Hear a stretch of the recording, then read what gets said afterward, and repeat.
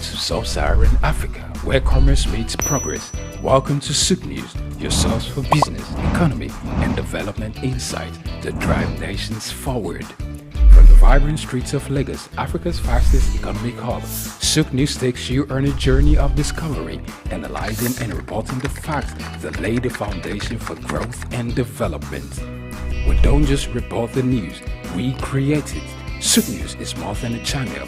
It is a catalyst for change, spotlighting the stories that shape economies, inspire entrepreneurs, and fuel progress. Covering business, finance, technology, energy, and many more, SOUQ News provides a daily deep dive into the stories that matter, interviews with industry titans, and analysis that empowers your understanding of economic landscape. Join us daily as we dissect, discuss, and deliver the most relevant and factual news on business and the economy.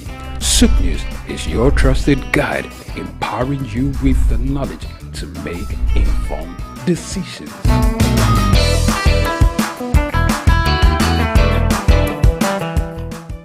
We've got just what you need right here at Femi Wash Media. Call it the Midas Touch and you wouldn't be wrong. Let us record, produce, mix and master your audio like nobody does. Reach us on our contact today for the best quality job. My name is Veronica Nkechi Eze. Charles Abana. My name is Professor Martins Emeje. Professor Sylvester Odion Akaine.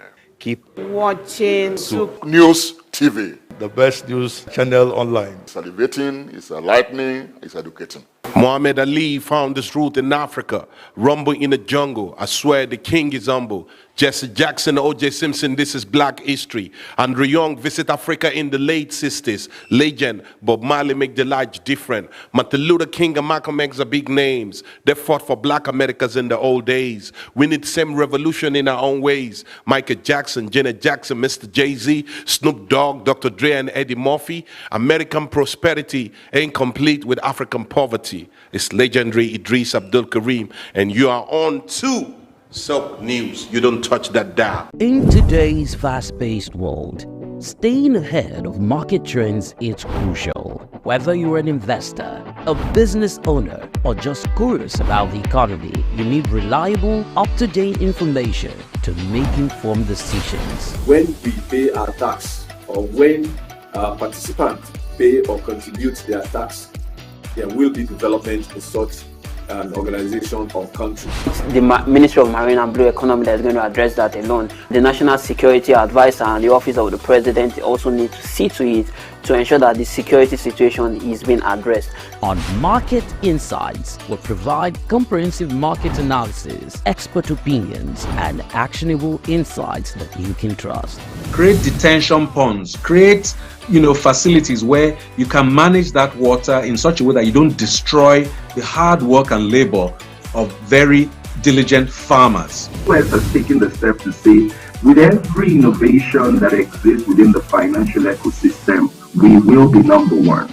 Security of all Nigerians, not only the farmers, are well ensured. The obvious reason why we are experiencing this scarcity is the fact that we are not able to produce tomatoes and other vegetable products throughout there. Our team of seasoned analysts and industry experts enrich the conversation, bringing you the latest updates and in-depth reports. With our real-time data, you'll never miss a bit. Urban farming is not a new thing in our society.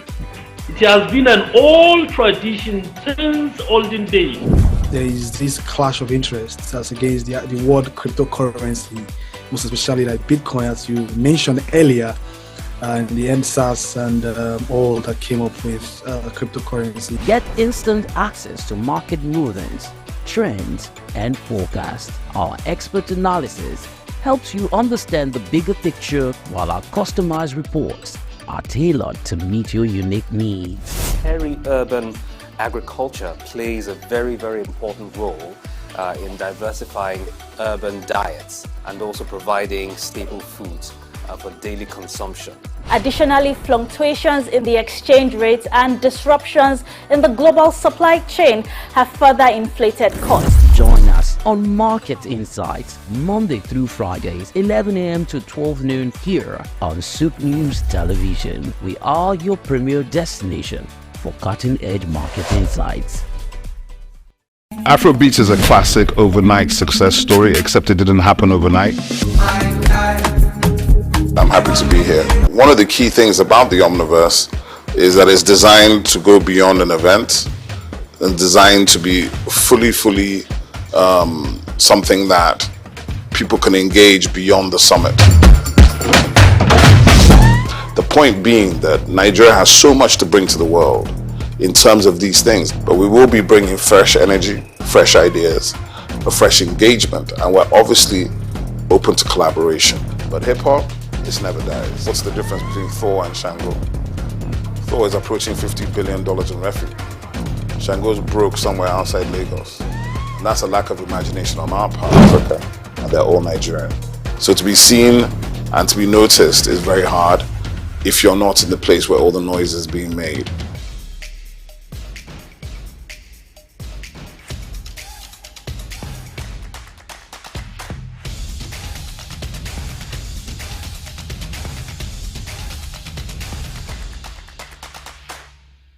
In Nigeria and West Africa, the youths are not just participants in the fashion scene.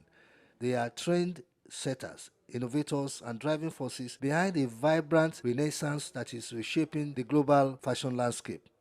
This phenomenon is a testament to how young people are blending global influences with local tradition, creating a fashion narrative that is both distinctly African and universally appealing. Social media influence platforms, just such like Instagram, TikTok, and Twitter, have become the playgrounds where Nigerian youths showcase their unique styles in fashion. In today's news talk, I will be looking at the young Nigerian fashion designers who have amassed large followings all over the world and have set trends in the global fashion landscape. My name is Bayo Olaoye. Recent fashion trends like the Nigerian streetwear movement are emblematic of how the youth are redefining fashion. Streetwear brands like JZO and Wanga Ayu are popular among young Nigerians for their innovative designs that incorporate indigenous textiles with urban styles, making a statement on both local and international stages. Young designers are leading the charge in merging traditional African aesthetics with modern fashion. For example, the popular brand Orange Culture, founded by Adebayo Okelawal, is celebrated for its contemporary takes on traditional Yoruba and Igbo attire, infusing them with a modern twist that appeals to both local and global audiences. Nigerian youths are adept at incorporating global fashion trends into their style while maintaining a strong connection to their cultural roots. This is evident in the popularity of Afrobeat musicians like Burna Boy and Wizkid, who are known for their fashion-forward looks that blend Western high fashion with African prints and accessories. The youth-driven fashion sector in Nigeria is booming. According to the Business Day 2023 report, the Nigerian fashion industry, largely fueled by youth, was valued at approximately $4.7 billion, with streetwear and youth-oriented brands experiencing a surge in popularity. This growth is evidenced by the rise of fashion startups and the expansion of retail spaces catering to young customers. As the fashion industry grows, so does employment. Young designers, stylists, and influencers are contributing to the job creation in the sector, like textile production, fashion retail, and digital marketing. For instance, the rise of local fashion hubs such as the Lekki Arts and Crafts Market has provided a platform for young entrepreneurs to showcase and sell their creations. For many young people in Nigeria, fashion is a form of self-expression and cultural identity. The resurgence of traditional fabrics like Ankara and Kente is in contemporary designs allows the youth to celebrate their heritage while embracing modernity. This blend of old and new has sparked a cultural renaissance where traditional attire is reimagined through the lens of contemporary fashion. Nigerian youths are also using fashion as a tool for cultural diplomacy. By showcasing their unique styles on global platforms, they are promoting African and challenging stereotypes. The success of brands like Maki O and Lisa Folawiyo on international runways highlights the global appeal of African-inspired fashion. Finally, the youths have literally taken the bulls by the horn in the area of fashion on a global scale. Now is the time to spread this commitment, courage, vision, and innovation to other parts of the Nigerian economy to make it stronger, resilient, and robust. I am Bayo Olaoye.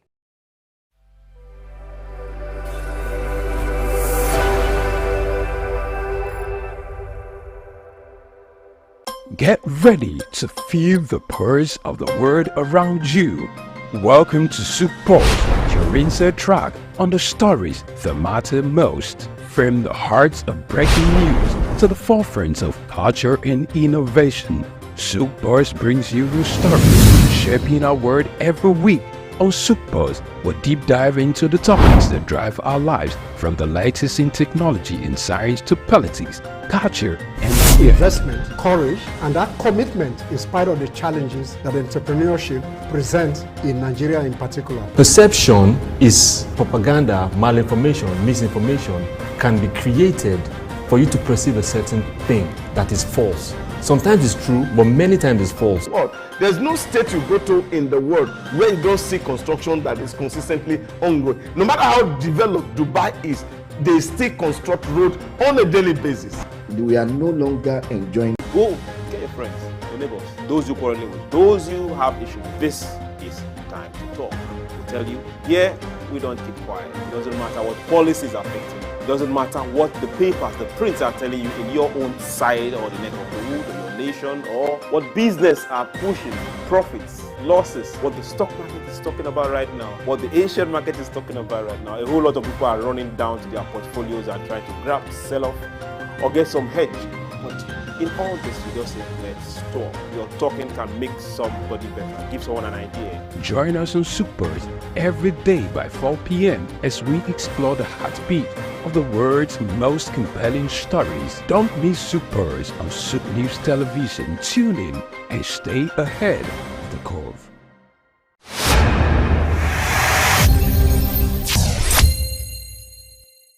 Thank you so much for staying with us on SOUQ Podcast. Like we promised, that we're going to be bringing to you some of the participants on today's training. Yes, the training is going to be week-long, but it started today, and so far it's been a very interesting one.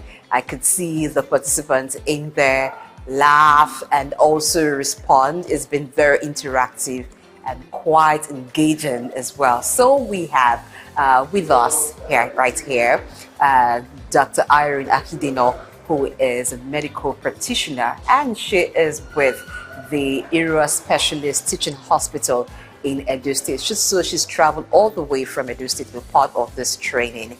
If you know Ira Specialist Teaching Hospital, you must be conversant with some of the strides, medical strides that they've made. During the COVID-19 era, they were there and they actually were able to help. As you know, that the medical sector did actually perform well in helping to contain the spread of COVID-19 pandemic. Not only that, when you hear Lassa fever, so one institute that is like the go-to in terms of treatment containing the spread, then you should think Ira Specialist Teaching Hospital. So she's here and she'll be talking to us about the change narrative in Nigeria. People say we have lots of policies, but what have we gotten from the policies? First of all, you traveled all the way to be part of this training. How has it been for you, day one? Well, thank you very much. I have no regrets. It's been quite engaging, enlightening, and I think the interactive aspect has really been good. So far the facilitators have been amazing. And the fact that we are from different sectors brings to bear, your different experiences. The problems may be the same, but I think with the facilitators, the solution is almost the same, despite what institution, either public or private, you come across, and not just dwelling on the problems, but thinking of the solutions. So that's, I think, the strategic insights which the course is all about.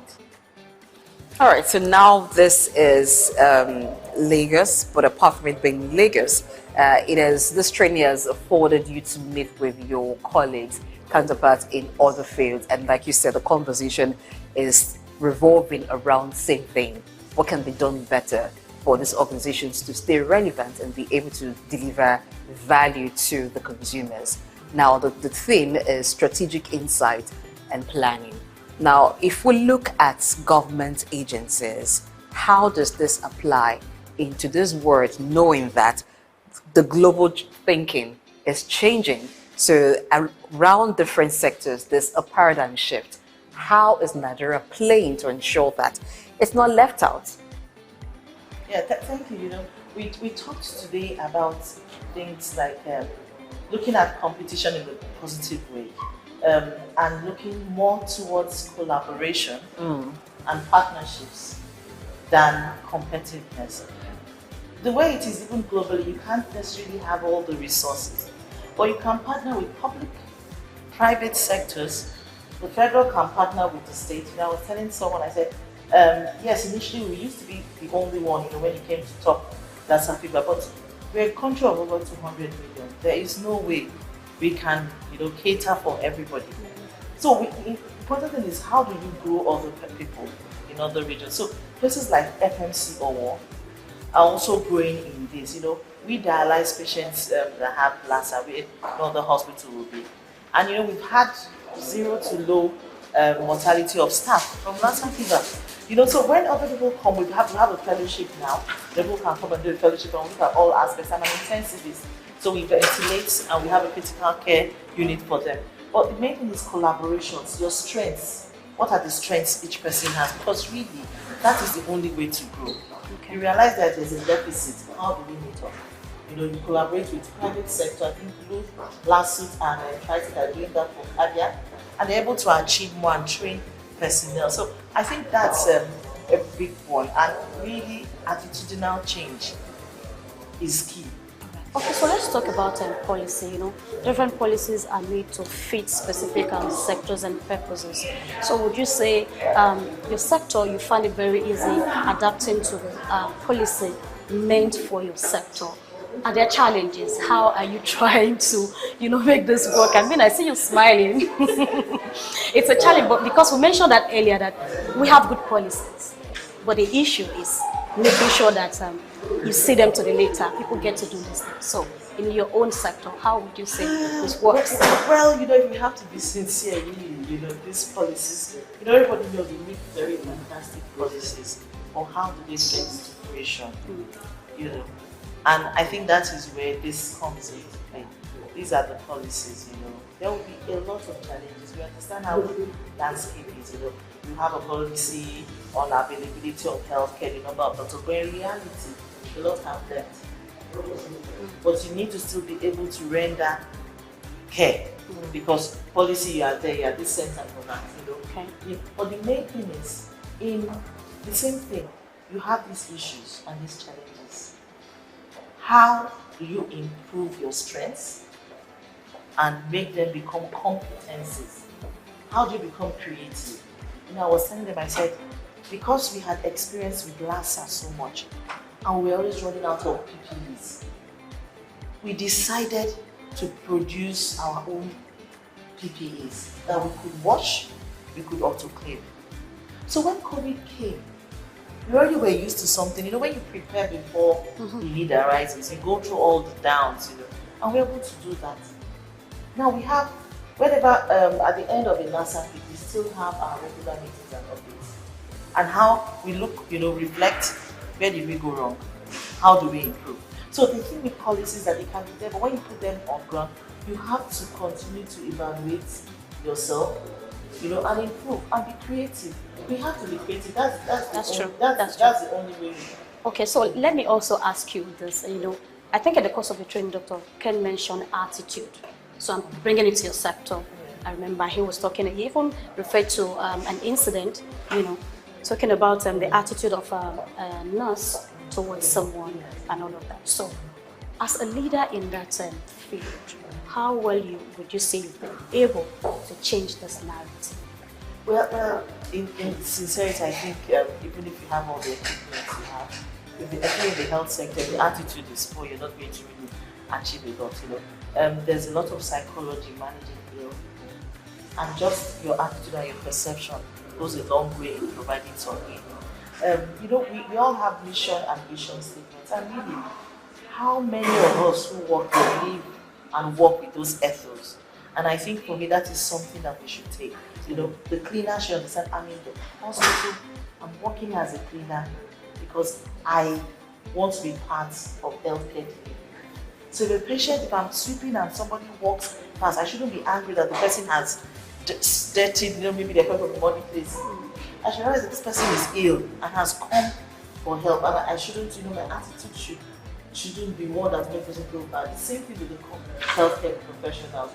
You understand that you're stretched, you're overworked, but how you receive patients and how you counsel them. Just funny enough, today I had to give a lecture this morning before I came here for doctors who are specializing in anesthesia, and I needed to talk on patient counseling and breaking bad news. So those are things about communication skills. It's not about how much skill I have as an anesthetist, my non-technical skills. And I think that is something I think we need to change completely, like almost a 360 degree. And I think it will affect everything. It will affect our policies. It will affect how well we even use the resources we have maximally for effectiveness. So moving forward, I think it's something that one has to, like going back, I need to emphasize. But I think, everything starts from we. Yes. Yeah, the leaders, when they see your attitude, then they know they kind of, you also act like an example, really, and say, oh, if she does this and she talks this way, then it means I can. Yes. So lead by example. Lead by example. That's it. That is what we need. That's it. All right, so you've talked about resources too.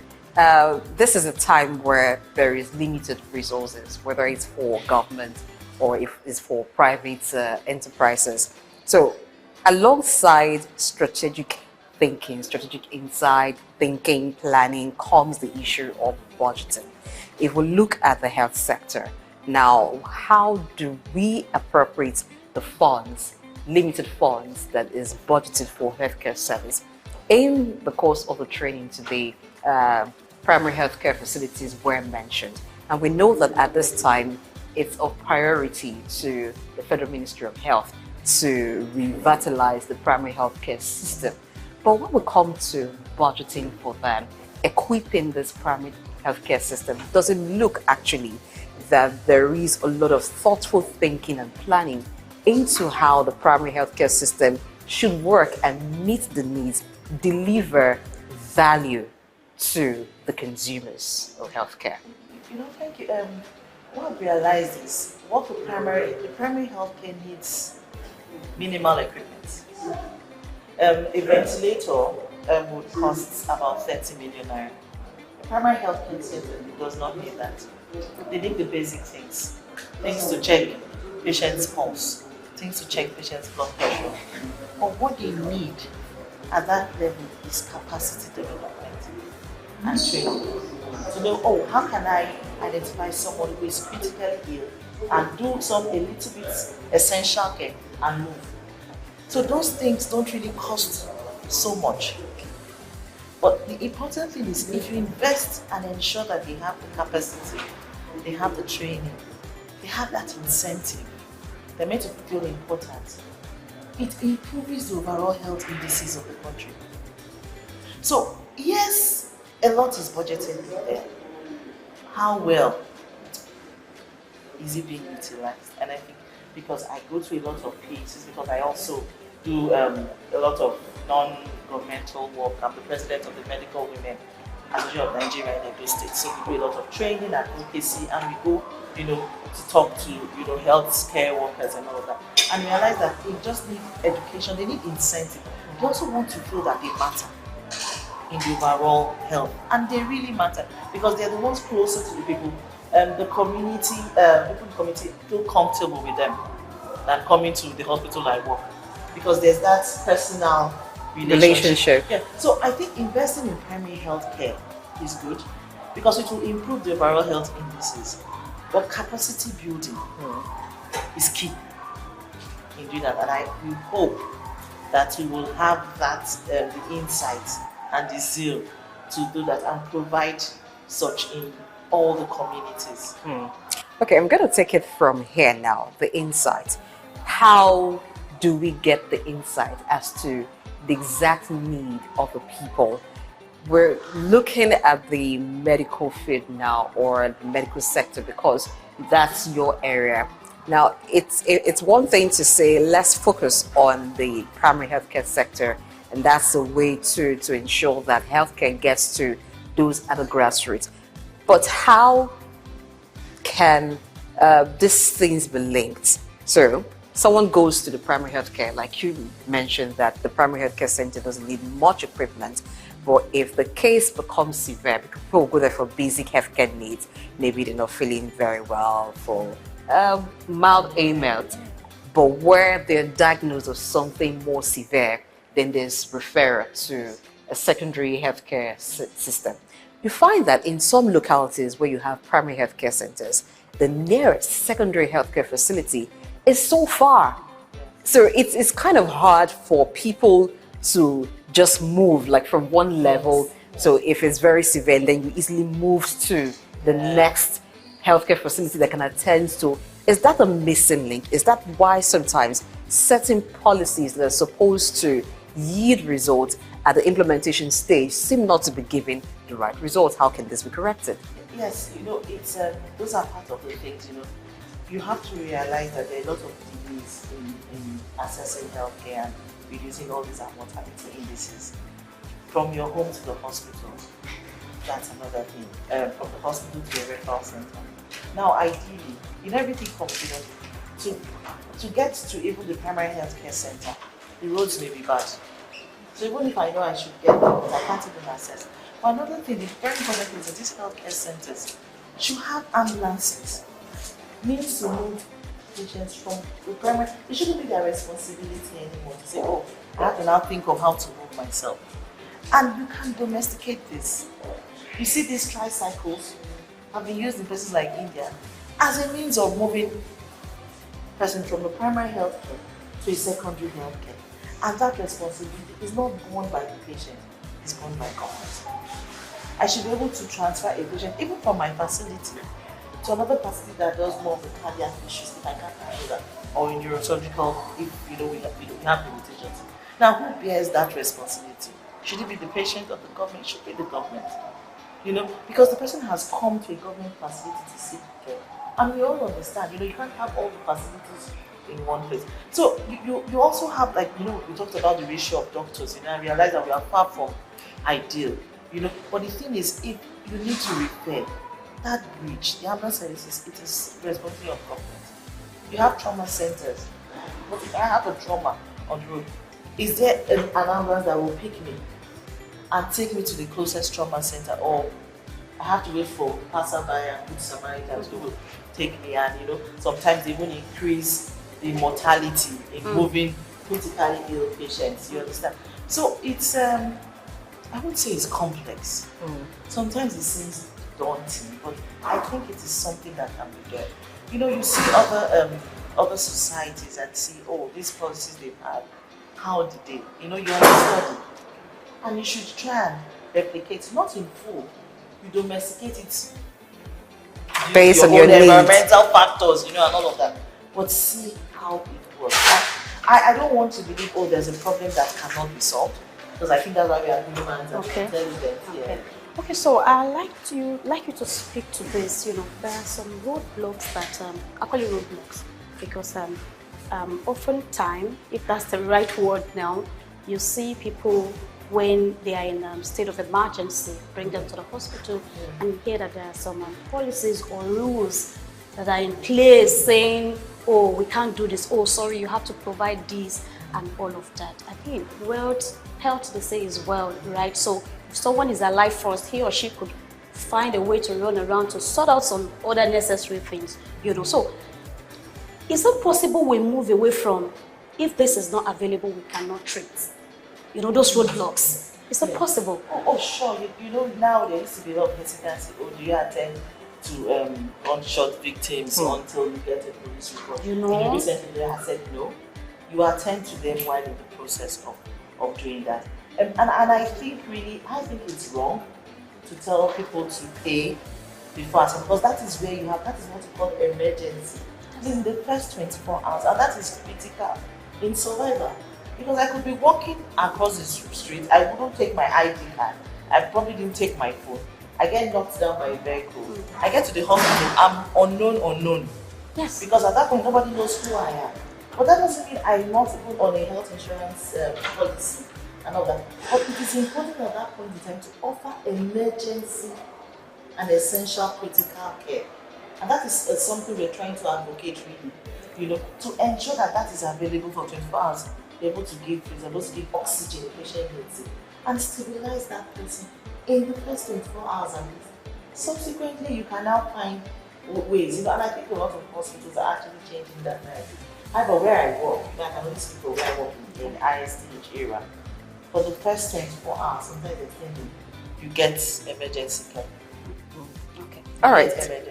I want to believe that is happening because it's a policy of the management that treatment should come first before other things while they're on the process. Okay, so this training that is for top level managers, I believe that all of you will go back to your respective organizations and begin to implement the changes via policy initiatives and all that. But we also find that in some organizations, where policies have been made, the policies are not even understood by those who I may want to refer to as foot soldiers in questions, those who are on the ground to carry out the activities, the functions necessary for the full implementation of the policies. Some of them are not fully informed, they do not understand it, and sometimes there is no buy-in. And when there is no buy-in, you don't expect that people will do what is necessary to have this. So it doesn't really work. On paper, you have this policy, that policy. For instance, the issue of treatment or payment before treatment. That you say is happening in your organization. But if we go to some other medical establishments, particularly the private-run ones, that may not really apply. So how do we ensure that top-level managers communicate effectively policies, secure buy-in, and then they become things that the consumers enjoy? Even to what you were talking about when we talk about the primary health care, the ambulance situation that happens in other countries where the tricycles are used. In that training, I also listened, and I got a part of it when the facilitator for today, talking about Dr. Kenwa, who was talking about the client's functions or consumer functions. So what you need to actually deliver the service that your consumers are expecting to get from you. So what is the role of the manager in all of this? Communicating the policy and also ensuring that the client functions are available, even the technology, and so everything is well structured to meet that goal. Well, the thing is really, you come here and you get all the stuff, you feel ginger and you're ready to go back to your school, like, I'm going to cause so much change. But it's very important to cascade it down, because of course, they have units and unit heads. And so it's important going back, you cascade it and ensure it goes down. But the important thing is also monitoring and evaluation. And performance indices, what do you expect? And I come back and have a discussion in the next month or 3 months. Should I do an evaluation? Performance and see for patients who have had a day access that do I need to get feedback from the clients and after the feedback next person?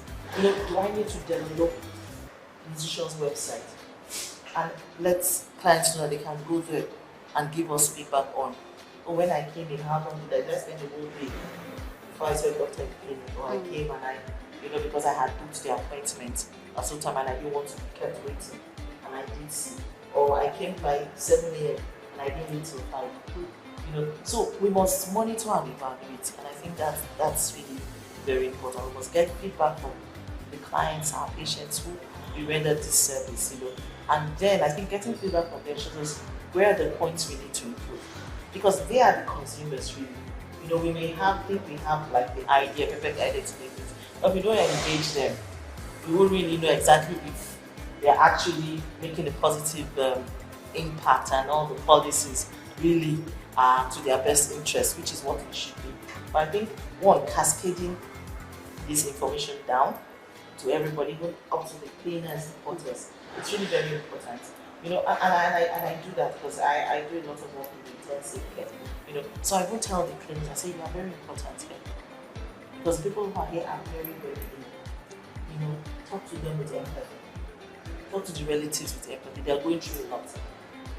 So and they make them realize that you're a cleaner in the intensive care unit is different from being a cleaner in an office. Oh yes, because it's true. When you interact with the patient relatives, sometimes they look at you and they want to get some comfort. So even when you smile at them, even if you're trying to tell them, oh please don't litter this space, or you tell them with some compassion and empathy. I know we're quite cultural here. Oh, don't worry, God will do all those kind of nuances. So it's different from you're working in an office. So your attitude is different. So it cascades on so that they feel that yes, they are part. And I think that is the attitude that needs to change. And I think in our smaller units, when it's as a manager, it's cascaded down. And once the smaller units grow, I think it improves, the overall system. It might take some time. There will be issues. You will have persons who do not feel they need to change their attitude. But reward system is also important. And incentives. And there should be some punishment for people who do not meet up. Because in the private sector, you have those things. That's why private sectors run so effectively, sometimes compared to the public sector. Even if you put in so much for them, realize that if you do not meet up, this is but if you do well, you have incentives, to encourage people who are doing well. And we must always be optimistic. All right. Okay, so I love that we must always be optimistic. So I want to bring you back to the training. So you spent a couple of hours learning, unlearning, you've unlearned, and relearning at the same time. So would you say you've been able to pick out some key, skills or messages that you'll be taking back home?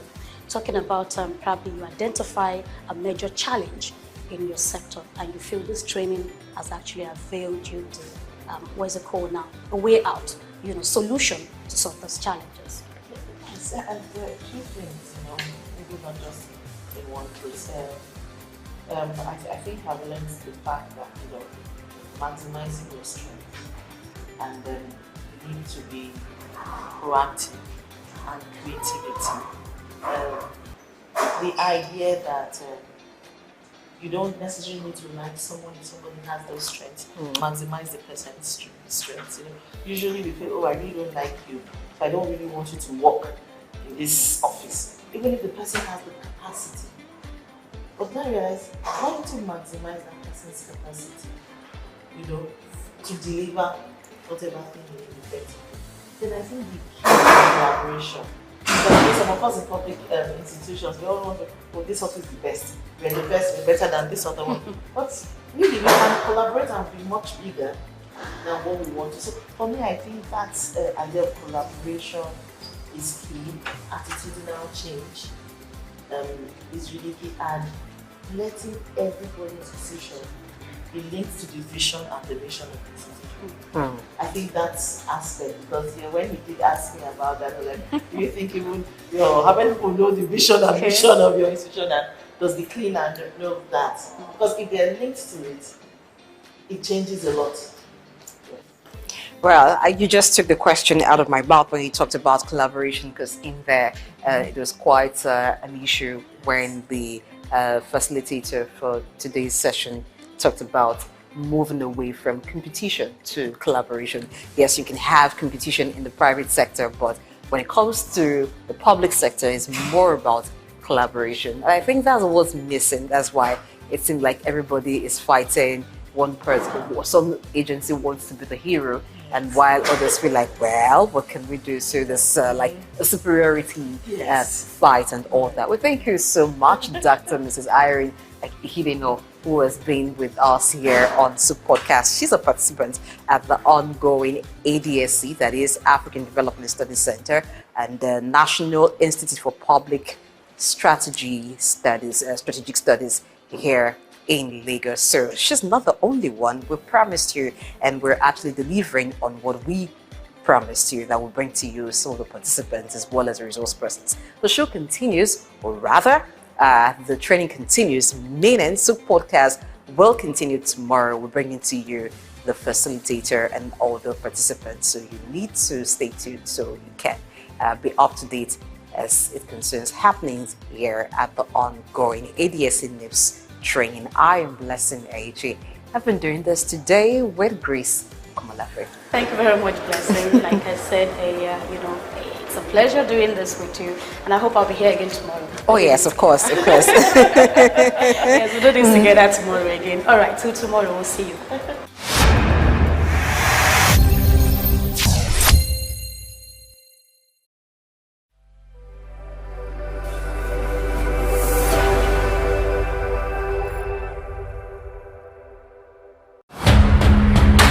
Hello sports fans, enthusiasts and pundits, welcome to SOUQ Sports.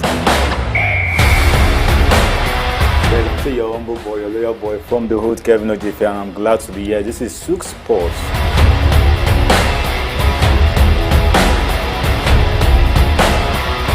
To do the business, the money that makes the wheel go round.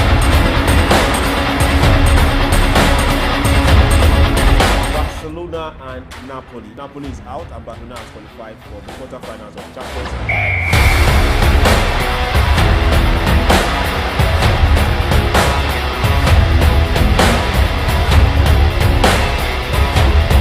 For different ways to make money. Sports is best way to be creative.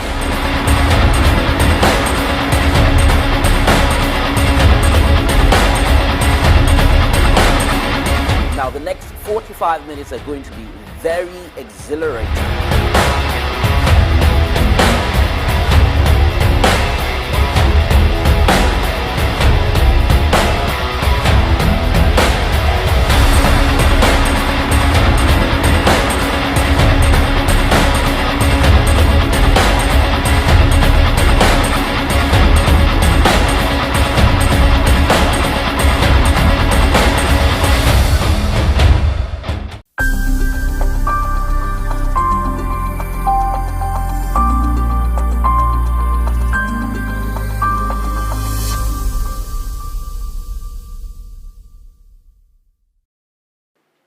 Well, Prince Raymond Adekunle Olaye Akishemoy. I was born into a Catholic family. I was raised maternally by the Cardozo family. My paternal family, the Olaye Akishemoy family, are from Isaleko, and they own the entire space called Makoko. I grew up on Lagos Island. I'm a Lagos boy. I went to Holy Cross, my primary school. Got into St. Finbar's, but because of my interest in going to Greg's, I had to leave Finbar's and I went to Greg's to complete my secondary school. Had a run with my education. They first went for NCE. Then it used to be Advanced Arts College, Onitolo. We changed it to Lagos. It was during my tenure. We changed it to Lagos State College of Education, Otto Ejaniki. I was a school student union PRO then. Then went, after that, during that period I was a journalist too. During the period of the Second Republic, I was the Lagos State correspondent for Radio YO. When I went for NYC in 1982, I was made a press secretary to two commissioners in Ogun State. That's Chief Yemi Adefulu and Chief Isiaka Abiodun Adekunle. I was the press secretary to the two commissioners there. After that, I went back. I did a short period teaching for 1 year at the I got away secondary school. Then I left for one school to a very interior part of my state, Okiri Ojule. The full meaning is Okiri Ojule Mobile Begbedu. Secondary school there then. Then I left, went back to my journalism. I was with Community Concord. Then I joined Guardian. I was born in Abeokuta with Tayo Awotusi, who later left for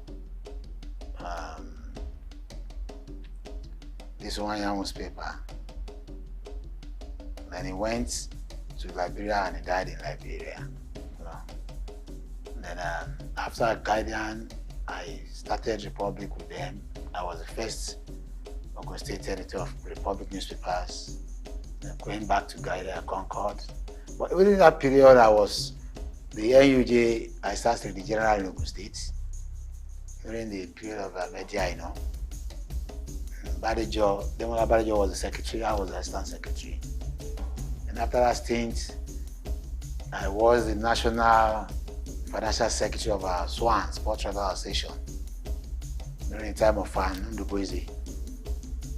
So I got fed up with journalism when we had June 12, and I saw the whole country in that terrible state. So I just left. Went back to school. I had OND, HND, MassCom. Then went back to school again for postgraduate marketing at the NIJ. And I did law. And right now I'm practicing law. I also was in politics. I contested several elections on Lagos Island, chairmanship, House of Assembly, House of Reps. I didn't make it, but I was given the essay to Governor Tinubu when he became the governor.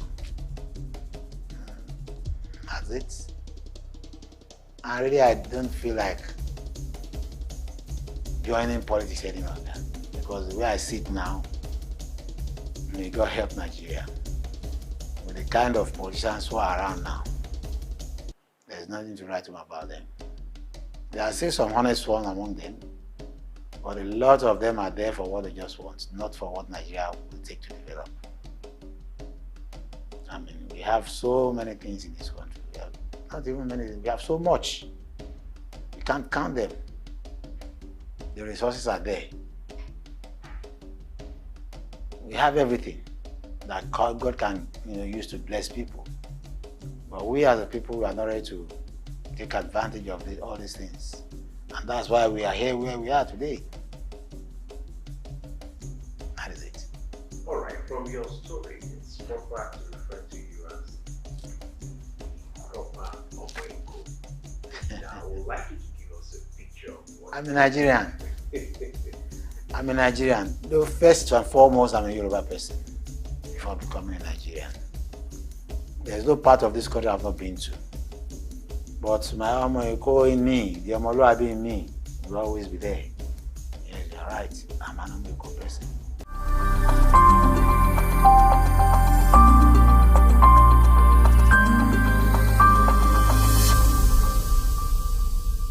Let's take the length and breadth of Nigeria.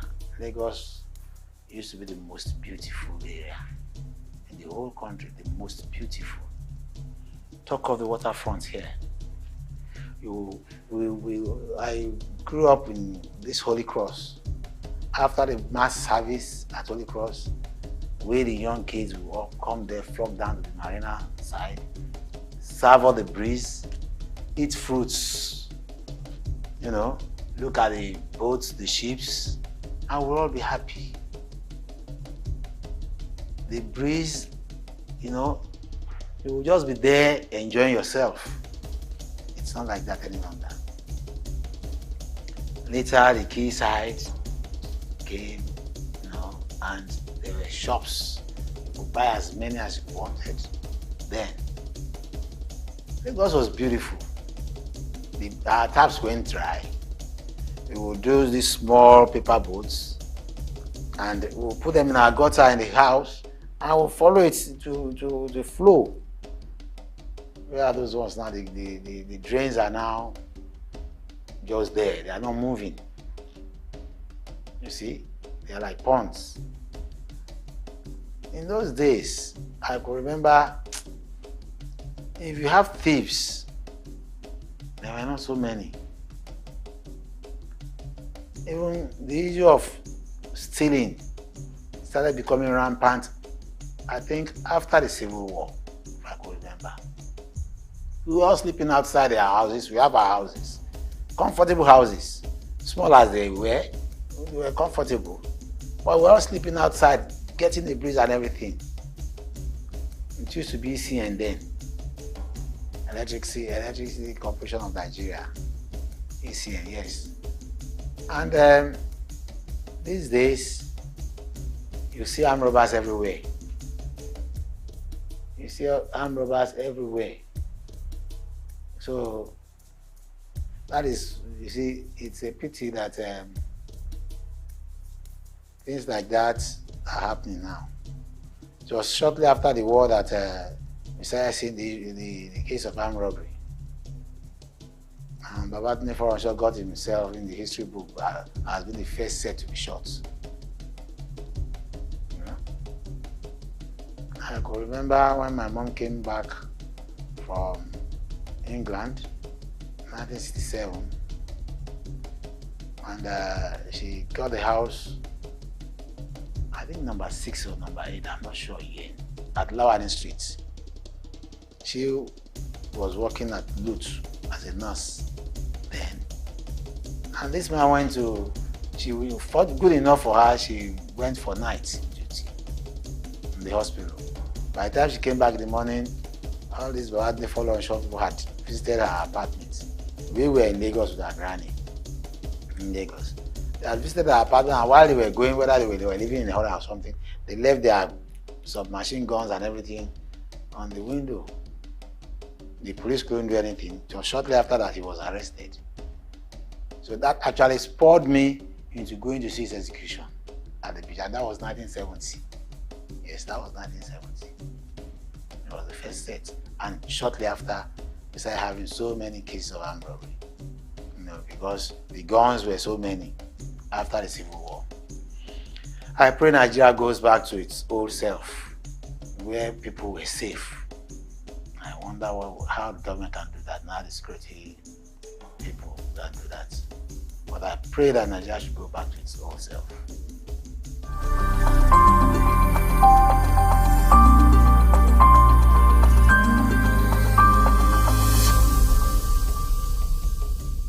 Morocco is a coastline settlement, you know, and we acquired that place from the Oloto family around the 18th, 19th century, and they got all the papers from the Oloto family then, and the man who inherited that was Adam Emmanuel. Adam Emmanuel gave birth to his children, and the only one that survived him then was very vocal, was Ramotu Manuel, who is my own great grandmother, and she was left to take care of that place, but she was West Coast merchant who was always traveling. So when he came back, the people she put in charge, the man she put in charge, had passed on, and his children now claimed ownership. So they had to go to court, and she won that case. Went on appeal, she won again. Went to the Supreme Court, she won. So from there, well, it was established that the land, Morocco, even the Oloto then came to testify in court that yes, she was truly the owner. So Morocco was a big place. There was no third mainland bridge then. So she had 4 children. She had Gafari, who was the first child, and who was the first Bali of Morocco. but he died without having any injury. He had an injury, a lady, a girl. On the eve of her wedding, she died without having any injury. So his lineage went. The second child was my own grandfather, Wahab Kadriola Yakishimoi. He became the Bali after him, after the first Bali. And he ruled till 1970 before he died. The next person to Wahab was Rahim. Rahim was the first chief imam of Morocco. And his own son, one of his children, Kamaru, acted as the Baile of Morocco when my grandfather died. My father, who should have stepped in, was the accountant with night post. Then, before he went to custom to become the accountant again, and internal revenue, federal inland revenue. So he didn't have time for the traditional things. So his junior cousin, Kamaru Adewale Olayakshemoy, took over. Then next to Rahim was the lady whose place I use as my palace today, and that is Sariyu. Sariyu too didn't have any child. So out of the 4 children, only Wahab and Rahim that have their own offspring. And that's why the two branches are the ones ruling Morocco. The third we would have called part of us were people that Mama Ramotu took to be with her, and she was taking care of them. Their father's name was Yakini. So in her will, she put it there that they should give them, treat them as children too. So those are the four basic children of Ramotu Manza. And Morocco, it was Ramotu who welcomed or who employed the Egun people to be fishing for her.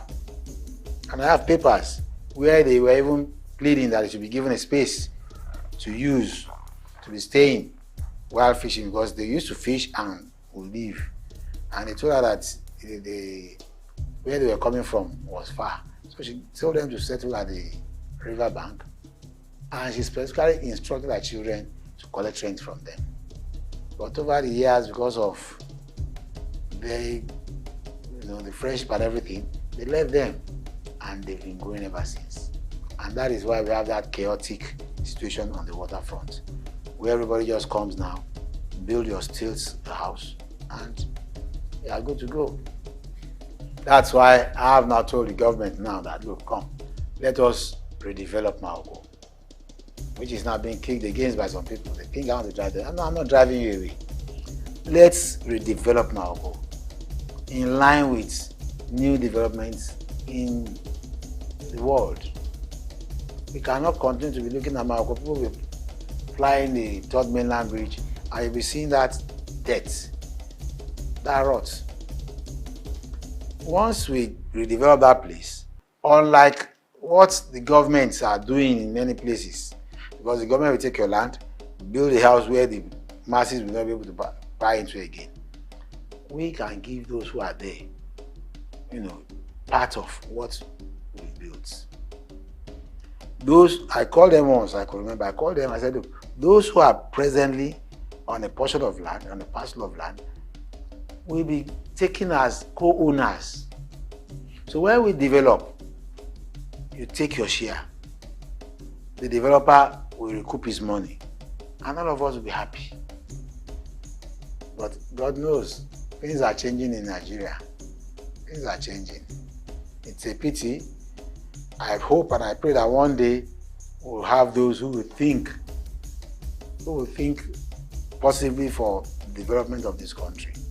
Because we go out of this country, we go to other countries and see that these people are far developed. Why are we not developing?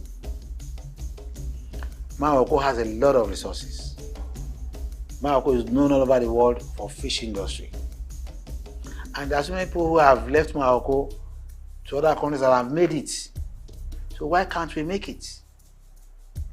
Why can't we build houses affordable to common people and they settle on the waterfront and their recreation spots, you know?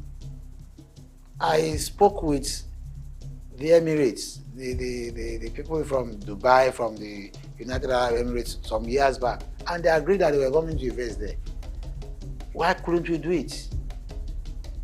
Right now, we are appealing to the present Lagos State Government Sanwo-Olu to give us that opportunity of doing that development by ourselves.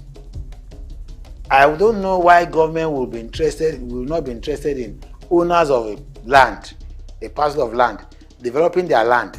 But the government will say, no, we are driving everybody away, we want to develop ourselves. No, it doesn't make sense. It doesn't make sense. Let them come together. Let us see what we have. Let us see what they have. Let us see how we are going to do it together. That's how we can build a nation. Thank you.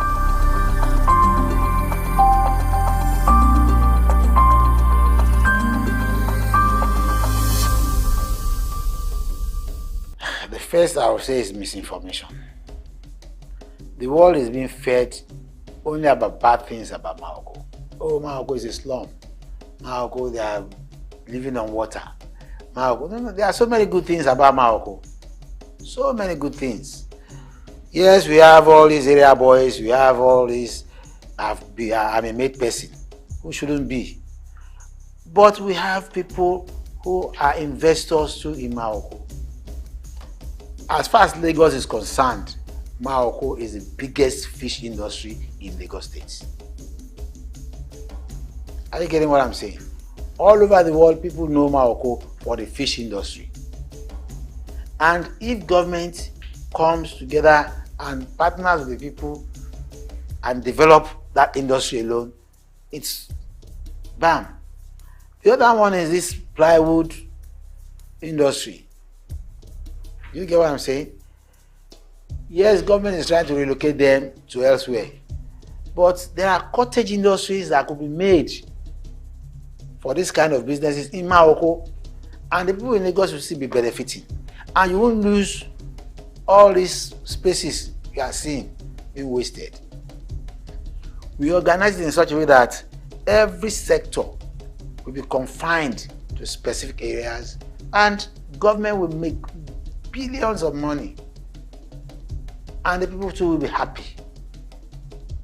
We don't do things haphazardly. We don't do fire brigade approach. No. Let us sit down and plan and say, look, this is the length and breadth of Morocco. This is what we are going to redevelop it into. This is the residential area. These are the recreation spots. This is what we are going to bring out from recreation services. For the other services being provided, this is what how we're going to organize it. As I'm talking to you, as old as Morocco is, there is no single secondary school, government secondary school in Morocco today. None. We've been clamoring for this for years, but it's like they're not serious. The last time the Ministry of Education sent some people to me, I took them to a parcel of land that will, as usual, people will say, no, they are the owner. Who owns it? They are not. These are land poachers. We can send them off within weeks. Let them go to court, let them go to... They have no papers. You get it? But when they have politicians behind them, they throw the hands of the clock back. Let us move ahead. With a good secondary school in Morocco, all the children in Morocco will be going to that school instead of endangering their lives going far distances to look for secondary education. Do you get what I'm saying? We have the primary schools there. They are there. So, like I said, we have all those ones. Hospitals can be built. We have the primary health center, which is being run by the local government. But we can build a government model hospital in Morocco that can take care of that population and take care of the other people who are within or outside the environment. You know, we can do all these things. How much will it cost government? If government is not going to spend money, let us come together. We'll get organizations and people who will sponsor these kind of things. And it will be good for everybody. We will give them land. So this is what I see about Oko. And like I told you earlier, there are people who have the money. There are investors who are ready to invest, as long as they know that, yes, what they are investing on is genuine. And there will be no policy that will raise their money tomorrow. I was hoping you would talk about the potential of tourism in the village. Maybe you can shed more light. That's what I said, that the waterfront alone, we can have service industries, hotels, recreation sports. When I called these United Arab Emirates people, they were ready to put in a whopping $15 billion. That was a long time ago. Even, I think that was shortly after Fashola left office. Shortly after, because it was somebody who came in. And they were ready to sign that time. They said they had the money, they were ready to sign. But where are we now? Before them, some group of people came. I will not mention the governor then. There was a particular governor that came and said, look, I have $3 billion to invest. I told them I wasn't going to be the only person to listen to that. I called members of the family and we all had a meeting with his representatives. And they said, look, we are not going to borrow this money. They were having $3 billion. You could not take off from the ground. We could not advance. We could not put our plans into, fruition. We could not do anything. Why are we being frustrated? And as I'm talking to you now, I am saying that the Lagos State government can still be made to sit with us and do this. But the next thing you hear is that they are talking to some stakeholders. Who are stakeholders? You are talking to my tenant as my stakeholder? I will go to court. Yes, the courts are there. You may own the court, you may build the court, but the law will always be the law.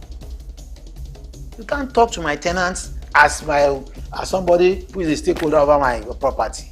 No. He is my tenant, let him stay there. If I'm not doing anything bad to him, let him enjoy his stay there quietly. Anything you want to talk about my property, it's my property. Maoko is not government land. Maoko is a private family property. You get what I'm saying? I belong to the other family and not to any other family. Any tout, any hooligan that gets money from I don't know where and comes and says, no, you cannot. Your forebears came as tenants. You cannot grow overnight and say you are. No, it's not possible.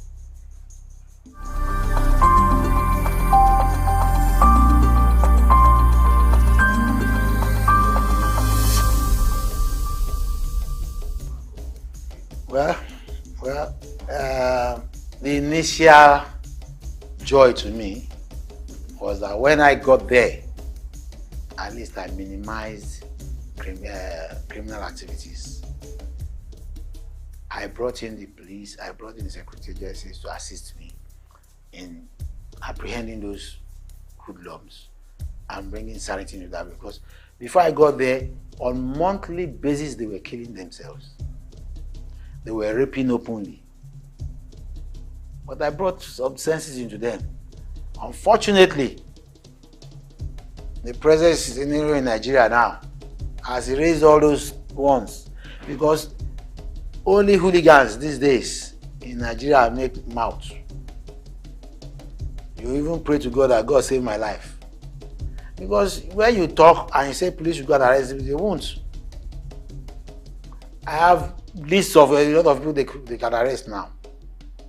Those who are doing arbitrary things in Maoko, that they should be arrested and prosecuted. But if you arrest them today, in fact, the police will arrest them. They will tell them they are still searching for them. And if you arrest them today, I'm telling you the next day, they are out. I could remember there was a time I brought in police. I was called that they were robbing. I brought in the police and we saw those boys robbing. I have lists of a lot of people they can arrest now. Those who are doing arbitrary things in Morocco, that they should be arrested and prosecuted. But if you arrest them today, in fact the police would arrest them. They will tell them they are still searching for them. And if you arrest them today, I'm telling you the next day, they are out.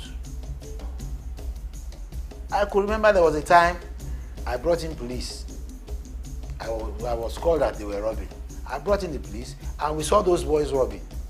And we chased them. We chased them to a hotel and they disappeared. Went just inside and disappeared. So I told the police to arrest the hotel manager. Because for them to have run into that hotel meant that they knew about that hotel and they were being harbored there. Before the next morning, the manager had been released. Apart from that, the police came back in the night around 2 a.m. and met those boys again robbing. So they fired them. I was told they killed about 5 of them who jumped into the canal and died there. Before 8 o'clock the next morning, they had buried all of them. Then they called me to a security meeting at the council. And I told the chairman, I said, you should be arrested.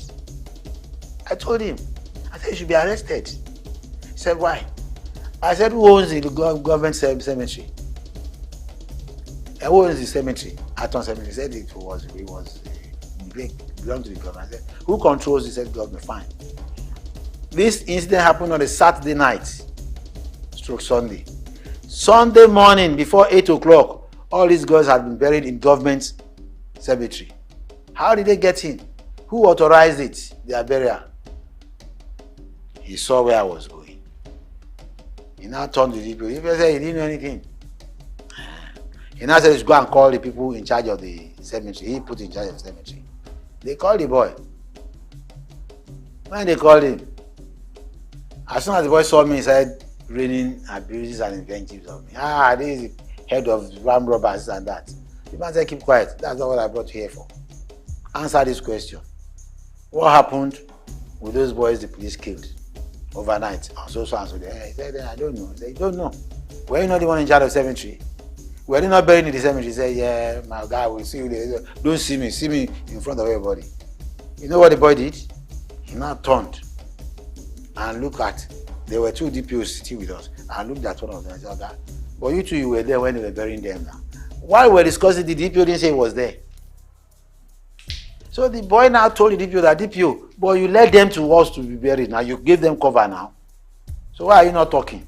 Why is it me alone you want to put it on top of me?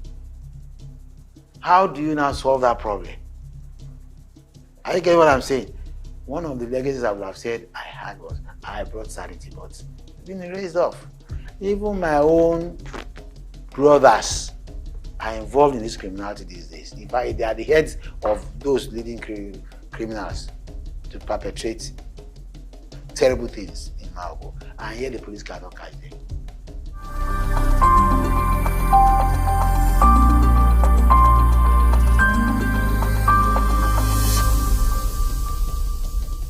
If we want Nigeria to move ahead, there must be the willpower to take the bull by the horn. Forget about this person is my cousin, that person is my family, this is my son. Let us all do the right thing. If your son is caught engaging himself in robbery or whatever, let him face it. I had a sad experience of such before. The Oba is late now.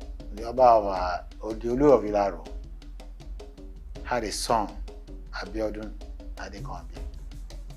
There was a robbery. I was a journalist there. I can't remember. I think 1980 something or so. There was a robbery in Abeokuta. Unfortunately, the victim of the robbery was shot and killed, and his car was stolen. And this guy was involved in the robbery, the prince. Because he's from Ilaro, he was from Ilaro, he crossed the border, made his papers as if he had traveled. But people saw him. People knew it was him. The robbery took place in Abeokuta. So police started the investigation. He was arrested. It was a very celebrated court, case, and everybody was interested in it. Eventually, he was convicted. It was during the time of Raji Rasaki. Well, what happened? He was convicted and sentenced to be shot on the stake. And there was this law then made by the military. If anybody should do that, and your sentence has to be done in your community. In fact, they took him to Ilaro to be killed. All eyes were on his father, because his father was a traditional ruler in Ilaro. And there was this heat that his father should be dethroned. I felt for the man that period. He didn't send his son to go and rob, but the boy was shot in his community. That day we went there to see the man. All his palaces, all the gates were locked up. The man could not come out. And I'm sure that would have been a sore point, for that man. Well, if he's gone now. But I felt bad. How could I have brought such a shame to his family?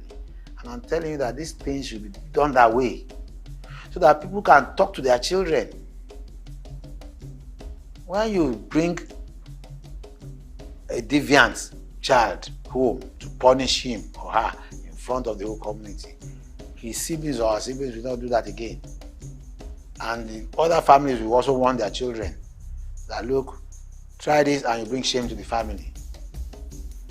I'm recalling that today now, not to make jest of the family, but it was painful. I'm recollecting with regrets that boy could have done that to his family. And we know that Yorubas, I'm sorry coming back to Yorubas are Omoluabi people. Before a Yoruba man will engage in criminality, you should have gone to check his background. He probably wasn't brought up well. We were brought up well. I was brought up as a Catholic. I'm not minding my Catholic background. I have Muslim background too. I have a name called Afatai. It's in my birth certificate. And when we were young, both Muslims and Christians, and even the traditional rulers, we were all cohabiting together. And we were like one. And that's why I keep telling my children, yes, I'm a Catholic. In fact, I even rose to becoming the vice president of Catholic Men Organization in Lagos State. You get it?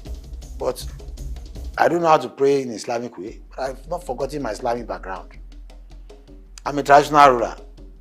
I go to a lady.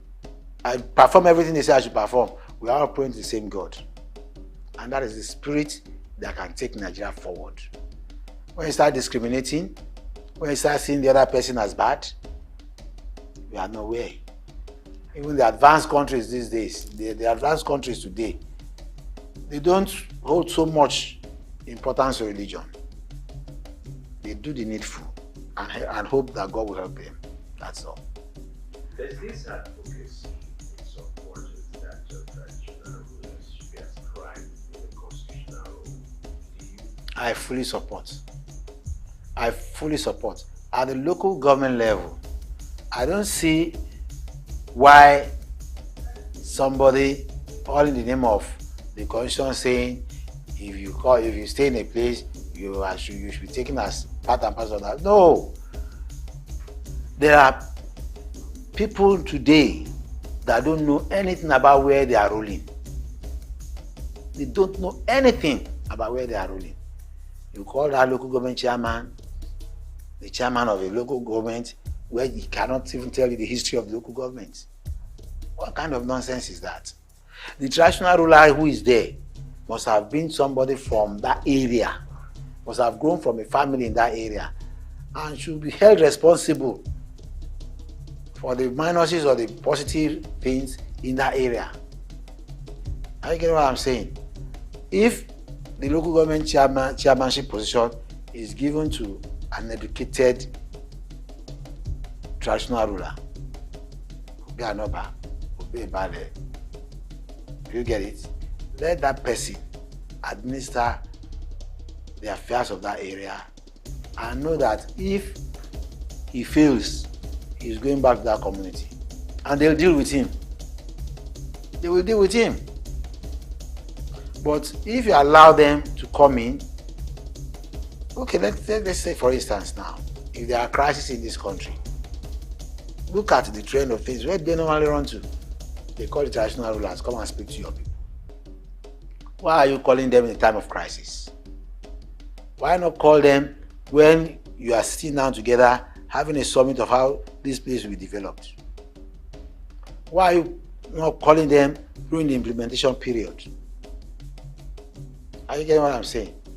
I know that a lot of bad eggs have entered into traditional institutions too now. You see all kinds of characters putting beads on their neck, calling themselves chiefs, calling themselves otumbas, even taking the post of Oba or Bales or whatever. But with time we'll sanitize that too. With time we'll sanitize it. And I pray that the present crop of rulers we have will think along that line. It used to be like that during the First Republic. Do you get it? Let's bring it back now.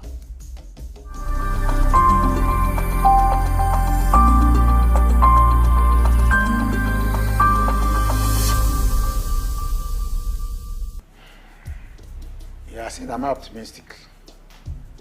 I say I'm prayerful. I will pray for him that he succeeds. That's what I'm going to say. I'll say he succeeds. I wish he succeeds. I hope he succeeds. Because let me tell you something. A lot of damages have been done. They finished this country. Our currency is nowhere to be talked about. It cannot buy you anything. It's painful. Hold ₦1 million this morning.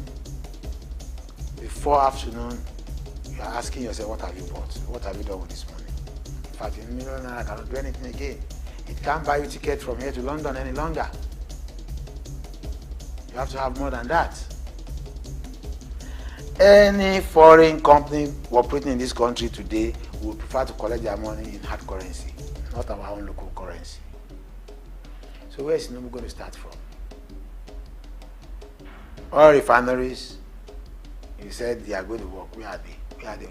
Now, this same Dangote is a person who said has built this. Is the same person you are now giving permission to go and export from abroad. He has his own refinery. He's going to refine. He's going to do, but yet you are still giving him licenses to go and import from abroad. There are other people too. You know, I can't understand. I don't really understand what is going on. I have to tell you that I don't understand how they are going to do it. Our agriculture, which should be focused upon, nobody's talking about it. Encourage all our youths to engage in exports. All our banks are not interested in giving loans to encourage our youth to work. Whereas the Chinese, the Indians, have the backing of their governments, and they are giving them billions to come and invest in Africa. And they'll come within months, within years. They've established seriously, and we are now rushing to their so-called companies to work for them. Cheap labor. They take all the money you will have gained, they take it back to their country, because that's where the money they are using they came from. Our own banks here, I don't know what they are doing. They cannot give a young graduate money to start himself off. I was in England some time ago, and a friend of mine was telling me if I need about £600,000, that he would get it for me. I was stunned.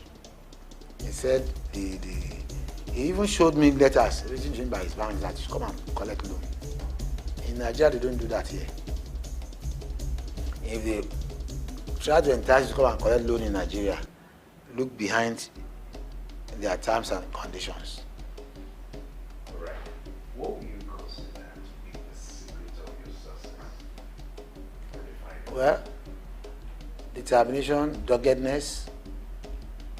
I'm one of those who will not take no for answer. I don't take no for answer. If I want something, I go after it.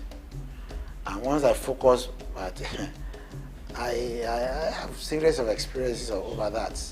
But don't let me waste your time, because I could remember there was a time when I was a journalist. I got fed up working in Abeokuta, and I came to Lagos. And I told my editors, I said, look, I'm no longer working in Abeokuta. Have they sacked you? I said, no, nobody has sacked me.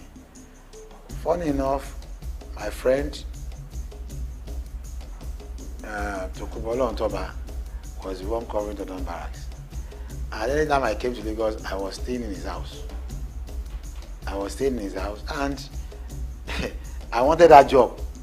So I went to meet the then news editor, Kunle Odifo. I said, look, Egmon, you are going to Abeokuta. He said, for what? I said, is either you become the editor here, or you go to Ogun State and become the chief press secretary of the government. I said, what are you talking? I said, look, we have arranged it that you go to Abeokuta to go and become the chief press secretary. He didn't believe it. But myself and the journalists in Abeokuta were fed up of showing us more then. But good enough for Raji Rasaki was the governor then. He accepted our offer that Kunle Odifo should come in as chief press secretary. But he didn't know what to do with Shodin Osho anymore. And good enough, coincidentally, he was taken out of Lagos at that period. So Lawal came in. And when Lawal came in, what happened was that Lawal thought of it and said, okay, people are gunning for Kunle Odifo to come in as chief press secretary. Let Shodin Osho become the commissioner, and Kunle Odifo became the chief secretary. So his own position as news editor opened.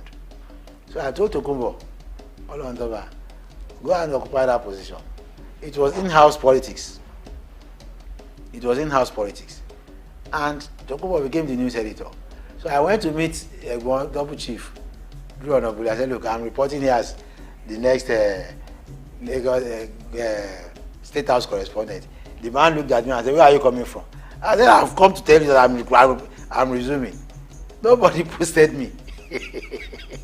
But I went to meet him. He said, go back to your office and collect the letter. I said, my letter will come tomorrow morning. He said, what about Tokumbo? What has become of Tokumbo? I said, they have not sacked Tokumbo. Tokumbo is now in the office as the news editor. And I went back to the office, brought a letter, and I gave it to you. And I started my work in the Don Barracks then. That's all of those things. If I set myself for a goal or a target, I get it. That's great. Thank you so much, sir. And finally, what we'd like you to do is shout out to our station. The format is you introduce yourself and then you tell people, keep watching SOUQ News TV. Yeah. I'm so happy about this SOUQ News TV. I'm the Valley of Makoko. I'm a lawyer. I should say I'm a politician. I'm a human rights activist, and I've watched SOUQ News TV. And I pray for them that they grow like the Al Jazeera's. I pray for them that they grow like the BBC and the CNN. It's a developing station. I'm so impressed, especially with the kind of things you have invested in this place. And I pray and I hope that God will assist you in getting the right personnel to drive this station forward, move this station forward. And I hope the marketers, the advertisers will come in and assist this organization to grow. And please, don't use economic consideration to taint your news. Give us the news as it is. Well done, my brother. Good. Thank you so much, sir. What a privilege.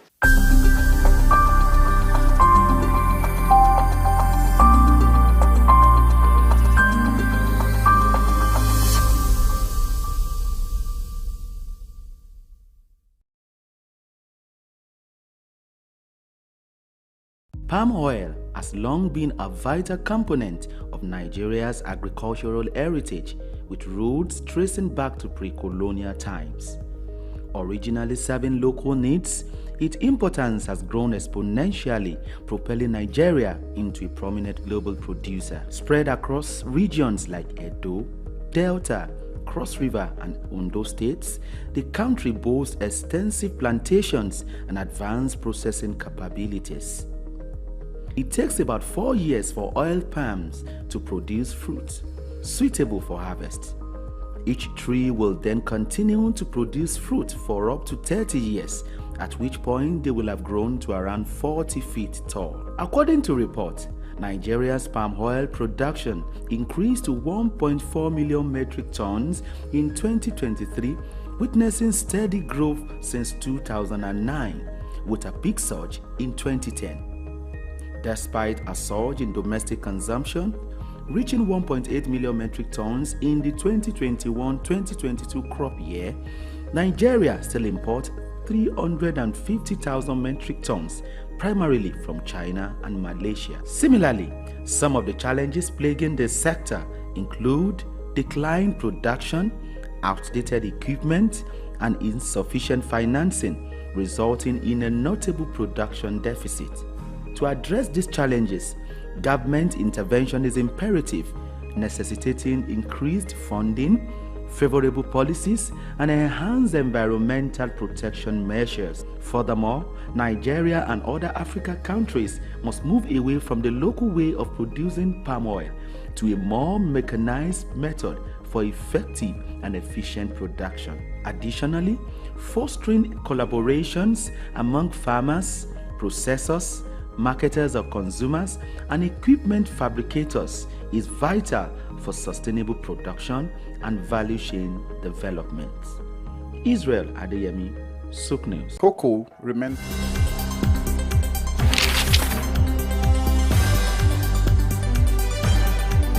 The challenge of governance is to see how we can leverage what is on the ground and convert this to wealth for the people.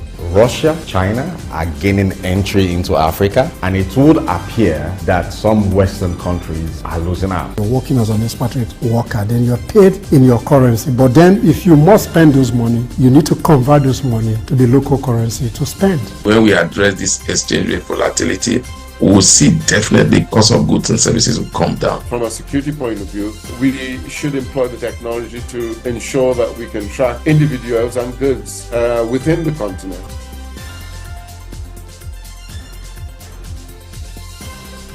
Early exchange, shaping policy, advancing development. It's a great day to shape policy on an exchange in SOUQ News TV. I'm Blessing Age. This morning, a country decided to shift from the normal. I'm talking about Ghana, shifting away from foreign fund independence for its cocoa industry. What happened? Did it come of age? We'll find out the course of the show. But talking about shifting, one of the countries decided not to shift where it sources for coach for its national team. I'm talking about Nigeria, that has just gotten a new coach for the Super Eagles of Nigeria from Germany. So I have a sports enthusiast and the sports pundits in the studio with me this morning. But it's not going to be talking much of sports because it's going to be shaping policy with me this morning. Is Temple Barra, aka TC Barra. TC, good morning. Oh, a very good morning to you. A blessing. It's good to be here on Tuesday morning such as this. I'm feeling good, you know. Okay, it Well, shows. but not very good about the fact that, we decided to go back to Germany. I wonder why we have continued to keep faith in German nationals, German tacticians, and yes, in a bit to shape policy and advance development. A lot of persons have clamored for homegrown coaches and talents. No doubt, Bruno Labbadia does have a UEFA Pro license. He was just capped twice for the Diamond, which is the name for the German national team. And of course, he's played professional football for a couple of years. I hope the faith the NFF has put in him or kept in him will pay off eventually. We'll move over to our news desk now and bring you up to speed with what's happening around the world on news update. And of course, standing by is David Chidu.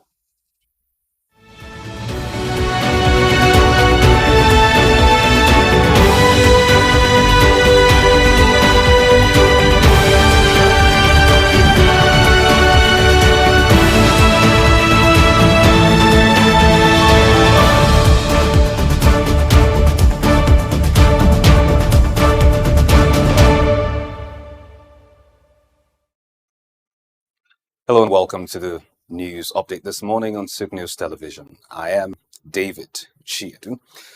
Nigeria has been elected to chair the governing council of the African Institute for Geospatial Information Science and Technology, AfriGIST, for the next 2 years. The election was conducted during the 55th council meeting at Obafemi Awolowo University, Ile-Ife. The council meeting also welcomed the Republic of Liberia as a new member and established a statutory committee representing various member states. In his acceptance speech, the Surveyor General Abdulganiyu Adebome, who represented Nigeria, assured that Nigeria's tenure will be successful, building on the efforts of the outgoing chairman from Ghana. The election highlights Nigeria's growing influence in geospatial science and technology across Africa, aiming to enhance regional collaboration and technological advancement. And the Nigerian National Petroleum Company Limited, NNPCL, has commenced the export of liquefied natural gas to Japan and China, marking a significant milestone in its strategy to become a global energy supplier. This development follows the successful delivery of the first LNG cargo to Japan's Futsu port on June 27, 2024. Expanding its reach, NNPCL has also delivered LNG cargo to China on a delivered ex-ship basis, a more financially rewarding method that strengthens NNPC's position in the global market. The move enhances NNPC's ability to capture more market share while building in-house capacity and establishing itself as a world-class shipping provider. NNPC plans to deliver at least 2 more LNG cargoes to Asia by November, with further shipments expected before the end of the year, reinforcing its role as a dynamic and reliable energy supplier on the global stage. And the Economic Community of West African States Parliament met in Banjul, the Gambia, on Monday to advance the implementation of a critical protocol that facilitates the free movement of persons, the right of residence, and the establishment of businesses across the region. The 5-day session will focus on how to deepen regional integration and economic cooperation. The Gambia's Trade Minister, Baboucarr Diouf, and ECOWAS Parliament Speaker, Right Honourable Haja Ibrahima, emphasized the need for legislative support and coordinated national policies to overcome challenges. Discussions included harmonizing laws and securing resources for effective protocol execution. And the European Commission has cut additional tariffs on Chinese electric vehicles, including Tesla Model 3 sedans. The new draft decision lowers the extra tariff to 9% for Tesla from an earlier 20.8%. Other Chinese brands like BYD and Geely also benefit from reduced rates. BMW's Mini and Volkswagen's Cupra Tavascan, produced in China, now face a 21.3% tariff. This move aims to counteract perceived unfair subsidies by Beijing. However, since the introduction of the provisional tariff, Chinese electric vehicle makers have experienced a major decline in market share, reducing imports by a quarter and impacting $4 billion in trade. The final decision is expected by October 30, with new rates applying for 5 years. And Meta Platforms have signed a significant agreement with Sage Geosystems to purchase geothermal energy for its US data centers. This deal, announced on August 26, involves a 150 megawatt geothermal project expected to commence by 2027. The initiative aims to enhance geothermal power usage in the US and support Meta's growing energy demands due to its expanding artificial intelligence operations.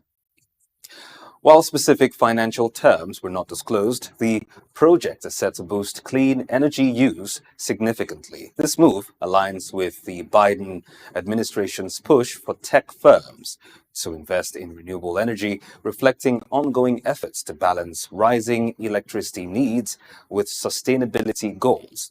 The geothermal power will contribute to the grid rather than directly powering individual data centers. And that's the news update at this hour on SOUQ News Television. Early exchange continues in a moment. Many thanks for watching. I am David Chiad. Good morning.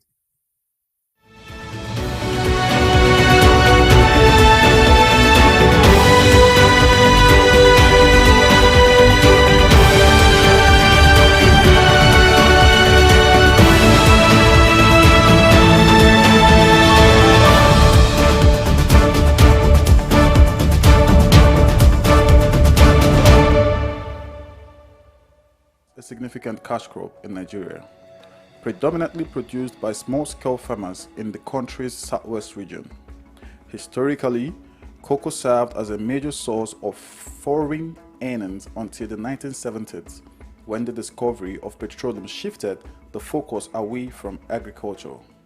Despite various challenges from its introduction in 1807 to the present, efforts by successive governments and the resilience of cocoa farmers have sustained its production.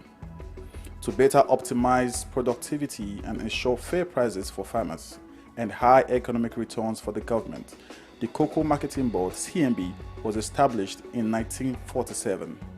However, the goal was not totally achieved as pricing policy weren't favorable, discouraging farmers from producing export crops, and that eventually led to the board's abolition in 1986. This resulted in reduced yields and lower quality cocoa beans. Meanwhile, the millennium era witnessed a shift in farmers' focus towards more economically viable crops like oil palm due to the high cost and intensive care required for cocoa production. Cocoa production faces several obstacles, including limited access to fertilizers, unfavorable climate conditions, pest infestation, poor infrastructure, and land shortages. Also, herders' attacks on farmers have deterred farmers from expanding their farmlands. According to research, despite challenges, cocoa production has empowered many farmers and more stakeholders in the value chain, improving their living standards, enabling them to provide education for their children, cover medical expenses, and build better homes. Concerning the future of cocoa farming in Nigeria, there are mixed opinions among farmers. Some are hopeful that government reinvestment and addressing current challenges can revive the sector's past success. Others are pessimistic due to the persistent issues and the trend of farmers shifting to other crops. Regardless, hope remains for the sector. Solutions like improving land-labor relations, infrastructure, and financial support could revitalize cocoa production, reduce out migration, stabilize prices, and enhance value chain development, ultimately securing a brighter future for Nigerian cocoa farming and its stakeholders. Ojai Michael, reporting for SOUQ News.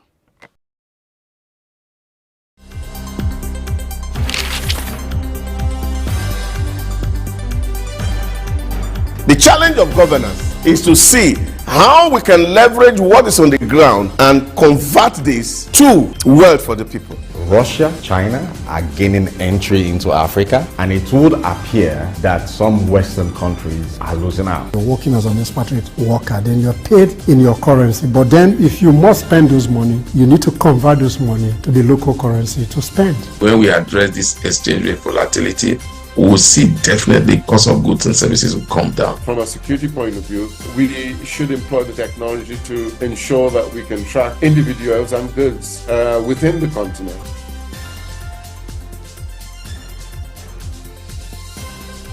Early exchange, shaping policy, advancing development.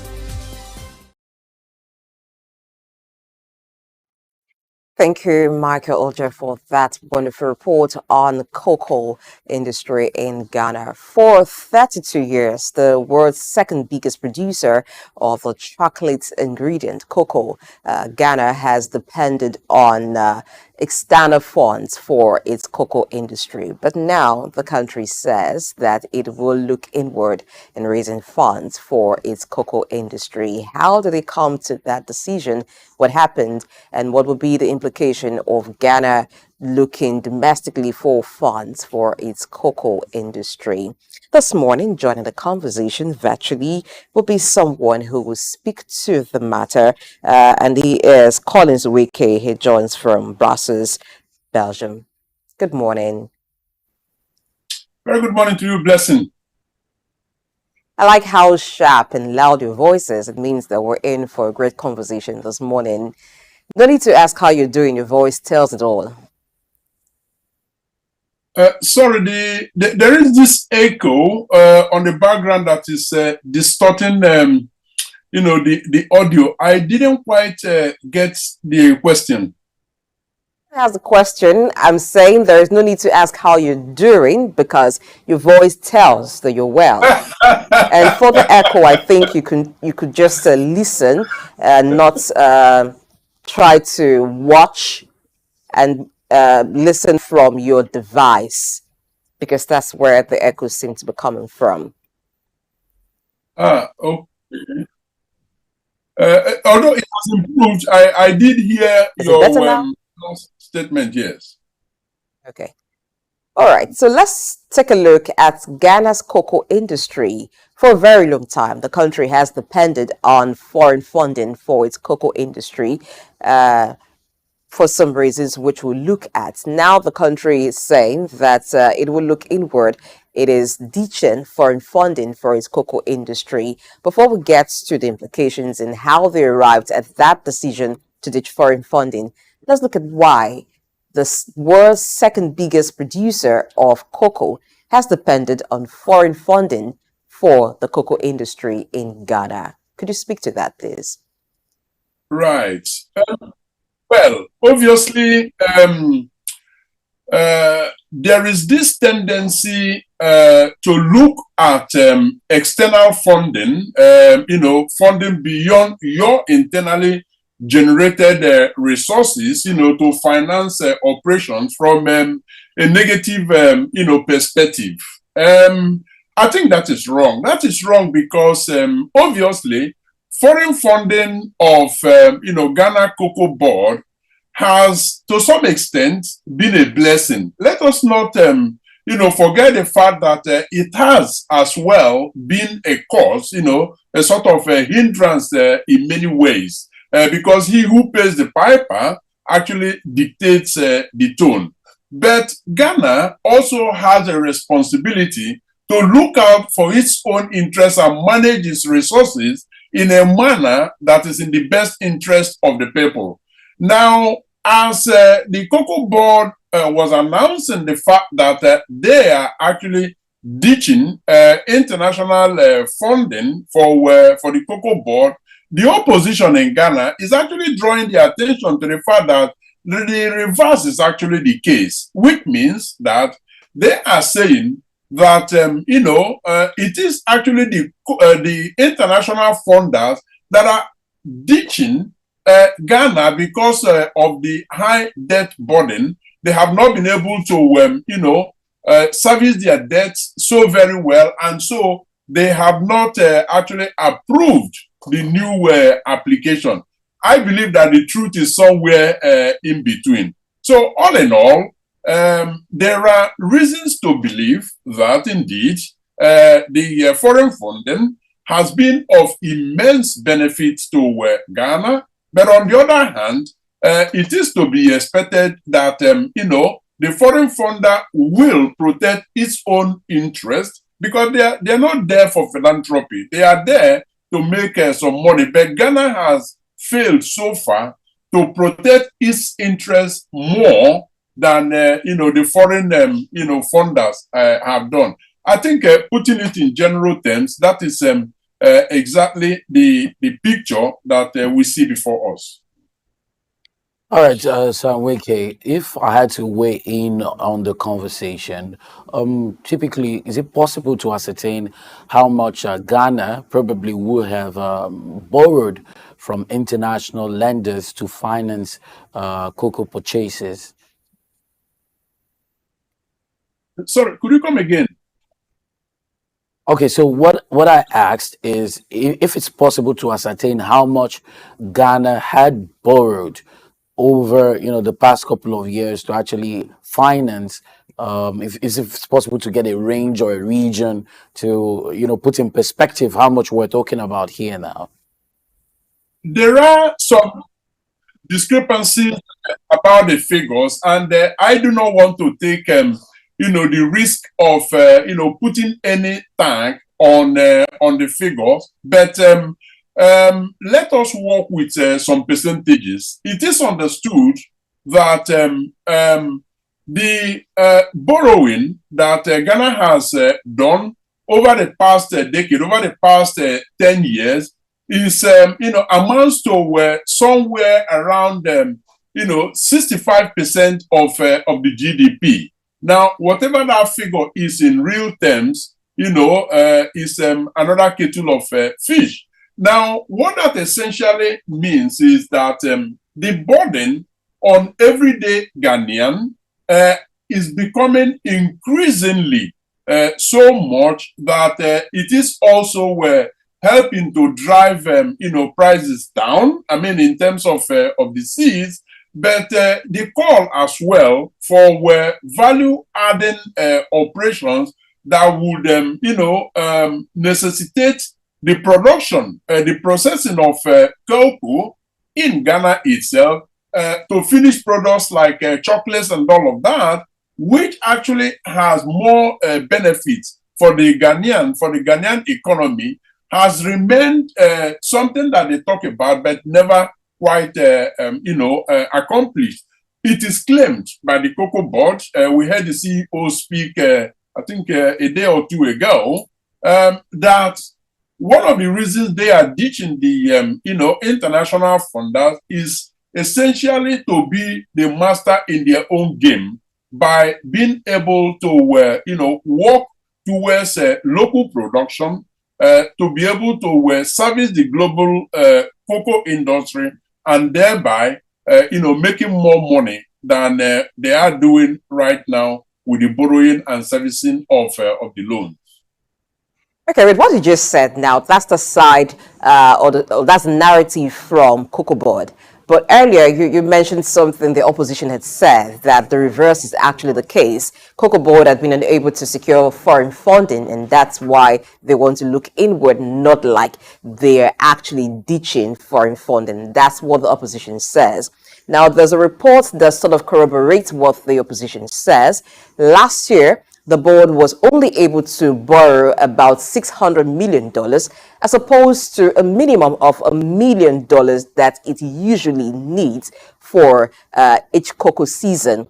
So talks with lenders for about $1.5 million was stored. And there's also been a drop in the output of the cocoa production by 20%. What does this say about Ghana's cocoa industry? Are there issues with it? Are there challenges beyond just funding? Right. The issue of pricing is essentially the major stumbling block in the development of the sector in Ghana. We know that price volatility and farmer income has remained an issue that they have been battling with over the years. Now, governance itself, governance of both the industry, but also, the financials have also been a major issue that the opposition in Ghana is actually playing up more than anything else, because they actually cataloged some 9 areas of challenges, and one of them indeed is the international funding by way of the loan. But that doesn't solve the rest of the 8. Now, on the part of the Cocoa Board itself, it is actually claiming that the beginning of the sustainable solution to the problems that they have faced over the decades is actually, the financial restructuring, starting with, giving up the international lending. Because as a matter of fact, I mean, I'm speaking from Belgium, from Brussels, and we are known out here in Belgium as the chocolate capital of the world. It is said that we make the best chocolates. Now, do we have trees growing cocoa here in Belgium? No, we don't. So, will it surprise anyone that the Belgian government, as a strategic priority, will actually be supporting the importation of cocoa beans from anywhere in the world, including Ghana, Cameroon, Ivory Coast, and the rest of them, to be able to sustain the market? Now, it is up to those African countries themselves to establish what their own strategic objective is.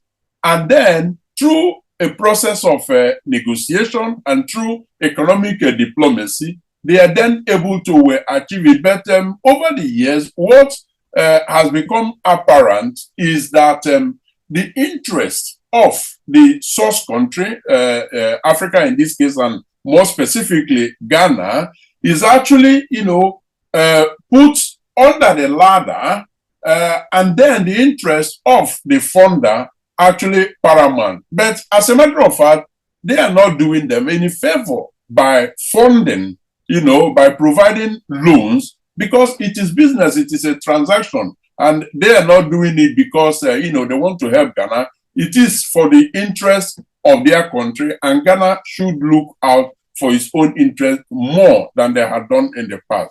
Hopefully, this will be the start of it.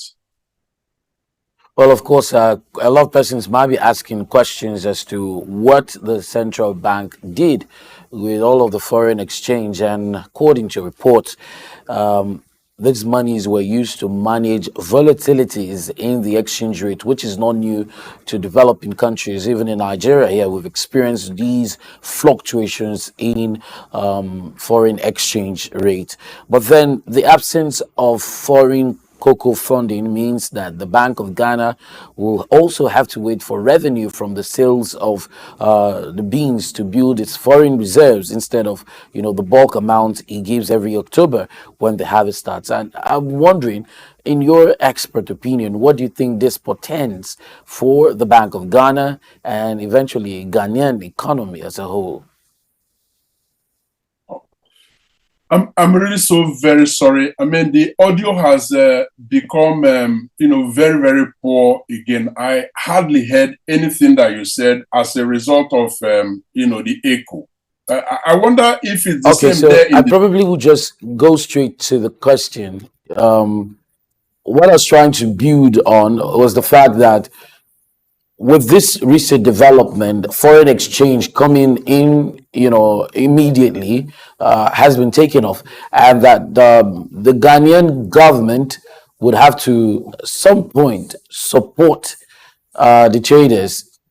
And so they would not have to wait for the sales of the cocoa peas or the cocoa beans for them to get these foreign exchange. And I'm asking, what does this portend for the Ghanaian economy, the Bank of Ghana, Ghana as a whole? Well, obviously, there is a murky water that Ghana has gone into, with this decision to ditch, foreign funders. I mean, let's assume that that is indeed the case. Now, even if, it is the foreign funders that are ditching Ghana, there is an opportunity here for Ghana to look inwards. That's one. Number two, I do not believe that there is scarcity of funders who are ready to provide resources that Ghana needs to be able to develop its cocoa industry better than it has done so far. I mean, there appear to be this new wave of scramble for Africa.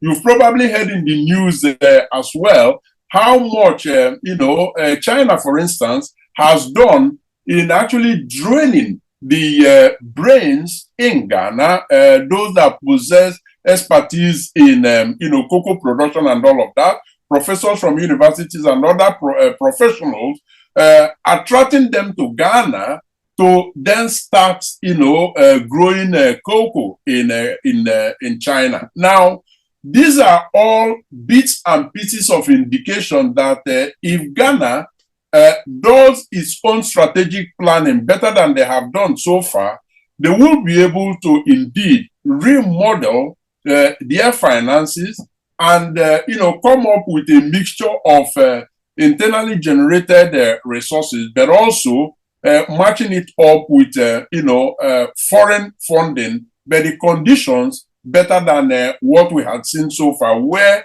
although infrastructure has been held, although they have been able to support research and development with some of those fundings, although they have been able to indeed work around the area of child labor and their prevention, there are still very huge challenges in terms of like I mentioned earlier, in terms of actually siphoning the benefits out of cocoa and taking the lion's share away. Ghana can renegotiate all of that, and in doing so, actually stabilize its foreign currency earning out of all of this. All right, so currently a metric ton of cocoa at the global markets cost about $7,750.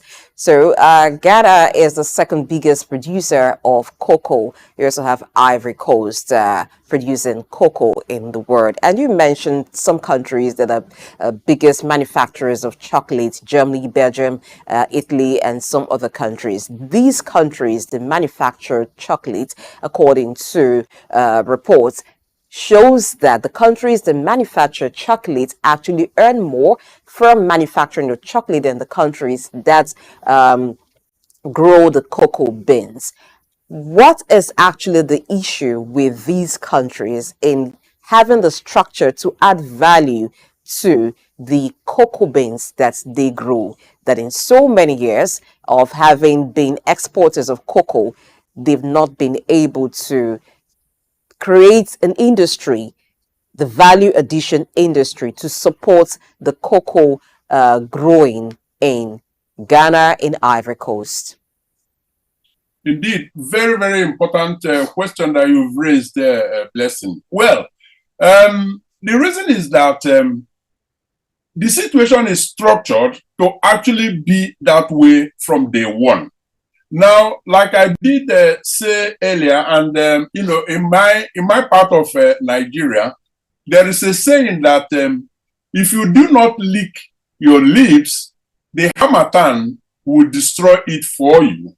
So, applying it to the subject of conversation here, essentially, the foreign funders, the countries that you named, including Belgium, where I am presently, they know exactly what they want, and they have, concentrated on achieving that which they want.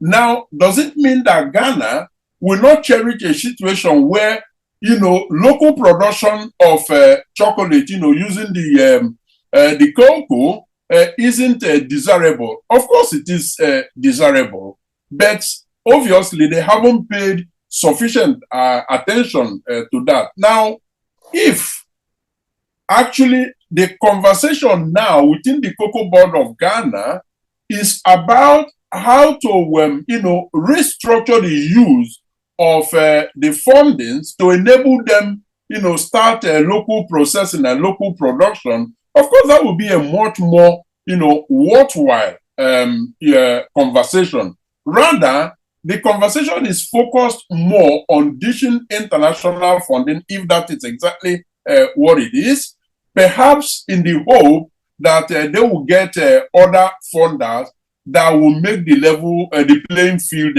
level. If that is the case, it remains wait and see. But obviously, yes, you are right. The focus should be on local production. But the terms and the conditionalities of the loans somehow have prevented them from focusing on that local production. Okay, Chief Executive Officer Joseph Boyhen of the Ghana Cocoa Board is very optimistic that if they start selling the cocoa, the revenue that's coming will be coming in dollars, and they'll be able to show off their revenue in the foreign exchange revenue, right? But Saweke, I'm wondering, if this cocoa is sold in cities, wouldn't it be of more benefit to the Ghanaian economy than the dollars? Or, just pardon my ignorance. No. You are not ignorant. As a matter of fact, it is neither this nor that. I believe that the foreign earnings, the foreign currency is as much needed as the cities itself. And, ultimately, every country wants to actually beef up its foreign reserve. The monetary system is such that, all the currencies, or let me say, majority of currencies in the world, are actually linked to the dollar, because no country is an island. You have to trade with other countries, both in terms of importing and also exporting. And to do that, you need a foreign currency. And so you need to ensure at every point in your developmental trajectory that you have sufficient foreign currency reserve to actually drive and, actually finance your foreign operations. So it is to that extent that indeed earning the foreign currency it is very, very critical to their development. Take machineries, for instance. They have to import, machineries from some of these advanced countries to be able to actually ensure this local processing, local production that, has dominated the talks in the last week or two. So yes, it is essential to earn the foreign currency, but also some level of, local earnings in city is equally important. And what the earnings from cocoa was used to do to show up the value of the city. So if the funding isn't coming, what happens to the value of the city? Looking at how significant cocoa industry is to Ghana's economy. Well, I think it's a question of the left hand washing the right hand. I mean, there are several ways of ensuring that your local currency, in this case, the cedi, vis-a-vis international currency. I mean, the currency of a business, which is dollar, is actually at par. And one of the best ways to actually achieve that is ensuring that there are items from your country that, foreign buyers are interested in. It could also be services, because service export, for instance, is something that has been growing more and more. We know of IT experts, for instance, trained in Nigeria, some in Ghana, that are being exported to other countries of the world where, they are paid in foreign currencies and, some of them repatriated back to Nigeria. We have also seen to Nigeria, Ghana, and the rest of them. We've also seen recent experiments with the Central Bank of Nigeria, as well as the Bank of Ghana, which is their central bank, aimed at, actually beefing up their foreign earning. That way, the parity between the domestic currency and the foreign currency is left at, a healthy level. All right, we'll take a moment, Collins Wake here, and we'll be back at you in a bit. Thank you. Right.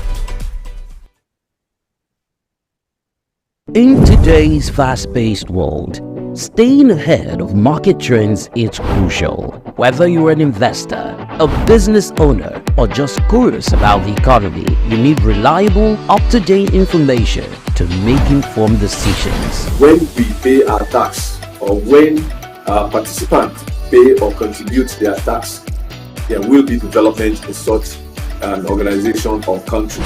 The Ministry of Marine and Blue Economy that is going to address that alone. The National Security Advisor and the Office of the President also need to see to it to ensure that the security situation is being addressed. On Market Insights, we provide comprehensive market analysis, expert opinions, and actionable insights that you can trust. Create detention ponds, create facilities where you can manage that water in such a way that you don't destroy the hard work and labor of very diligent farmers. We're just taking the step to say, with every innovation that exists within the financial ecosystem, we will be number one.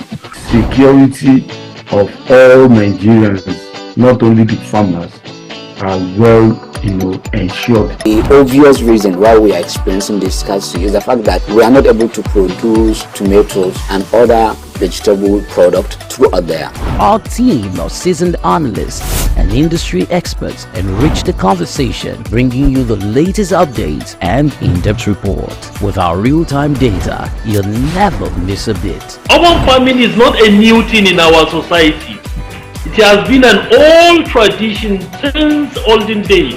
There is this clash of interests as against the word cryptocurrency, most especially like Bitcoin, as you mentioned earlier, and the NSAS and all that came up with cryptocurrency. Get instant access to market movements, trends, and forecasts. Our expert analysis helps you understand the bigger picture, while our customized reports are tailored to meet your unique needs. Peri-urban agriculture plays a very, very important role in diversifying urban diets and also providing staple foods for daily consumption.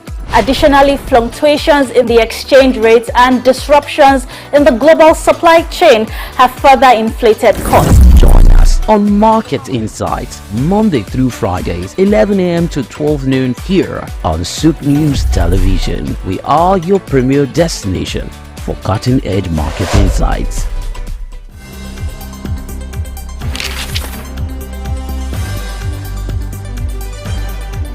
The challenge of governance is to see how we can leverage what is on the ground and convert this to wealth for the people. Russia, China are gaining entry into Africa, and it would appear that some Western countries are losing out. You're working as an expatriate worker, then you're paid in your currency. But then if you must spend those money, you need to convert those money to the local currency to spend. When we address this exchange rate volatility, we will see definitely cost of goods and services will come down. From a security point of view, we should employ the technology to ensure that we can track individuals and goods within the continent.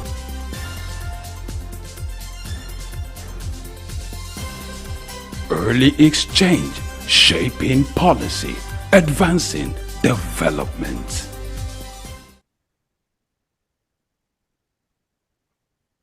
Many thanks for staying with us on Early Exchange as the conversation remains in Ghana, shifting away from foreign funding for its cocoa industry.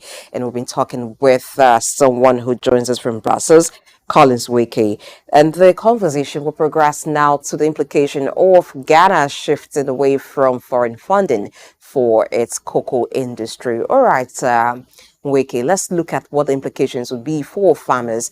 Will it result in less earnings for the farmers?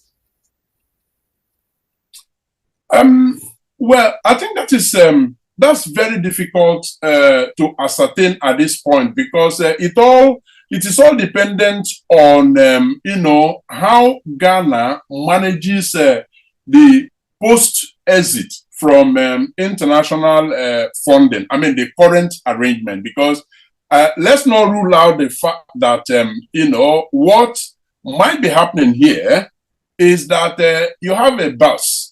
And, what is happening is changing the driver of that bus. So international funding may still be in place, but, the funders may be where we're going to be witnessing a change in Ghana. So that remains to be seen. Now, one thing you can be very sure about is that one of the challenges, or one of the hindrances of the foreign funding is that for a start, they actually concentrate on short-termism, the most critical of which is servicing the debts that the loan that they have taken.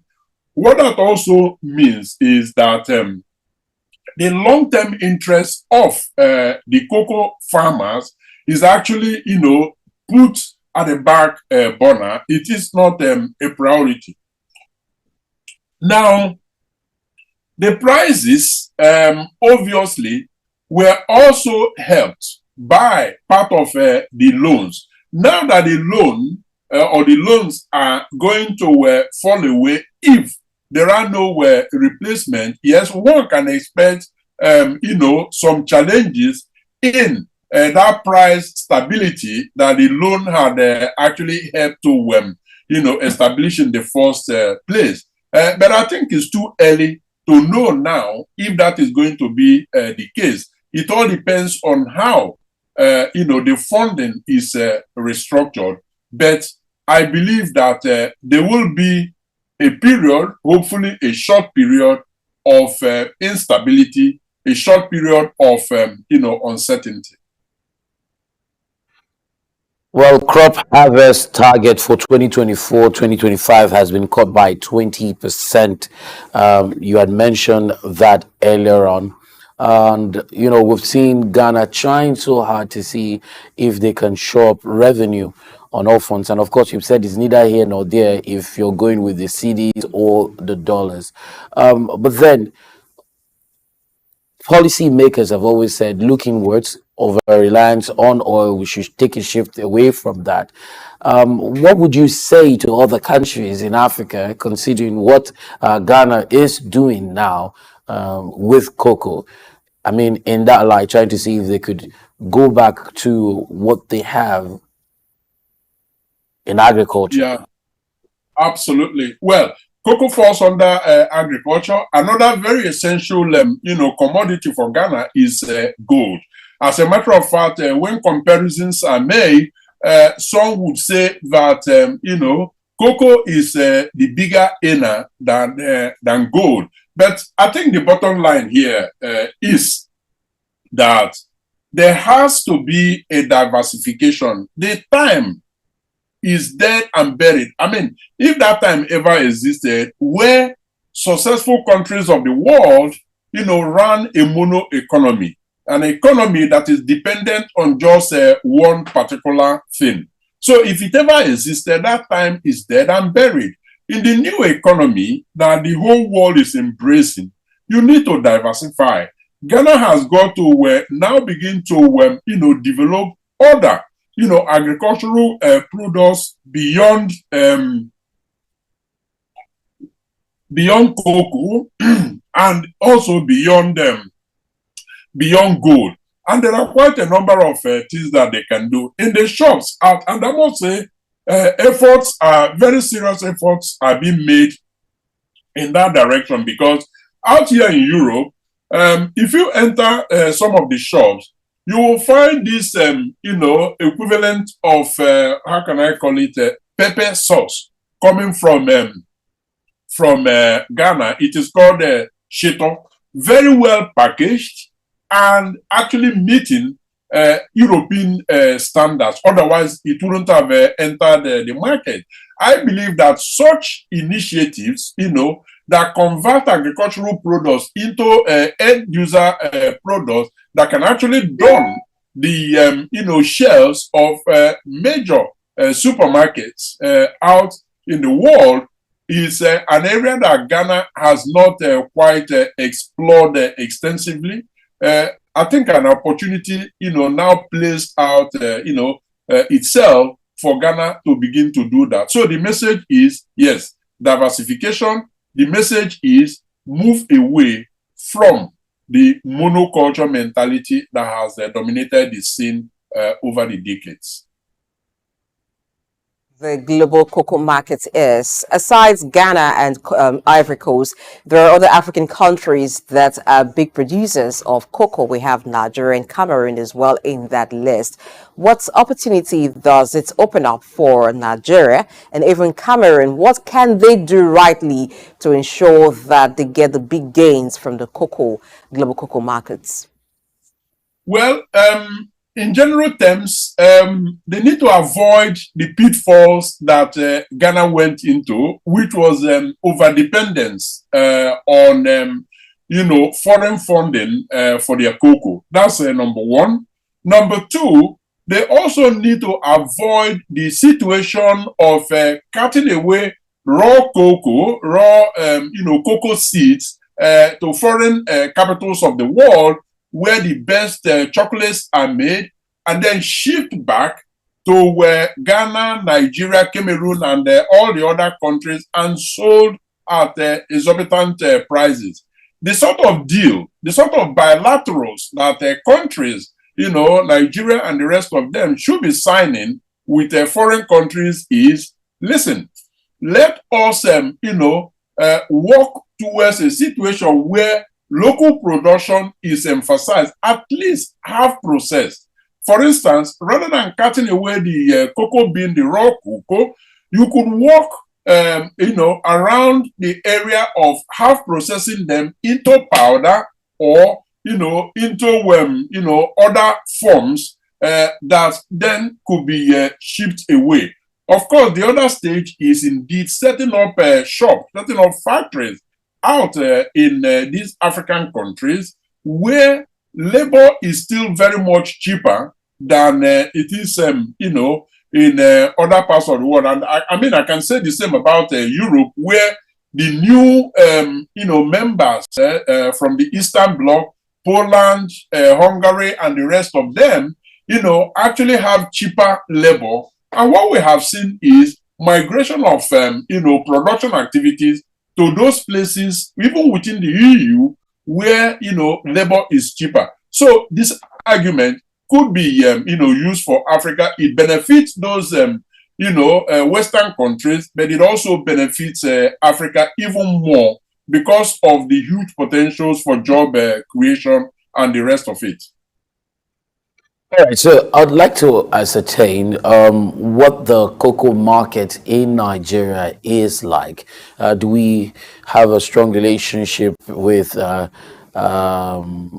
Ghana as per purchases? Or, at some point, we also had to do a little bit of exporting of cocoa and palm oil. Are we reliant on Ghana for cocoa, or are we self-sustaining when it comes to cocoa farming in Nigeria? And what can be done to improve cocoa supply chain, in the interim in Nigeria? I do not have evidence backing up Africa trade specifically between Nigeria and Ghana for cocoa. I believe that, Nigeria is a peripheral player in the African cocoa industry. And their target essentially is, the foreign market, just like Ghana. Now, I do not envisage, neither have I seen evidence of, cocoa exchanging hands between Nigeria and Ghana. Now, that said, I believe that, it is essential that every country develop its own set of strategies that will be value adding. And what will be more value adding than supporting activities, that encourage, local production, because that way you create jobs and you enhance your export, thereby helping to show up, your foreign reserve. All right, let's look at the byproducts, some of the byproducts of cocoa that countries producing or countries growing cocoa can actually get into. There's cocoa shells, which can be used as fuel, animal feed, or components in compost. There is cocoa pop, can be fermented and dried to produce cocoa pop powder. There's cocoa butter, and there's also cocoa liquor. Now, if you look at the byproducts of cocoa, it seems like what's, let's speak from Nigeria now, what Nigeria does with cocoa. The only one Nigeria is doing or known to be doing is the cocoa pop, which sometimes you see as a cocoa powder and maybe a bit of cocoa butter. How are we not looking at the byproducts of cocoa and just growing the beans and exporting wholly? Buy now the byproducts already produced at very expensive rates. Again, an excellent question, Blessing, because, let's even start with the last example you made, cocoa liquor. We do know that Nigerians are jolly good fellows. They are very good at, catching their funds, enjoying themselves. Now, what could be more exhilarating than walking into a pub in Lagos or any of the metropolises in Nigeria and being served, cocoa bear, which is a byproduct of cocoa that is harvested in Nigeria? That is simply amazing.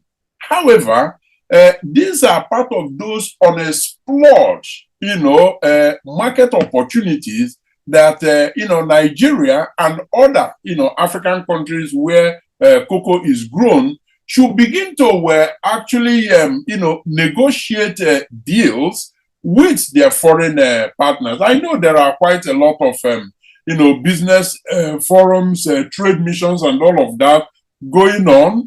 We are having one in Brussels here, mid-September.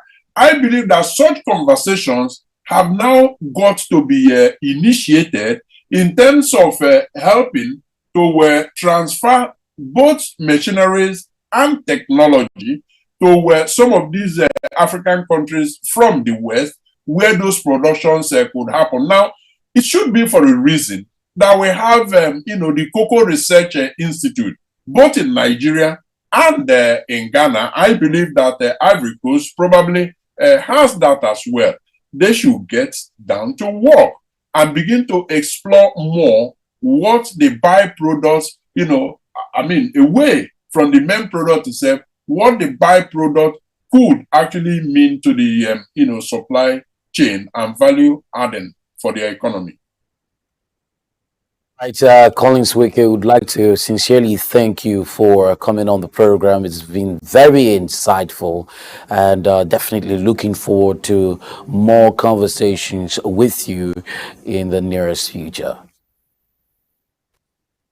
Thank you so very much for having me. I appreciate the opportunity for the exchanges. All right, definitely. We're going to have more exchanges with Collins Nweke, but then we'll be moving away now. Take a moment, and when we return, conversations continue right here on Early Exchange. You wouldn't want to miss the next half for anything in the world, because we're all about shaping policy and advancing development. And together, my partner in advancement, Blessing Ehiche. Blessing Ehiche. Do you want my dad to call you up right now? No. Okay. We'll be back in a bit. In the heart of sub-Saharan Africa, where commerce meets progress, welcome to SOUQ News, your source for business, economy, and development insight that drive nations forward. From the vibrant streets of Lagos, Africa's fastest economic hub, SOUQ News takes you on a journey of discovery, analyzing and reporting the facts that lay the foundation for growth and development. We don't just report the news, we create it. SOUQ News is more than a channel. It is a catalyst for change, spotlighting the stories that shape economies, inspire entrepreneurs, and fuel progress. Covering business, finance, technology, energy, and many more, SOUQ News provides a daily deep dive into the stories that matter, interviews with industry titans, and analysis that empowers your understanding of economic landscape. Join us daily as we dissect, discuss, and deliver the most relevant and factual news on business and the economy. SOUQ News is your trusted guide, empowering you with the knowledge to make informed decisions.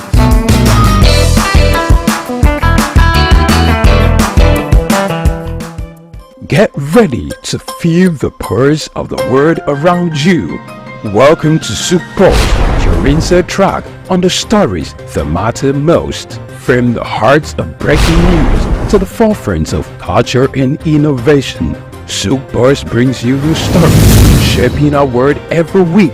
On SOUQ Pulse, we'll deep dive into the topics that drive our lives, from the latest in technology and science to politics, culture, and investment, courage, and that commitment in spite of the challenges that entrepreneurship presents in Nigeria in particular. Perception is propaganda, malinformation, misinformation can be created for you to perceive a certain thing that is false. Sometimes it's true, but many times it's false.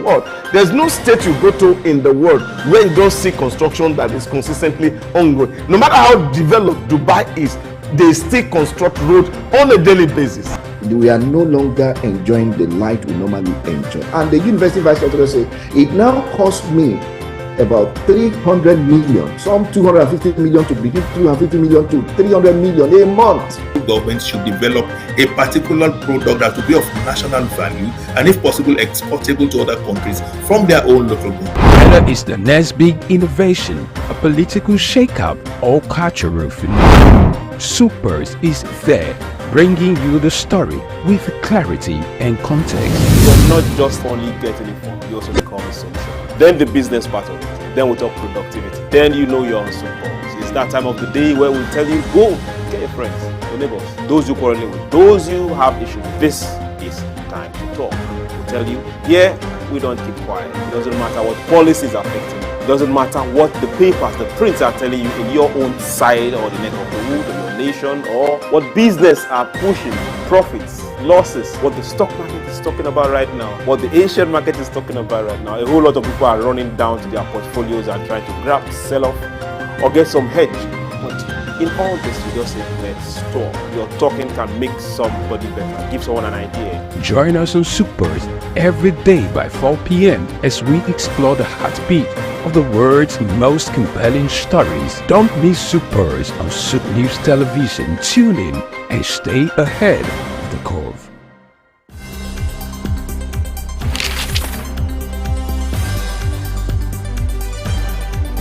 The challenge of governance is to see how we can leverage what is on the ground and convert this to wealth for the people. Russia, China are gaining entry into Africa, and it would appear that some Western countries are losing out. You're working as an expatriate worker, then you're paid in your currency. But then if you must spend those money, you need to convert those money to the local currency to spend. When we address this exchange rate volatility, we will see definitely cost of goods and services will come down. From a security point of view, we should employ the technology to ensure that we can track individuals and goods within the continent.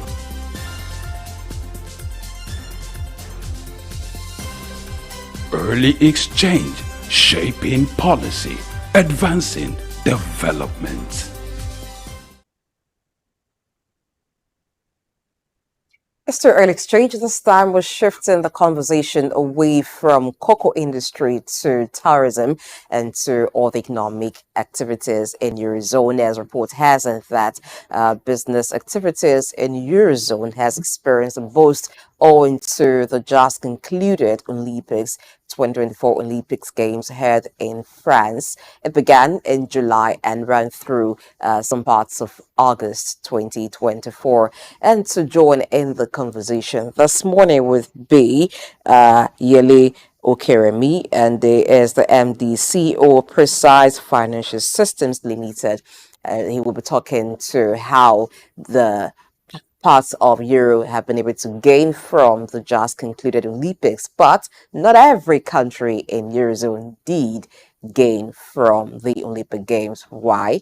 And what's happening to other sectors of the Eurozone economy? So find out in the course of the discussion with Dr. Yele Okeremi. Good morning. Thank you for joining in.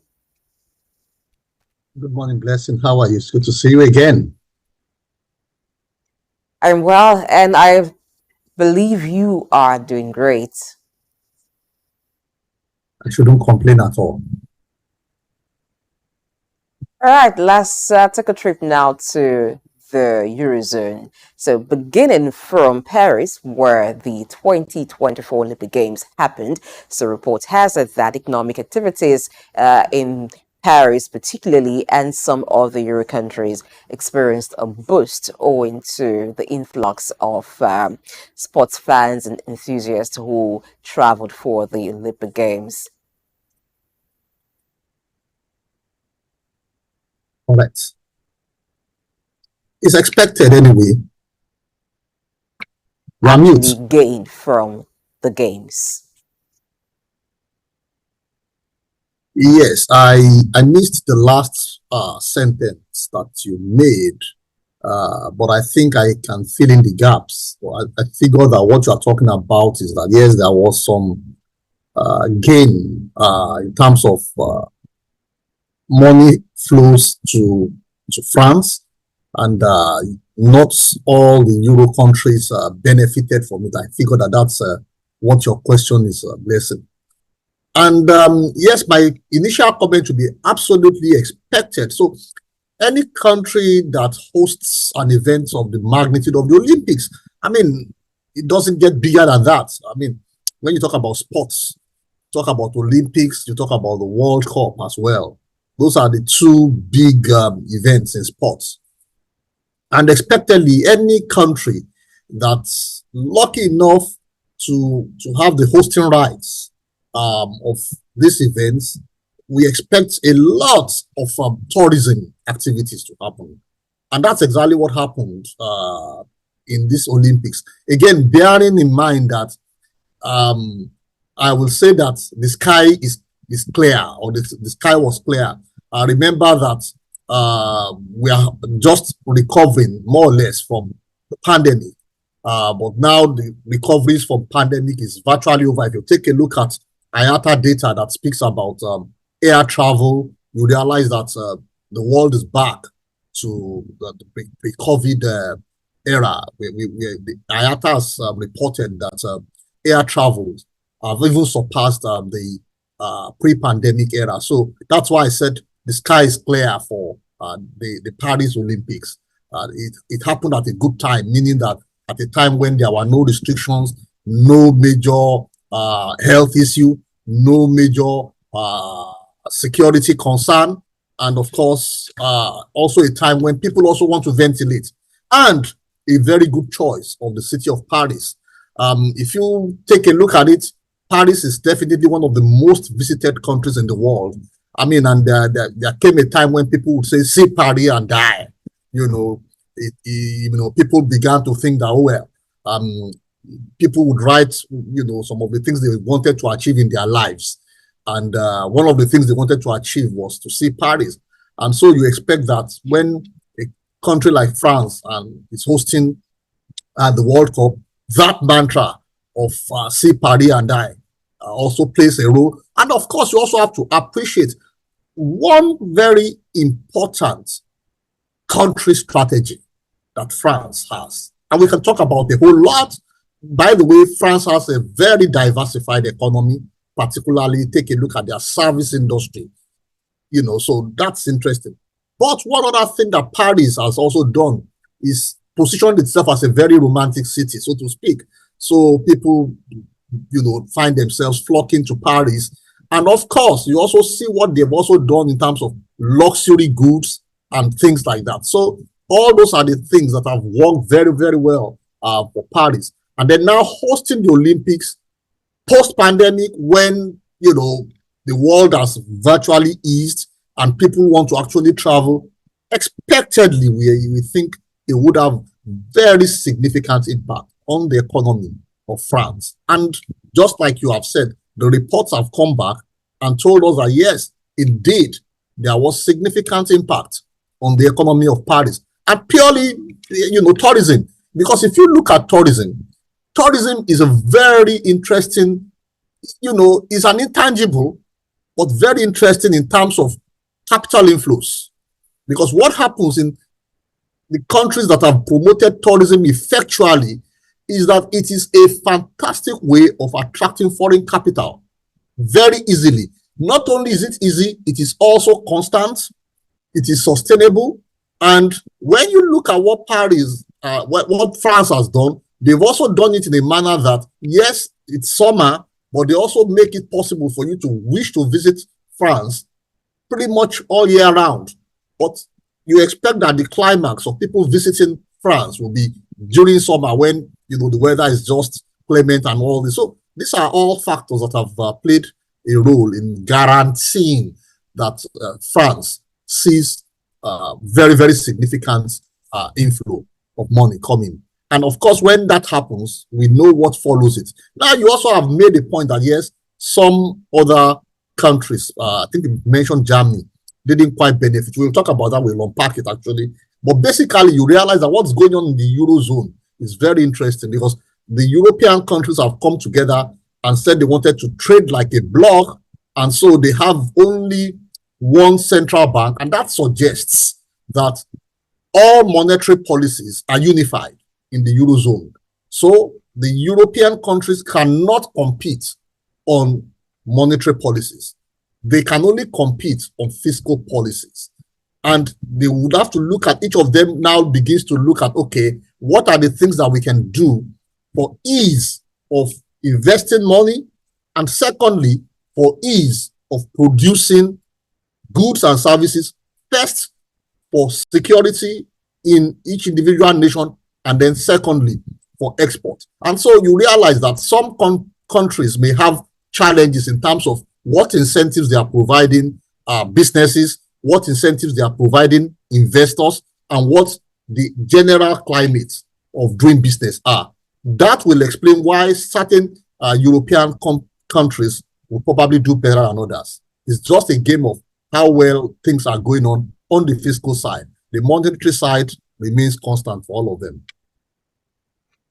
All right, so I'd love to weigh in on the conversation at this point. You've mentioned tourism, you've talked about the transportation sector, and of course the huge influx of people. So I'm going to be assuming, of course, that France will require a lot of accommodation, or suitable accommodation for people who did come in. And I might want to also add, yes, post-Olympic, we also have the Paralympics, which is also commencing, and that's like a different set of persons, especially persons with special needs, flocking to France. So, of course, a lot of people are already in France ahead of that competition.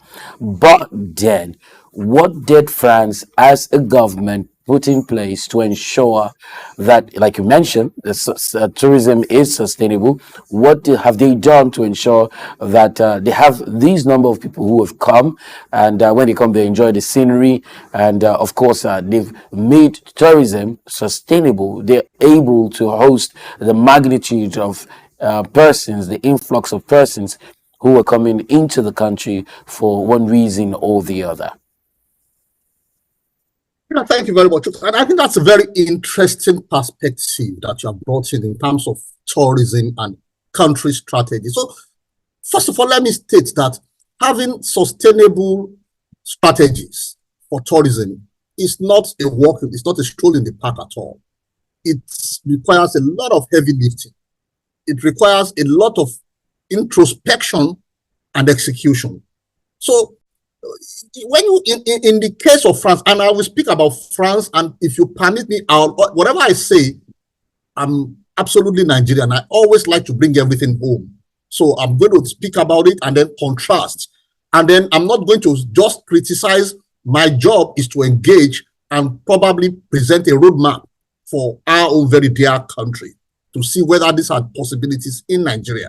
So if you take a look at France, when you are talking about countries that have country strategies, France needs to be respected. You see, the issue about country strategies is that we need to first of all recognize that markets do not necessarily respond to reality. Markets respond to sentiments.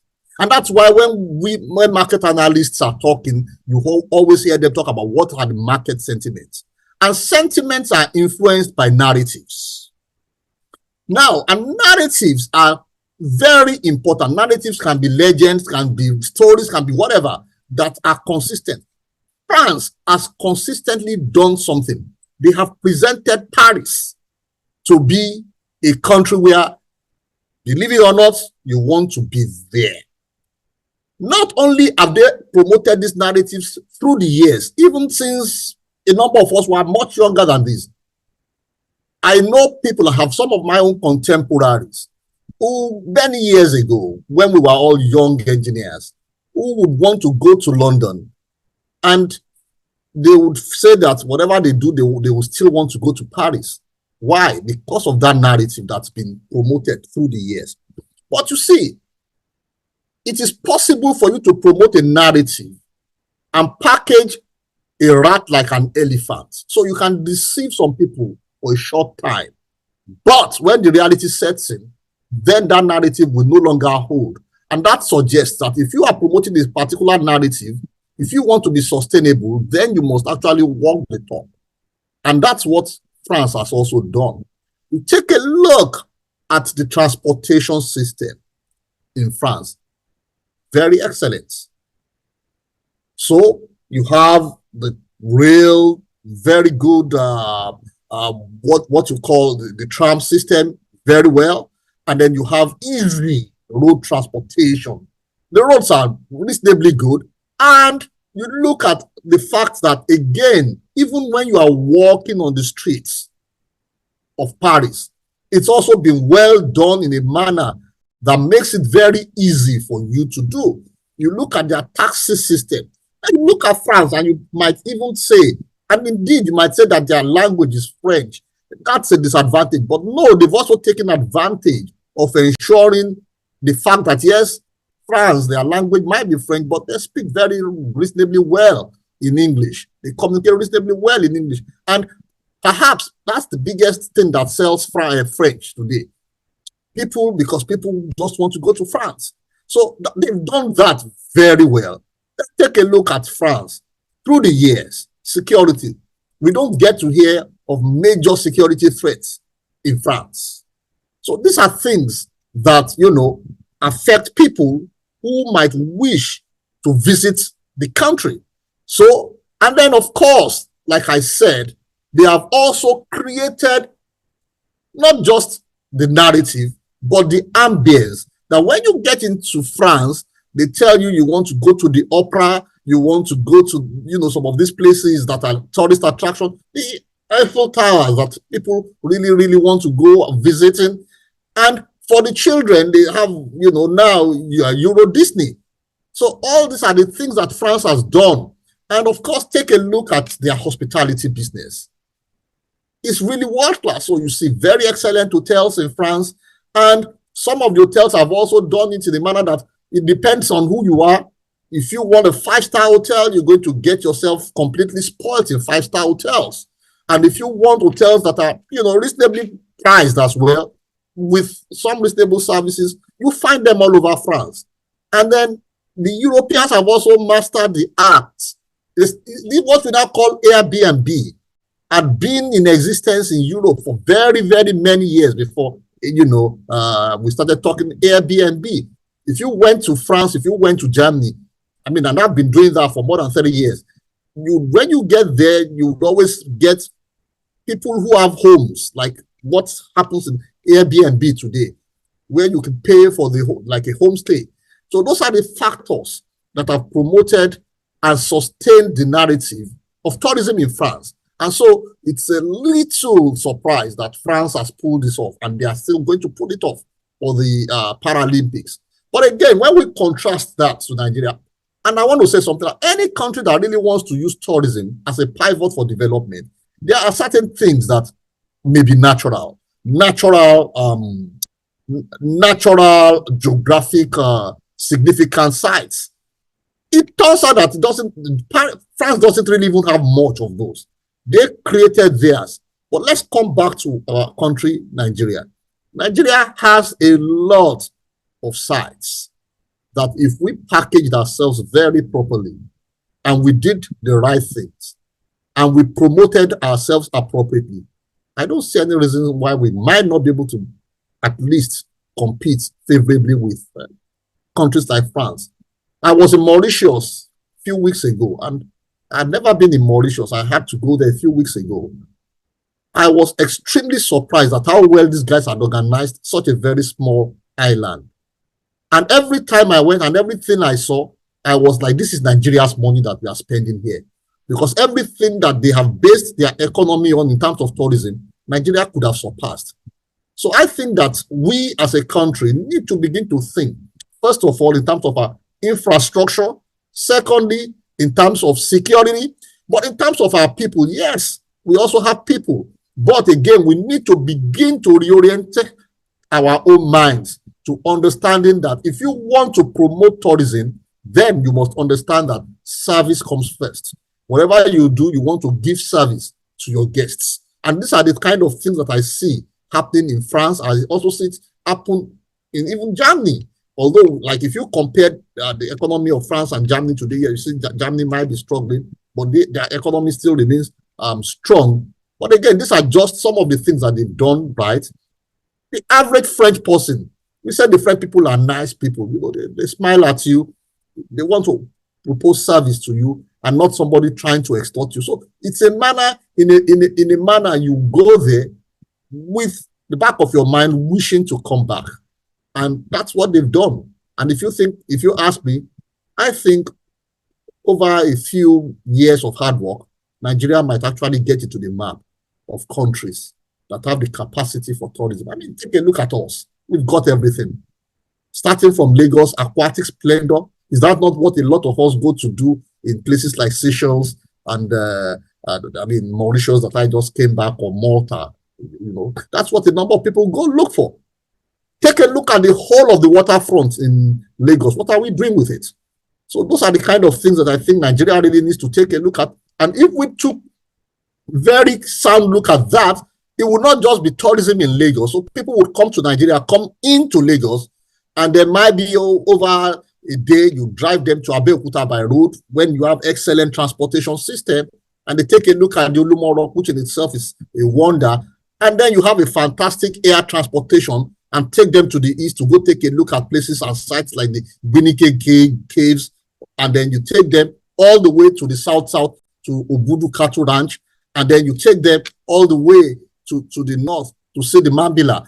So you come to Nigeria and you know you are coming for tourism in Nigeria, and you're going to spend 3 weeks packed full of activities, loads of foreign money coming into Nigeria.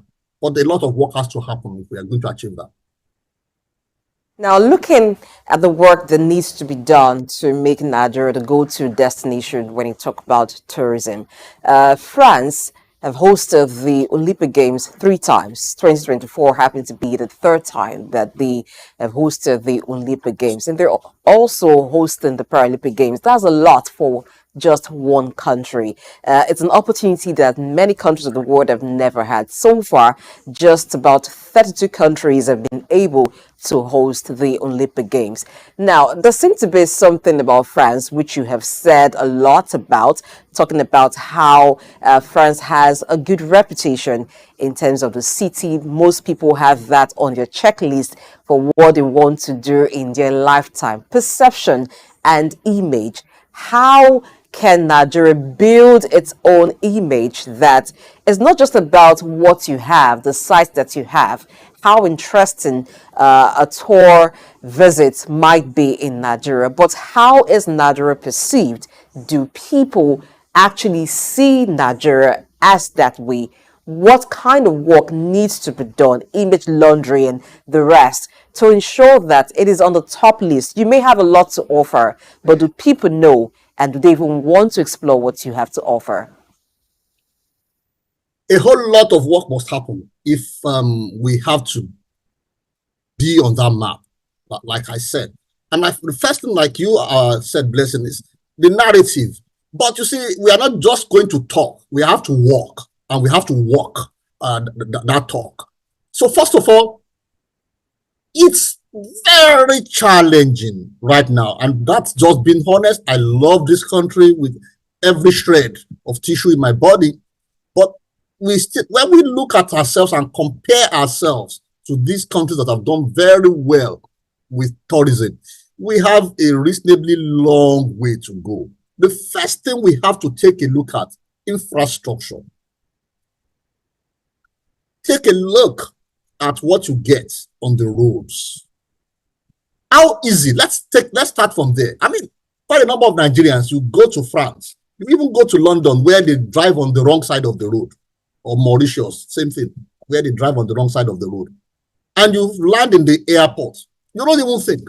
You just go straight to the car rental and you pick up a car. And it doesn't matter how long you're going to stay there. You rent the car for the period you're going to stay, and you actually feel extremely comfortable driving. And yesterday, something happened. I was talking to my driver in the car because something had happened on the road. And I just started laughing. And I said, it occurred to me that I had been in some other country and I stayed there for 6 weeks. And the car, my own car, I didn't even recognize the sound of the horn for 6 weeks. I didn't know the sound of the horn. That speaks to some level of culture. How when I have visitors that come into Nigeria, whether my children or visitors are coming to visit me, one of the things I do is I would never allow them to drive. Because I know that if I allowed them to drive, people who have been living outside the country for such a long time, they are likely going to get involved in some accident or the other. All these are the kind of things that we have to deal with. How do we do things? And that talks about what do we believe? Who is a Nigerian? What's our behavioral pattern? Yes, we can say we are aggressive. Absolutely nothing wrong with being aggressive, but aggressively pursuing the right things using the right methods. So these are things we need to take a look at. What do our infrastructure look like? Now you go to other countries like the France we are talking about, and you could be in France for 6 months, 1 year. You won't even know whether there is electric power supply or not, because it's just given, it's taken for granted. The electricity doesn't blink. Those are the kind of things we are discussing. Then you spoke about how do you even feel, because you say this is a state of your mind. You are going on a vacation. You say we call it tourism. You are going on a vacation, and when you want to go on a vacation, you want to let your hair down completely. So you are not worried about whether somebody is going to attack you either by day or by night, or somebody is coming to kidnap you, or somebody is coming to do stuff like that against you. These are the areas that the country must necessarily work on. And if we're going to work on that, we need to engage our youth, and not only the youth, every Nigerian citizen, to have some form of meaningful work already. Now, let me say this. We actually have the capacity to create an ecosystem around tourism such that meaningful work in itself is generated in that industry. Like I said, I went to Mauritius. These guys have created an economy that is woven around tourism, basically. Yes, they are talking about technology. In fact, their textile industry, they know, is actually coming down. But that entire ecosystem, the entire country, is based virtually on tourism. And I asked the question, one of the days I went out in the taxi, and the guy said to me, crime rate in Mauritius is near zero. So those are the kind of things that talk about whether a country like Nigeria can in fact become ultimately a good place for tourism. So if we worked on some of these things, naturally, we have the natural things. Look, a lot of us, what do? We spend a lot of money saying we are going to Canada. And what do we go do in Canada? We want to go see the Niagara Falls. People that are seeing the Niagara Falls. I have been in the Irigesha Falls before. It's a wonder to behold. But I saw a video very recently, and somebody posted it. Well, that the place, beautiful place as it is, now a lot of became like a dump hill somehow. How do you do that? So these are the kind of things that we are talking about, naturally positioned, but effectually disabled. So what is going to make us effectually enabled depends on what we do from the very top. And that means that the first thing we need to do is define the values, proper values for who a Nigerian is. A Nigerian must see herself as somebody that is world class. A Nigerian must see herself as somebody that her life or his life matters a lot. And when we see ourselves that way, we carry ourselves that way, we begin to believe it, it gets ingrained in our lives, we will be able to engage with anybody coming from anywhere in the world. So lots of work to be done in Nigeria. But is it possible? Absolutely. If other countries did it, they don't have two heads, we can do it. And we are actually better positioned to achieve better results than a lot of them. Dr. Keremi, we'll take a moment, and when we return, the conversation would branch off into another part, which has to do with capital reversals as it dominates Nigeria's $1 billion foreign outflow in April. Please stay tuned. We'll be back in a bit. Typically consists of safaris, historical sites, and beautiful scenery, goes beyond these attractions to include children-friendly activities, safety, and inclusivity. African countries, with the Seychelles leading the pack, followed by Morocco, South Africa, Namibia, Mauritius, Madagascar, Djibouti, the Gambia, Kenya, and Liberia, qualify as the top 10 African destinations that are family-friendly. These countries offer security and activities for children's comfortability, according to travel firm Goes Africa. Findings from the recent report by the travel advisory firm reveal that the African continent has a lot to offer, from vast national parks where kids go to see exotic wildlife for the first time, to pristine beaches unlike any other in the world. Africa has some of the most incredible environments and activities for families to explore with children. However, Nigeria not being nowhere in sight on kid friendliness is a question. In accordance with travel industry findings, traveling with children is made easier by the convenient amenities and services that these family-friendly destinations offer. While these features are present in top African destinations, it is absent in Nigeria, as empirical studies and analysis of citizens' reactions have revealed. A month to the end of last year, Nigeria ranked 6th among African countries with the worst road infrastructure and with a mean score of 55. The mean score correlated with the existing World Bank's Rural Access Index and World Economic Forum's Quality of Road Infrastructure score. According to publications on road quality published by the International Monetary Fund, it is clear that poor road infrastructure negatively impacts both societal well-being and tourism opportunities. Olumorok in Abeokuta, which is like the signature tourist site for Ogun State, has terrible roads that lead to it. Almost every minute you are entering a pothole,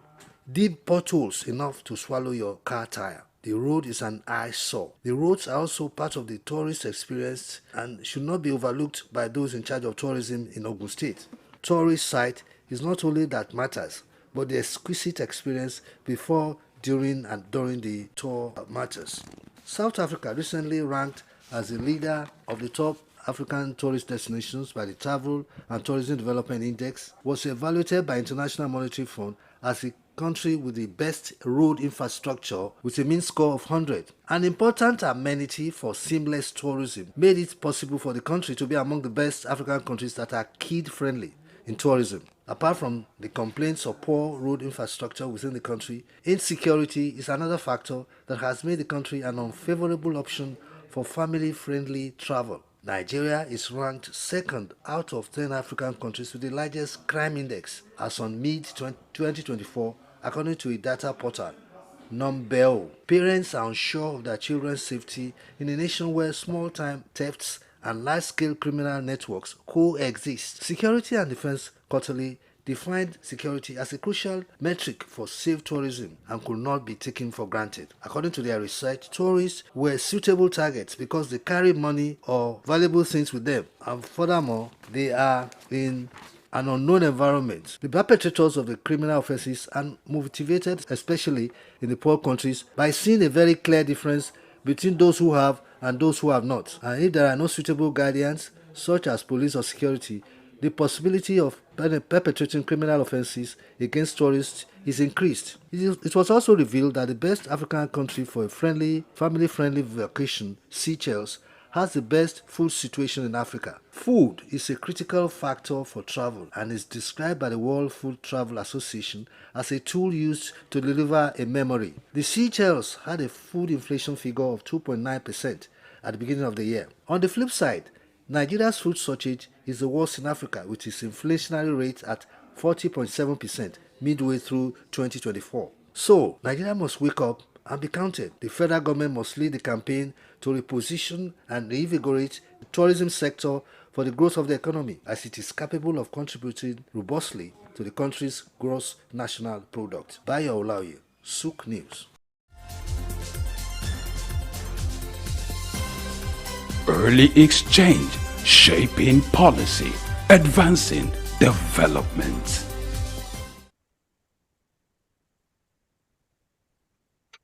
All right, before we get into the conversation about capital reversal dominating Nigeria's $1 billion outflow in the month of April 2024, we still need to touch some areas regarding the gains that the Eurozone have made from the just concluded Olympics. So France, of course, has made a lot of gains from that due to the well-developed tourism sector. By the way, the report we just watched talked about Seychelles being one of the most sought after destinations because they're also building their tourism sector.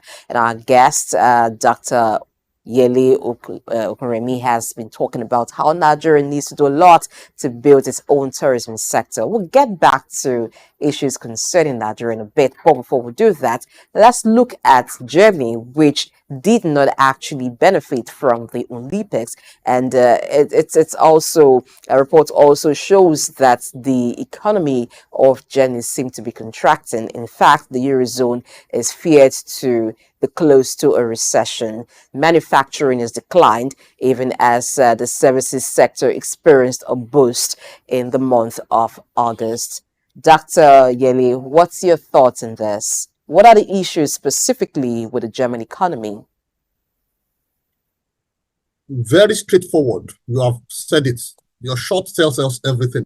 So if you take a look at, contrast the economy of Germany and that of a country like France, just like that report has actually demonstrated, Germany is known for manufacturing. That's what their whole economy is built around. It's a strong manufacturing economy. But if you take a look, and that's one of the first things I said when I started talking. If you take a look at the French economy, it's a little bit more diversified because they have a strong service sector. And so what's going on is that you see that they are having decline in manufacturing. And some of the challenges, like I said, remember I said that the entire Eurozone, they cannot compete on monetary policy because they have a unified monetary policy system. However, what happens to the monetary policy affects what you see in manufacturing and affecting things that have to do with growth, what we call economic growth. So if you take a look at the economy of Germany, under the kind of regime in the monetary sector, you expect that Germany could take a hit, clearly, because their economy would contract, which is what you have also seen in Nigeria. Because as you continue to hike the monetary policy rates, you begin to see that tightening between the monetary policy rates and manufacturing. And such sectors begin to tighten a lot more. So what you begin to see is a contraction. But the service industry has shown some more resilience. And that's why that will speak to why, that will be the reason why you see that, yes, the French economy seems to be resilient. Apart from the fact that they are at least the most, that the first port of entry for this boost that has happened to them, but due to the Olympics. But aside from that, their own economy is a lot more resilient in terms of the fact that they have a wider service industry. But if you take a look at all those other factors, take a look at what's going on with Russia, cutting gas to Germany and even the rest of Europe, making us have, making the Eurozone have very, very high energy costs. It's going to really tell on Germany. Those are the factors that might explain what's going on in Germany when you will contrast to a place like France. Dr. Okeremi, I'd want to shift the conversation just a little bit. Of course, you know, it's two-pronged conversations. That's what we're having this morning. And this time we're going to be focusing on Nigeria. So in April 2024, Nigeria experienced about $1 billion in capital outflow. And this has been attributed to several factors, which includes, several factors. I wouldn't want to go down there, but then this significantly affected the economy, and it felt like there was a bit of political instability, you know, as a result of such humongous amount of money leaving the country. But let's start from, you know, the basics. What could be the reasons why we experience such a outflow of cash, you know, from Nigeria in dollars, in foreign exchange?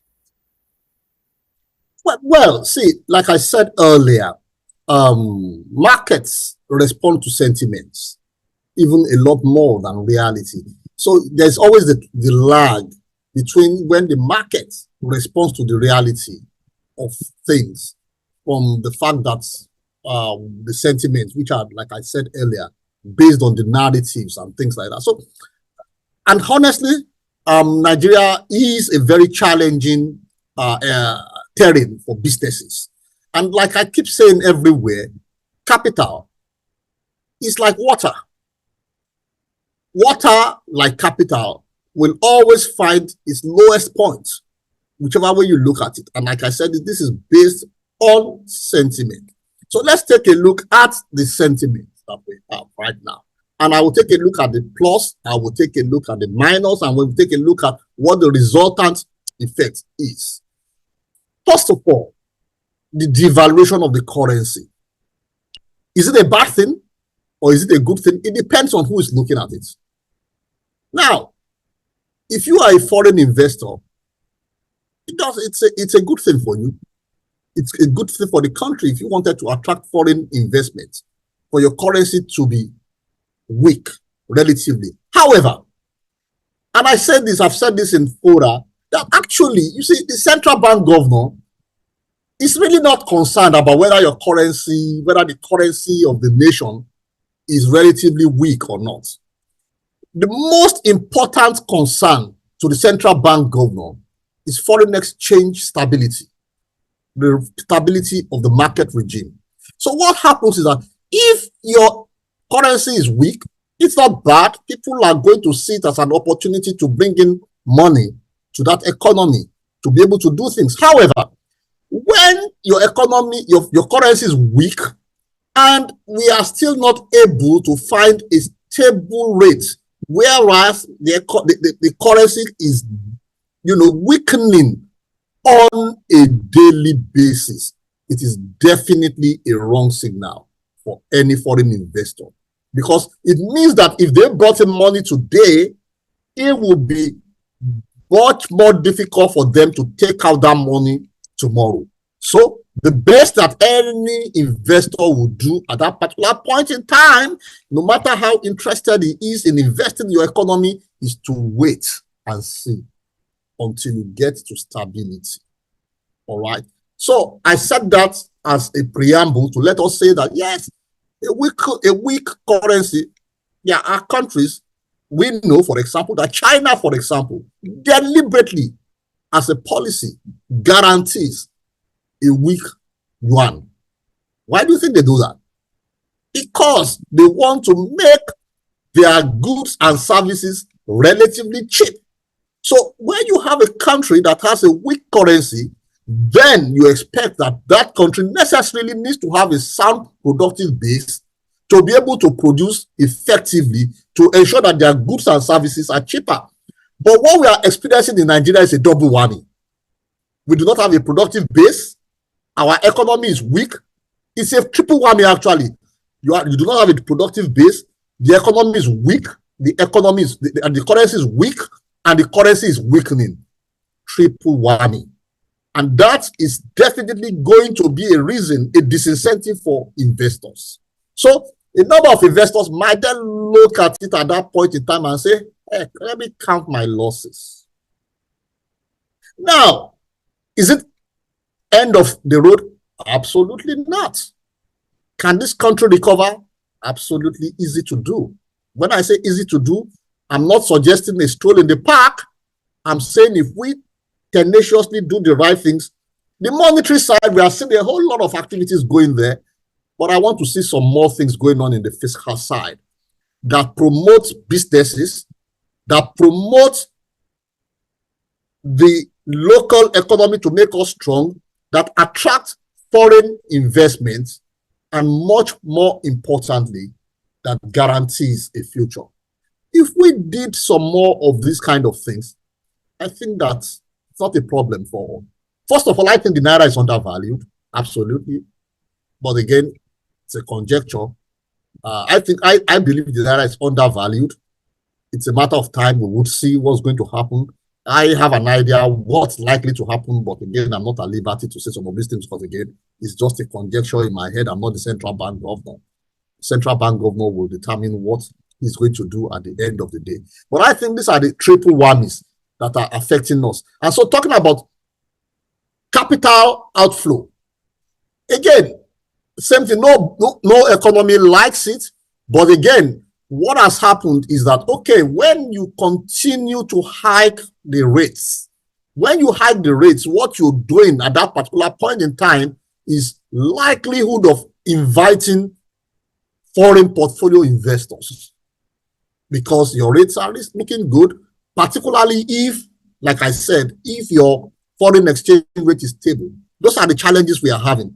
Because every time your foreign exchange rate dips, it's a disincentive to even for portfolio investor because every dip in it is a hit on what your effectual rate is. So as you are raising the rate and your economy is losing value, you are actually getting nowhere. Sometimes it's even going to be negative return to the foreign portfolio investors. So that might be reasons why you are seeing a lot of money flowing out. That, okay, let me just count my losses. When they get their acts together again, we will talk.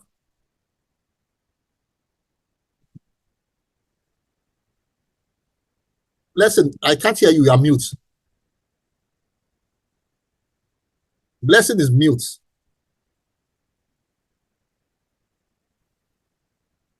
Took a large chunk of it. We also have dividend repayment and the investors repatriating funds back to their parent country for those of them that had made investments into Nigeria, and also some of them withdrawing their funds for more attractive destinations, which is spoken to because of the factors, economic factors in Nigeria. But let's look at the implication of these outflow. $1 billion in the month of April. That's a lot. And looking at how it increased from the previous month, which is March, what are the likelihoods that this trend continues, and how would that at the end of the day impact the Naira? Because it puts more demand on the need for Forex as the investors repatriate funds to their country. What's going to be the impact on the Naira at the end of the day? Is there a chance that this becomes a trend and it continues? Is there anything that can be done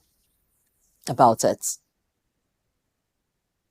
So thank you for the question. So again, economics, we talk about ceteris paribus, all other things remaining constant. But then that's a real challenge of social sciences, because what we try to do in social sciences is try to abstract and behave like we are in the laboratory, whereas all other things are not likely to be equal, because we are talking about human beings, and human beings have prejudices, we have behaviors and stuff like that. So, but speaking to the fact of taking money out and what the effect will be. So if you froze all other factors that affect money flow, then expectedly, if you continue to see a reverse of money coming out of your economy, what you expect to see is that your currency, your local currency, would weaken.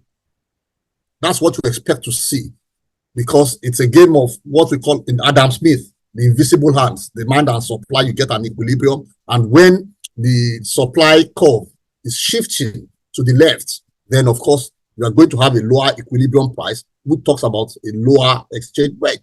But then what you should expect to also see is that the beauty is that all other factors are not going to remain constant. So for example, if for just the example you have given, $1 billion, which to me is nothing, to be honest, for an economy of this size and this magnitude. But let's assume it's actually something. So $1 billion is flowing out. But if you increase your oil production capacity alone and other factors remain constant, where the prices remain equal, and you are able to increase your income from oil alone by 2 billion. So what you are going to get is a resultant increase of $1 billion. I'm saying all other factors remaining constant. If we just took those two factors alone, so you realize that effectually you are in the positive, and invariably your exchange rate will strengthen. And again, if you take a look at other possible sectors, including services, including tourism that we have spoken about, including manufacturing exports, there is a possibility that effectually, even though, like we said, the portfolio investors might be taking their dividends and they might be even taking their principal out, which might result in some amount of money going out of the economy. But if you increase the production in the economy much higher than the amounts that are flowing out, in which case your resultant flow, the net, will be a positive cash flow coming into Nigeria. Then, of course, the currency will actually strengthen. Therefore, the following will be my suggestion. My suggestion will be that Nigeria really needs to take a look and decide very quickly what sectors we need very quickly that we can promote, that can give us very quick cash into the economy. Secondly, we need to take a look at our assets. Look, there's a way we can restructure the balance sheet of this country altogether to free up cash for ourselves. I've taken a look at, well, not a very detailed look, but a reasonable look at the NNPC account. What I see in that NNPC account is a lot of non-performing assets. So if we are able to free some of those assets for cash, then of course some of the conversations we are having here would not even be necessary at all. Nigeria will be able to have reasonable cash flow coming into its own economy, whereby we can stabilize our markets. And of course, we will then be able to send effectual messages to even currency speculators that you don't mess with Nigerian currency. Well, Dr. Yel Okeremi, ceteris paribus, all things being equal, we would have wanted to continue the conversation, but then all animals are not equal. Some animals are more equal than others. George Orwell. Thank you so much for having time to have a conversation with us this morning, and we look forward to more conversations in the near future. Pleasure is mine. Have a good day. All right, Blessing, if I had to describe you as an animal, what animal would that be? The lion, because I would like to devour you right now. Female lion or male lion? Lioness. I would want to even be the lion so that you fear me even more. I hear the female lion is the one who does the hunting, and she's the one. No. That's why I'm making a reversal. You know, you want to be the king of the jungle. It's not only money that can make a reversal. I can make a reversal. So I would be a lion. I won't hunt, but I can devour. All right, it's been great. Of course, on the program, we are out here every other day trying to shape policy, and advanced development. And of course, Blessing is advancing to wanting to devour. I hope we can invest some of those things. You plead for mercy. Okay, let's invest some, whatever it is, whatever it is. Thank you so much for watching. We ask that you tune in again tomorrow, 8 a.m. West African time, where we get to advanced policy again. That is not to say SOUQ News TV is shutting down. There is Market Insights at 11, and there are other wonderful programs for you to enjoy. I'm Blessing H. Follow us on social media platforms at SOUQ News TV. Leave a comment, and of course, you're free to share. My name is Temple Bar. I'll be back. See you whenever I see you. But many thanks to everyone who has ensured that you can receive us crisp, loud, and clear. Until we come again, bye for now.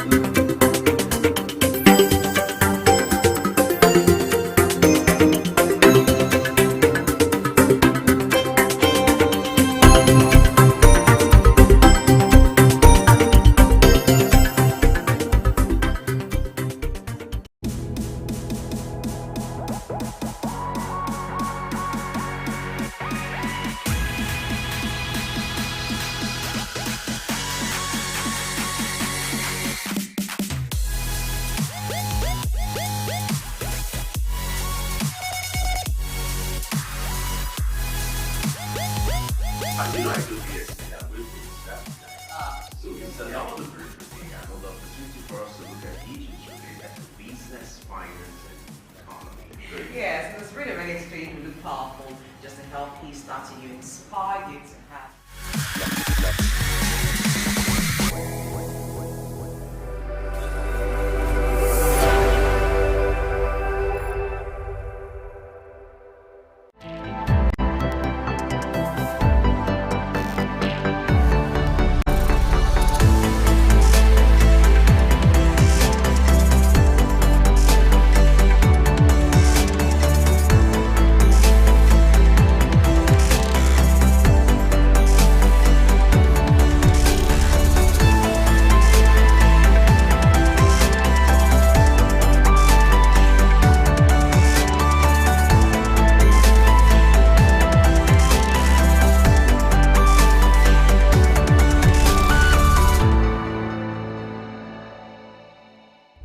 This is the story of Julie Coker, beauty queen, pioneer broadcaster, staunch Catholic, fearless woman activist, the Yaito of Lagos.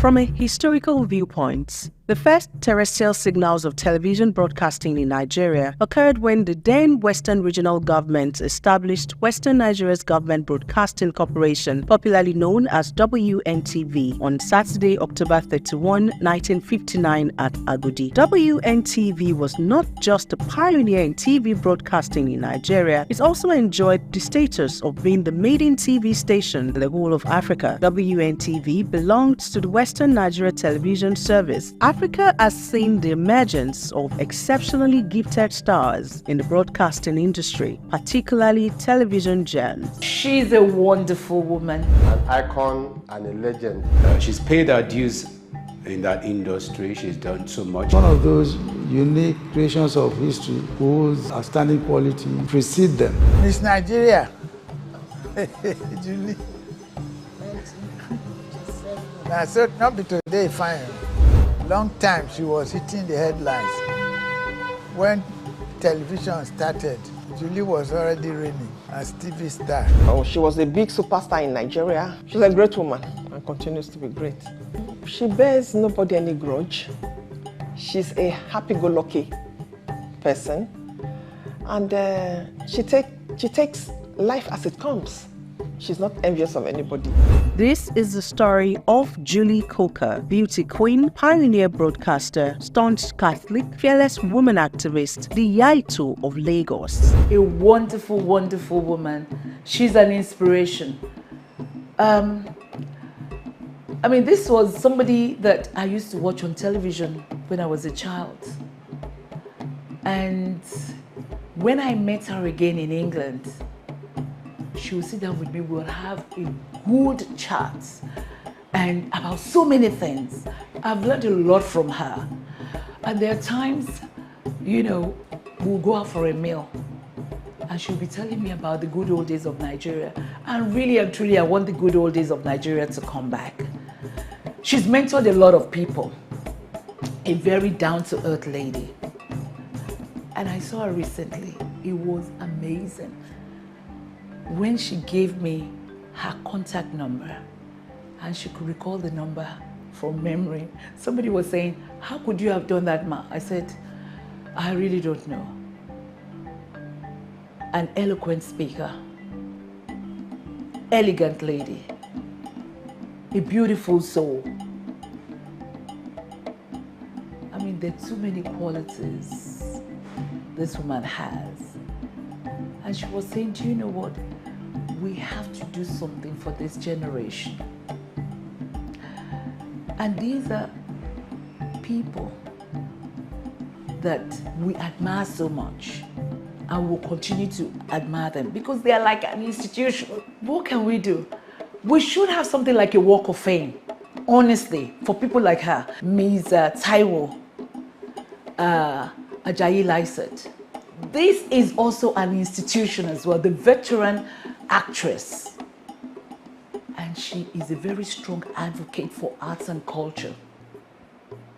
People like her, people like Chief Julie Coker, they ought to be celebrated. And this is why I always say, maybe this is me putting on my Renew African Mindset cap on again, promoting healthy living in the elderly.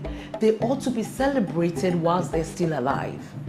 And this is what we should be encouraging. To tap into their talents, to bring up the younger generation. I am the adopted son of Chief Julie Coker. She's actually my auntie, yet or more. I mean, when my father became late, you understand, she took me in under her wings, and I've been with her ever since the age of 6. And if I'm going to talk about her memories, there are so many, they are numerous. It's like the memories of a mother and a child. Yet we've done everything. I was almost everything we did together. We traveled to Los Angeles together for the 1984 Olympics. She took me along with the NT entourage. We covered the event together. I learned a lot from her. So there are so many memories, but whenever she travels, she along with her son, second son, Richard, always tag along with her wherever she went. So it's normal, my memories are that of a mother and a child. Chief Julie Coker is, to me, an icon and a legend. And the history of Nigerian broadcasting can never be complete or even written at all without the mention of Chief Julie Coker. First, she was more or less the first woman in so many, in broadcasting. She was the first, before Nollywood, she acted. Before you heard any musician, she went into music. So, as I said, the history of entertainment and broadcasting can never be complete without her name. Incidentally, Chief Julie Coker is a younger cousin to my late father, Wilbert Edenko Sr. My background, I'm a journalist by background. I'm a chartered member of the Institute of Public Relations. And incidentally, Chief Julie Coker is a younger cousin to my late father, Wilbert Eden Okoro Sr. Well, we've had fond memories of Auntie Julie Coker, let me put it that way back as a child growing up. We used to be very proud and still very proud of her as a pioneer newscaster in Nigeria. She's paid her dues in that industry. She's done so much. She's done, as a pioneer newscaster, like I said, we've always been very proud of her. She has been very professional, and as children, we always look forward to 9 o'clock news where Auntie Julie Coker it's on to cast the news, and we're always out there to see her. She has paid her dues. She has spent all her time being particular about professionalism in the industry, even up till now. She's done so much in the industry. She's done so much in the industry. Growing up, she has never been someone, and she's a lovely auntie. We always go to her. She always wants people to come around her. In spite of her status, she wants us, the children of her relatives, to always come over to Ikoyi, to Victoria Land, wherever she lived. And there's one particular thing I know about her, is that she never discriminated. For the people who lived with Auntie Julie Coker, I never lived with her. There's nobody that lived with Auntie Julie Coker that never traveled outside the country for holidays. So she's always like that. She wanted the best for everybody around her. Coming to relationship in the church where I attend, where my father and my great-grandfather attended, she was not a member of my church because she was a Catholic, but because she had affiliation with that church, because her mother was a member of that church. She was always particular about the growth and development of that church. And that's Holy Covenant Family Church, the only Chekwe church in Lagos. She was always particular about the growth and development of that church. She put in everything to make sure that church is improving and all of that. Beyond that, our association with the church, generally our Catholic church, up till now, she's a strong member of the church. She has all her faith daily, has a very close relationship with our God, our Creator, and she's done so much in that direction. Up till now, as I speak with you, she's still a strong member of the Catholic Church, and she has both the UK, in Nigeria, the Holy Cross, the Falmouth Church. She's had a good relationship. She's a God-fearing person. She's lived all her life showing care and concern to people, and that has always been her hallmark. A legacy of hard work, dedication to duty, to our profession, a legacy of love. I think the legacy of believing in God in whatever comes her way. You know, she's had her vicissitudes of life, and she's been able to overcome all of this. I mean, losing 2 children, you never can, the way the strength to overcome all of this is awesome. But beyond that, more legacy is that she has done so much for this country. I could remember that I think just quite recently, she was talking about retraining of broadcasters. That's her passion. She has a legacy. She's done so much. So it's a lot of things that she has put into making Nigeria, into contributing to Nigeria. So her legacy, I can't even say, I can't pinpoint to only one thing. She's done so much across board, and so she's worth celebrating. Let us honor this world-class broadcaster, a national and universal figure of distinction. Chief Julie Coker was born on July 25, 1940 to an Egba father from the Coker family in Abeokuta, Ogun State, and an Ishekiri mother from the Okorogeye Bodo family of Warri, Delta State. She was raised by her mother on Lagos Island and attended St. Mary's Convent School for her primary education. One of those unique creations of history whose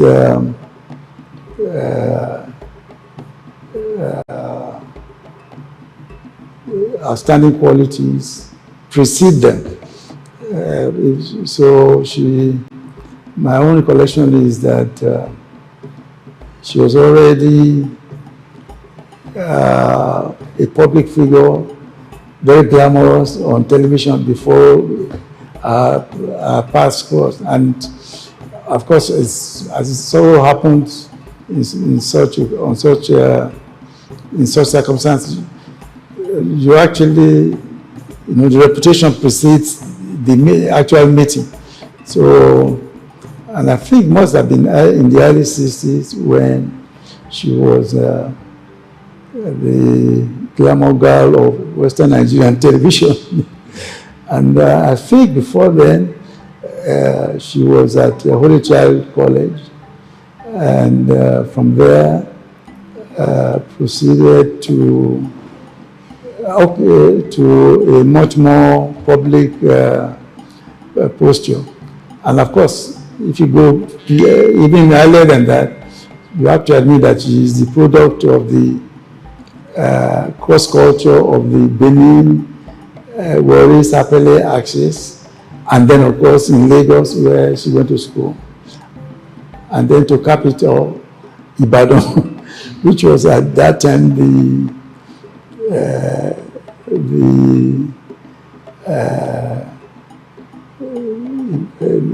the melting, not just the melting point, but the boiling point in Nigerian political affairs. But so she was already in the public consciousness through being being a regular feature on television. And then, of course, she married one of the Enauros, Michael Enauro, was at St. Grace, was an old boy at St. Grace College, and had been a superstar in football, athletics, music, and what have you. And I think at that time, St. Grace College boys had a monopoly on Holy Child girls. Julina Saple girl.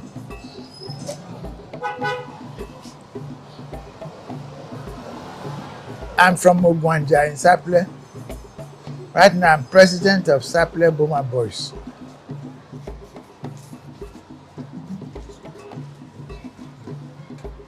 So I know Julie after she was born.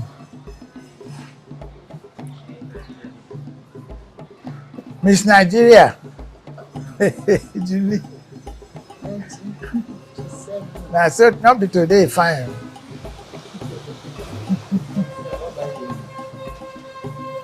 Julie. Long time she was hitting the headlines. When television started, Julie was already reigning as TV star in Ibadan. That's where TV started in Nigeria. The rest is history. She's still fine, making headlines wherever she is. Well, people see her outside as a celebrity.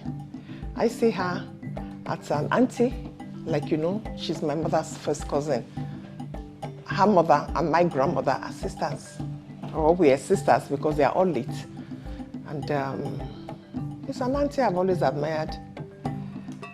As a child, she was a big superstar in Nigeria. And we grew up knowing Auntie Julie as someone who worked in WNTS in Ibadan. And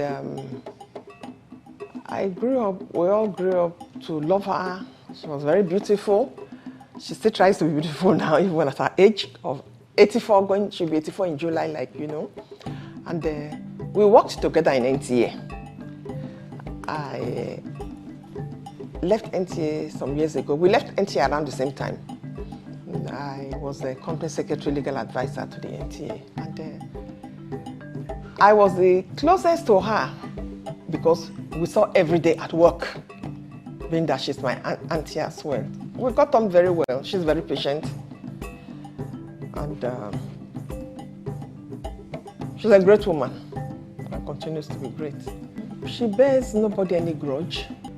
She's a happy-go-lucky person, and she takes life as it comes. She's not envious of anybody. She's accepted all God has given her in a very, very graceful way. She continues to be happy, and I just wish her all the best. In those days, they didn't have the gadgets we have now. Then, most things were very practical. Today, a lot of things are automated. We had very hot studios. They used to rehearse a lot. But now the internet has made life very easy. Now you can just be in a room and have it as your station and everything. Then we had huge transmitters. I remember going from state to state to launch transmitters in the 80s. And Auntie Julie was one of those people who started television, one of the first broadcasters, and they did a very good job, and they should be honored for their role in the pioneering television services in Nigeria. We don't know the criteria they use these days to honor people. I've seen many people who've done so much, they are not honored, and people who've done nothing and are honored. At the end of the day, it's God that honors you. I know she's a very good Christian. She goes to church regularly. I'm not that super religious, but she is. She doesn't joke with her religion. She doesn't miss her masses. And I believe that's what has kept her going in spite of all the tragedies she's had in life. She has good relations and a big family. And she's, like I'll tell you, a very, very happy and contented person. Contentment is a virtue that one has to have. So at the end of the day, if they talk about television, I mean, she should be honored as one of the pioneers of television in Africa, because the first television in Africa was in Ibadan, like you know. So, and if she's one of the pioneers, I guess she has a place in history. That's what I've been talking about, being a pioneer television star, a superstar. I mean, she did a lot of programs, like you know. She was a beauty queen. We should not forget that aspect. So in those days, people want to see beautiful faces on television.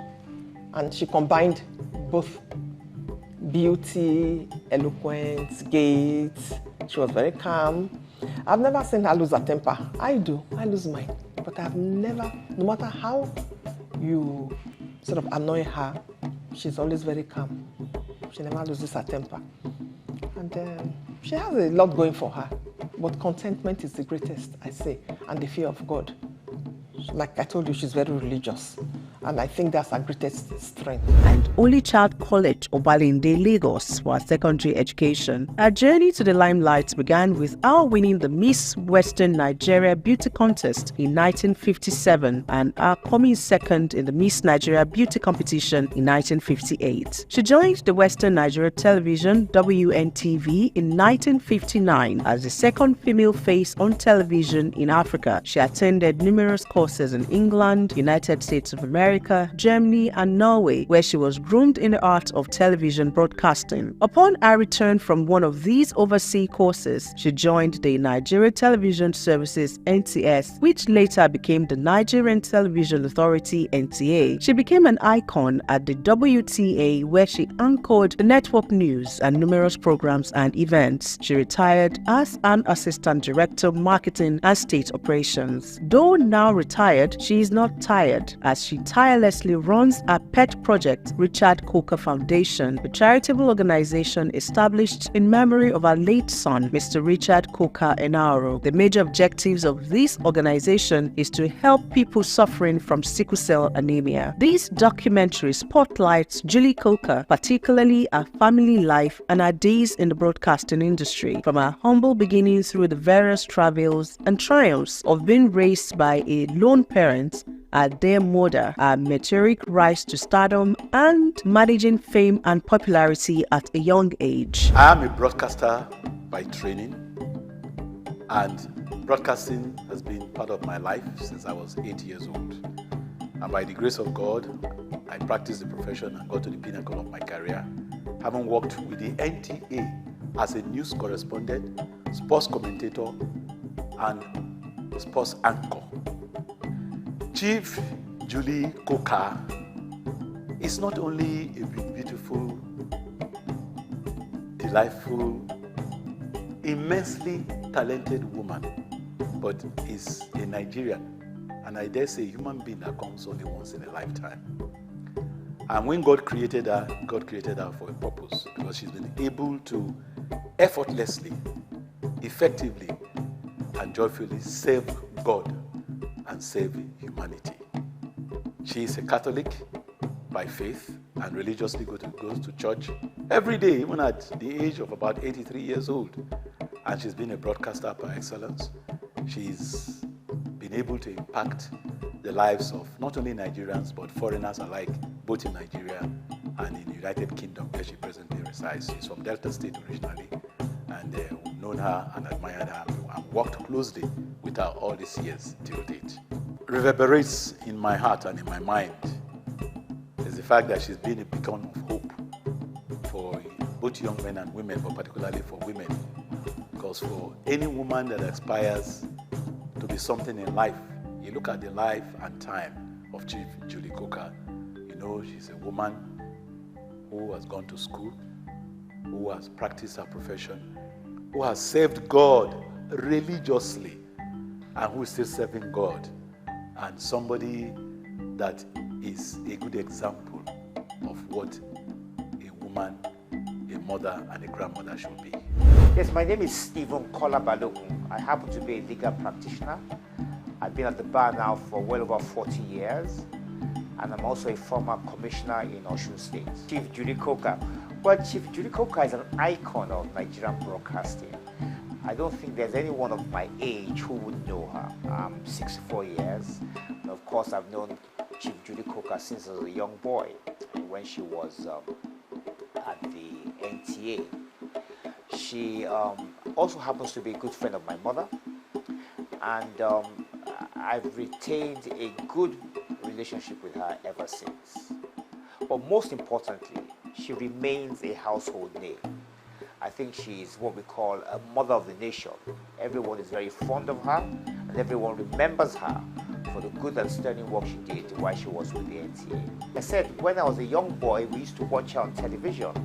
She was very well spoken, very well presentable, and she came across very well. And that's an everlasting memory. That's the memory I actually still have in my mind. I mean, obviously now she's much older now. She's like I said, the granny of the nation.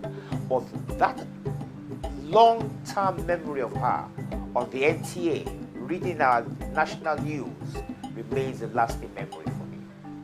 Well, I think the most important thing they can learn from her is to be professional. Chief Julie Coker was professional and remained steadfast. Up till today, she is very committed to broadcasting. I don't think there's any broadcasting program that Auntie Julie Coker is called upon that she does not attend. She goes out of her way to attend, and she does her very best to promote Nigerian broadcasting and information in general. So I think that the lesson people can learn from her is the fact that you should remain dedicated and committed to whatever your lifetime profession is. Well, the legacy she has left behind in the media is the fact that you must make yourself enduring.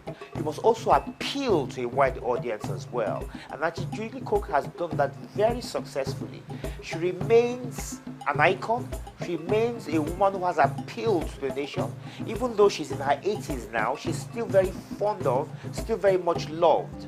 And it's important, therefore, that whatever we set out to do, that we endear ourselves to the vast majority of the nation, or the people we work with, so that we leave a lasting memory and legacy for those people. And that's what Auntie Julie Coker has done rather successfully.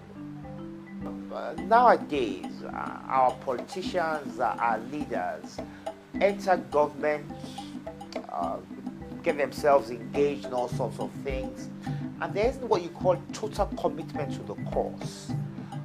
They're not particularly interested in trying to improve the lot of the masses. neither are they very thoughtful in the legacy they will leave behind. And I think the likes of Auntie Judy Coker, at least from that particular generation, have shown that it's important not only to remain steadfast in your chosen profession, but also to think of how you can possibly improve your profession, endure yourself to a wide audience, and always think about how you can possibly improve the lot of the people. And most importantly, it's not always about financial gain. It's more about service and commitment. And I believe those two words, service and commitment, are the important things that this particular generation of leaders can learn from Auntie Julie Coker. Auntie Julie Coker is a legend. She's known globally for being a legendary broadcaster in the business, from Nigeria to the UK to the US. She's had a history in her career of being someone that everyone looks up to. She started her career in the late 50s, and even in the 60s she met people like the late great President of the US, John Fitzgerald Kennedy, and she also met people like Muhammad Ali in her time. She's well known as not just a broadcaster, but a music artist and someone who has an album with an artist like Anderson .Paak, who sampled her song A Rayon on his own album Saviour's Road a few years ago, something that got to #1 in the Billboard charts in the US. I know a lot about her. She's someone who has gone through life's tragedies, but through that she's become strong in the sense of running a charity like the Richard Coker Foundation, which was founded in 2004 on the passing of her beloved son, Richard Coker Enahoro. And it's run by herself and my brother, Baba Epega. They are the chair people of the whole foundation. And they forge a way to make people aware of sickle cell illness, something that affects so many people in the diaspora of Africa and people of African background, and some Asian people as well. And it's something that she's a very strong and vocal voice for, not just in the UK, not just in Nigeria, but all over the world. She's a relative of my mother's, and her son was our beloved cousin, so she's a great aunt to us. And in fact, like a mother, because on the passing of my late mother, Ibiene Adoke Epega, she became like a mother to us since 1992 and has been very close to all my family, myself, my sister Yewande, my brother Baba that I mentioned, and my daughter Dylan Ibiene. So it's something that I can say that she's very close to us, like a mother to us. Has in fact stood as a mother to us in many, many, many circumstances and life occasions. My memories of her go back to the first time I remember being at one of her shows, her 7-Up birthday party that used to be on Nigerian television. I remember attending that as a child, and it was a wonderful, wonderful experience, and something that I treasure very much so. You know, we shared so many wonderful memories with her. It's something that I just can't forget. And what legacy has she left in broadcasting? Her legacy is something you can't stop even, because it's something we all look up to. Most recently, this past April, we had a visit by Tom Parker Bowles, the son of Queen Camilla of the United Kingdom, who came to Lagos to take part in the food festival, Chiti Bank.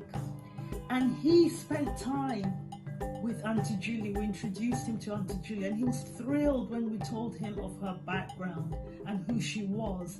And it was something like meeting the equivalent of Elizabeth Taylor of Nigeria. She has left a brilliant legacy, not just in broadcasting, but in film, in her mentoring, in a legacy that goes back to even working with the late Orlando Martins, who was a great uncle to us and the first African actor to carve out a career in Hollywood. Orlando Martins was somebody she worked with over at NTA in the early 70s. Her legacy for Nigerian women, I would say, is that she's somebody we can look up to. She's somebody that we can regard. And we have great people like Sade Adu, who's the greatest singer of all time, I must say. But someone like Auntie Julie is somebody we can forge a career and look to her if we want our own career in broadcasting, in marketing, in entertainment, in public speaking, because she's just brilliant.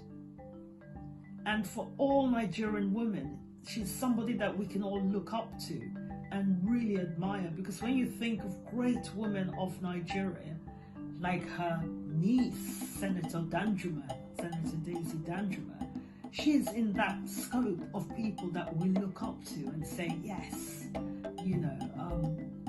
someone that she can be a guiding light. Because like I say, my late mother, Ibiene Adokia Pega, was very close to her, and they were like sisters. And so for me, when I see her, I see a mother figure. And what the government should do, in finality of this discussion, is to give a Julie Coker Day. Why don't we have a Julie Coker holiday? I think it would be wonderful for the government in Nigeria to give up a day, a media day, where people get introduced to broadcasting the history of Nigeria, influence in the arts, because we're doing so well. I mean, we have great artists to this day. We have people like Burna Boy, we have Davido, we have actors, Chiwetel Ejiofor in Hollywood, we have Davido Yellowo, we have wonderful talent, and people like Auntie Julie paved the way. I retired as the Director of Public Prosecutions of the Federal Republic of Nigeria, and later served as Attorney General and Commissioner for Justice in Lagos State. It dates back 50, 60 years ago. We were young, we were just starting life. Then later she lived close to me. She's super. Her nickname is JC. JC, Julie Coker, superstar. Not in the sense of acting, but because she's a unique person, a woman of empathy and concern for others' well-being. And she's very truthful and loyal, which are rare qualities around today. She's a very, very sincere person. If Julie tells you she's with you, you have nothing to worry about. You can't doubt her sincerity. We've had high and downs, and we've been there for one another, which is what life is all about. Julie has climbed so many heights and smashed so many glass, but she doesn't carry it as an ego. She's one of us. She's real. And whatever has happened to Julie in life has not weighed her down, has not stopped her from being who she is, which is a great talent, a great virtue, a great quality. That's what I like about her. She's not one of these people who worship for the sake of worshiping. She's of true faith. Easygoing. She comes and goes with a clean heart. How many people do that today? How many people have been through what Julie has been through and still the same loyal, friendly, happy, easygoing person? Not many. She's received so many knocks, but she comes out in flying colors. This documentary is a recount of her rise to stardom from a harsh start of life which teaches us that with determination, perseverance, and aid of helpers, anyone can reach his or her divine destiny. She surmounted all the barriers that would otherwise have put down or derail the faint-hearted. In summary, this documentary teaches us that with doggedness, ability, creativity, and integrity, we can reach for the stars. Julie Coker is an inspiration not only to broadcasters, but to all aspiring broadcasters. Life is an epigram, a vital spark, a quest, a solemn message to the world. We must do everything within our power to leave the industry better than we meet it.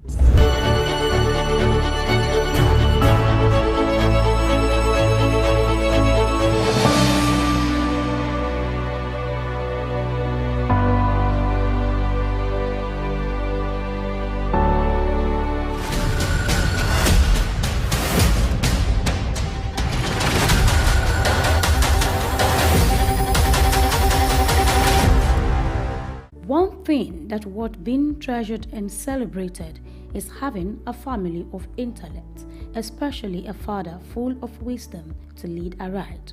On Saturday, April 20th, a heartwarming ceremony unfolded at Brookstone School Hall in Owode-Oniri, Ikorodu, Lagos, as the UK-based Nigerian Pa Michael Onafuye launched 3 inspirational books. The event not only marked the culmination of Pa Onafuye's literary endeavors, but also served as a testament to his zeal for intellectual exploits, spiritual gifts, and guidance, as well as laid down legacies for his family. The books, titled War Against Limitation, Maximizing Divine Mandates of God on Your Life, and God's Word of Assurance is Your Sure Word of Insurance, brought together family, friends, and religious leaders from within and outside the community. Speak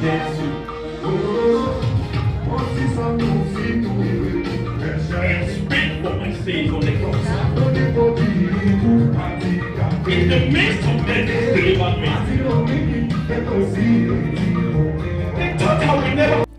During the event, Dr. Ayo Onafuye, doctor of the celebrant, read an excerpt from one of the books highlighting the importance of maintaining faith during difficult times. His son, Dr. Tosin Onafuye, also delivered a keynote address pointing to his father's wisdom and spiritual leadership. He is one that seeks to redeem the value of humanity through service and the production of service. Too often we hear preachers saying that we are here to serve humanity, but you look at their portfolio and it doesn't match up. But my father is one where his sermon is embedded in his daily practice. And Dad, I don't just say that because we are in front of people. Like I said, the MC has given a brief background about myself. I'm university, this university, that, but that is not possible without you. My dad has emphasized the importance of education. He's not a shepherd that declines or puts to sleep the importance of reading. He is one that even though he's not at a PhD level, when he speaks, the wisdom that comes from his well of understanding is above the certificate. Because the certificate, to an extent, will fetch you money, but the wisdom my dad will give you will help you navigate life. My father, a devoted shepherd of our great parish, CCC, White City Parish in the UK, has dedicated his life to serving not only his congregation, but humanity as a whole. Through his unwavering faith and timeless efforts, he has used his spiritual intellect and charitable practices to touch countless lives, offering guidance, comfort, and hope to those in need all around the world. His commitment to spreading the message of love, compassion, and forgiveness has inspired me and my many siblings. So every section in this, every beginning of each section offers you a Bible passage to tailor your prayer points to. So the passage from the prayer of praise is from Psalm 107, verse 8. And it says, "Oh, that men would praise the Lord for his goodness and for his wonderful works to the children of men."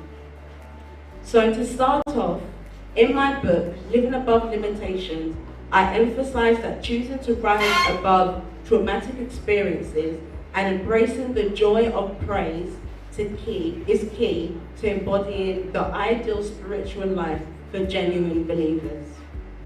The ceremony also marked the launch of the first book by the author's youngest son, Temi Onofuye.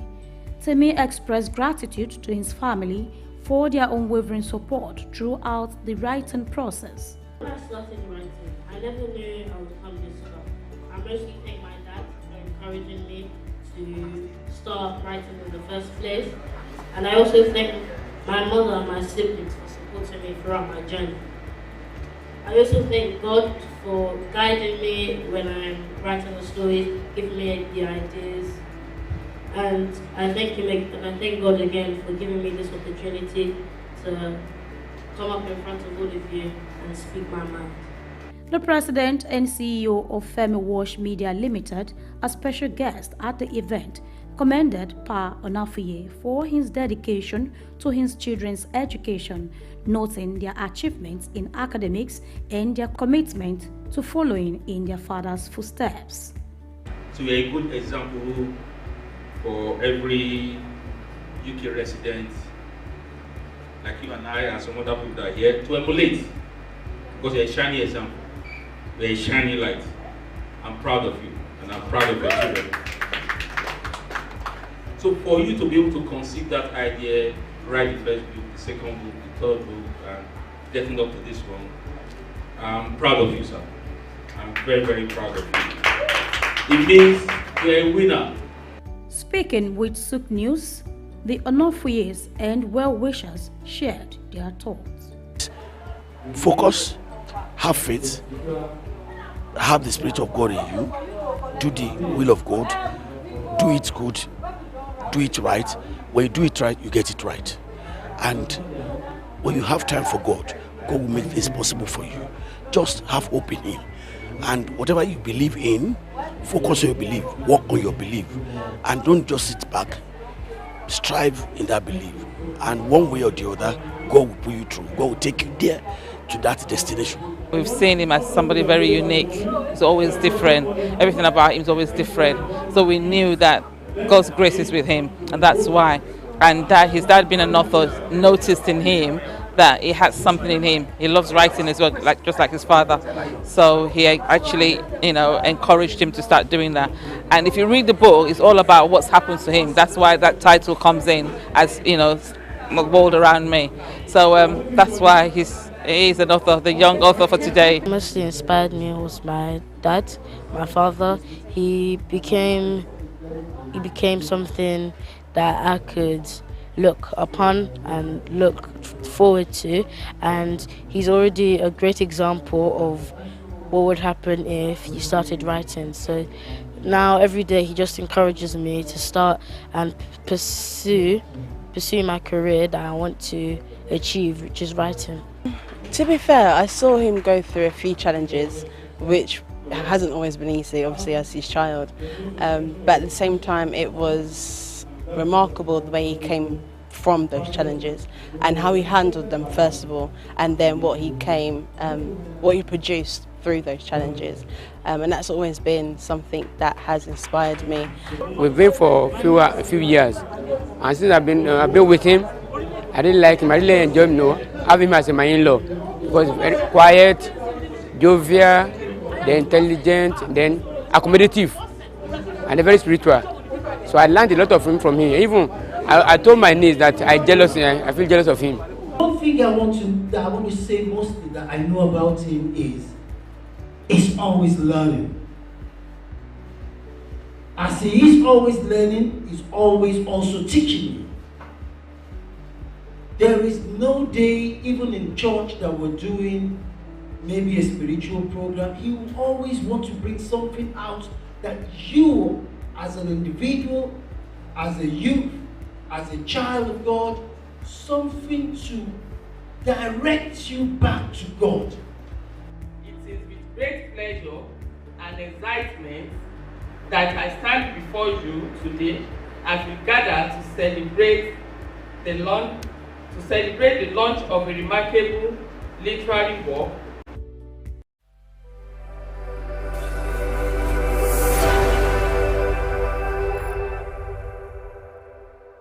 You are unable to understand why the Imo man, Imo woman, Bayelsa man, Bayelsa woman will blow egg to chicken and chicken will cry.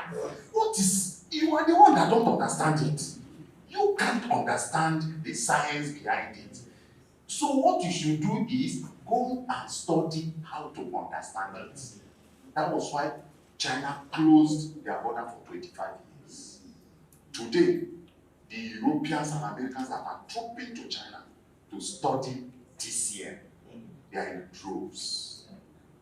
Today, Ayurveda is a full ministry in India. The Global Center for Traditional Medicine is in Gujarat, in India. It became 1 year in March this year. Because these people refused to be intimidated.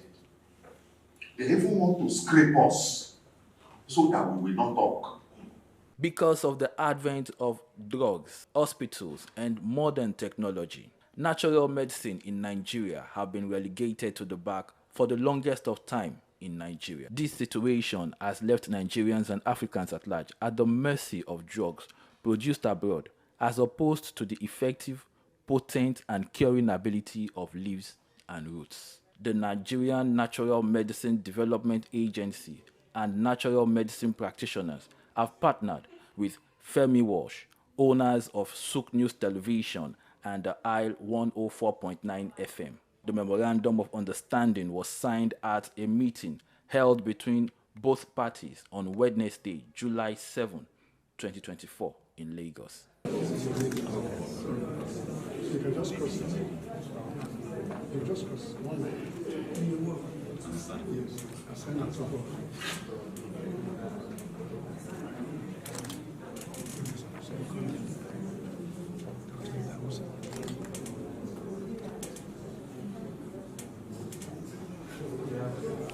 At the meeting, the Director General of the NNMDA, Professor Martins Emeje, welcomed the guests, saying that there is need to positively change the narrative of natural medicine in Nigeria, and by extension, Africa. According to Professor Emeje, SOUQ News Television and the Isle 104.9 has the capacity to showcase the tremendous studies, research work, and products coming out of Nigeria to the world. So I believe your coming on board is also at a very critical period. So that, yes, you know, when we talked the other time and he said that because of our activities, people will start saying they want to be DJ or that, let them come and do.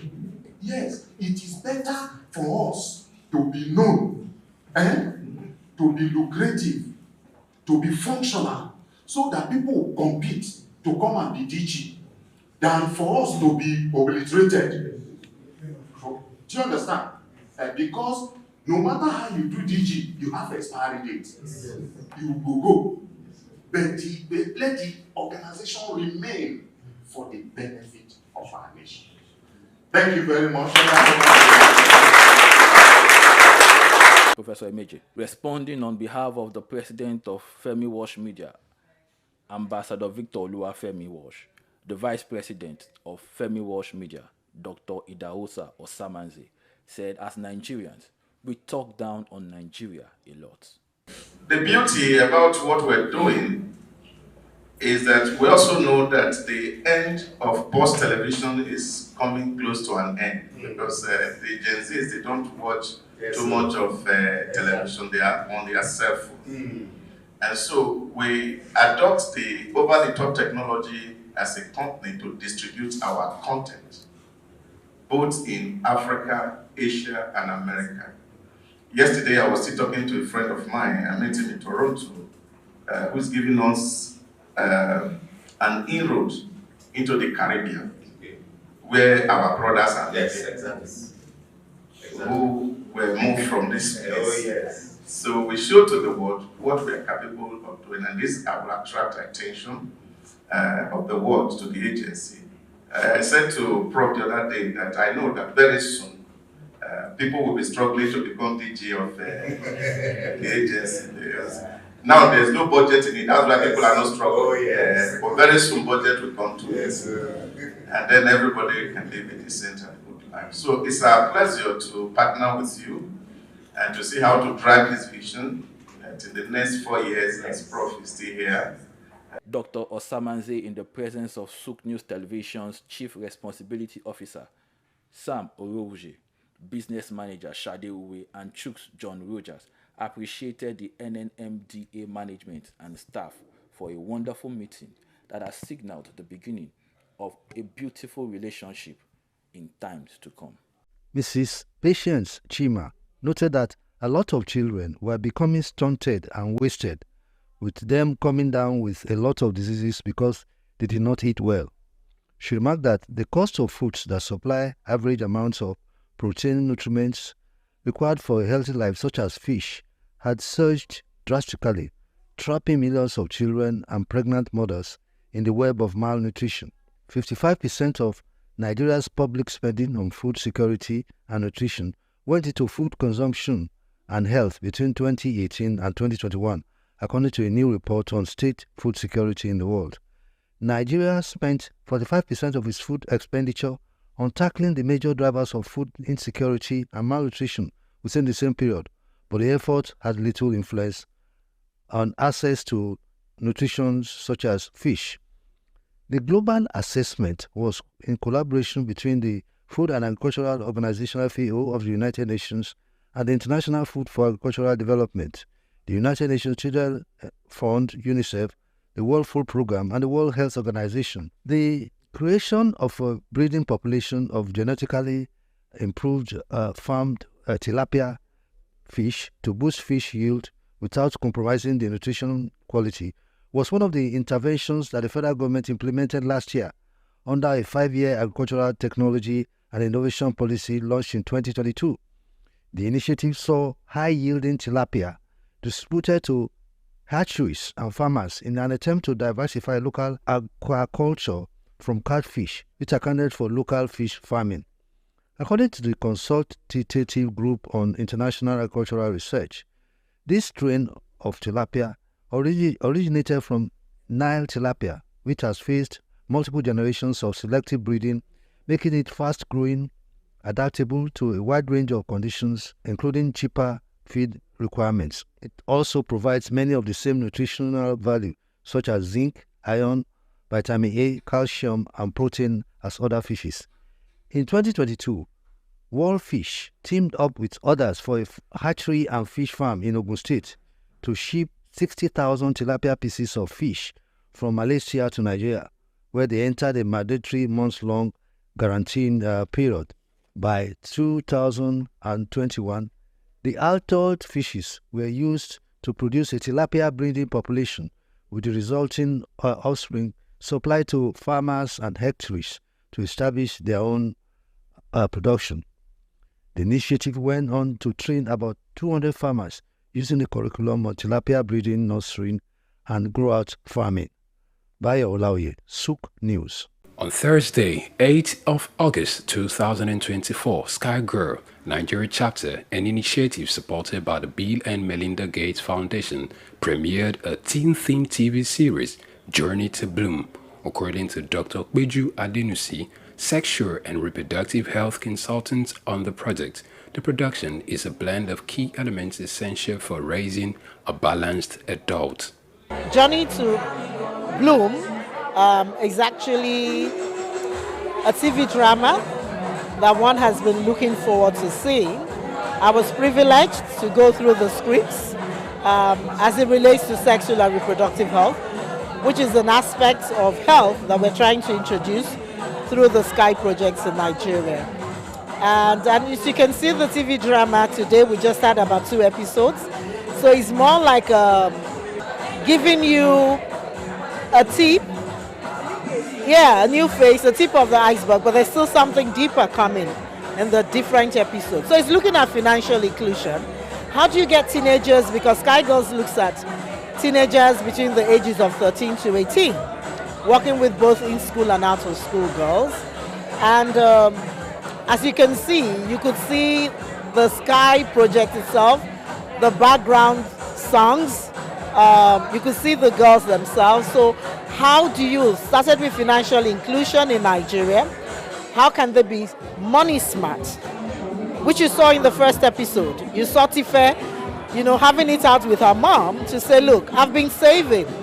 How do you go into my savings without letting me know? So there's that sense of responsibility to save for the future.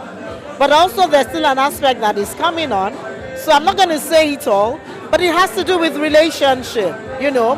How do you take decisions about yourself as you grow, the issue of puberty, and then the issue of managing relationships, to make informed decisions based on the information that is available to you. To know that your no is no, your yes is yes. You heard a statement said, we no go gree and no go gree. So that means you already know who you are, what you want, your self-esteem, confidence in yourself, and the trust in your decisions, knowing that your choices are made based on the information that you have. So you will see how the information on sexual and reproductive health can actually make the girl as a girl, to make decisions that will affect your life, and indeed, not just the journey to bloom, but the journey of your life. Adenike Udutola, Country Director, Sky Girl Nigeria, shared the focal points that inspired the production and the aspirations for the project. So what we have two critical focus issues focus issue areas for Sky, right? Sexual reproductive health and financial inclusion. There's the gender empowerment conversation in there, but it really just is hinged on those two strong, pillars. And you see that come through in the messaging around Journey to Bloom. It's a behavioral change drama series, so of course, what it means if we're going to see the messaging in there. We tried not to sound preachy, right? We tried to be as natural and as relatable as possible, and we hope that when the girls watch, that's how they feel as well. One of the channels that we realized is really critical, really key for us to be able to reach them was TV. They love drama, they love movies, they love great content. So that literally led us to creating this TV series for them, and titled Journey to Bloom. One of the producers also had this to say. Journey to Bloom highlights the story of two teenage girls as they navigate life. So as a teenager, you see different changes, start noticing different changes. So it's a coming of age drama. So these young girls, as we put them in this school where they start experiencing sexual reproductive health to financial inclusion. It's an amazing movie, and you should definitely see it. Oh, watch out for amazing performances, watch out for new talents, and of course watch out for a reverting storyline and education, of course, because it's an educative one. The TV series titled Journey to Bloom plans to address common issues faced by teen girls such as peer pressure, financial struggles, and the journey to self-discovery. The series aims to be both educational and entertaining, providing relatable scenarios and practical solutions to real-life challenges. Sky is a community of teen girls who are all about being true to themselves and what they believe in. The community helps girls connect, find a community, and discover themselves through social media. Sky is a movement funded and supported by the Belinda Gates Foundation in conjunction with international media agencies from around the continent. Juvi Ufiene, SOUQ News.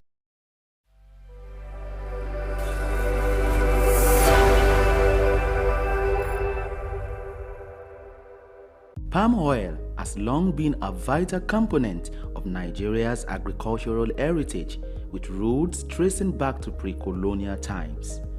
Originally serving local needs, its importance has grown exponentially, propelling Nigeria into a prominent global producer, spread across regions like Edo, Delta, Cross River and Ondo states, the country boasts extensive plantations and advanced processing capabilities. It takes about 4 years for oil palms to produce fruit suitable for harvest.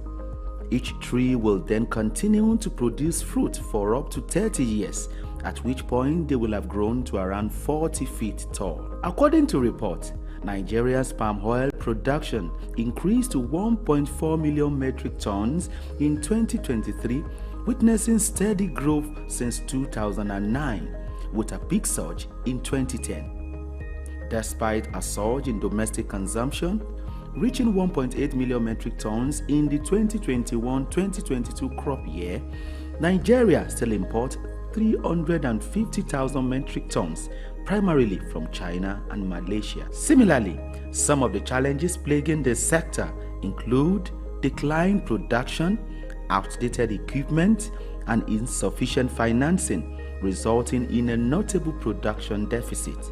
To address these challenges, government intervention is imperative, necessitating increased funding, favorable policies, and enhanced environmental protection measures. Furthermore, Nigeria and other African countries must move away from the local way of producing palm oil to a more mechanized method for effective and efficient production. Additionally, fostering collaborations among farmers, processors, marketers or consumers, and equipment fabricators is vital for sustainable production and value chain development.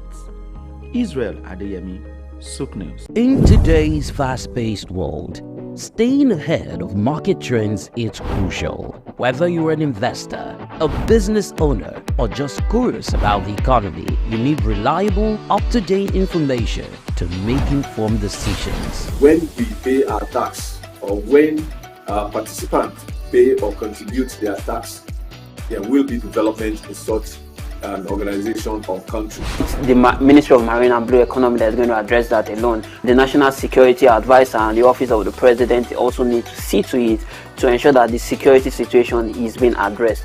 On Market Insights, we provide comprehensive market analysis, expert opinions, and actionable insights that you can trust.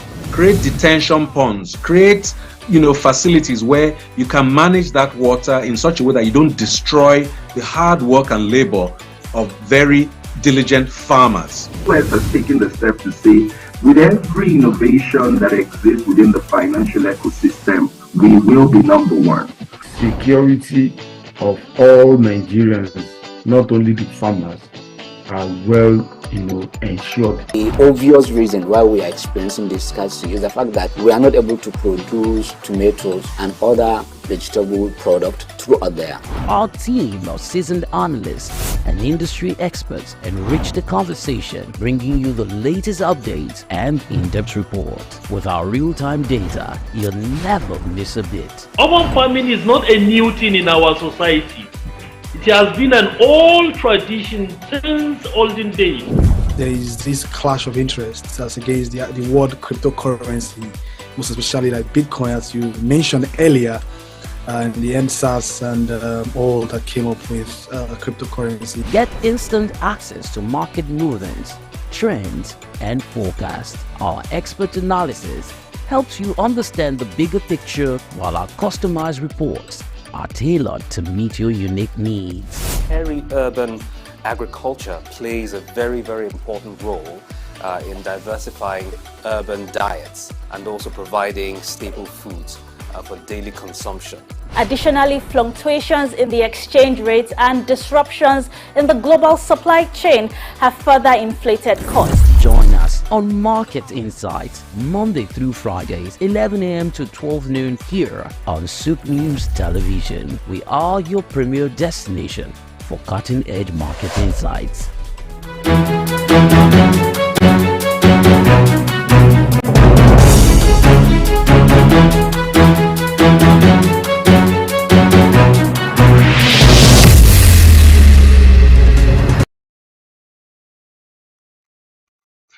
Hello there and welcome. It's another time to discuss issues that concern the markets, the economy, and by extension, you, the viewer.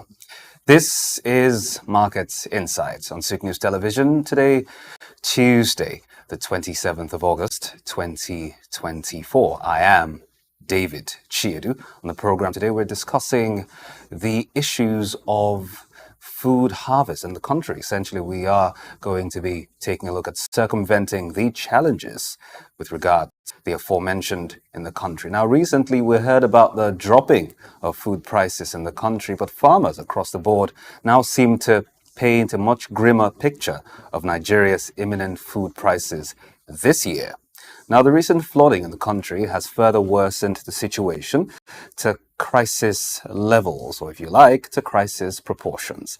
Now, food waste, food spoilage, and loss all come together to account for a large percentage of all food that is produced, leading to a slew of additional issues like poverty that in turn unleash a high economic burden on the country. But it does seem rather worse at this point in time because the country hardly experiences floods and drought at the same time without more problems arising. Now, as things stand currently, the federal government and state government alike seem to struggle a lot to prevent poor national harvests this year as the country is plagued by the twin disaster, which I've mentioned, that farmers fear the most, which are drought and flood. Now we're taking a look at the issues and ways to get around them in order to foster food security in the country. And joining us to have this conversation today on the program is, first of all, Professor Christogonus Kayode Daudu. He's a professor and subject matter specialist, Farming Systems and Soil Science Extension at the National Agricultural Extension and Research Liaison Services at the Ahmadu Bello University, Zaria. Good morning, Professor Daudu. Thank you for joining us. If you can hear me. Good morning. A pleasure to be with you this morning. Good morning. And also joining us is Mr. Daniel Black. He is a youth development advocate and consultant with extensive experience in agriculture, as well as youth-focused initiatives. He's also the national head, Yali Network, Nigeria. Good morning, Mr. Black. Thank you for joining us, if you can hear me.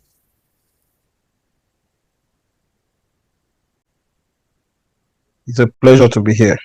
Nice to have you join us as well. But we're going to start with you, Professor Daudu. The issues right now, of course, are what I've mentioned, plaguing the country and heavily by flood. Now, those states put together account for 50% of the country's food production every year. Kogi and Kwara, on the other hand, which are also, big producers, have been battling drought. Conversely, now, with many expressing fears of losses, as it were, occasioned by these disasters I've mentioned, we know that, it doesn't particularly look good, as it were. But in your view as an expert, sir, how bad is it and how much worried should we be on the overall? I think we have enough grounds to be worried because it's just the beginning. And like you have rightly said, in some locations you have issues of drought. In some locations you have issues of flood. There are issues that also have occurred before now in terms of timeliness of planting. Because of climate change, there's a lot of changes that have had to do with the farming systems. And taking cognizance of the fact that Nigeria is a predominantly rain-fed agricultural system, this implies that changes in this have significant effects on the farmers.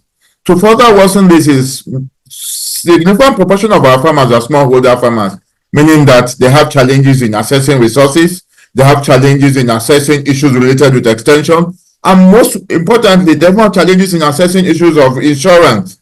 So it's quite worrisome, and for us, I think your call to put this on the front burner is quite important and necessary, vis-a-vis that a coalition of actors will be required to address the issue. This will include the government, that's the public sector, the private sector, and of course, even the farmers and communities themselves. We need to work together to see what options are available to mitigate. Some options are already too late because before now, there was prediction of this flood, there were predictions of the drought. So what ought to have happened was there is NIMET, the Nigerian Meteorological Association, the Nigerian Meteorological Organization, which provides seasonal forecasts, and it had already made some of these forecasts available. But how much of this information was available to farmers to take advantage is one option. How much information was available to the farmers to be able to make necessary adjustments to their farming practices is another option. And also, because of whatever challenges government may be facing, how much preparations were put in place to ensure that these challenges are mitigated are another issues. So, but like I said, it's still quite worrisome, but there are still some options that we can use to see how we can strengthen and mitigate these food loss. Now, let me come to you, Mr. Black. There are also some fears of inconsistent rainfall as part of the issues plaguing harvest this year, 2024. It's also a cause for worry. What's your take on this? Because on the one hand, you have flood, on another front, you have drought, and then, of course, there is the inconsistency of rainfall in some other, portions of the country that, of course, has been said could have a knock-on effect on, post-harvest activities, as you were. What's your take on this, Mr. Black? Yeah, thank you very much once again for having me, SOUQ News, and I'm very excited at the introduction that the professor has just given. And it is a very simple thing. It's unfortunate that in Nigeria we are more of a reactive country than a proactive one. And like the professor has mentioned, most of these forecasts has been given, and we have not had a government or a people or an institution that has been very reactive, that has been very proactive. When these forecasts were given as at last year, we had so many people talking about that we are going to have serious food wastage, serious flood, serious drought this year. We had in fact, the surge in prices of food was something that it was on the mouth of everybody, because we saw the ripple effect removal of subsidy had in the economy. We saw the ripple effect the dollar inflation, the inflation of the naira had on the economy. But unfortunately, we were hearing a whole lot of these problems and we were not hearing a whole lot of these solutions. And the professor has also mentioned that a majority, about as at the last statistics, we had about 60 to 70% of the people producing food for Nigeria are subsistence farmers, are rural smallholder farmers who do not have access to this information. Did we have government agencies? Did we have CSOs? Did we have different institutions trying their best to sensitize these food producers, these primary food producers, on the impact, on the meaning, the simple meaning of these forecasts, of these thoughts? So these people were just busy in their farms doing what they have been doing over many years, not knowing that things have changed. The concept of climate change is something that has come over, and in as much as we have people arguing that Nigeria may not be a major contributor to the climate change, but that has not excluded Nigeria from also being part of the effect of climate change. Right now, we have very, very unpredictable, very, very irrational rainfall pattern in the country. And farmers that had planted with the full conviction of that the rain normally falls by this particular time, in different clusters of farmers that I have been part of, I have had people crying after planting over 10 hectares of maize and there is no water. If you go to your state, there is so much cry for water, asking, as in, when people are despondent and adults, they do not know where to ask, whether to ask government, whether to ask God, who to ask for. Mr. Black, are you there? And you see what is a very key component. We have a bit of a connection issue with Mr. Black. We're going to get him back on. But let's move swiftly to Professor Daudu. Professor, can you hear me still? I can hear you, please. Professor, let's now bring that thought back to you. He was talking about, he was addressing the issue I raised earlier with regards to inconsistent rainfall and how some parts of the Southwest, have been complaining about said issue. But then again, with all of that established, let's take a look at what it does mean for the wider economy. What are the implications on the value chain, first of all, Professor, and the wider economy? We'll talk about how to circumvent that much later on as we go deeper, because there's some attendant issues. But let's talk about the immediate implications. The immediate implications, one, it's that a lot of smallholder farmers are going to be both economically and food security challenged. Mainly because in terms of from beginning, like I tried to make you understand, because the onset of the rain varied. So many farmers planted at the onset of the rains, meanwhile the rains had not established. So they had already incurred economic losses. This was further worsened again by either a variation in the time of the drought. There's usually a mid-season drought, but not significant. But what you had this time was prolonged drought for almost 3 to 4 weeks instead of 1 to 2 weeks. And so this also had its effects on crops, on the farmers. Then to now worsen it to what you have occurring across or being reported across several states, flood. Now, in some of these, it was possible to have mitigated. So, but this means that depending on what crop and which crops farmers were able to plant, well, I give an example, many of the farmers grow maize and rice. Now, unless they were able to make choices in terms of either drought tolerant or flood resistant choices in crops, they will be expecting 30 to 50% or even more loss in yields. This is also worsened by the fact that the cost of inputs this year was particularly high. So and they were not, many of them are not able to get loans. So that makes the situation even more precarious. To further worsen the situation is the absence of mitigation of supporting facilities, lack of insurance. Is based on a survey we did in Kaduna and Niger last month, we found that less than 10%, so much less than 10% of our farmers have access to insurance. So the scenario is actually worse than what you are saying. We are only hopeful that the flood will reduce before the end of the season, and farmers might be able to take up other mitigation strategies. But there is need to begin to raise alarm to necessary agencies and necessary bodies to see what structures need to be put in place to strengthen or mitigate or help the farmers to be resilient to the current and incoming challenge. Now, Professor, let's stay with that thought. For smallholder farmers, certain crops there's certain crops that need to be planted at a particular time of the year in order to thrive. Now, if it doesn't happen that way, there's obviously a problem. So, can you walk us through some in-season alternatives, possibly, that would help their cause, so that post-harvest, for perishable crops, for instance, like tomatoes, you mentioned rice and the other one, but how about these other kinds of crops, in-season crops? So at the end of the day, they have issues. So if you can prefer some alternative, if you like, that can help their cause, as I mentioned, in season, so that post-harvest, they, are not particularly devastated. Yes, I would speak to both pre and in season. You see, because in Kaduna State, where I'm based, I work at the university. Unfortunately, we had an AGRA-funded grant to do some work in Kaduna State.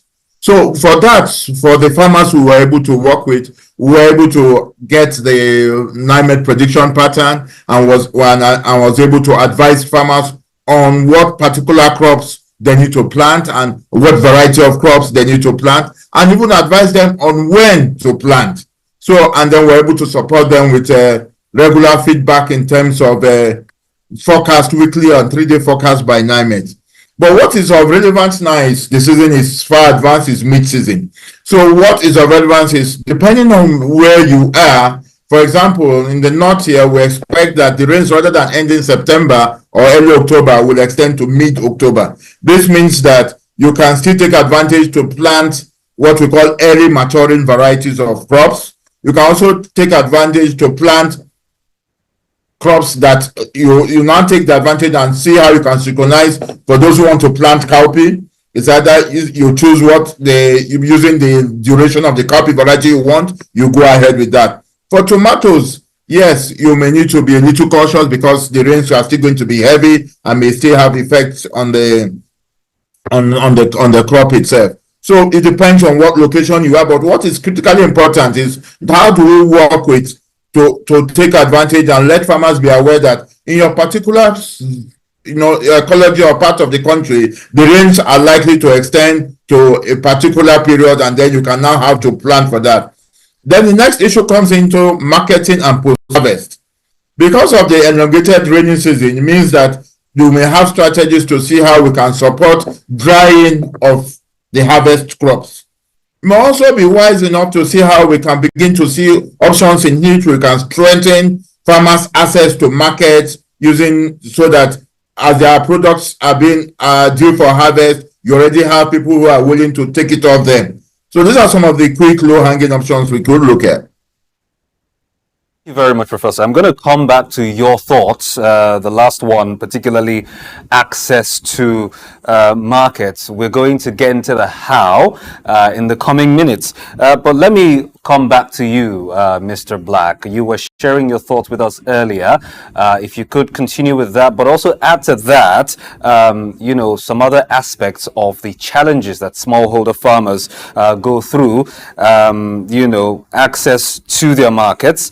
In most cases they have difficulties with that, and it leads to them receiving low prices from the sales of their product. What are your thoughts on this? Okay, so yeah, thank you so much. I had a little internet glitch, and I was trying to talk about the reactive nature of Nigeria, both from the people and the government, and then this has really been a contributory factor to the challenges that we are facing now, because projections and forecasts were made, and then we expected research agencies, we expected government agencies to rise up to the fact and ensure that at least if we can get 60% of the farmers ready for these projections. And how would they have been ready? We were talking about ensuring putting irrigation patterns into place, understanding the water flow pattern in every environment, and ensuring that we are able to channel water in our farms to reduce, if not totally stop out, flood. And you see, this flood, if properly channeled, if our farming areas are properly designed, we could actually maximize the flood to become a water storage for our crops and all that. So, but we did not, these things are not happening, and with low access to finance for the smallholder farmers, they cannot do these things as individuals. Most of these ideas are things that they know, things that they would love to do.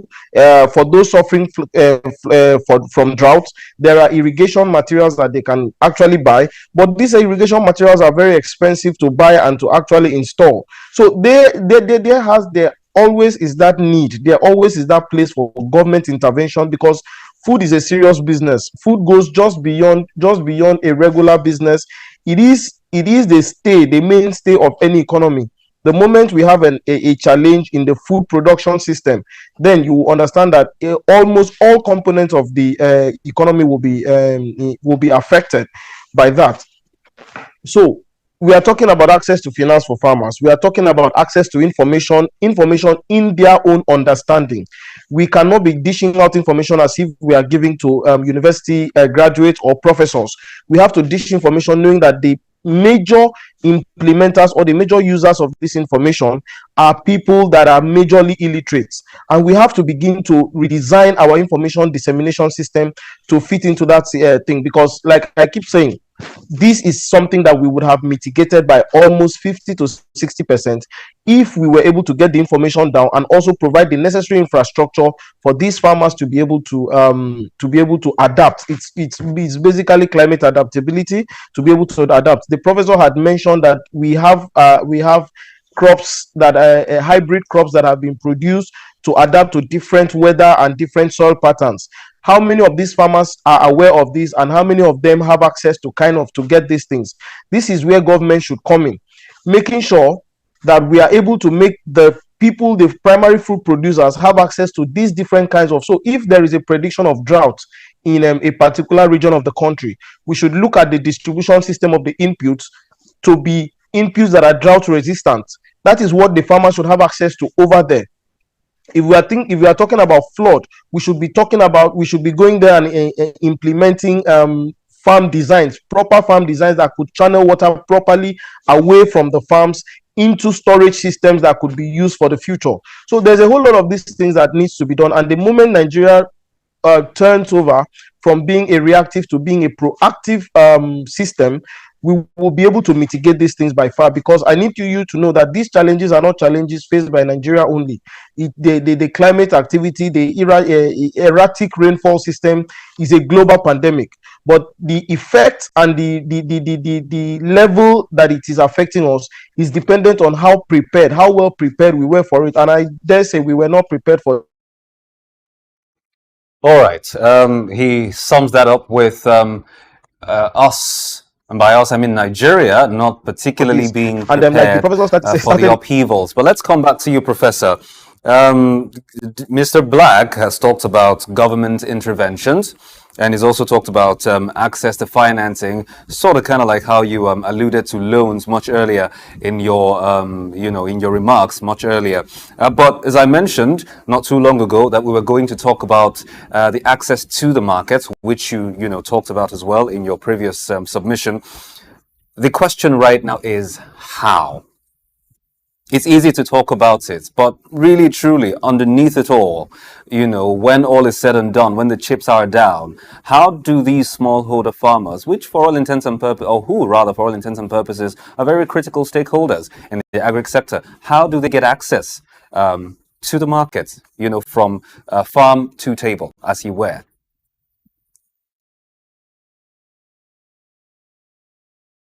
Is no one cap fits all solution to the quagmire of problems we're in.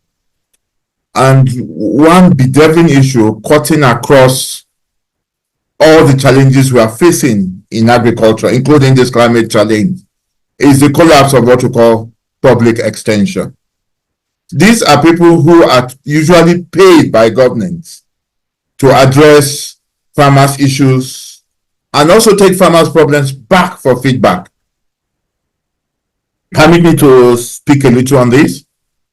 Before now, in the 80s up to the mid-80s, we had the World Bank funding our agricultural extension systems. So we had what we call agricultural development projects. These projects had what we call grassroots extension agents working with the farmers. At that time, one extension agent was speaking to between 800 to 1,000 farm families. Even at that time, which is the peak and the best we have ever been, it was much higher than the recommended rate of one extension agent speaking to 500 farm families. Currently, as you probably may know, Nigeria is a very data poor country. We are not able to actually ascertain the number of extension agents we have. My institute does on my research, and even that is a very conservative estimate. One extension agent currently speaks to between 10 to 20,000 farmers or farm families.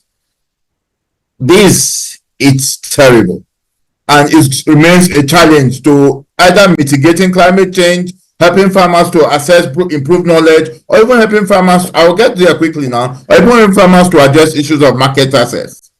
It is very unlikely that any World Bank or agency will ever be able to employ the number of extension agents we need. So we need to enable with ICT. So that's where I'm going to go. You see, Nigeria is a very large country, and you have in some places people looking for a product. You have in other locations people looking for where to sell their product. I'll give an instance that happened about 5 years back. Some people left Niger to go and sell their rice for milling and other issues. Some people also left that same Niger to go to a location to see where they could buy rice. So part of this is lack of information as clearly facilitated by my colleague, Mr. Black. So one of the things we need to do is we need to have ICT-enabled options to provide market access. One of these has been, there's a federal government project called the National Farmers Helpline. The NLS was working with the Federal Ministry of Agriculture to have a farmers helpline that you could call and... Are you there? All right, Professor, we're going to come back to you very shortly. Another technical hitch, but we will sort that out and return with the conversation just after the break. You're still watching Market Insight, by the way, here on SOUQ News Television this morning. Stay close. We'll be right back. Get ready to feel the pulse of the world around you. Welcome to SOUQ Pulse, your insert track on the stories that matter most. From the hearts of breaking news to the forefront of culture and innovation, SOUQ Pulse brings you the stories shaping our world every week. On SOUQ Pulse, we'll deep dive into the topics that drive our lives, from the latest in technology and science to politics, culture, and investment, courage, and that commitment in spite of the challenges that entrepreneurship presents in Nigeria in particular. Perception is propaganda, malinformation, misinformation can be created for you to perceive a certain thing that is false. Sometimes it's true, but many times it's false. There's no state you go to in the world where you don't see construction that is consistently ongoing. No matter how developed Dubai is, they still construct roads on a daily basis. We are no longer enjoying the light we normally enjoy. And the university vice chancellor said, it now costs me about 300 million, some 250 million to begin, 250 million to 300 million a month. Governments should develop a particular product that will be of national value and, if possible, exportable to other countries from their own local government. Whether it's the next big innovation, a political shakeup, or cultural phenomenon, SOUQ Pulse is there, bringing you the story with clarity and context. You're not just only getting informed, you also become a solution. Then the business part of it, then we talk productivity, then you know you're on SOUQ Pulse. It's that time of the day where we tell you, go, get your friends, your neighbors, those you quarrel with, those you have issues with. This is time to talk. We tell you, yeah, we don't keep quiet. It doesn't matter what policies are affecting you. It doesn't matter what the papers, the prints are telling you in your own side or the neck of the wood or your nation, or what business are pushing, profits, losses, what the stock market is talking about right now, what the Asian market is talking about right now. A whole lot of people are running down to their portfolios and trying to grab, sell off, or get some hedge. But in all this, we just say, let's talk. Your talking can make somebody better, give someone an idea. Join us on SOUQ Pulse every day by 4 p.m. as we explore the heartbeat of the world's most compelling stories. Don't miss SOUQ Pulse on SOUQ News Television. Tune in and stay ahead of the curve.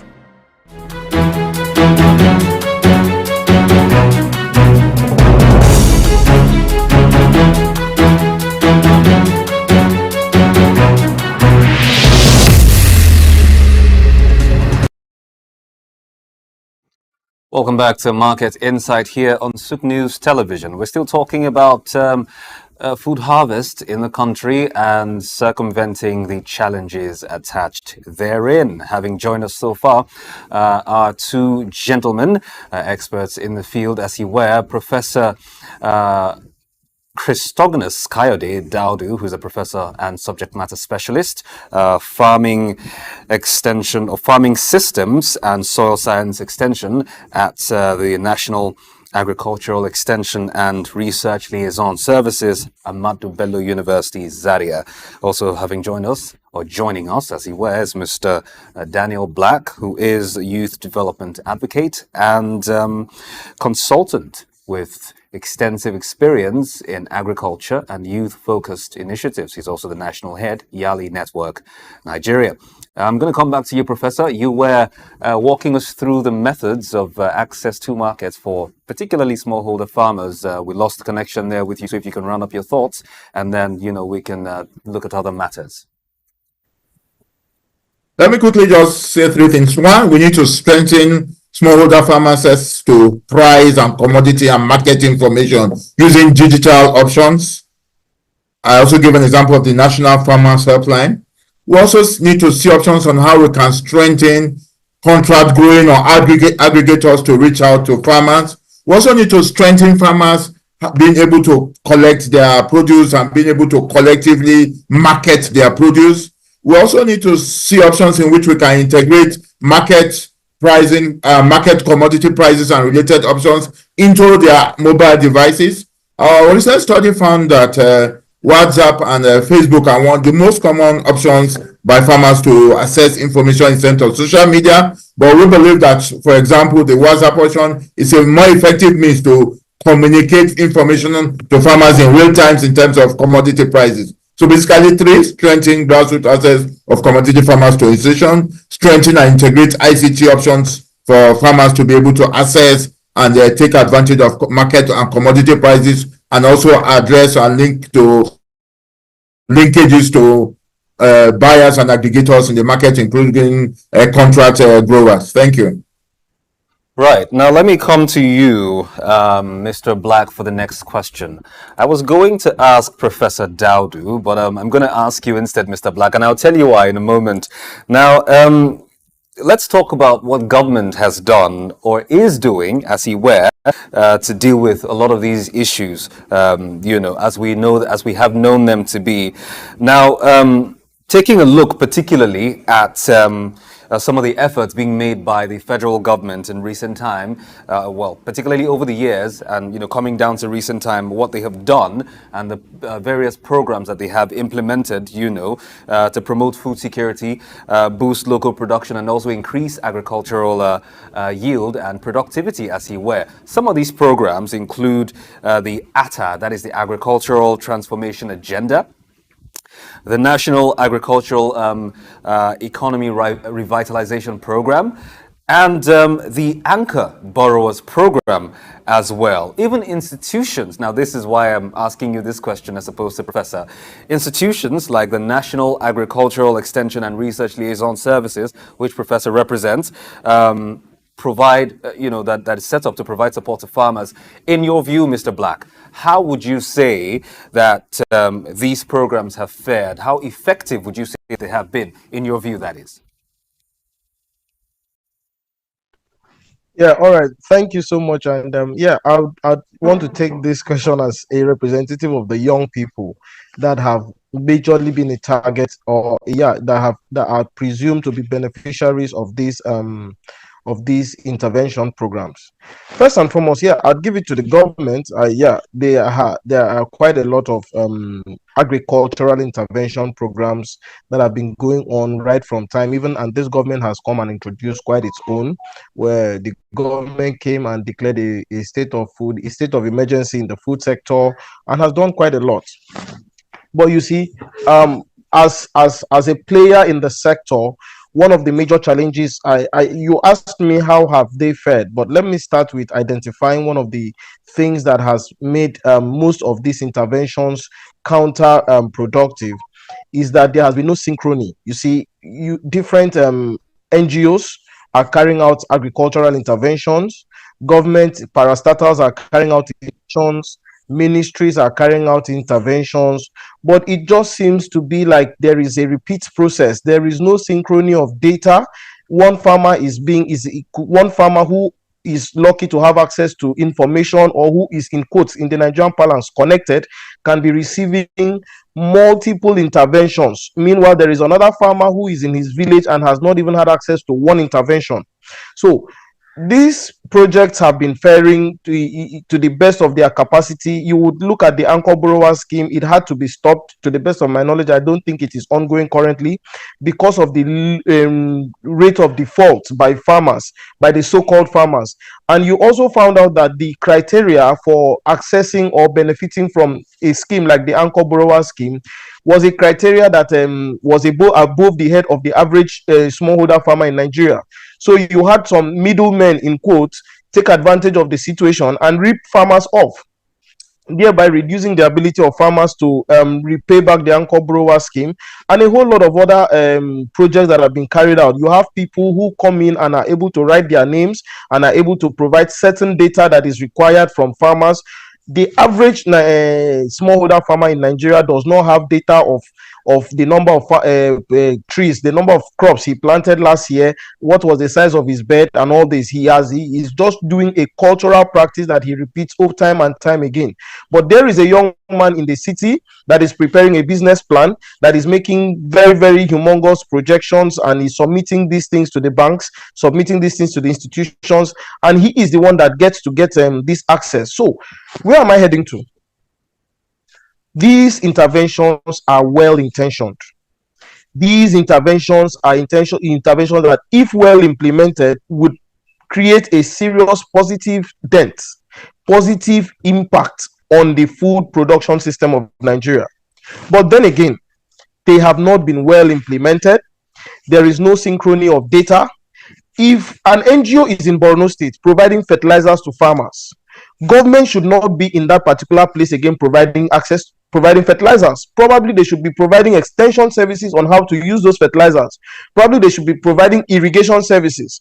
So if you bring in, if you do a critical analysis of all the interventions, you will find that there are overlapping, there are duplications of these interventions, there are duplications of these activities, and I'm sure professor who is in a research institution will agree with me that there is a demography of farmers that have consistently been benefiting from this thing, and these people, we usually call them portfolio farmers. They are not the real food producers. 80% of them, barely 20% of the beneficiaries are actual farmers who get these interventions, put them in their farm, and then get yield based on these interventions. So my answer here is two ways.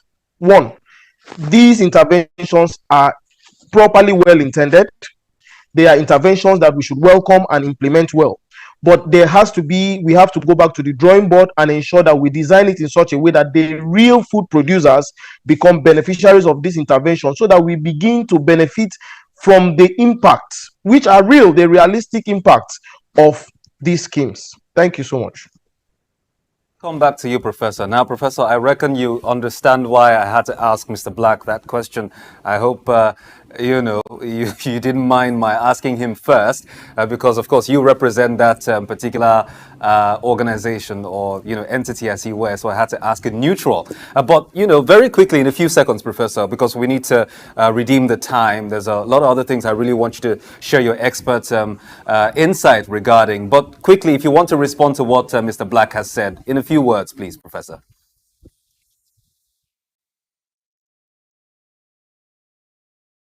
There is a lot more that can be done. I also agree with him that the major challenge has been that both the governance structures themselves and the other players on the field are working in silos. Then the third thing I want to add is that both public and private organizations are not working according to laid down policies and regulations. You have a player who is a regulator being active in the field. It's like a referee playing a football match. With the anchor borrowers program, you have the central bank leaving aside the Bank of Agriculture, leaving aside all enabling structures to start, leaving aside the private banks to start giving access to this. So these are the kind of issues that actually bedevil well-intentioned programs. And so what is actually needed is not new programs, is to ensure that programs are carried out in a manner that are output-oriented, not a process-oriented activity. That very quickly is the major issue. Okay. Now, Professor, let's take our minds to some other tangents, so to speak, because essentially the entity governing the entire country is centralized. And some stakeholders seem to think that that particular, system is the problem, where it leaves the state looking up to the center to provide them food. Now, let's look at other parts of the world. This might be, some might consider this an inequitable comparison, but take the USA, for instance. You hardly see the federal government calling all the 50 state governors to, talk about this sort of matters. Instead, it's the states are empowered to do these things for themselves. So they take care of the production and distribution based on the principle of comparative advantage, as it were. Now, looking down further, you see that the states they control water resources, they control agricultural inputs. What the federal does, for all intents and purposes, is put the laws forward that would enable financing, enable essentially, guardrails and infrastructure, basically, but the states take care of it. So do you agree, or do you share the sentiments that perhaps our system has been enabling our problems? Not really. It's the same thing. Our system is... Professor, are you there? Professor, can you hear me? All right, let's go to Mr. Black, see if he's there. Mr. Black, can you hear me? Yes, I can hear you. I can hear you. Okay, Professor, please go on. Professor, go on, please. Supposed to give I can hear you. I don't know if you're hearing me. Go on. Okay. So the federal government is expected to provide policy, create an enabling environment for agricultural policy to be implemented. The active players on the ground are the states and the local government. As a matter of fact, the federal government cannot insist on a particular policy to be implemented, on a particular agricultural policy to be implemented in a particular state. It still has to be passed through the laws of the state. So the real challenge is, how do we get our various stakeholders to play their role, the local government and the state government in particular? I was part of a group that is trying to also refine the agricultural extension policy, and part of that policy act is that it will first of all be passed as an act by the House of Assembly, by the Senate and the House of Reps. But it's not going to be effective in the state. The states have to respectively adopt that. So the major challenge has been that our state and local governments are not playing an active role. Yes, using the United States that you gave an example, 3% of Americans are involved in agriculture. They feed America and a significant proportion of the world. 70% of Nigerians are involved in agriculture. We cannot feed ourselves. It's a lack of an enabling environment. Both the federal, states, and local have a role to play.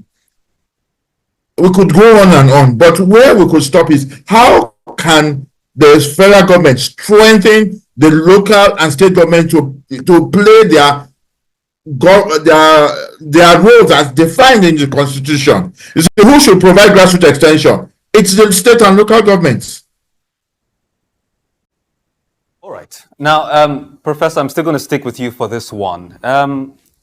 Just like I was speaking with Mr. Black earlier about some of the interventions of the government, another one, again, which I forgot to mention, was the recent declaration of, duty-free importation of certain listed food items into the country, albeit temporary.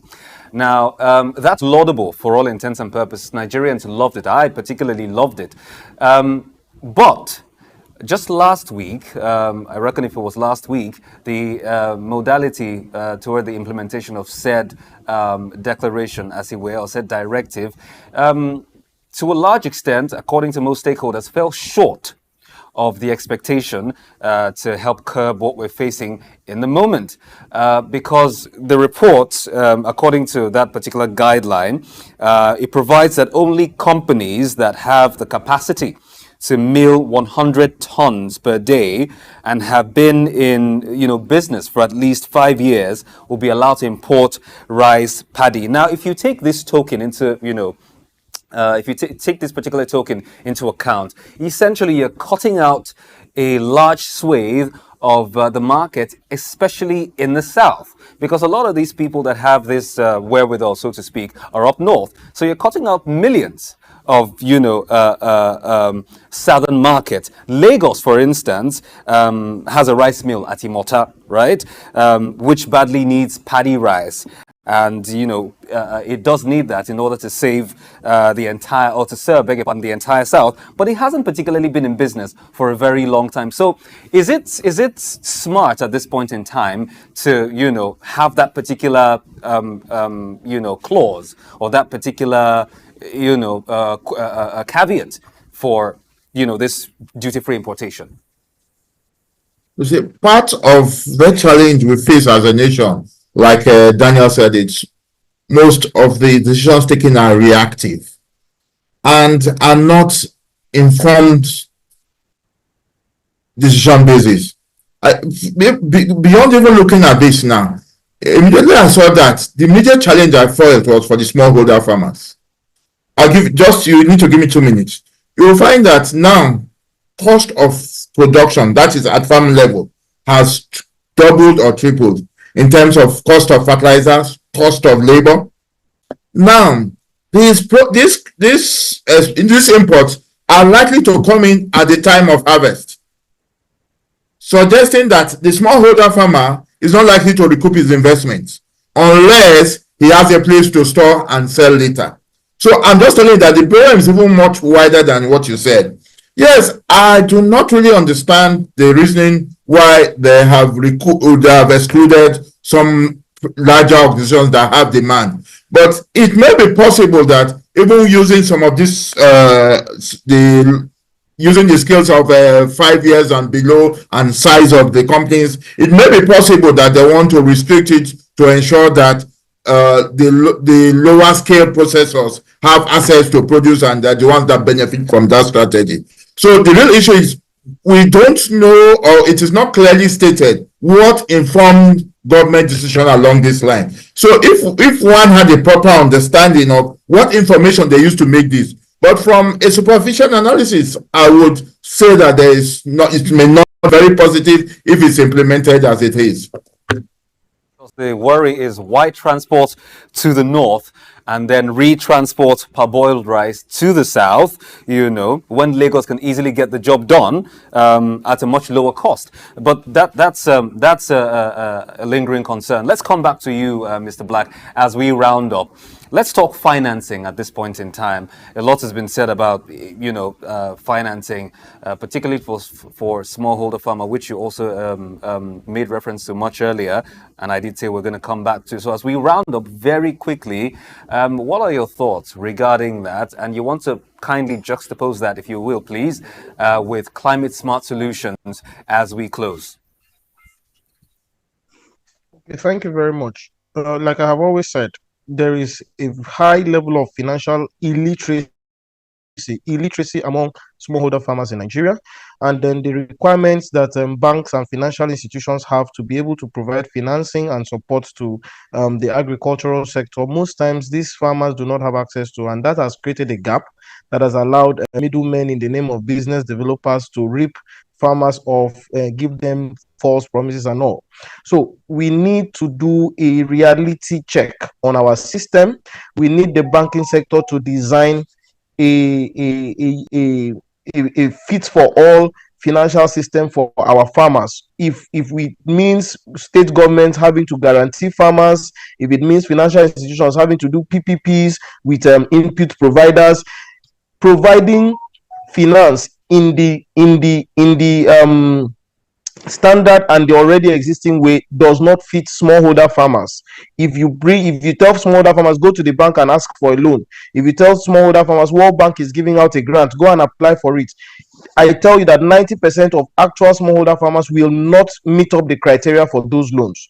We need grants that are realistic to the farmers. So what kind of data are you looking for? We need to be able to, before we start doing this, we need to have how we can help farmers keep data, because the banking sector will ask you records of your sales, records of your inputs, records of your this, records of your that, and they are actually needed records. So I am not saying that they shouldn't ask for this, but we need to begin to design systems. If the bank says that these records are quite important, then we need to begin to empower the digital space, empower tech people to build up apps, build up systems that are farmer friendly. We need to begin to provide farmers with infrastructure to help them help them meet up this criteria. Financing is very, very important. Financing is key. Okay. But the gap here is that the criteria to get finance and the people that need this finance cannot meet up, and we need to start talking about that design system. Thank you. All right, thank you very much, Mr. Black. We do appreciate your time. Unfortunately, the time is pretty short, and you know what they say, it does fly by very fast when you are having fun, and I reckon that I have been having fun for the last 15 minutes or thereabout talking about these issues, which of course affect every Nigerian, as he were, and affects the Nigerian state as a whole. Gentlemen, I would like to say a very, very big thank you to you, first of all, Professor Christogonus Kaide Daudu, a professor and subject matter specialist, farming systems and soil science at the National Agricultural Extension and Research Liaison Services, Ahmadu Bello University, Zaria. Many thanks, Professor, for joining us on the program this morning. Hopefully we will have you at another time to discuss more issues. And also Mr. Black, Mr. Daniel Black, that is, Youth Development Advocate and Consultant, as well as National Head Yali Network Nigeria. Many thanks for joining us on the program today. Apologies, the time Thank you is for short. having me. Again, as I said, hopefully we would have you both or perhaps individually at another time. Much has been said about the issues plaguing us, especially in the agri sector, and worsening day after day, especially when we're talking about twin disasters like drought and flooding, and of course inconsistent rainfall, issues of climate change, all put together to form a potpourri of impediments to our food production and thereby threatening food security. But of course, Professor, who is an expert, and of course Mr. Daniel, who's an expert in some regard, have preferred their solutions to the matters. I hope you do. I hope you did enjoy their submissions so far. That's Market Insights on SOUQ News Television this morning. Very quick look at the currency market before we go. On the official market, the dollar is trading to the naira at 1,525 naira, the pound sterling 2,045 naira, to the euro 1,733 naira, to the dollar, that's on the parallel market this time, 1,589 naira, to the pound sterling 2,101 naira, to the euro 1,775 naira. That is what it looks like in the currency market, both the official and parallel market. Many thanks for watching Market Insight today. Do stay close to your mobile devices and your TV sets on SOUQ News Television. More programming continues shortly. Until tomorrow when Market Insight returns. Do have a wonderful day. I am David Chiedu. Good morning.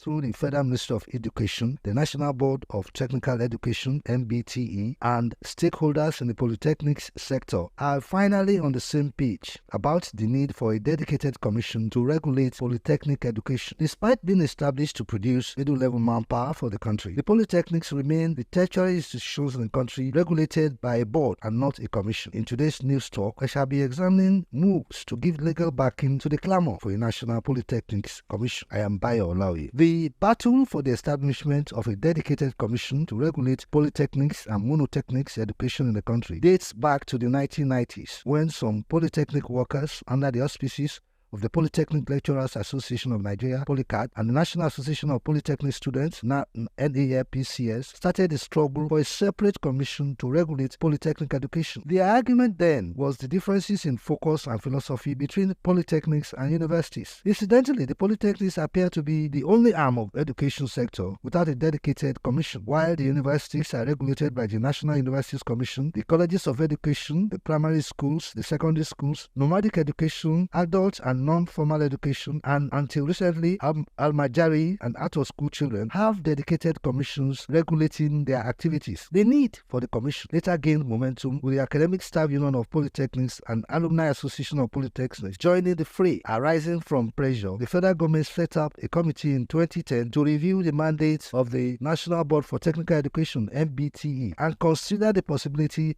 of the establishment of a separate commission for polytechnics. The Academic Staff Union of Polytechnics, however, took the demand for a commission to the next level in 2015 when they embarked on a strike demanding, among others, the establishment of the commission. The strike, which lasted for several weeks, was suspended after the government agreed to address the issues. But it was not until 2017 that it eventually announced plans to establish a National Polytechnics Commission, but the process was delayed due to various factors. The regulation of polytechnics in the country is currently undertaken by the National Board for Technical Education (NBTE) alongside other vocational training institutions. While the NBTE says it is currently supervising 700 institutions, ASUP said the body is currently supervising over 900 of such institutions and is therefore overburdened. The role of the NBTE, which is currently playing the role expected of the Polytechnic Commission, also covered all technical and vocational institutions offering both tertiary and sub-tertiary educational services. They include polytechnics, colleges of agriculture, colleges of health sciences and technology, colleges of nursing and midwifery, specialized institutions, monotechnics, innovation enterprise institutions, vocational enterprise institutions, and technical colleges. A lawmaker, Fred Agbedi, PDP Bayelsa, introduced a bill to establish a National Polytechnics Regulatory Commission into the 8th Assembly 2015 to 2019. But just as the government's action remained a promise, the bill never went beyond first reading. Just as the agitation continued into the 9th Assembly 2019 to 2023, with stakeholders arguing that a separate commission will address the unique challenges facing polytechnic education in Nigeria. Honorable Agbedi again reintroduced the bill, which did not also go beyond the first reading. Also, the same bill introduced by Farah Dagogo into the 9th Assembly also did not go beyond the first reading, thereby stalling the idea. Historically, there has been serious opposition to the establishment of a National Polytechnics Commission. Some of those who opposed the idea,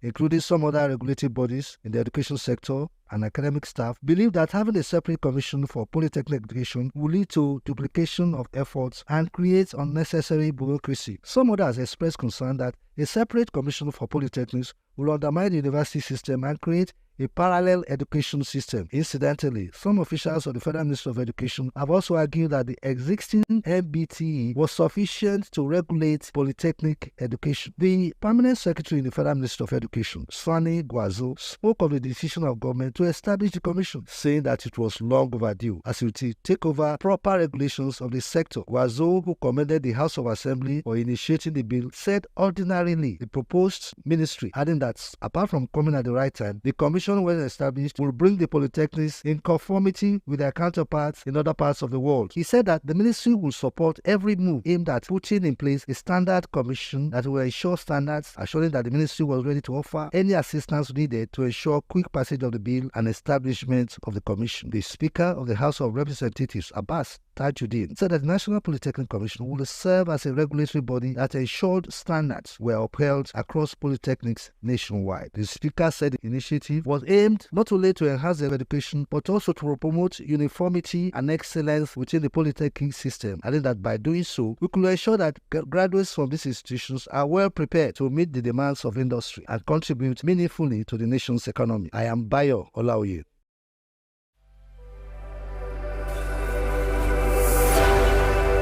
In the heart of sub-Saharan Africa, where commerce meets progress. Welcome to SOUQ News, your source for business, economy, and development insight that drive nations forward. From the vibrant streets of Lagos, Africa's fastest economic hub, SOUQ News takes you on a journey of discovery, analyzing and reporting the facts that lay the foundation for growth and development. We don't just report the news, we create it. SOUQ News is more than a channel. It is a catalyst for change, spotlighting the stories that shape economies, inspire entrepreneurs, and fuel progress. Covering business, finance, technology, energy, and many more, SOUQ News provides a daily deep dive into the stories that matter, interviews with industry titans, and analysis that empowers your understanding of economic landscape. Join us daily as we dissect, discuss, and deliver the most relevant and factual news on business and the economy. SOUQ News is your trusted guide, empowering you with the knowledge to make informed decisions.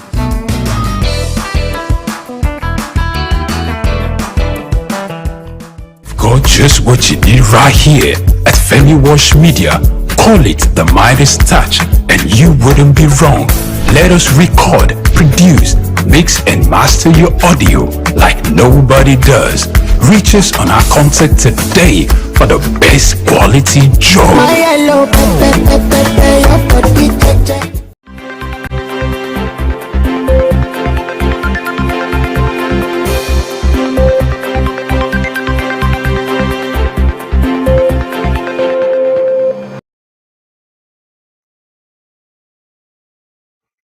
Welcome to the news update on SOUQ News Television. I am Lavina Emma. President Bola Tinubu has appointed Mohammed as the new Director General of the National Intelligence Agency, NIA. In addition, Adeola Ajayi has been designated as the Director General of the Department of State Services, DSS. The appointments follow the resignation of their predecessors, Ahmed Abubakar and Yusuf Bichi, Mohammed, who also served the NIA since 1995 and who has replaced Abubakar, who was appointed by former President Buhari in 2018. Ajayi previously was Assistant Director General and replaced Bichi, who also took office in 2018. President Tinubu urged the new security chiefs to enhance collaboration and address Nigeria's security challenges. He also thanked the outgoing directors for their service to the nation. The federal government of Nigeria has appointed 23 fund managers to oversee the $10 billion Nigeria Global Investment Fund, NGIF. This initiative aims to channel local and international capital into key sectors such as agriculture, energy, infrastructure, and fintech. The NGIF, established by the Federal Ministry of Industry, Trade and Investment, seeks to reduce Nigeria's dependency on oil revenues. After evaluating 55 applications, the Securities Exchange Commission, SEC, selected firms based on their experience, financial stability, and adherence to ESG principles. The fund, which consists of 14 sub-funds each, focusing on the automotive, healthcare, and real estate sectors, backed by the Afrexim Bank with a $3 billion risk guarantee. The NGIF is poised to bridge Nigeria's infrastructure gap and support its economic transformation goals. Nigerian Aviation Minister Festus Keyamo and airline CEOs are in the U.S. for talks with Boeing. The week-long visit aims to introduce new and used Boeing aircraft to Nigerian airlines. The discussions hosted by Boeing include potential agreements to enhance Nigeria's aviation sector. The visit, featuring stops in Charleston and Seattle, is expected to result in a memorandum of understanding and a working together agreement between Boeing and Nigeria. This partnership will provide Nigerian airlines with technical resources, training, and opportunities for aircraft acquisition. Keyamo's recent efforts also focus on easing aircraft leasing conditions and improving legal frameworks to align with international standards, crucial for accessing global leasing markets. Boeing forecasts that China will need 8,830 new planes over the next 20 years, up from last year's estimate of 8,560 aircraft by 2042. The increase reflects the ongoing expansion and modernization of China's aviation industry, driven by rising demand for both passenger and cargo air travel. As the world's second-largest aviation market, China's need for new planes underscores its significant role in global aviation. The updated projection emphasizes the robust growth expected in the Chinese market, which continues to outpace previous estimates. The International Monetary Fund, IMF, has reached a staff-level agreement with Liberia for a 40-month extended credit facility totaling $209 million, according to an IMF statement released on August 26. The deal is designed to support Liberia's economic recovery, bolster fiscal reforms, and strengthen its balance of payments. The deal still requires approval from the IMF Executive Board, which is scheduled to discuss the arrangement on September 25. If approved, the facility will provide Liberia with critical financial support to help address its economic challenges, including the impacts of external shocks and fiscal pressures. And that's all on news updates at this hour. Do stay tuned for other interesting programs on SOUQ News Television. I am Lavina Emma.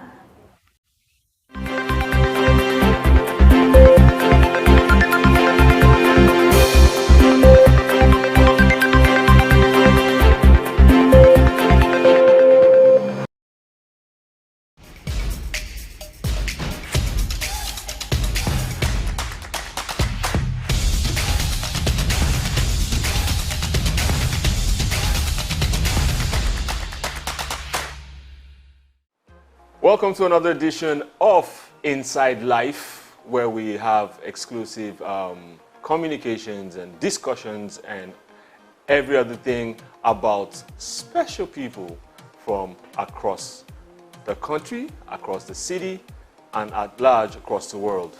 Today on the show, we have a very, very special guest. He needs no introduction. His name precedes him. His work precedes him. His music precedes him. You might know him as Blackface Naija. His name is Amedu Augustine. Yes. Black. Mr. BIO NRC. Welcome to. Well, good to have me. Welcome man. home. Good to be on this. You know, we have come a long way. We have come a long way. We surely have. We surely have. 30?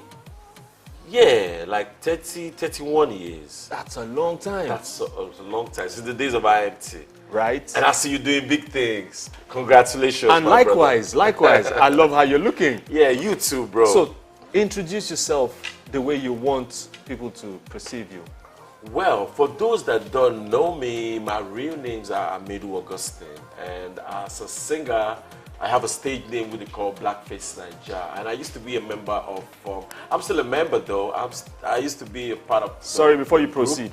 It used to be Blackface. So come from that Blackface story before it became Blackface Naija. Blackface Naija. Yes. Yeah, so many people were wearing blackface. And I wanted to be recognized and remembered as the blackface from Nigeria. So if I added Naija to my name, that would make it sound good. So I was like, okay, well, not just blackface, where there are several imposters. Let me just have Blackface Naija, which I will be the only one bearing the name. And that's the reason why I decided to add Naija to my name. Because I love my country so, so much, and my country people.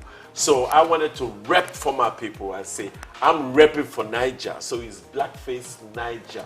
Hate it or love it, that's Blackface Naija. So I hope there are no lawsuits, because I know some other people that had name changes and from common sense to common and all that stuff. Yeah. I know they had lawsuits, they had court things and all stuff. Yeah. They brought him and they said, listen, stop using this name. If not, ... you know. Maybe there was a common before. Yeah, that's what I'm saying. The people that were common sense. They were common sense. Oh, so you say common didn't have that? No, so he had to take out the sense and he became common. So I hope that's not what happened with you. It's just totally different from mine. So you were going on with your introduction, please. Yeah, so Blackface Naija, and people know me as the leader of the band Plantation Boys. You know, I started the band from way back, from when I was in school in IMT in Enugu, where I met you, where I met Easy Chi, where I met Don Hill. I met several people, and these people are just musically inclined and creative people, and they're still doing their creative work till date. So me, I've been doing what I've been doing since the time I started, and I'm still on my biz, still doing what I know, or what my passion drives, how my passion drives me, which is making music and trying to impact people's life one way or the other. You know, that's just my... Blackface Naija, you have done this so long, so I'm going to ask you some pertinent questions about the music. Okay. Some intricate questions. Okay. So I'll start with, what is missing in the Nigerian music scene? Is it enough that we have this global attention that our music is making? Do you feel there's something missing, or you feel we have picked that we are where we are supposed to be, where we are planned to be, because it's easy for people to throw us out there and be like, yeah, we're running things and all that. So is there something missing with this global attention we're having currently? Well, there's some things missing. Talk to us about that. And the first thing is that the attention is good, because once there's attention on you, it is going to put you on the spotlight to do good or show that you're doing bad. Because you can be praised from your vicinity, and when they compare your works with people's outside, they find out that either you're jacking off them and you're not being creative, or you are still way below par from how the level and the standard of music making, music writing, music production should be. You know, so I feel like we still have some gaps to fill, and there are several people that have tried to fill these gaps, but you know, it's not that easy for people to just come out and bridge this gap, because the real musicians are not heard, and the real writers and singers are not being patronized. So you're going to have an industry that is shaky. You'll be like, are we good enough? Can we really make it? Because you're having people that really don't. When you say they're not patronized, how do you mean? Shed some more light. Yeah, like the real artists are not being patronized. The real artists are not on the social media like they should. You know, because music is a kind of profession where you stay away from the regular, you stay away from the crowd. If the social media is a crowd, the real artists wouldn't want to be in that crowd.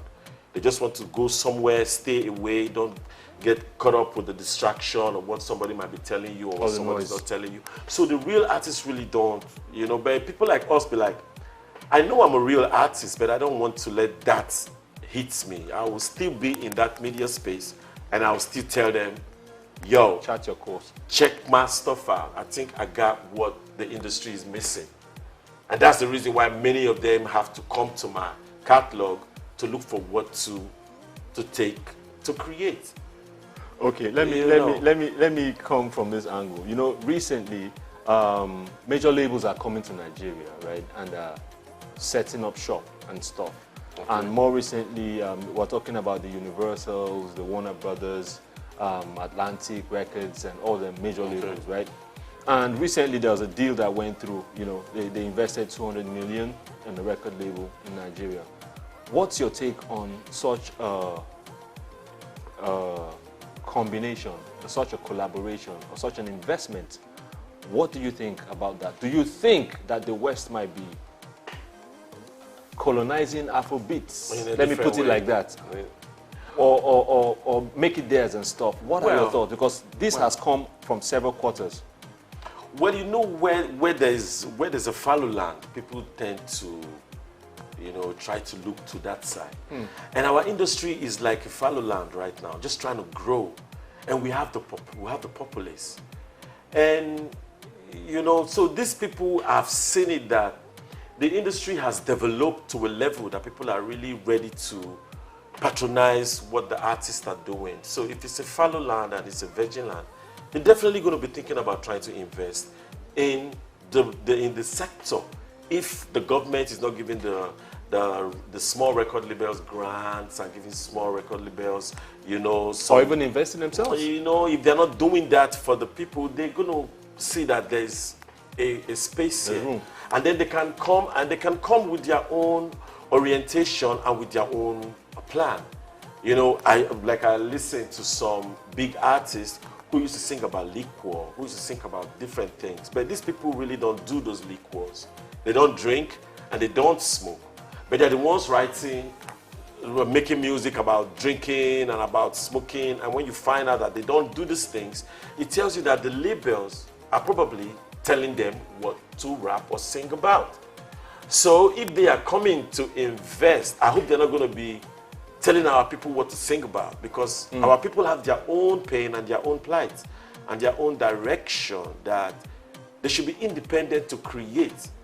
But if they come in and they support the movement and support the heritage of the people, they will understand what I'm saying. But if they are here to make people buy into their own product or buy into their alcohol, buy into their drugs, buy into their stuffs, then they will have the artists in Nigeria or wherever they invest in to promote those things for them. And that's my only fear. Because if these labels are big and independent enough, they'll be able to say, this is what we want from our artists, regardless of who is paying the piper. You understand? So that's just my own take. It's a welcome development, but the artist and the label have to stay on their feet and stay strong on their aims and obligation to give entertainment to the people and educate the society. How many artists actually know that? Well, it's the label's responsibility to pass that to the young artists who are growing up. When you're on the right label. Right label. Okay, that's like Loud House Entertainment. Come to Loud House. So there's a conversation, ongoing conversation about what Nigerian music is called across board. So everything is being collapsed unconsciously into Afrobeats. Everybody's calling, our music Afrobeats. What are your thoughts? Should we care about what the music is called, or should we be focused on the substance, on the content? Well, because right now, we see people. Anyone gets an opportunity, they give their music a name. They fuse all sorts of things. So in a week, you would hear 10, 15 different genres of music. But in the long scheme of things outside, were called Afrobeats. Well, what do you think about that? Well, I said this before when I went to one interview, and they were talking about Afrobeat, and I was like, the music that people are making these days is not Afrobeat. Like most of the people are making these days is not Afrobeat. But they're using the name Afrobeat to sell it. They're just trying to sell the music by using the name Afrobeat. And then when you go back to how far Afrobeat has come, you get to realize how authentic these guys that have been doing Afrobeat before, these legends like Fela Kuti, Kola Ogunkoya, you have all those people that are Afrobeat artists. You will now see their originality and how they've come. Now, since the new guys didn't come with no originality, they had to take the name Afrobeat and put it as their own for people to... Let's remember to separate it. There's Afrobeat and there's Afrobeats with the S. Okay, if we I'm trying to clear on what you're breaking down, so people that are listening will understand that there's a line. Yeah, of course there's a line. And the music itself separates it. The sound of the music separates the genre aside. You cannot be singing a song and you're what song will I use? And you're telling it Afrobeat. You don't just do that. But it's because they want to cash in. It's just like somebody say you want to sell a Peugeot, and Peugeot is not selling anymore. Maybe a Mercedes is more in vogue. And you turn your car Mercedes just because you want to sell it. And that's not right. I see what you're saying. And that's not right. And that's why I'm saying that stick to your genre, stick to what you know how to do. Be proud of what you're bringing. Of course, you don't have to go following other people because that's what they know how to do best. So you now want to join in the greats and water down their music. No, painful. We have to. That has to be some Watergate case or something. so when you came in, what was the music called at the time, and what was the music on the scene? And talk a bit about that. Yeah, when we came in, basically there was really no particular genre that was like, because there was rap music was also in vogue. There was reggae music, rap music because of Felix Amozis and Junior Pretty and all those people. Mode 9 at the time. Mode 9, Mode 9. You yourself. Really, but I'm talking before we came. Okay, before we came. So we had those. There were different genre. There was Raskimono, which is reggae. There was Magic Fashek with his own reggae and his own style. There was Abami Eda, which is Afrobeat. There were different people with different genres. So we didn't have to say. There was no reason to stigmatize all Nigerian music as one. Yes. Don't forget, when you go to the East, you're going to see the likes of them, Oliver the Coke, and Sadibe. They were not doing Afrobeat, but they were making high life music. Just like everybody tell me Nigerian music not to be high life music. How would that sound? Exactly. When I'm rapping, Kenny Big Deal, I mean big deal. I'm cruising through the hood with big wheels. Is that Afrobeat or high life? I'm doing rap music. So there's rap, there's Afrobeat, there's R&B, there's dancehall, there's reggae, there's different genres. So I don't feel good when they try to term all Nigerian artists as Afrobeat artists. They don't even make Afrobeat. It's sad. So at the point that you came into the game, let's backtrack. Okay. A few years back, when did you decide that it was music for you? I'm not talking Plantation Boys now. Yeah, I'm talking pre-Plantation Boys. Yeah. Then tell us the Plantation Boys story and how it went. So when did you decide that, listen, it's music? Yeah, I decided it was music from when when I went to Shevu nightclub. Where's that? Shevu nightclub. Shevu is in Onisha. Really? Yes, Shevu nightclub. When was this? Shevu, that was like in 1980.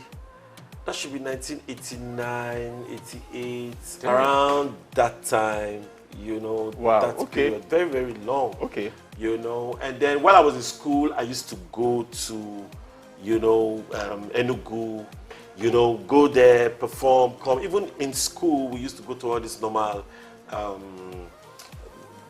inter-house or inter whatever. The school sports. And we go and make music perform. and all of that, you know. Correct. So I started seeing that, man, if people like my music that much, so why don't I take it serious? And so I decided to take it serious from that time. And when I also decided to take it serious was when I started going to Rap City jams. And with the microphone out, we could rap for hours. I found out that, man, please explain what Rap City Jams is. Well, for those that don't know, I know you know Rap City, but there are people that don't know Rap City Jams. Rap City Jams was a store, a musical store that was in Enugu, and there we all used to go there. And from DOH, definition of hip hop, to adding to NRS, Corporate G, Nigeria Rap and Syndicate. everybody, we used to go there. It was a place where we all used to rap and pass the mic. So then I was like, man, I think I can keep doing this, because what am I going to do again? And I just fell in love with music, and so many people being involved. It was really, really nice, because my friends then, they really gave me encouragement. Yo, I like your rap, I like your flows. And I was like, yeah, you know. And that was how I built my courage from, to say I want to take it as a professional job. And that's what I'm still doing till today. So from that time, segue into Plantation Boys, how did that begin to take shape? Yeah, I had to leave school. We left school. I left school because I finished my ND, and I didn't want to wait another year. It was like I'd waited like 2 years with a strike. And you had taken this decision? Yes, I'd taken the decision, and I was like, man, I'm not going to do this school anymore. I'm just going to go straight to Lagos, where they say that's where the city of dreams. Yeah, and I was going, and then I had my friend who was with me then, Mr. Innocent. You know, so I was like, man, I'm going to Lagos though. You know, and it was like, he's going to come with me. I was like, well, if you want to come, it's cool. I just need to finish one or two things. And so we came to Lagos and started the journey as a band, Plantation Boys. And as Plantation Boys, we made some records. We made like our first single was a smash. Our first album was a smash. At least we changed the mindset of the Nigerians, thinking they can't make that international sound. Although there have been people before us trying to do it, respect to them. I'm not trying to downplay their effort. But I know that the moment I came in the game, I know what I brought in, because I've been prepared for me to bring my contribution in. And it wasn't like I was just caught up, I was surprised about it. No, I knew. So that's the reason why when they give shower praises, I'm like, no, I know where I'm going. I don't really take it to heart. Like, yeah, maybe they felt I was too pompous because of that, but they don't know that. You know, you have what you are striving for and all of that. So the Plantation Boys started. I made Face to join the band, and we became a trio. We made some records, and we parted ways. So people went to different record labels. You know, just like. Talking about different record labels, do you remember that time I think it was Christmas, you were in Enugu with your brother, Innocent, one other person. You had was it a Supra?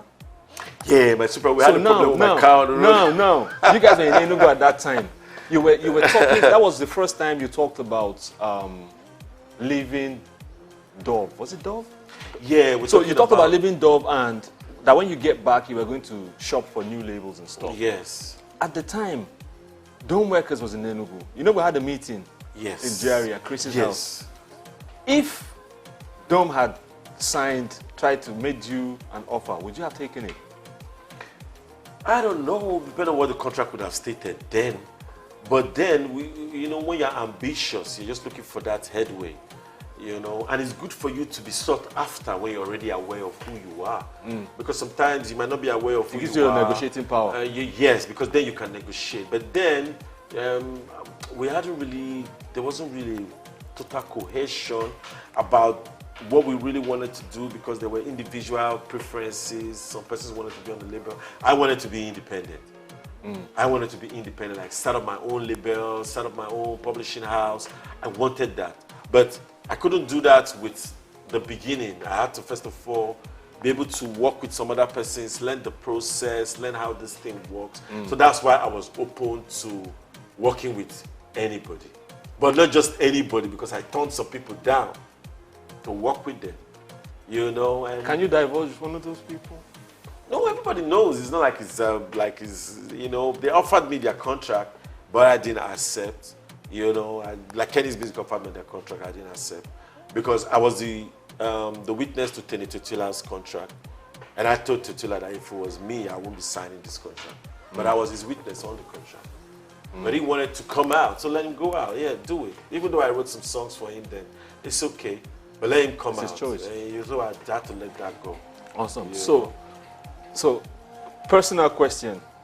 Your relationship with Innocent, right, is well documented. Everybody knows, right? Well documented, like did a movie about it or something. Because it's been online. It's been okay. The media the whole back and forth. Yeah. And so one other name that has featured in the story is Efeomorbe, right? So it was recently said that they split up. Efe used to manage Innocent, right? Yeah, I heard they split so. up. Do you have any thoughts on their working relationship and how it concerns you? Well, I made my views very, very open and clear the moment I heard that news. I said, I hope he left my Let Somebody Love You behind. Really? Yeah, because he put his name on my song as a writer. No, but I thought that had been squashed. Nothing been when squashed. When there was we had that, but they mediation. They didn't go all the way to finish what the mediators said they should do. They left it. They abandoned it. So what are you doing about I have that? not done anything yet. I'm still waiting for them to get their senses together, and I'm still waiting. Because I know you both were in courts. You had your lawyer.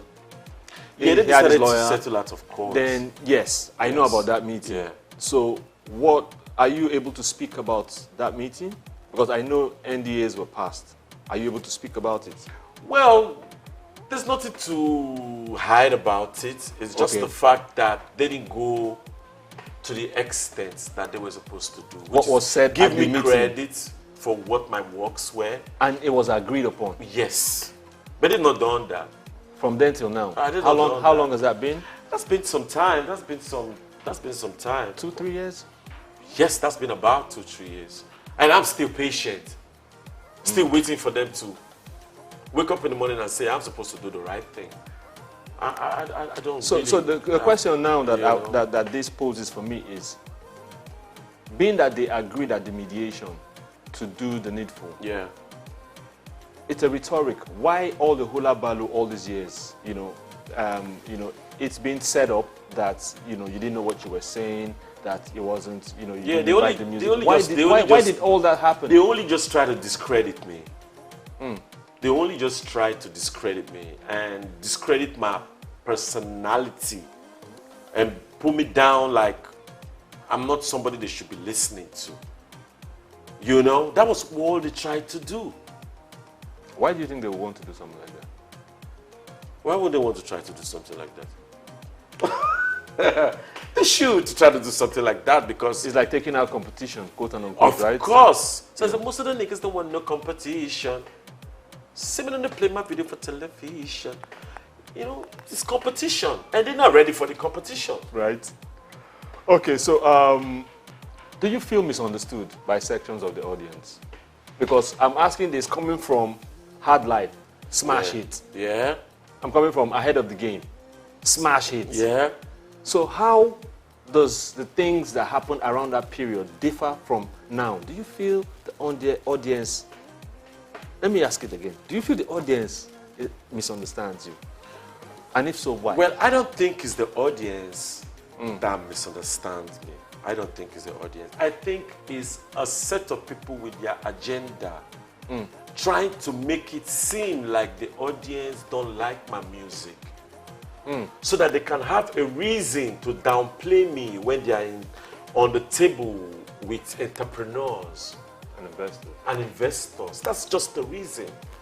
It's not because I'm a bad guy. It's not because I'm You look like a bad guy, though. No, I may look like a bad guy, you know? Yeah. But inside, I'm that guy to make it happen. Like Eclairs, right? I'm that guy. Just say, what's the issue? That's the reason why you can see me doing the Plantation Boys project on my own. Because I'm that guy to make it still happen. I was going to regardless of whether there's sponsorship or there's no sponsorship. When I came to the game, there was no money for Plantation Boys. We didn't have any money. I kept on the program. I kept on the process.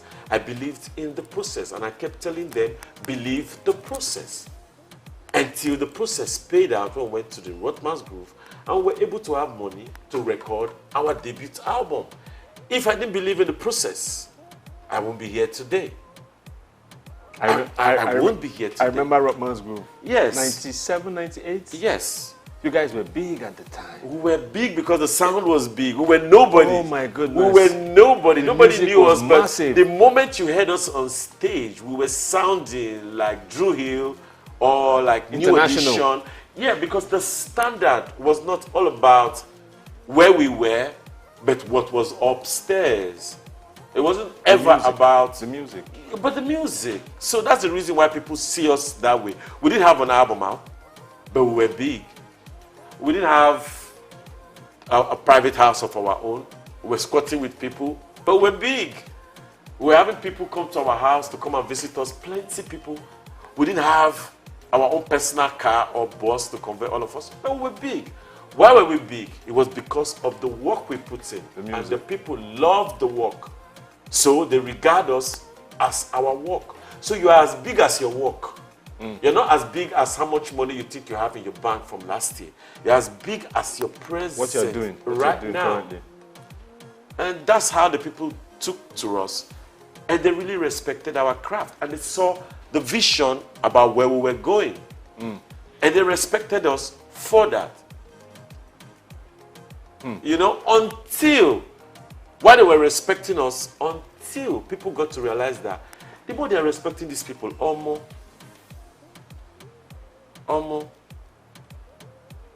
that guy, we have to make sure nobody talks anything about him. And that was how they started targeting me. Again, I'll ask why. As then, yeah, because they don't want no competition, bros. They don't want no competition. You were actually ahead of the game at the time. I told them I was ahead of the game in 2005. I told them I was ahead of the game in 2005. And I was even asked to take that song down, and I refused to take it down. Whoa, please speak on that. Yeah, I was asked to take it down. I was asked to take it down. I was actually approached. Take the music down. By whom? I was approached by the owner of Hip TV. Okay. I was approached by him why- in Abuja. I was not approached in Lagos. I was approached in Abuja. Like they traveled to Abuja to meet me in Abuja. Why would he ask you to do that? Because the damn hip hop world me to check my profiles and me better than the let them got myself signed. Mediocre. Time to resign. I knew they'd be mediocre in 2005. They'd be mediocre. So they took my awards that I thought I was supposed to get. Best album was supposed to be Ghetto Child for 2004. Or best single was supposed to be Hard Life. Or best collaboration was supposed to be The Pain Name and Spicy Rock Steady.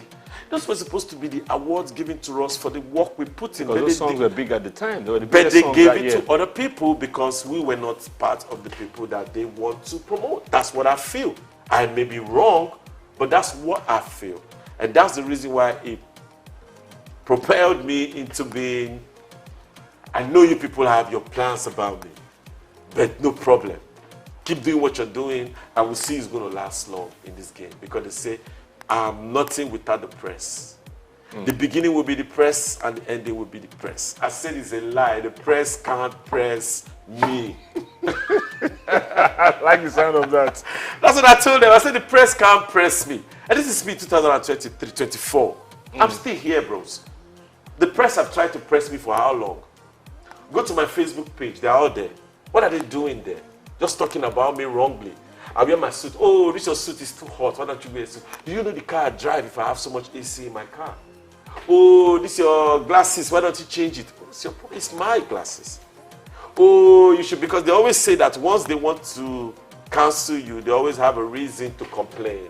And they send people to your page and to complain and complain and complain. Even You know, if I've heard that thing right? That people are actually engaged to sit in a room and do that and type. Yes. Either to promote a song or promote person, an agenda or a agenda. person, Yes. or to take or discredit. Yes. I've heard that. Yes, they do that. And I've see, I got songs for this. Wait till I release it. But I have a line that I said, I've been a victim of it. So many times they try to take my peace. Some of them wish make a RIP, trying to separate me from my family. But I kept my head up, I stood strong. Court cases for what I know not. Eviction from houses I paid for. Deleting my works from my catalogs. But now, fake friends with them evil agenda. And when you die, then go post you for media. But now them be the architect. The fit even sponsor your burial. So these people are there. They are there with envy and hate. They are there just looking at you like you can't be more than them. You shouldn't go further than where they go. You shouldn't set a standard more than what they have done. The moment you're setting a standard that is more than anything they've achieved or tried to do in their life, you are a problem for them. They're going to always get at you to tell you to stop what you're doing. I can relate, totally. So I tell them they shouldn't play that. I can relate. I'm not going to listen. So talk to me about Chibuzo. I love Chibuzo. Chibuzo, how did he get? How did he get onto the Plantation Boys? How did he get in? And just tell me Chibuzo's story. Chibuzo, I virtually I heard him. You know, we actually went for. Why did you feel you needed a third member? Harmonies. Harmonies. The more the merrier, right? The more the merrier, bros. Correct. And we had gone to Ray Power. So shout out to Ray Power. We had gone to Ray Power to go and do 10th anniversary for Ray Power. So when we got there, we met Kenny Ogungbe. And Kenny was like, you guys should do a jingle. It's Ray Power's 10th anniversary. I was like, okay. We went to the studio. There's an additional studio. Right there? Yet, right there. And Byron and Park. So Ray Power history is a 3rd anniversary. Ray Power history, and it's going down in the history. Ray Power history, it's a 3rd anniversary. And that's how we wrote the jingle for Ray Power. And then FaZe heard it on the radio. Okay. And then it came to the house in Festa. I heard what I heard, I love it. I'm like, wow, well, thank you. And it was like, he sings too, blah, blah, blah, blah, blah, blah, blah. Like I said, I'm that guy. Yes, you are. So I said, come. You say you make music, let's go listen. And then we left the house. He was singing for me. And I found out he really has skills. Oh, yeah. And I told my friend, my partner then, that this guy has skills, Benny. That harmony would he talk. I said, this guy not get the harmony. We made this guy for joy. That was how the conversation to bring FaZe into the picture started. And then I took him to the karaoke competition at what's it called? Ademola Tokumbo or something. Something VI. Yes. I paid for his fees to compete. Only that they didn't know that I had plans to make him a plantation boy. So we went there, we won the money. Really? We wonder who's going to win FaZe. Oh, true. Nobody's going to win him. True. I already, in short, when FaZe was singing, it was Backstreet Boys, because Backstreet Boys was hot. You know, I don't know who you are, where you're from, as long as you love me. When FaZe sang, they said it's a lie. The karaoke is not off. That the voice of the person that sang the song is the one that is still singing. What did they do? They put it off and I told them to do a cappella. That's the only way out. They should off the music, let the guy sing live. And he sang live and they believed.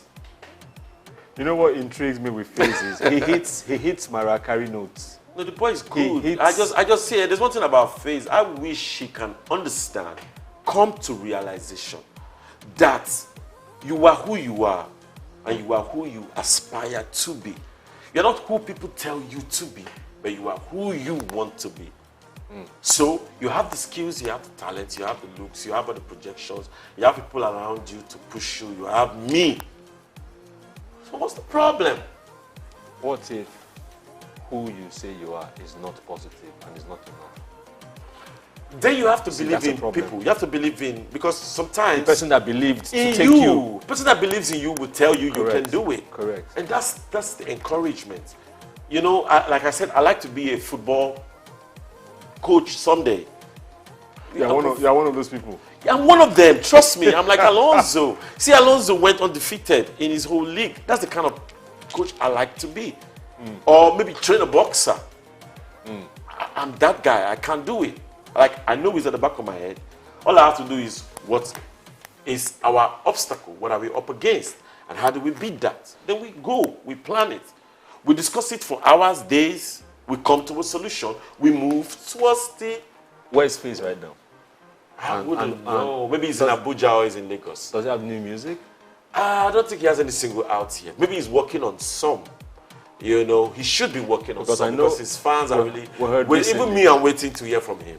And, you know, just like I'm waiting to hear from Two-Face as well. I'm waiting to hear from them. New music, because they should keep stirring up the industry and not have to feel like they've given... No, but you said you're waiting for Two-Face as well. I hear he's not too healthy right now. So you can't be expecting too much from him. Well, I don't know about his health, but I believe that as long as you can talk, as long as you can talk. It's not that easy as you say. Yeah, but I believe, because that's the reason why I went into this music. First of all, I closed my eyes. I said, let me see, how far can I go? I thought to the back of my head, how far can I go? If I can sing, can I talk? Of course I can talk. I got the power. Not the beat too, I got the power, bro. Just say only one phrase. It's music, isn't it? True. It's what's talking, actually. Whatever you do is stay cool. Let's just say I feel the rhythm. You don't have to be the same artist, you can evolve. Correct. You don't have to stay the same. So I'm still expecting, because I don't expect them to be giving up right now when I'm just getting warmed up. I'm just getting ready to start. I hear that. You understand what I'm saying? So something came to mind. You remember, there was a time, there was a serious thing about you guys getting a reunion. This was many years ago. Yeah, some 2 years ago. There was so much investment in it. Three of you agreed, and that was the height also of the whole hula baloo. Yeah. What happened? Because the fans were waiting, and it seemed like an endless one at the end of the day. I will apologize to the fans for that. Like, let me take full responsibility for it not happening, because I believe if I'd made some other moves, maybe look for some other investors, or maybe I would have made it happen myself without waiting for an investor. But as be that as it may, some people can decide to sponsor. Don't forget that there was a Take It Tom that wanted to sponsor the project from the beginning. It was before I Take It Tom. Yeah, I'm talking about Donald Duke. They thought about Donald Duke one time before Duke. So I can't remember. The marketer. The marketer that was Tijo. Tijo actually did the Plan B album. Tijo was the person that sponsored the Plan B album. Yes, but the Plan B album was 30 million, but they paid us 15 million. Tijo is on the run. He has our 15 million. He should bring it. Since then, he hasn't given us our money. That's like since that album came out, he still has our money. And so Tijo was the only person that invested that kind of money on the band. And we were able to go to the studio and all of that. But then, you know, you can have a kind of investment. With investment comes commitment. Correct. If there's no commitment to an investment, it's a total waste for the investor. And no investor wants to go through that. And I think that's what Tijo went through, and that's the reason why he didn't worry. He just straight up went to P Square straight, and he went to get us. They do me. Abroad, he shot the video, bam, history. I know he made more money to cover. There was no I know he made more money from P Square to cover for the Plantation Boys' loss or anything that happened during that period. Yes, because he invested, bro. So where was the non-committance coming from? Was it from you, the artist, or was it from him after? It was from we, the artists. It was from the artists who were not committed to going to the studio. Some wanted to be in the comfort of their hotel room, making music. Some wanted to lie down and have microphone brought down. They'd be sleeping and they'd be singing. You know, say now they run the show. You know, those kind of things. But you got to go where the game is. You can't just. You know, so they didn't want that, and Tijo felt like that's why the album, the Plantation Boys' last album, Plan B, was released when it was not yet totally finally mixed and finished. But the investor has the right. But the right reversed to us after some time. Right now, Plantation Boys have the right. And I am the plantation. So I have the right. So is that a good thing or a bad thing? Because the 15 million is not coming. It's not coming. Because it's not coming. Because the project didn't finish. The project didn't finish, and the person might have his reasons to say. But then since he released the album, he's still indebted to the band. True. Regardless of sales or no sales. Or if it was finished or not. If it was finished or not. Because he shouldn't release it if it was not finished. Correct. Exactly. But he had his way, he has his own way of why he did what he did. So why didn't you follow through, why didn't the group, and when I say you, I mean the group, why didn't you follow through with the people that wanted to invest? You know, the Duke, the Ateke Tom. Ateke couldn't go continue because the band was not together. Some persons didn't want the project to happen. So we're giving excuses. They don't want to be around. So we're like, they want to travel. So we're just giving unnecessary excuses. That was not necessary. So the people that were trying to invest had to be discouraged. Like Ochacho was discouraged, I believe so. You know, so they just be discouraged and they'd be like, man, I don't think these people are together. But then the plantation is working regardless. And I'm going to put the album out. So what's happening with the plantation right now? Because I know there's new music out. New music been out for a while. Yes, some new music coming again. What's the plan for the Plantation Boys? Well, the plan for the Plantation Boys is the name is going to stay, but there'll be features. Different people will come and feature for the band and go. If you write for the band, you get your royalties. If you feature on the song with the band, you know how that pans out. You get the shows, you get paid, you go to Sound Exchange, you register, you get all those things, you register, you get your money to yourself. So, but if you don't want to participate, you can stay in the comfort of your zone. Then let the people that want to take the name to the next level, take it to the next level. Buhari was president last dispensation. He's not president this dispensation. There have to be continuity. So it doesn't mean that the members of the band must stay in the band. If they don't want to stay in the band, they can't go. You know, you remind me of my brother, my friend's speech from Arrested Development. I always like to use him as an example. You know, remember Arrested Development from back in the day? Yeah. Mr. Wendo. Everyday People. I wrote a song one of their beats. Arrested Development are still here. So Baba Oje died, 2 other members left, Speech added new members, and the group continues. Exactly. But Nigerians are finding it difficult to understand that I can add new members. If the other members die or they don't want to... It's a Nigerians thing? It's a Nigeria thing. It's not I like... think some people... See, understanding come late to us. Let's be honest. The things that come out in the Western world come to us late. When did we get cell phones, for God's sake? Came to us late. Don't forget that GSM is ahead of theirs. They still use flip phones. They still use black and white screens. They still use all those old phones, and we were ahead of them. But I'm talking about the network. The network. We got it late. People were using Turaya in Nigeria here and forming big boys when everybody would have had flip phones. So why was that? What was supposed to be? We were supposed to be on the same pedestal. Everybody equal. True. So some of these things don't come to us for us to have general knowledge. So it takes some time. So few people get the knowledge. Before they can pass it to the rest of the people, the harm is already done. So that's where the media has to help in sanitizing the society and send information to the society on time for them to be aware.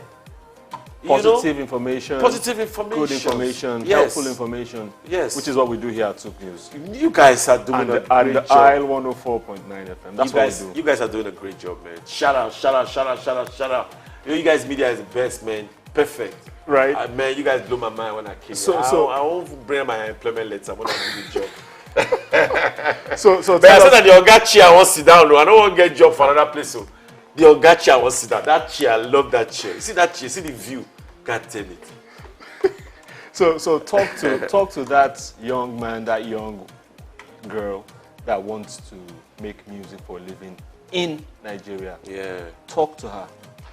Yeah. As a record label owner, as a producer of music, as someone that has done almost 40 years 30, 35 years in the biz. Talk to that person. The first thing you have to understand about your music is stay dedicated to your craft. If you believe your craft is what you're going to use to, you know, survive and take care of your bills, family and dependent relatives, you have to concentrate on your craft.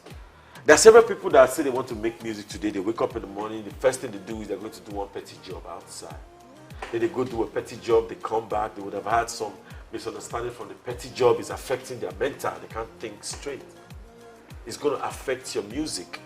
So music is a total commitment job. Music is not a part-time. And to be a singer, you have to be educated. You have to read. Because you need your similes to write your verses. You need your metaphors to write your raps. You need all the things that encompass an English language. Unless you want to rap in your own particular language or sing in your language, you study your own language and learn how the language works and master it to put it to your craft. And then copying somebody else's work is the first thing I'll tell you. You can't do that. You know, I know when we started, we did Plantation Boys, but that was because we were trying to introduce ourselves. The first thing, yes. First thing, because it was the beginning. So that beginning, we have to introduce ourselves. And we chose the name that is Plantation Boys. Title of the song. We had to just sing Plantation Boys because the song actually was Plantation Boy by Bonnie M. So if you see the credits we gave, it was originally done by Bonnie M. The and you gave credit on the CD. Is there originally by Bonnie M. But then there was no cover. You couldn't do a cover of somebody's song without getting permission. But Bonnie M was far from Nigeria. We just had to just say originally by Bonnie That's the M. credit. That's the way to so go. do what you got to do. Stay original. Be creative. Hang out with the right pairs. Don't go with pairs that all they do is teach you how to smoke, drink, and do things that are just bad for your health. You're gonna be 25 looking 79 if you're doing that. You're not gonna be like we. You know what I mean? So stay positive, concentrate on your music, and the rest is just gonna fall in place. Because people are gonna notice your work and they're gonna support you. Trust me. Blackface Niger. Yes. Ahmed. Amedu Augustine. Yes. What's the middle name? Obiabo. Thank you for being on Inside Life. SOUQ News Television, the IL 104.9. Thanks for having me, man. Thanks for having me, man. I appreciate it. Thanks for having me. Big up, Blackface Niger, signing out. So, it's the end of a special edition of Inside Life. We had Blackface Niger, Augustine Amedu on the show. My name is Ike Namba. See you same time next time.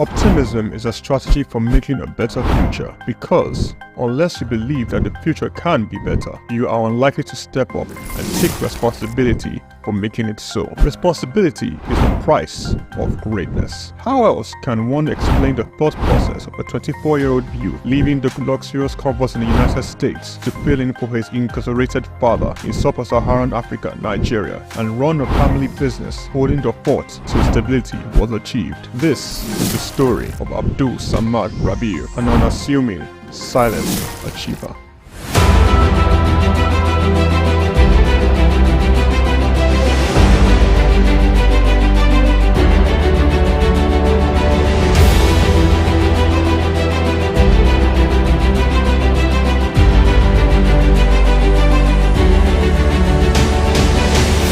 Abdul Samad Rabiu attended Capital University, Columbus, Ohio, and returned to Nigeria to oversee the family business when his father, SOUQ Rabiu, was detained by the administration of General Muhammadu Buhari for allegedly not paying the rice report duties.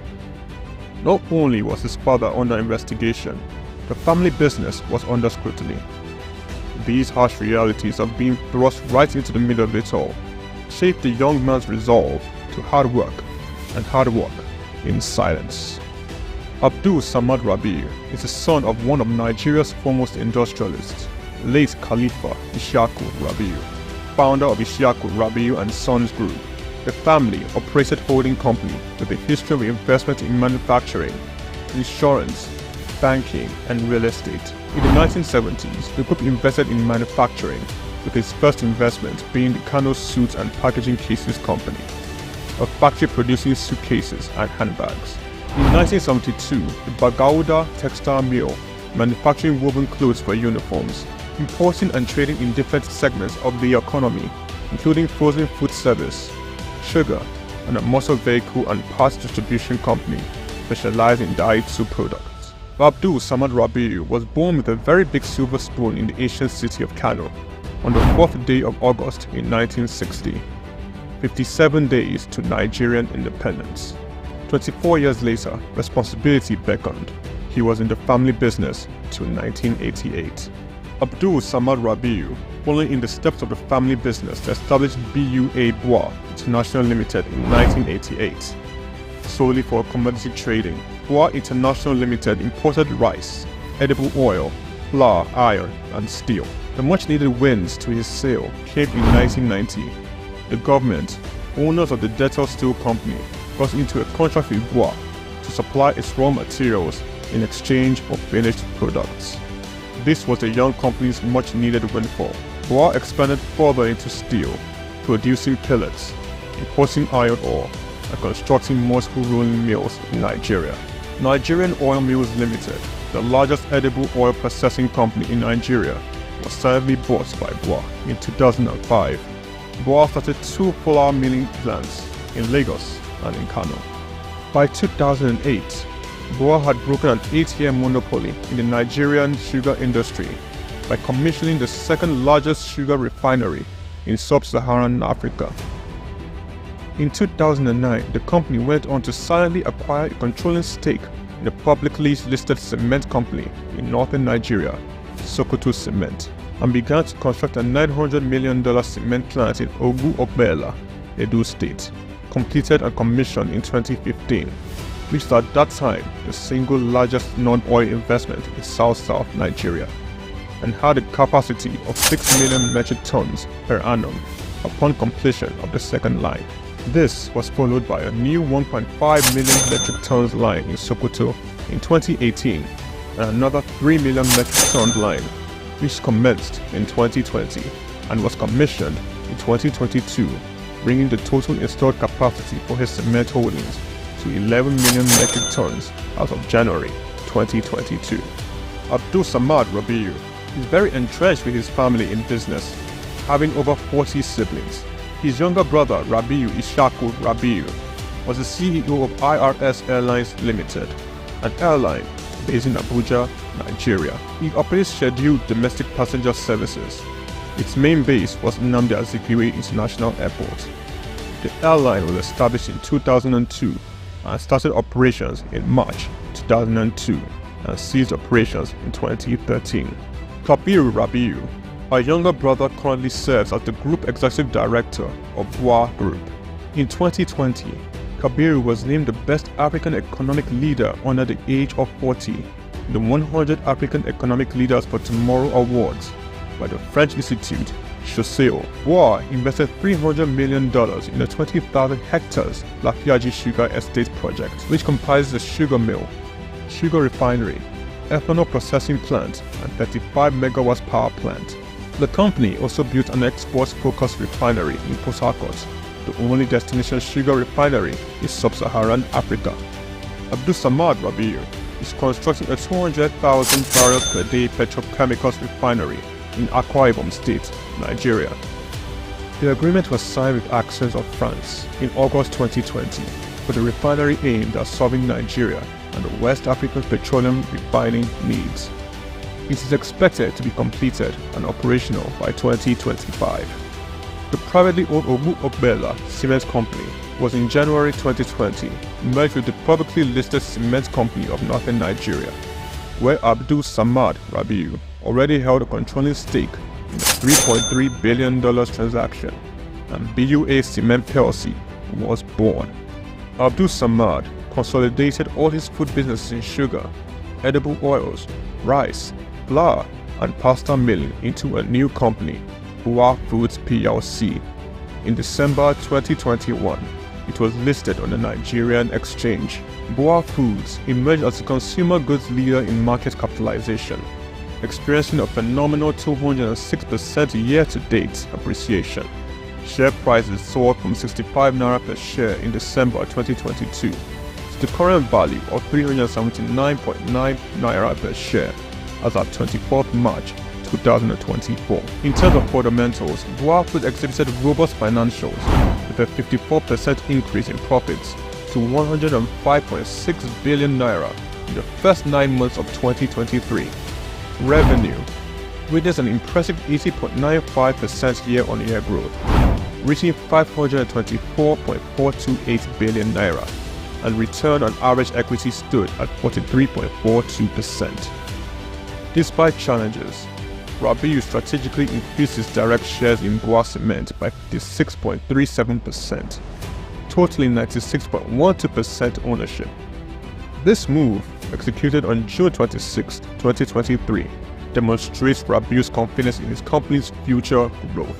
SOUQ Foods PLC and BUA Cement PLC companies are among the top 10 most valuable publicly listed companies in sub-Saharan Africa.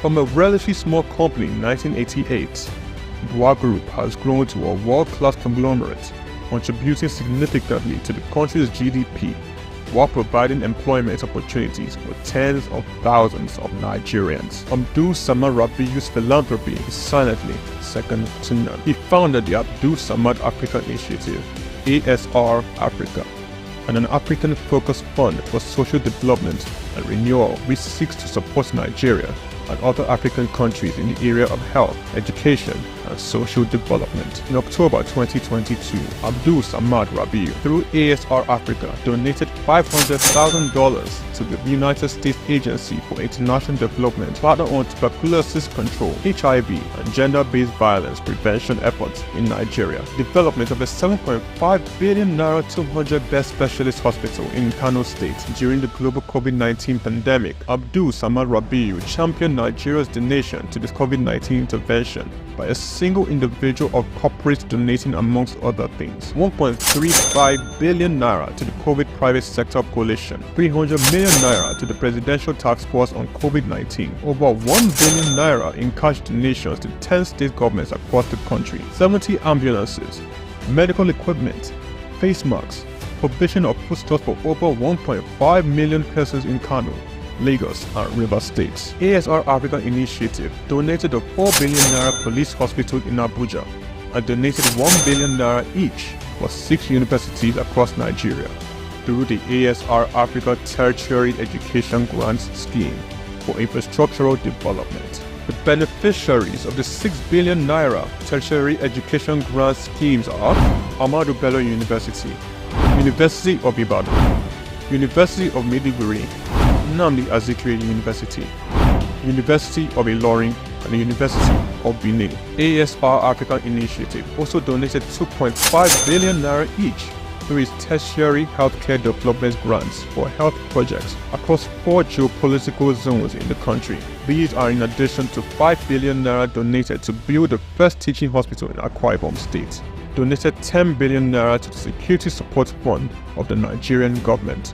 Abdul Samad Rabiu was awarded the 2022 CEO of the Year at the African CSR Awards, 2016 African Industrialist of the Year Awards by the All African Business Leader Awards, the 2022 Sun Man of the Year Awards, 2020 Vanguard Business Person of the Year, and the New Telegraph Philanthropist of the Year 2021, a recipient of several honorary doctorate degrees from various universities including the University of Benin, Nasarawa State University, Sokoto State University, Crescent University. Abdul Samad Rabiu is a fellow of the Institute of Directors, and he currently holds the prestigious Nigerian National Honors, Commander of the Order of the Federal Republic, CFR, Commander of the Order of Niger, CON, as well as the highest civilian national honor in Niger Republic. Abdul Samad Rabiu is married with children. His children are Mustafa Khadija Kuki Rabiu, Ishaku Khalifa Rabiu, Junad Rabiu. On the 22nd of January 2024, Forbes estimated Rabiu's wealth at $5.9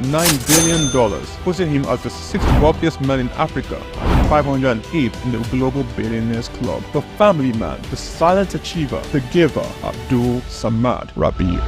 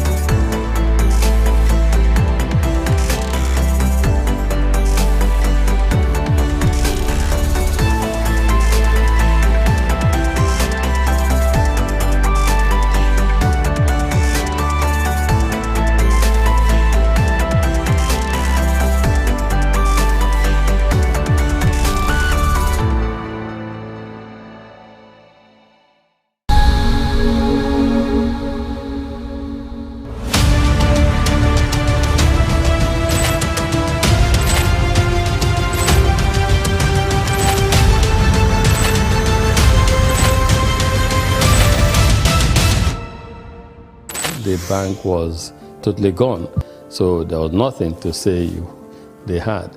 But we still approached them and said we would like to take over this bank. The journey since 1997 has been one thing or the other, and I'm happy that many years down the line we look back and we're happy that we're audacious and bold to make that move at the time. That's why today in UBA, perseverance, resilience is a core virtue, a core attribute, a core value of ours, because we apply that early on in this journey. So that's how it all started. Leadership, according to some Peters, entails vision, enthusiasm, trust, verve, passion, and consistency. If there's one man who graciously combines these virtues, the name Tony Elumelu comes to mind. They say that success to a large extent is dependent on being at the right place at the right time.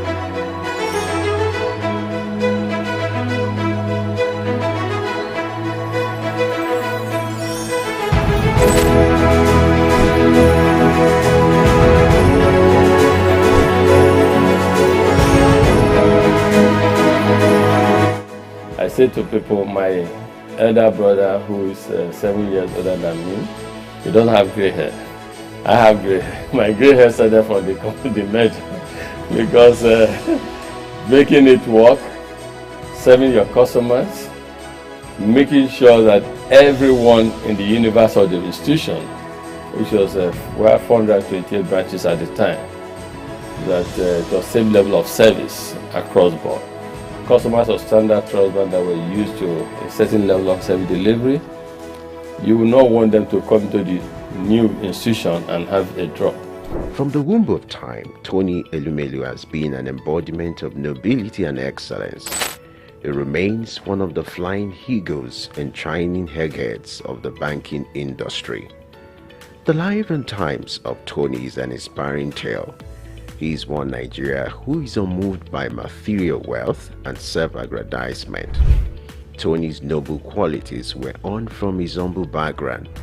Throughout my career, known Tony Elumelu as a self-made Nigerian.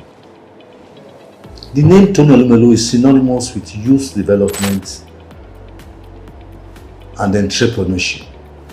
This is a man, a Nigerian, that we should all be proud of, who has inspired, motivated, supported, and empowered millions of Africans, millions of African youths. He's an icon in his own class. He's a captain of the industry. He's a patriot, a selfless philanthropist, and someone who can say is carrying the banner of Nigeria. Growing up with 4 siblings in Jos Plateau State, the cowboy of the banking industry who hails from Anocha North local government area of Delta State, believed in the democratization of law combined with hard work. He began his career as a copier salesman.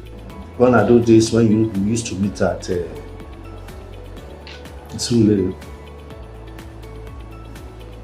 Akrele Street, I still have nostalgic memories of such meetings. And I hope one of these days I'll be able to meet Tony again for where we share a drink and talk about those glorious days.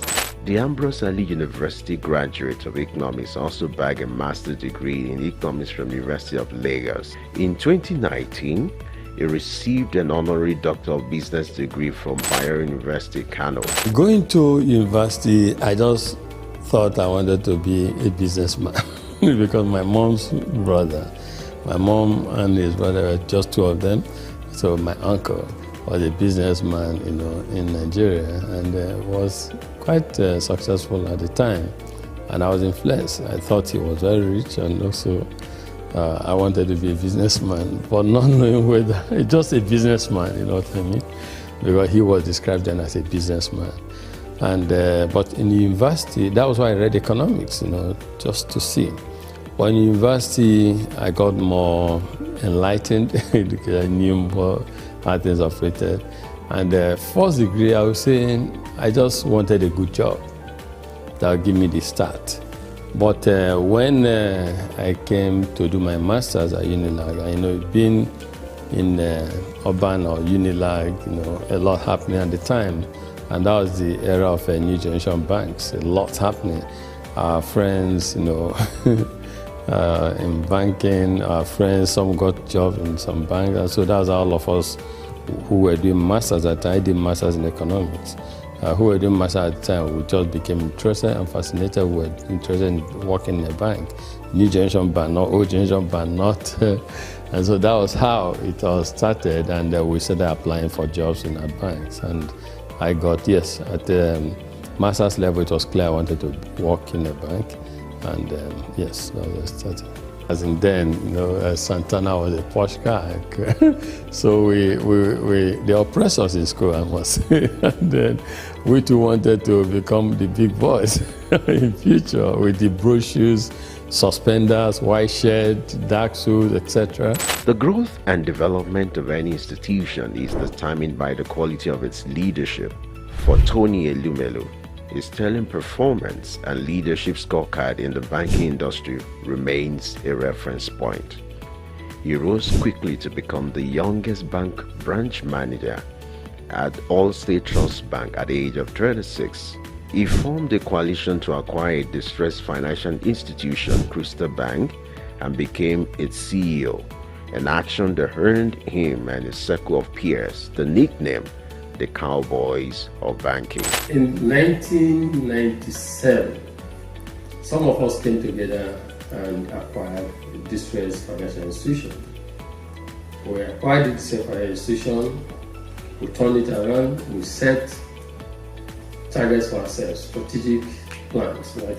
Targets, you have first year strategic intent, we want to make it a viable financial services company. Second tier intent, we want to become a leading financial services group on the continent. And third financial intent is a strategic intent to become a player in the global financial arena. I would describe Tony Elumelu as an enigma in the banking industry. His trajectory from commercial banking to entrepreneurship and to youth empowerment is salutary. Over the years, Tony Elumelu has distinguished himself from his banking career from Allstate Trust Bank to where he became a founder of Standard Trust Bank, before getting into UBA. And from UBA, he created a foundation that has been nurturing Africans in terms of entrepreneurship, innovation, and creativity. As we all know, there's so much private global capital seeking the right investment destination. All it takes is for a leadership to show that this country is set for business and people come there. People want to move into an economy where they can invest freely as well as move their monies out when it comes for time for dividend and remittances and repatriation of a dividend. So I will continue to invest because of the signal that we see in the market, because of certain fundamentals that are right. He audaciously led the largest merger in Africa between United Bank of Africa and Standard Trust Bank. Tony's fancy for red tie remains emblem of his appearance. He retired as CEO of United Bank for Africa in 2010. He is presently the chairman of Heirs Holdings, the United Bank for Africa, Transcorp, and founder of the Tony Elumelu Foundation. I can't express how excited I am in words to be here and to be selected among the 1,000. It's the opportunity for me to realize my dreams. So I go into business and start to make my way. It challenges you to do things you never thought you could do. Maybe if you'd have gone to a private school or an MBA, you must have paid a lot to get this kind of, enlightenment. Ça me fait plaisir de voir des frères et sœurs qui veulent se rencontrer, se connaître, et partager et créer un réseau, peut-être le plus grand réseau africain. Venho de Cabo Verde. Je suis tunisien. Je viens de la République du Bénin. I'm from Edo State, Nigeria. I'm from Ghana. Zimbabwe. Sudan. From Rwanda. Gabon. Uganda. Senegal. Egypt. I'm from the Gambia. Welcome and thank you for coming to Lagos. I'd like to start by congratulating all of you. You have done well. Most entrepreneurs are creative people. They have creative mindset. They're innovative. Those who dare to dream and who dare to innovate. In Africa should have the opportunity to prove their innovation. And that is why we have $10,000 for these 10,000 Africans to help prove their concept and prepare them for bigger scale financial support. We don't give because we see it as a moral burden to just give charity. But we want to give people because we want to uplift them. We want them to be self-reliant. We want them to be fishermen. We want them to do what we are doing. We want them to prosper in life, become successful. Tony made a tremendous contribution to giving back to the society. His selfless efforts and huge investment into humanity through the Tony Elumelu Foundation is widely adjured as the leading philanthropy empowering a new generation of African entrepreneurs, driving poverty eradication, catalyzing job creation across all 54 African countries, and increasing women economic empowerment. I want to refer to the recognition by the Harvard Business School. The Harvard Business School has recognized the Elumelu Foundation for its unique style of philanthropy, and has recommended it as its case study in its business school. This is no mean achievement, and while congratulating the federal government, while congratulating Tony himself, this should be an inspiration to all Nigerians that regardless of our position, regardless of our status, we should all come together. There should be concerted efforts at improving the use. Over the years, he has created a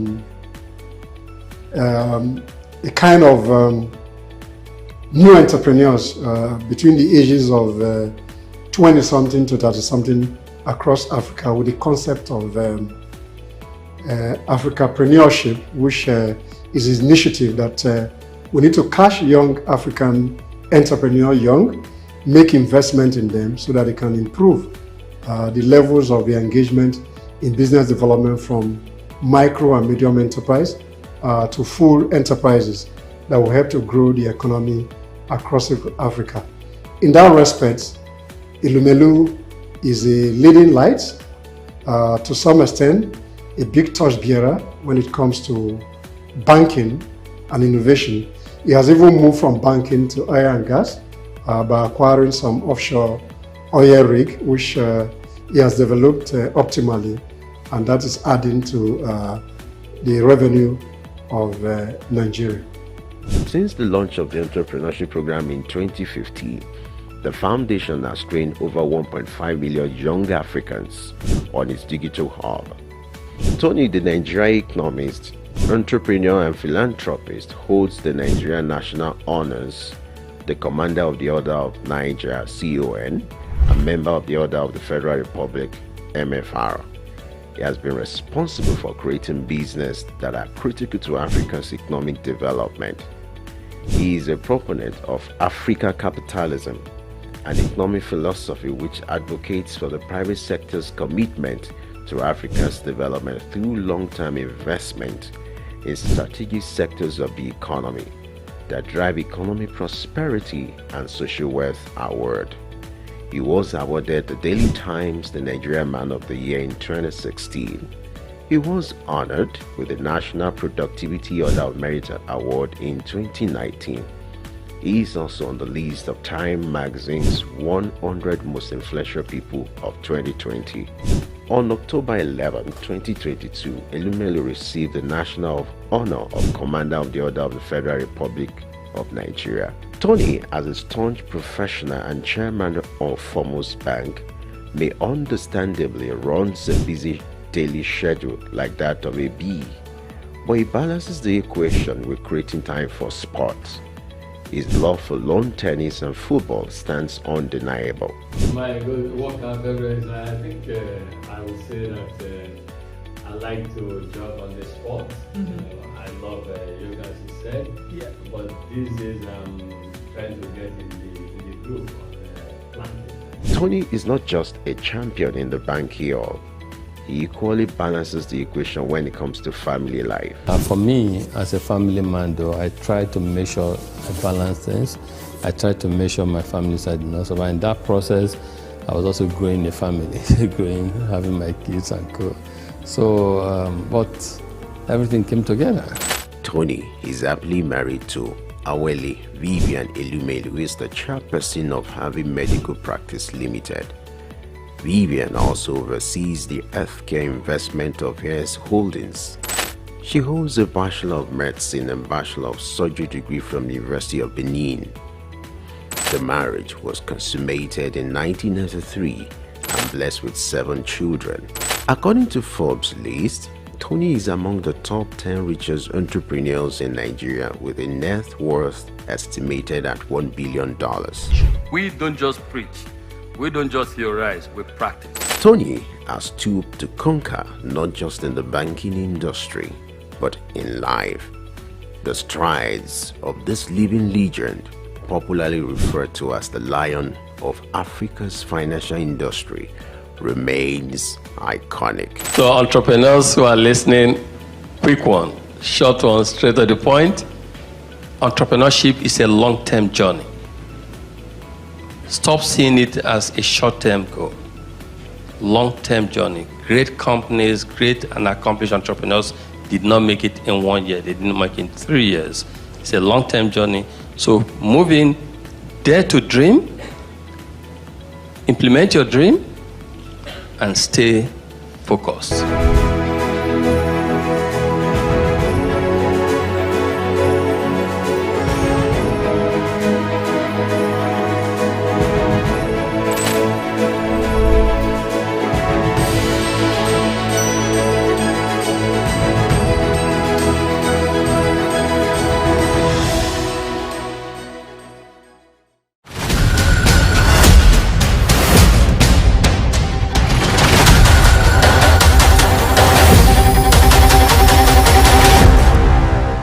Get ready to feel the pulse of the world around you.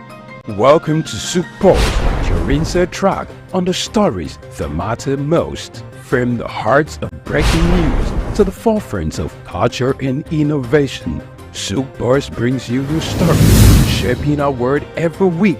On SOUQ Pulse, we'll deep dive into the topics that drive our lives, from the latest in technology and science to politics, culture, and fear. Investment, courage, and that commitment in spite of the challenges that entrepreneurship presents in Nigeria in particular. Perception is propaganda, malinformation, misinformation can be created for you to perceive a certain thing that is false. Sometimes it's true, but many times it's false.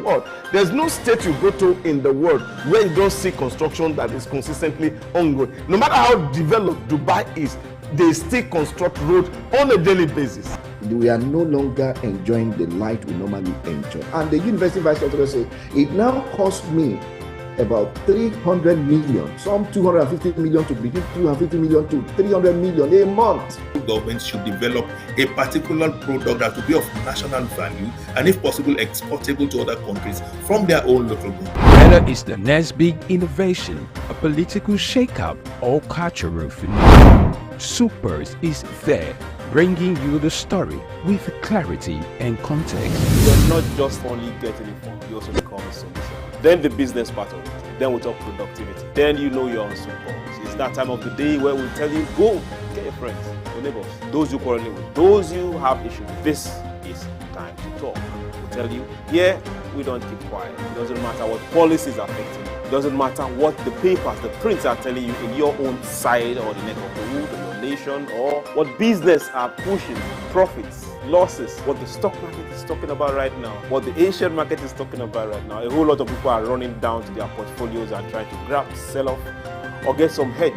But in all this, we just say, let's talk. Your talking can make somebody better, give someone an idea. Join us on SOUQ Pulse every day by 4 p.m. as we explore the heartbeat of the world's most compelling stories. Don't miss SOUQ Pulse on SOUQ News Television. Tune in and stay ahead of the curve.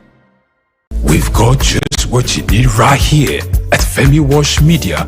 Call it the Midas Touch and you wouldn't be wrong. Let us record, produce, mix and master your audio like nobody does. Reach us on our contact today for the best quality job.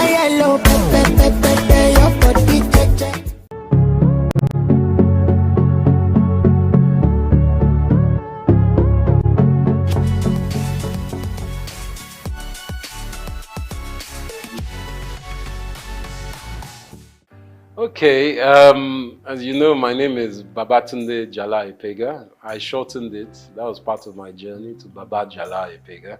I was born here in Lagos, just a stone throw away from here, in actually Lagos Hospital here. And I was expelled from school. I went to Corona Ikoyi at the age of 6. My teacher, who I found to be quite unjust at the time, made us all stand, and I remember this, even though it's like almost 45 years ago. But I remember standing outside Corona School in the heat with all the students in my class because one boy had done something and no one owned up. So I found that quite unjust that all of us had to suffer. So I picked up a stone and I threw that stone at my headmistress's glass and it broke her window. She told my parents, and my parents weren't very happy, of course, but they realized that I wasn't meant to be in school like that here. So the teacher actually asked me to leave, and my parents took me to England. They said, take this child to England. You can't control this child here. He's a wild fellow. So as soon as I got to England, I went to Tunbridge Wells in Kent. I went to school there, and it was the most cold experience I've ever had in my life. I was 6.5 going to 7, and I went to boarding school at that age. And I think that woke me up in life straight away, that even in comfort, you still have steel. And by that I mean that everyone would think, oh, you are lucky, you went to England at 6, 7. But I was very young. I was put in a dormitory with children from England, from Japan, from Saudi Arabia. We were all very young. There was a lot of crying in the dormitory, 12 boys, 6 on each side. And the room was very cold. I remember the cold. But one other thing I got to learn was rugby. And through my life, rugby and learning to deal with my condition and environment has instilled a strength in me. And as we know in Nigeria, you have a lot of things that happen that are out of your control, but you have to find a way to evolve and adapt. And I think from the age of 6, 7, I was very lucky to have that. I went to the oldest school in the world called King's Canterbury, started by St. Augustine in 598 AD. This was the secondary school I went to. And my life seemed pretty, what they say, gold-leafed at the time. Everyone's like, you enjoy, you're in Nigeria, you're in London. I learned to speak Spanish. Unfortunately, I lost my Yoruba, but I'm trying to get that back. I learned to speak Spanish and French. But at the age of 17, my father had a stroke. And he was working too hard, obviously. And sadly, my mom and dad had split up by that time. So my whole life that seemed so rosy stopped because my father's business partners, all of them somehow took the business and it went away. And from that going away, we were left destitute. My dad was in a coma for 3 months, and my mother, who wasn't working, because my sisters and I have 2 lovely older sisters, Yewande and Gigi, we were still in school. So much so that my last year's school fees were not paid.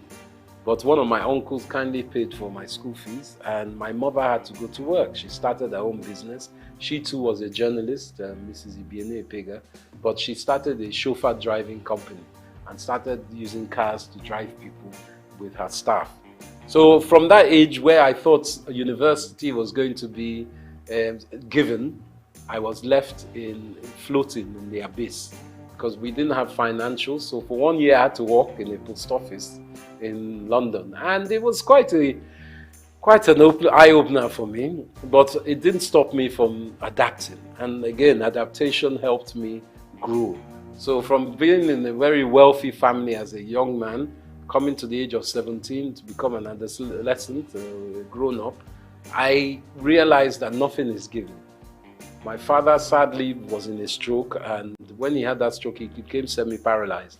For another 30 years, he was semi-paralyzed.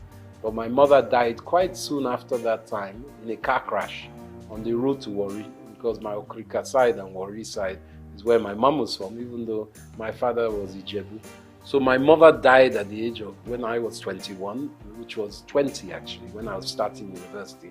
And my father was semi-paralyzed. So I became the father of the family, even though my sisters were older and far more intelligent than me. But being the man, I had to take control of a lot of things. And I think that's what really gave me the tenacity to understand that I really need to be someone who doesn't just walk in one field. I need to spread my risk. From my university, I did mathematical economics and Spanish. I was able to go to University, Queen Mary College, London University. And from there I finished, as I said, I worked again. So I worked before I went to uni, and then I worked afterwards. And for me, life is about collaboration, communication, and tenacity. And I think those were my first 21 years.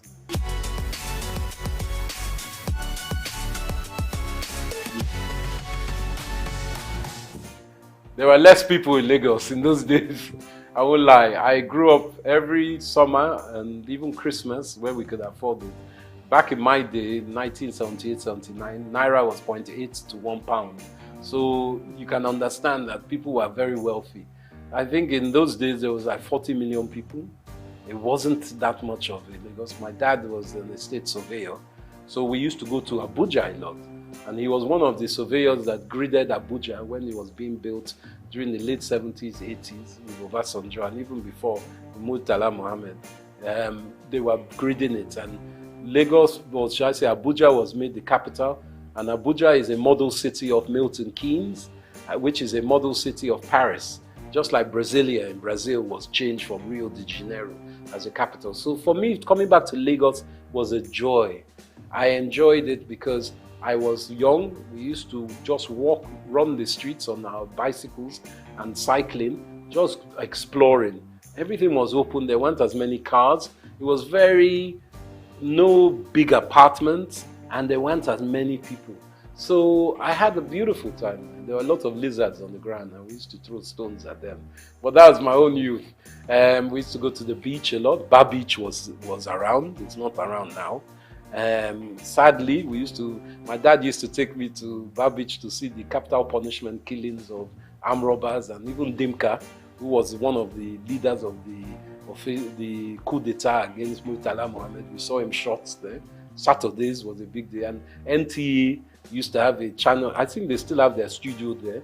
So one of our aunties, Ms. Julie Coker, was there. So we used to see, we saw a different side of Nigeria. We would go to Ibadan, we would go to Ijebu, we would go to Benin, we would go to Port Harcourt by road.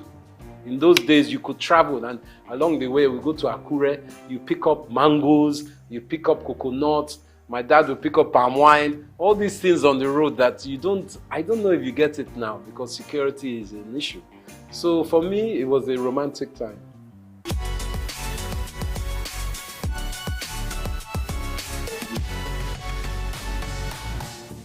I think fashion, through evolving through Nigeria, has started as a siloed industry.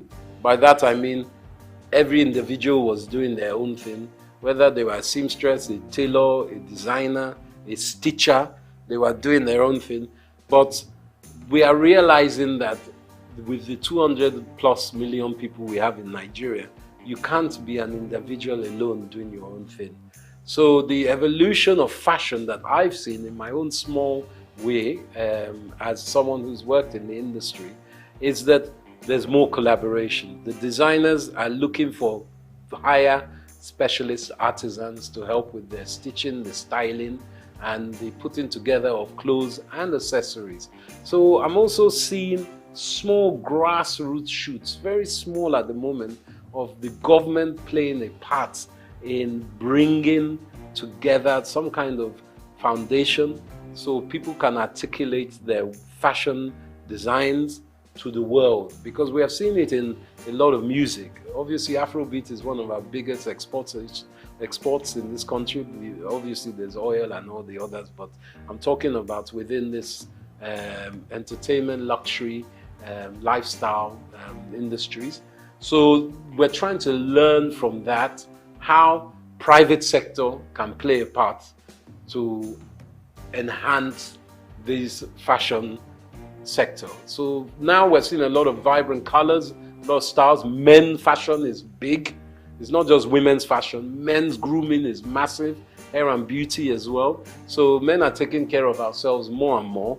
And accessories. Accessories, I think, is fundamentally the quick fix of fashion, where we can enhance and create jobs and hyper growth in GDP by focusing on this. And this is where I implore the government with, working in mineral resources, our precious metals, semi-precious metals, help those industries to grow. There's a great lady, Janet Adeyemi, who works in Women in Business, and she is working within that. Let's help our fairer sex or the female gender to grow in business as well, because there's a fundamental knowledge that if half your population are women, as ours is roughly, or maybe 51%, 52%, you have to educate the women so they too can add to GDP. It's a simple economist theory. You can't leave them out of it because it's very important. And these industries in fashion are enhanced by women, and we need to push that forward.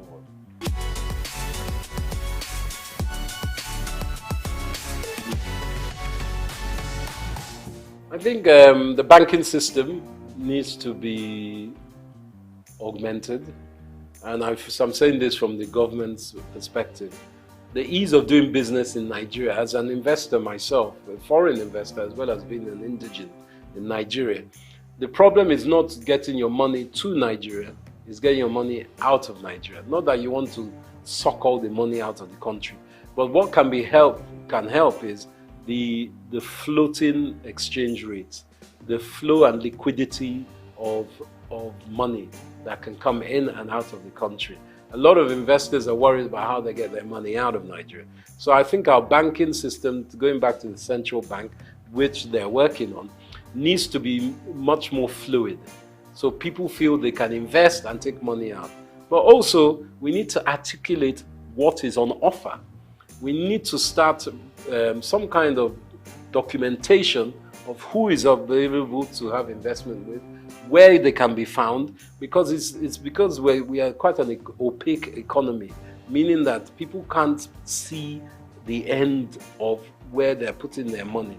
Once we do that basis and open up the lights within which kind of businesses are available to be invested in, I think a lot of investors, domestic and international, will be more willing to put money towards it.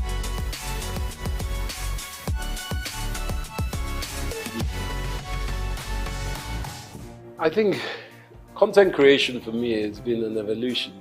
I started as an ex-banker, as I said. I used to trade futures and options in Barclays Bank. I was on the Life Exchange, trading bonds, and I found that wasn't my life. I wanted to be more closer to people. Some people can be bankers on the trading desk or trading floor, but not for me. So I started doing events. I was very lucky enough to show that I was quite adept at doing events. So a big company called Richemont, they owned Cartier, Dunhill, Hackett. They were part of British American Tobacco. They took me on to do their events. So I was doing a lot of polo matches, a lot of Christmas parties, a lot of brand activation events in England. So for me, I got a lot of content knowledge from that. Different styles, people, different countries. But in the last 10 years, I felt that helping companies like LinkedIn, Google, all kinds of big banks in Europe and America was not my remit. My business, EMC3, was going very strongly in America. But as a Niger man, I didn't feel love in America. I know that everyone says it's the land of opportunity, but being someone of my own African descent, I didn't like the mentality there. People are good, but the infrastructure is racist institutionally, as we know. So I felt I wanted to give something back to Nigeria. And with all the 20 years of, at that time, about 17 years of knowledge I gained from doing some of the best Grand Prix parties in the world, Formula One, around Monza, Silverstone, Abu Dhabi, I was doing a lot of events. I thought, let me take this back to Nigeria. I didn't have to come back to Nigeria. I wanted to. And I know with all our grievances with Nigeria, if you ask many Africans about Nigeria, they'll say, they look up to us. You guys, you have Chinua Achebe, you have Wole Soyinka, you have Fela Kuti. What's your problem? You have Chimamanda Adichie. What's your problem? So we have to take ownership and say, yeah, we do have all these people. We have Afrobeats, whether it's Burna Boy, Davido, the Venus Bushfires, all these different people that are exported. Let us look inside and say, wow, we do have a lot. So I wanted, as a content creator, to show Nigeria in all the different sectors that we do have a lot. And that's why with the marketing and communications company that I've started, my own company, I felt I could touch so many sectors. And finance, as I mentioned, I work with banks. Also government, Nigerian Investment Promotion Commission, a very great entity. I work in fashion, with brand labels and people across the board. There are great shops like Alara here that also promote African fashion and African business. And did you know even Leventis does a lot of research, Nigerian bottling company, to help this country. And do you know Nigeria was blowing glass 1,000 years, almost 1,000 years before Europe knew glass blowing? And it's been found in Oyo State only recently. So it's very important that architecturally we take ownership of our country. The Nok civilization that has been in the mid to, I think it's above Abuja, near Benue, and even Niger River, above those basins, that has a lot of artifacts and a lot of archaeological excavation potential. But we've allowed that just to linger. People have stolen a lot of our artifacts. Nigeria was known for Benin bronzes. We were the best smelters of iron before people were smelting iron. So these are things we have to take stock of. And me as a content creator, I bring all that information together and I make sure that people acknowledge it and are aware of it. So then that will uplift us all.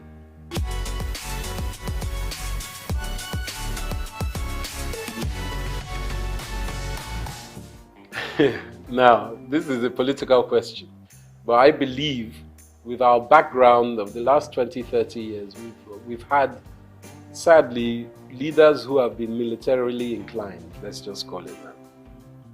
And as we know, military people, they don't like educated people, because educated people will ask questions. So we have had what we call a dismemberment of education in Nigeria for the last 35 years.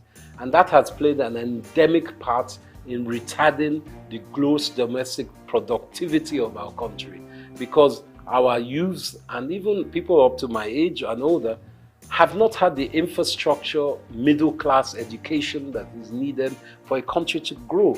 You look at the Industrial Revolution in the 19th century in Europe, especially in Britain, and you look how they were expanded by merchants and artisans and specific skilled workers. Apprenticeships were big, education was huge.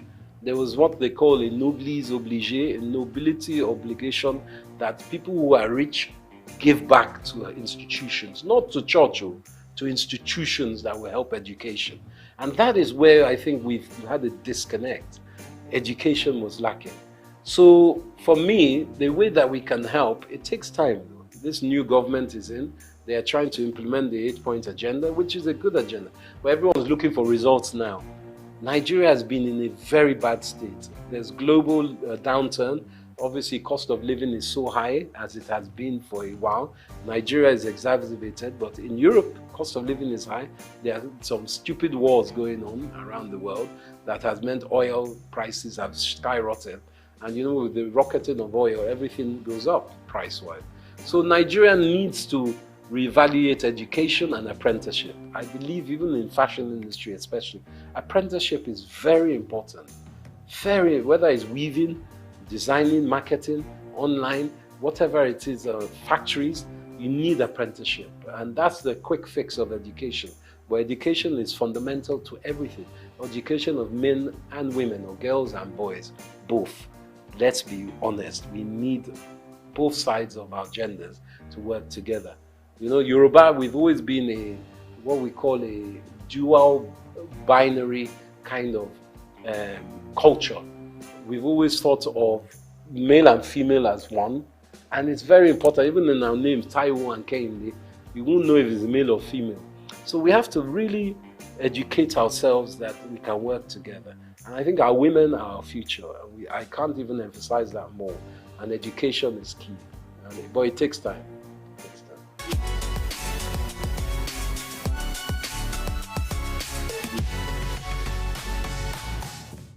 I think Japa syndrome is very real. Everyone wants a better life. Let's not lie. You want a better life for yourselves, but for your family, your parents, your children. And the opportunities in Nigeria, even when you have been educated and you finish graduate here, to find jobs is not easy. The infrastructure is very bad for job creation. And this is being worked on, you know, and the last 8 years has been fundamentally broken. But we know this new government is changing that. But specifically, Japa in Canada, they need our brains. You go across the world and you ask any nation, especially America, who are the best educated, the best, integrated, and the most proficient people, Nigerians. So it's not that we are stupid, it's that we don't have the infrastructure at home. And America, Canada, Europe, they're giving us the infrastructure. So getting out of Nigeria is not easy. There are opportunities and policies that allow it, but going across the border to Libya is not the way. You spend $5,000, $4,000, which is almost 4 or 5 million naira to try and get to Europe, and then you are treated like a dog when you get there. That's not the way. But, you know, there are certain policies that can take you to these countries. And in Britain, for instance, it's not all, the streets aren't paved in gold, but if you earn £1 in Britain, you send that home, that £1 is 1,300 naira. So, and the minimum wage is £14 an hour now in Britain. So you can do the maths of that. So someone who is earning £14 an hour, if they work 10 hours in a day, they've earned over £100, which is 100,000 naira. So the mass, of course, is what makes people want to go there, because even if you are working there, obviously you're paying British rates, so your rent, your cost of utilities, your food and drink, your transport comes into play. It's not cheap there. But the money you send, even if you're only sending £100 a month back to your mom, That's 100,000 naira. So, or 130,000 naira in today's rate. So you can do the maths. That's why people are going. And the security in these countries is, and the education, to be quite frank, is better. But it doesn't mean they are better. We have to build a house, you must thatch the roof from within, so your roof doesn't cave in. And I think that's very important. Not that people shouldn't go home. I mean, go out of the country, but they should always come home as they can. Because we need, you see the Pakistanis doing it, you see the Indians doing it, you see the Arabs, they go home and they build their own countries. It's not good to just japa and leave. You have to come home small.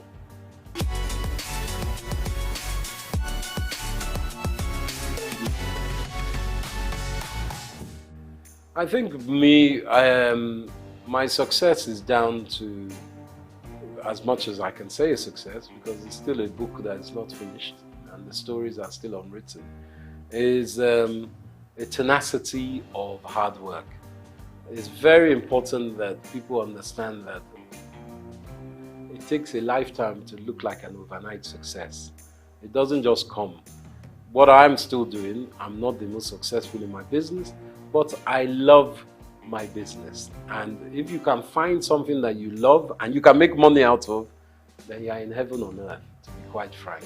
I think my spirituality and my faith is very important, as is my wife's. My wife, Helen Epega, she wrote the world's first Pidgin English opera. And we've been staging it here in London. We played in Cape Town, in Nairobi, and in Lagos, sorry. And we've staged it in London. We're at the Royal Albert Hall next year. I'm executive producer of that. So I think my success, to add to that, is that I don't put all my eggs in one basket.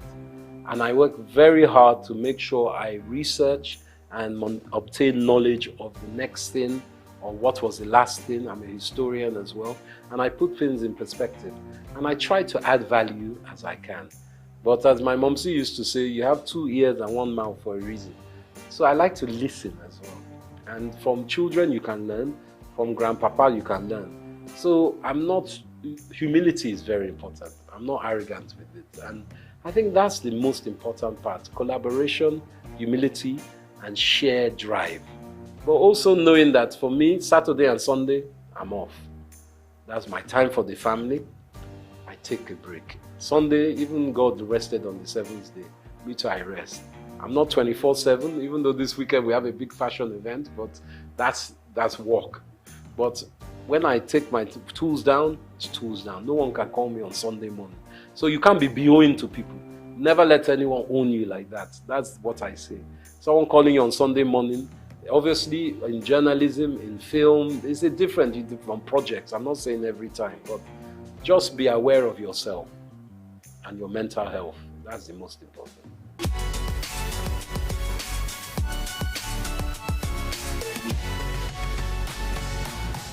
Sure. The world's first Pidgin English opera is a show about a Nigerian fabled people. It's almost like Orisha, but it's not. There are people who are Mami Waters as well as they are spiritual people. They are the guardians of the galaxy, to use an expression. There is God, the all-faithful God, and the all-knowing God, omniscient, omnipotent. But below that, there are all these almost demigods that look after, let's say, this sector of the universe.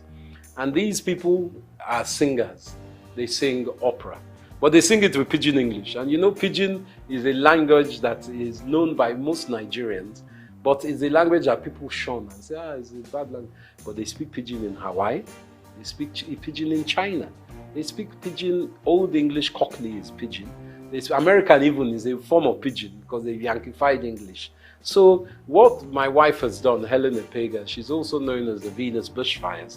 She is an Afrofuturist musician. She composes songs. So she put together this compilation, which is a Pidgin English opera musical. And it's a show that lasts for about 45 minutes or an hour and a half. It depends if you're doing the short version or long version.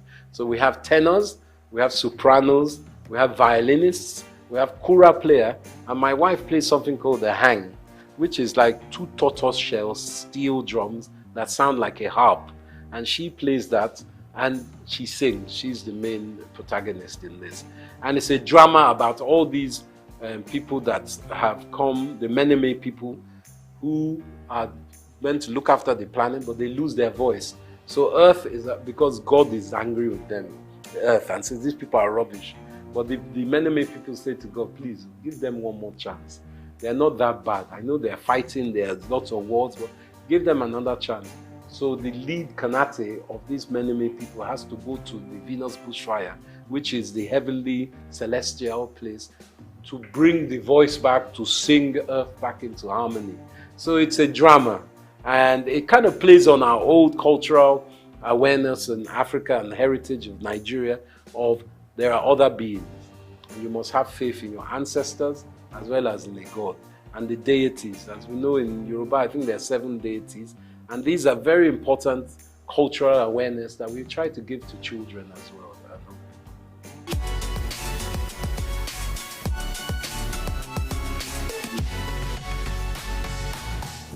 I think the filmmaking in Nigeria is burgeoning. AFRIF, the African Film Festival, International Film Festival, is on now, which is a great show. I helped incept in 2010, many years ago. We had it in Port Harcourt. It was Governor Rotimi Amici that started that campaign, but it's going on very strongly now. Nollywood, as we call it, is being noticed by the international market, whether it's Netflix or Hollywood. I would like to tell you something actually, which is, I haven't divulged this for many years.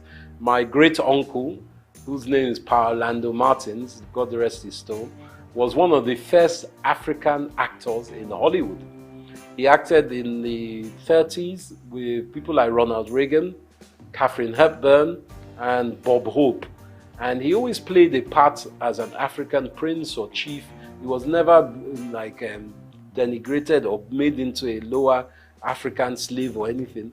And I think that instilled something in my mind with this film industry. I think it's very important that Nigeria, as it is, we have some great actors like Wale Ojo and Ramsey Noah. They are playing part in producing their own shows. And it's very important. Like in America, you obviously have people like Mel Gibson, Robert De Niro, who have produced their own films as well. That Nigerians are not just actors or technicians, they are also producers and directors. It's very important that we have that link within our industry. And we make friends and we forge relationships, not just with Hollywood. There's Bollywood, the Indian industry, and there's also China, because China's film industry is massive. Technically, I think just as big as Hollywood. So we must look to ourselves in Africa as well. There's some great film makers from Zimbabwe, South Africa, Ghana, and I think collaboration is, I always use collaboration because I would not be here without collaboration. Obviously, my wife, you collaborate with your spouse, but also my businesses. I have a very good English business partner, Israeli business partner. I've started a new business. I collaborate with all kinds of industries and different sectors. So for film industry, I think it's important that we push our heritage forward because people want to know about Nigeria. They love, in Africa, they love Nollywood stories, and that's a fact. And we can expand by using distribution. Distribution is key. Netflix, all the Hollywood film houses, negotiate with them. Even if you don't get the best price for this show, make sure you check your contract, make sure you get it for your next film. So I think that's important, distribution.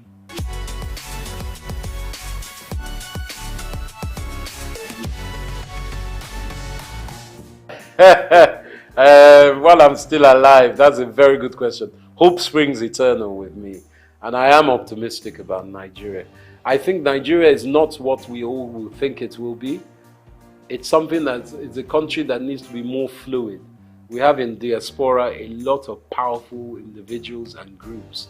I think we need to connect even more with those individuals and groups who need to invest in Nigeria. Our youth is very talented and is very able, but it's also very abundant. So we need to find a way to link up education, apprenticeship, to these youth to give them something that is productive to work in. And that means expanding your mind as parents. It's not just doctors, lawyers, bankers that we need. We need artisans, we need creatives. And that's the most important point. It's a mind block. So for me, if we can work on Nigeria's mind psyche and the taboos of oh, we don't want our child to marry a musician. You know, even as a musician, you don't just have to be a rapper. You could be a music engineer. You could be a filmmaker. You could be an engineer that works with the technical aspects of editing. You could be a designer. There's so many aspects. So I say to my utopian Nigeria, learn from your brothers and sisters.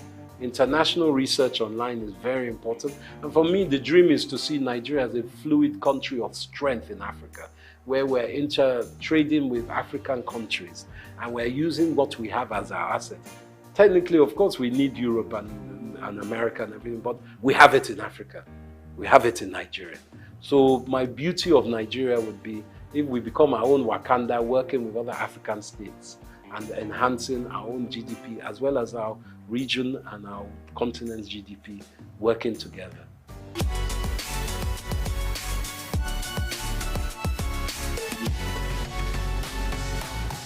Gosh, my favorite, what's the first one? Food. As you can see, I like my food.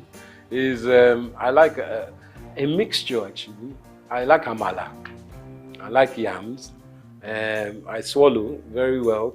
Whether it's with ogbono soup, that's very good. But also, for my mother's riverside, there's one okra, seafood okra that my mom used to make. And I still strive to find that. I go and find that whenever I go away. In London, you have some nice Nigerian restaurants, and in Lagos, of course, as across Nigeria. But nothing like home cooking. When my wife makes me a nice, I suppose she makes a goosey for me, eba, and that's my staple. My best music, I love Afrobeats, of course, but predominantly I'm a Fela man. Ebenezer Obey. I like the old styles. And I also like Zaire music. There's high life that comes across Africa. But to be a lie to say I don't like Jimi Hendrix. I like Jimi Hendrix. He's a guitarist, a Native American, African-American guitarist. I love his kind of music. So those are my mainstays. And Gorillaz and De La Soul are still very great music of mine. Those are my Spotify at the moment. What was the other question? I like wrestling. They used to call it Gidigbo back in the day, Yoruba wrestling. I used to love that. I haven't seen that much lately, but I like Nigerian wrestling. Obviously, we play good football. We're great footballers as well, globally. But you said Nigerian sports. Polo, Nigeria. I like Nigerian polo as well.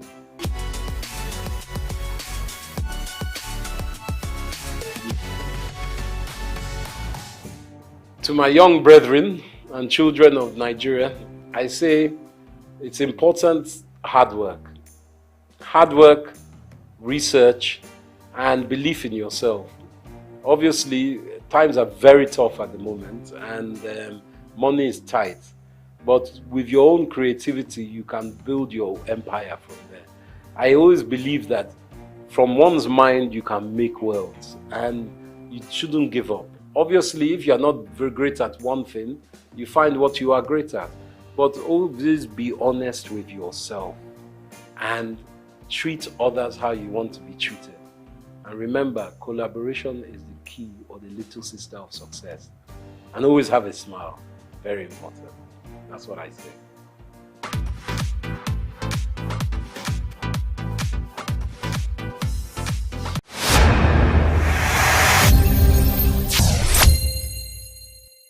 Well, thank you so much for staying with us on SOUQ Podcast. Like we promised, that we're going to be bringing to you some of the participants on today's training. Yes, the training is going to be week-long, but it started today, and so far it's been a very interesting one. I could see the participants in there laugh and also respond. It's been very interactive and quite engaging as well. So we have with us here, right here, Dr. Irene Akidino, who is a medical practitioner, and she is with the Area Specialist Teaching Hospital in Edo State. So she's traveled all the way from Edo State to be part of this training. If you know Area Specialist Teaching Hospital, you must be conversant with some of the strides, medical strides that they've made during the COVID-19 era. They were there and they actually were able to help. As you know, that the medical sector did actually perform well in helping to contain the spread of COVID-19 pandemic. Not only that, when you hear Lassa fever, so one institute that is like the go-to in terms of treatment containing the spread, then you should think Area Specialist Teaching Hospital. So she's here and she'll be talking to us about the change narrative in Nigeria. People say we have lots of policies, but what have we gotten from the policies? First of all, you traveled all the way to be part of this training. How has it been for you, day one? Well, thank you very much. I have no regrets. It's been quite engaging, enlightening, and I think the interactive aspect has really been good. So far the facilitators have been amazing. And the fact that we are from different sectors brings to bear, your different experiences. The problems may be the same, but I think with the facilitators, the solution is almost the same, despite what institution, either public or private, you come across, and not just dwelling on the problems, but thinking of the solutions. So that's, I think, the strategic insights which the course is all about. All right, so now this is Lagos, but apart from it being Lagos, this training has afforded you to meet with your colleagues, counterparts in other fields, and like you said, the conversation is revolving around the same thing. What can be done better for these organizations to stay relevant and be able to deliver value to the consumers? Now, the theme is strategic insight and planning.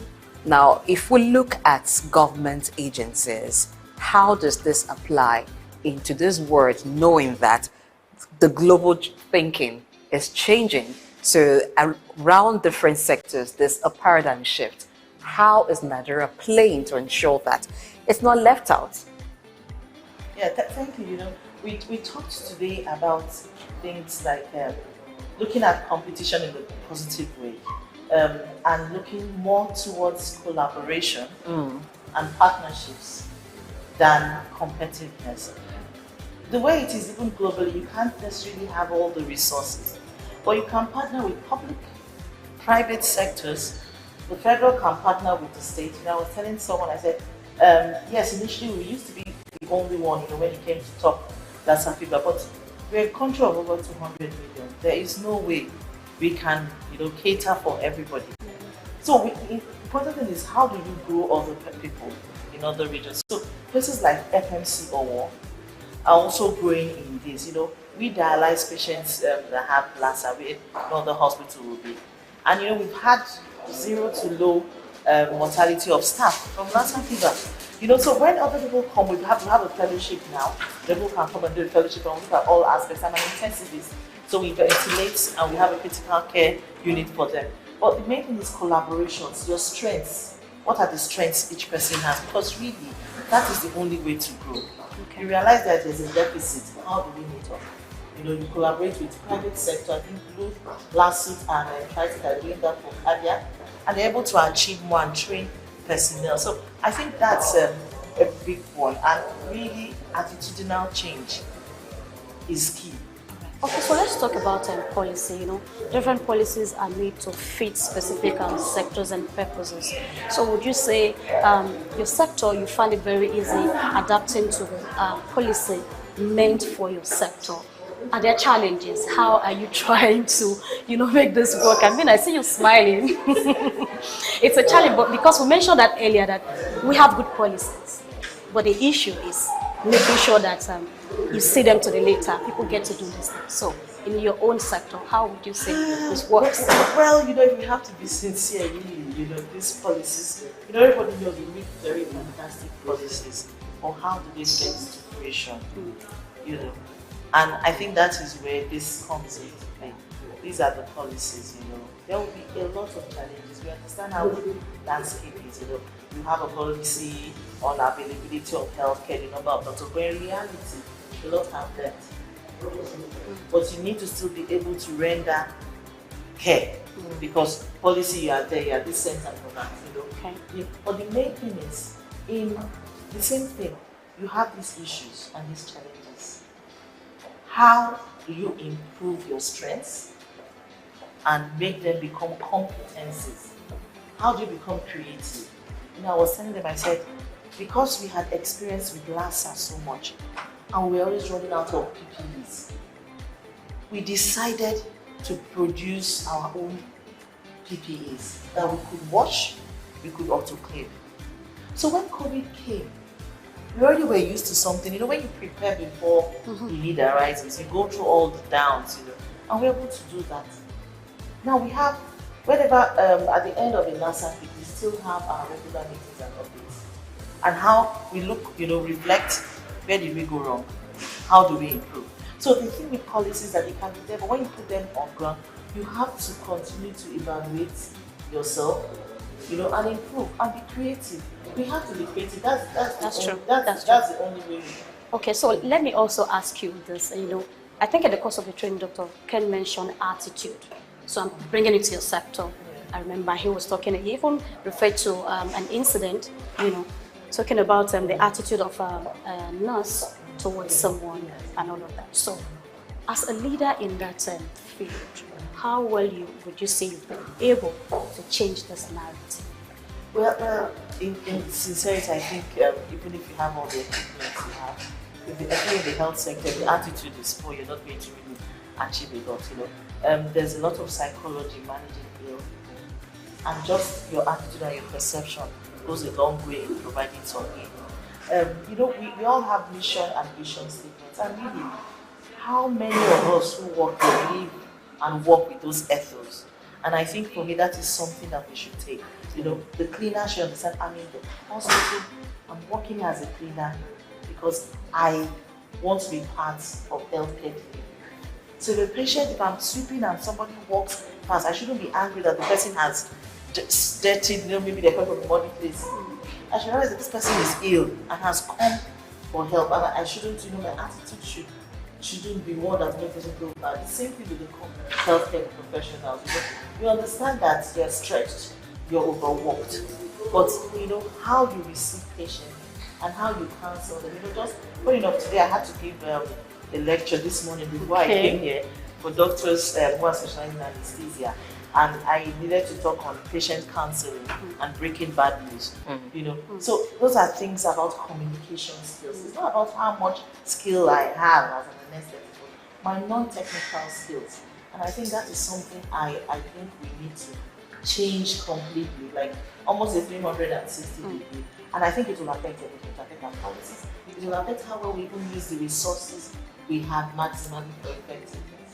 So moving forward, I think it's something that one has to, like going back, I need to emphasize. But I think, everything starts from we. Yes. Yeah, the leaders, when they see your attitude, then they know they kind of, you also act like an example, really, and say, oh, if she does this and she talks this way, then it means I can. Yes. So lead by example. Lead by example. That's it. That is what we need. That's it. All right, so you've talked about resources too. This is a time where there is limited resources, whether it's for government or if it's for private enterprises. So alongside strategic thinking, strategic insight, thinking, planning, comes the issue of budgeting. If we look at the health sector, now how do we appropriate the funds, limited funds that is budgeted for healthcare service?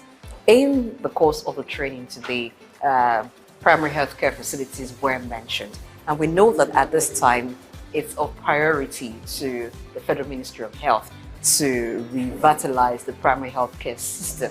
But when we come to budgeting for them, equipping this primary healthcare system, does it look actually that there is a lot of thoughtful thinking and planning into how the primary healthcare system should work and meet the needs, deliver value to the consumers of healthcare? Thank you. What I've realized is the primary healthcare needs minimal equipment. A ventilator would cost about 30 million naira. A primary healthcare center does not need that. They need the basic things. Things to check patient's pulse, things to check patient's blood pressure. But what they need at that level is capacity development and training. To know, how can I identify someone who is critically ill and do a little bit essential care and move. So those things don't really cost so much. But the important thing is if you invest and ensure that they have the capacity, they have the training, they have that incentive, they're made to feel important, it improves the overall health indices of the country. So yes, a lot is budgeted there.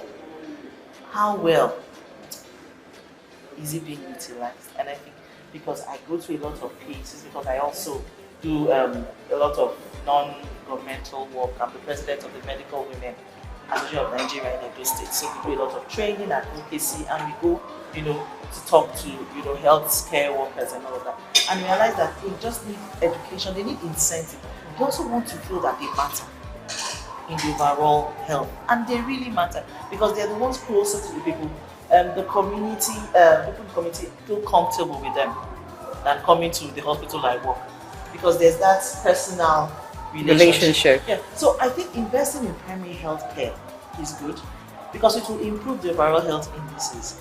But capacity building is key in doing that. And we hope that we will have that the insight and the zeal to do that and provide such in all the communities. Okay, I'm going to take it from here now, the insight. How do we get the insight as to the exact need of the people? We're looking at the medical field now, or the medical sector, because that's your area. Now, it's one thing to say, let's focus on the primary healthcare sector, and that's the way to ensure that healthcare gets to those at the grassroots.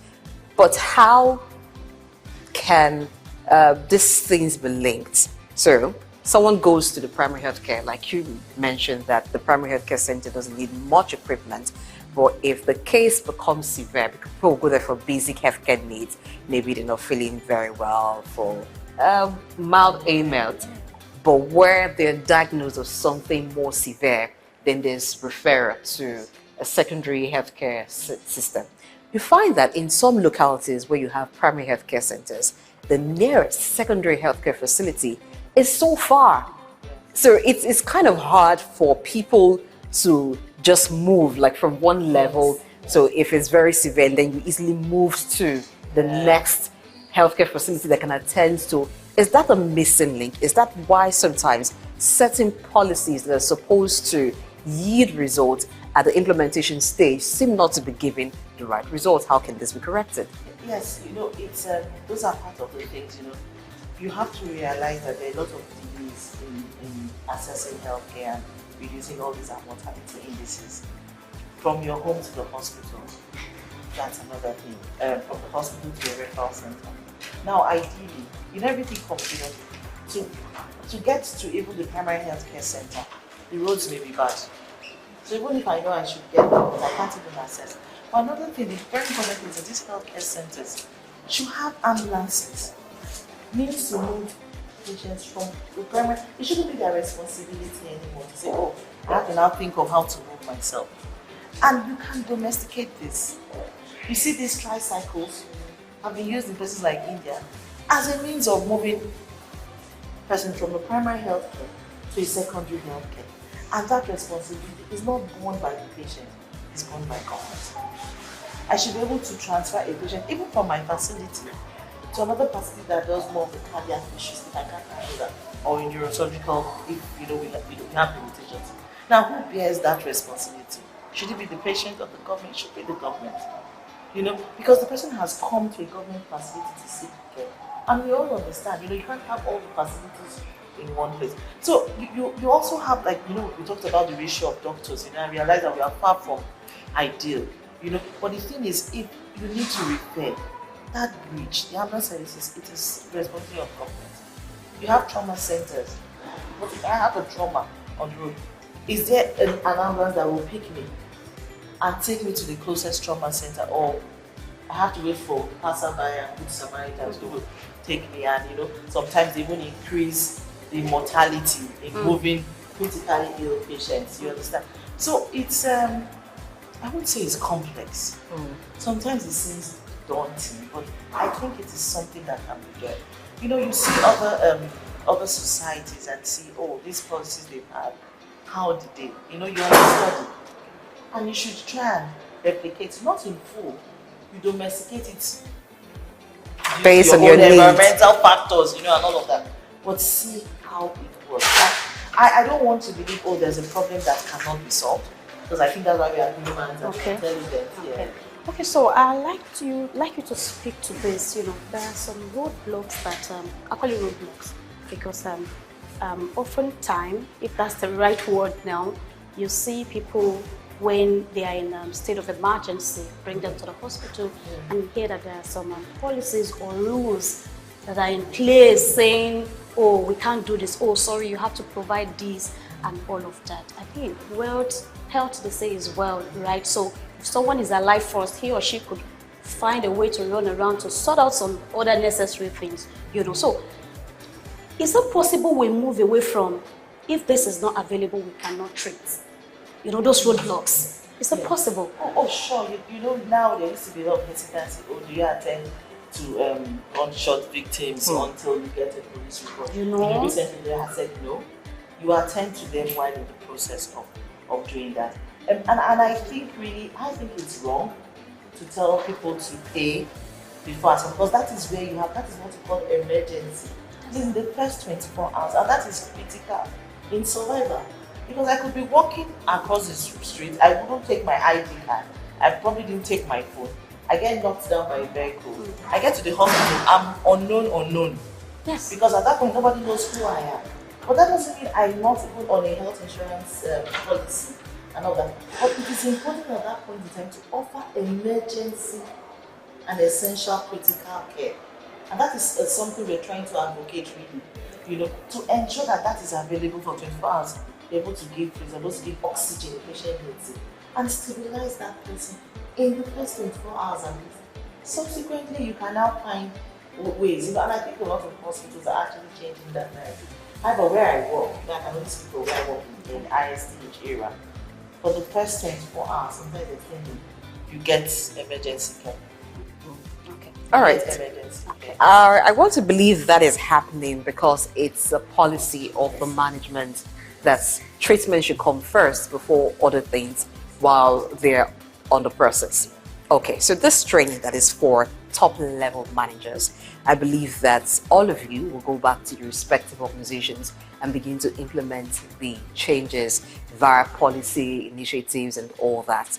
But we also find that in some organizations where policies have been made, the policies are not even understood by those who I may want to refer to as foot soldiers in questions, those who are on the ground to carry out the activities, the functions necessary for the full implementation of the policies. Some of them are not fully informed, they do not understand it, and sometimes there is no buy-in. And when there is no buy-in, you don't expect that people will do what is necessary to have this. So it doesn't really work. On paper, you have this policy, that policy. For instance, the issue of treatment or payment before treatment. That you say is happening in your organization. But if we go to some other medical establishments, particularly the private run ones, that may not really apply. So how do we ensure that top level managers communicate effectively policies, secure buy-in, and then they become things that the consumers enjoy? Even to what you were talking about when we talk about the primary health care, the ambulance situation that happens in other countries where the tricycles are used. In that training, I also listened Yeah, and I got a part of it. Okay. We're the facilitator for today, talking about Dr.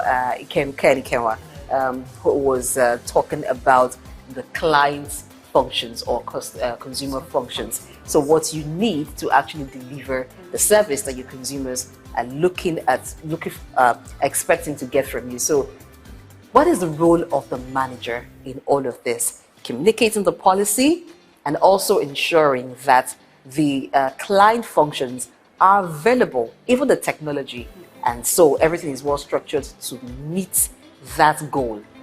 Well, you know, the thing is really, you come here and you get all the stuff, you feel ginger and you're ready to go back to your school, like, I'm going to cost so much change. But you know, it's very important to cascade it down, you know, because of course, you know, they have units and unit heads. And so it's important going back, you cascade it and ensure it goes down. But the important thing is also monitoring and evaluation. And performance indices, you know, what do you expect? And I come back and have a discussion in the next month or 3 months. Should I do an evaluation? Performance and see for patients who have they access that. Do I need to get feedback from the clients and after the feedback next person? You know, do I need to develop the institution's website and let clients know that they can go there and give us feedback on, oh, when I came in, how long did I just spend the whole day before I saw a doctor in the clinic, or I came and I, you know, because I had booked the appointment at some time and I didn't want to be kept waiting, and I did see, or I came by 7 a.m.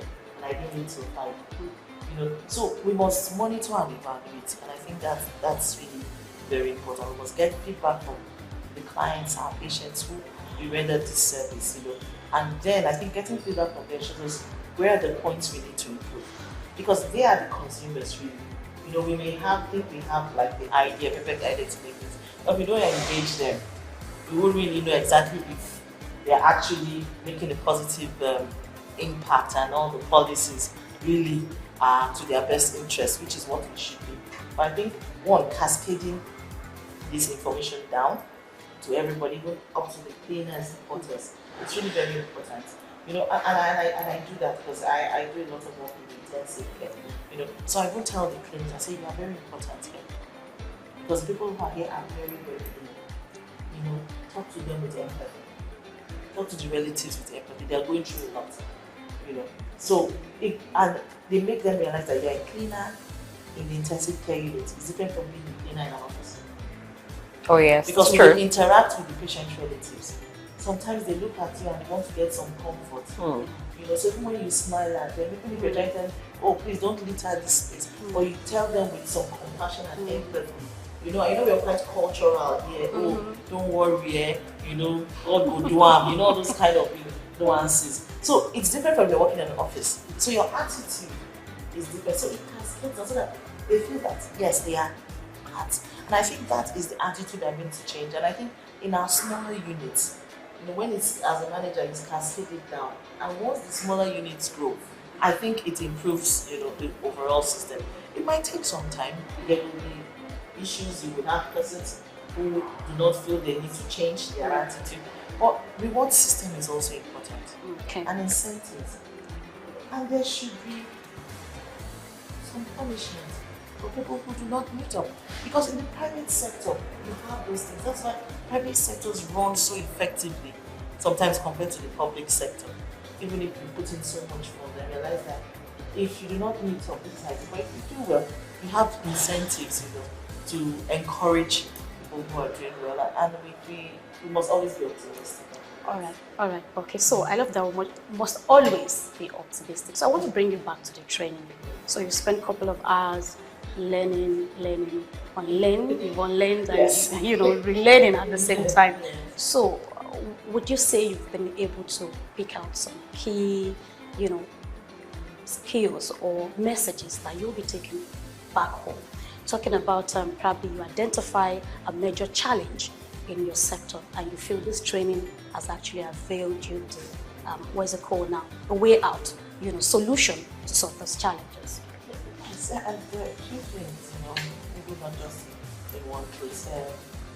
I think I've learned the fact that, you know, maximizing your strength, and then you need to be proactive and creativity. The idea that you don't necessarily need to like someone if somebody has those strengths. Maximize the person's strengths. You know, usually we feel, oh, I really don't like you, so I don't really want you to work in this office, even if the person has the capacity. But now I realize, why don't you maximize that person's capacity? You know, to deliver whatever thing you need. Then I think the key is collaboration. Because some of us in public institutions, we all want to, oh, this office is the best. We're the best, we're better than this other one. But really, we can collaborate and be much bigger than what we want to. So for me, I think that's idea of collaboration is key. Attitudinal change is really key, and letting everybody's decision be linked to the vision and the mission of the institution. I think that's aspect, because when you did ask me about that, I was like, do you think even how many people know the vision and mission of your institution, and does the cleaner know that? Because if they're linked to it, it changes a lot.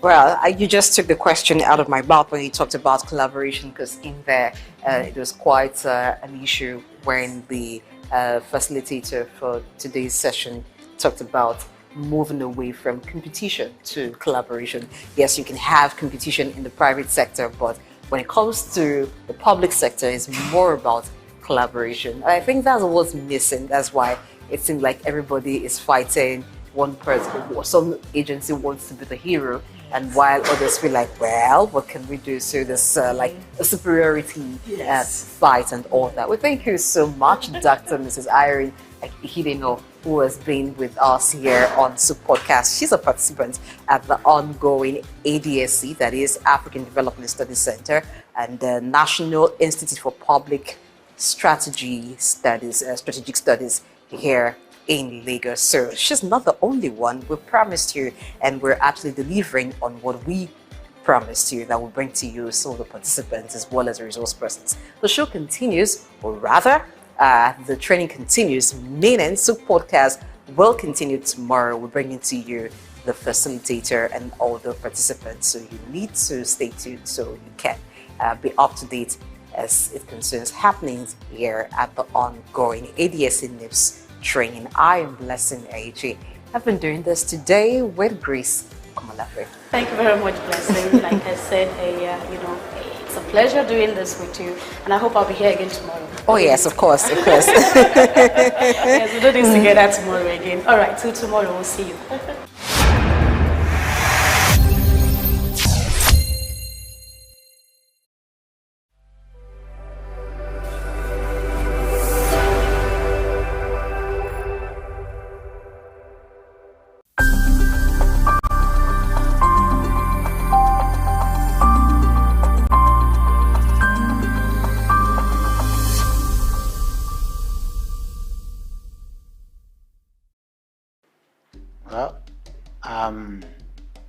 Prince Raymond Adekunle Olaye Akishemoy.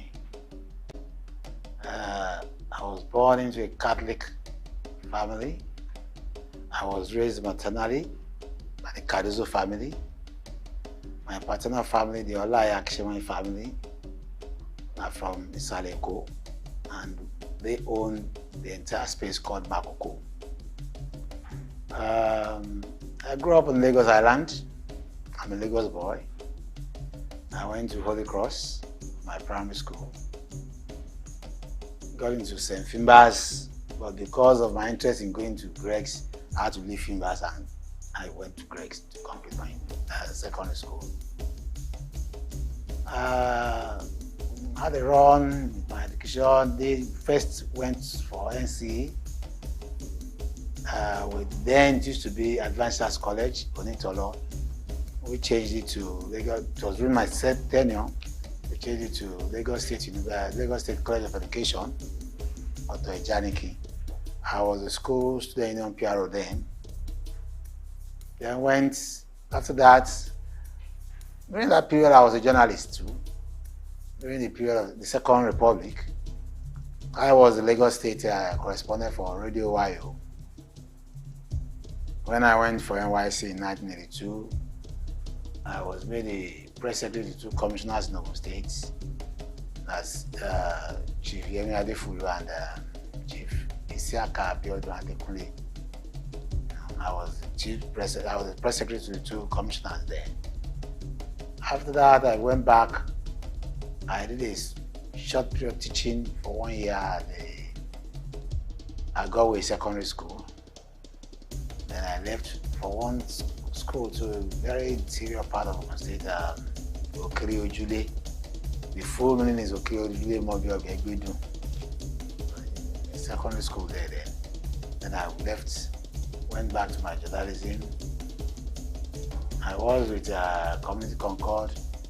Then I joined Guardian. I was born in Abeokuta with Tayo Awotusi, who later left for this one newspaper. Then he went to Liberia and he died in Liberia. You know. Then after Guardian, I started Republic with them. I was the first Ogun State editor of Republic newspapers. Then going back to Guardian, Concord. But within that period, I was the NUJ. I started the general in Ogun State during the period of media, you know. Demola Badejo was the secretary. I was the assistant secretary.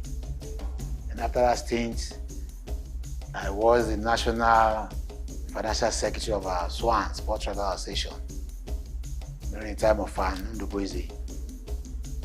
So I got fed up with journalism when we had June 12th, and I saw the whole country in that terrible state. So I just left. Went back to school. I had OND, HND, MassCom. Then went back to school again for postgraduate marketing at the NIJ. And I did law. And right now I'm practicing law. I also was in politics. I contested several elections on Lagos Island, chairmanship, House of Assembly, House of Reps. I didn't make it, but I was given the essay to Governor Tinubu when he became the governor. That's it. And really, I don't feel like joining politics any longer, because the way I sit now, may God help Nigeria. With the kind of politicians who are around now, there's nothing to write home about them. There are still some honest ones among them, but a lot of them are there for what they just want, not for what Nigeria will take to develop. I mean, we have so many things in this country. We have not even many, we have so much. We can't count them. The resources are there. We have everything that God can use to bless people. But we as a people, we are not ready to take advantage of all these things. And that's why we are here where we are today. That is it. All right, from your story, it's proper to refer to you as proper Omoiko. Now, I would like you to give us a picture of what I'm a Nigerian. I'm a Nigerian. Though first and foremost, I'm a Yoruba person before becoming a Nigerian. There's no part of this country I've not been to. But my Omoiko in me, the Omoluabi in me, will always be there. Yeah, you're right. I'm an Omoiko person.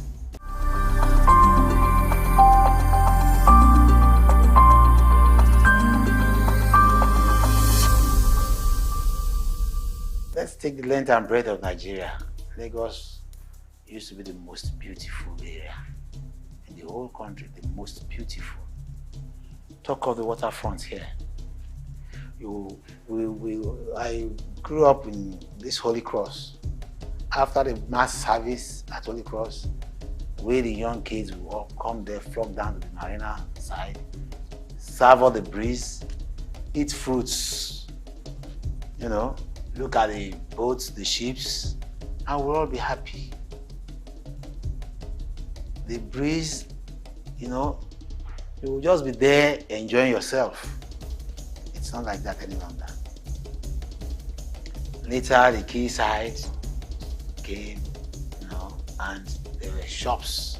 You could buy as many as you wanted. Then, Lagos was beautiful. Our taps went dry. We would do these small paper boats and we'll put them in our gutter in the house and we'll follow it to the flow. Where are those ones now? The drains are now just there. They are not moving. You see? They are like ponds. In those days, I could remember if you have thieves, there were not so many. Even the issue of stealing started becoming rampant, I think, after the Civil War, if I could remember. We were all sleeping outside our houses. We have our houses. Comfortable houses. Small as they were comfortable. But we were all sleeping outside, getting the breeze and everything. It used to be ECN then. Electricity Corporation of Nigeria. ECN, yes. And these days, you see armed robbers everywhere. You see armed robbers everywhere. So, that is, you see, it's a pity that things like that are happening now. It was shortly after the war that we started seeing the case of armed robbery. And Babatunde Foronsho got himself in the history book as being the first set to be shot. You know? I could remember when my mom came back from England, 1967, and she got the house, I think number 6 or number 8, I'm not sure again, at Lawani Street. She was working at Lute as a nurse then. And this man went to, she thought good enough for her, she went for night duty in the hospital. By the time she came back in the morning, all these Babatunde Foronsho people had visited her apartment. We were in Lagos with our granny, in Lagos. They had visited her apartment, and while they were going, whether they were living in a hotel or something, they left their submachine guns and everything on the window. The police couldn't do anything. It was shortly after that he was arrested. So that actually spurred me into going to see his execution at the beach, and that was 1970. Yes, that was 1970. It was the first set. And shortly after, we started having so many cases of armed robbery. You know, because the guns were so many after the Civil War. I pray Nigeria goes back to its old self, where people were safe. I wonder how the government can do that. Now the security people can do that. But I pray that Nigeria should go back to its old self.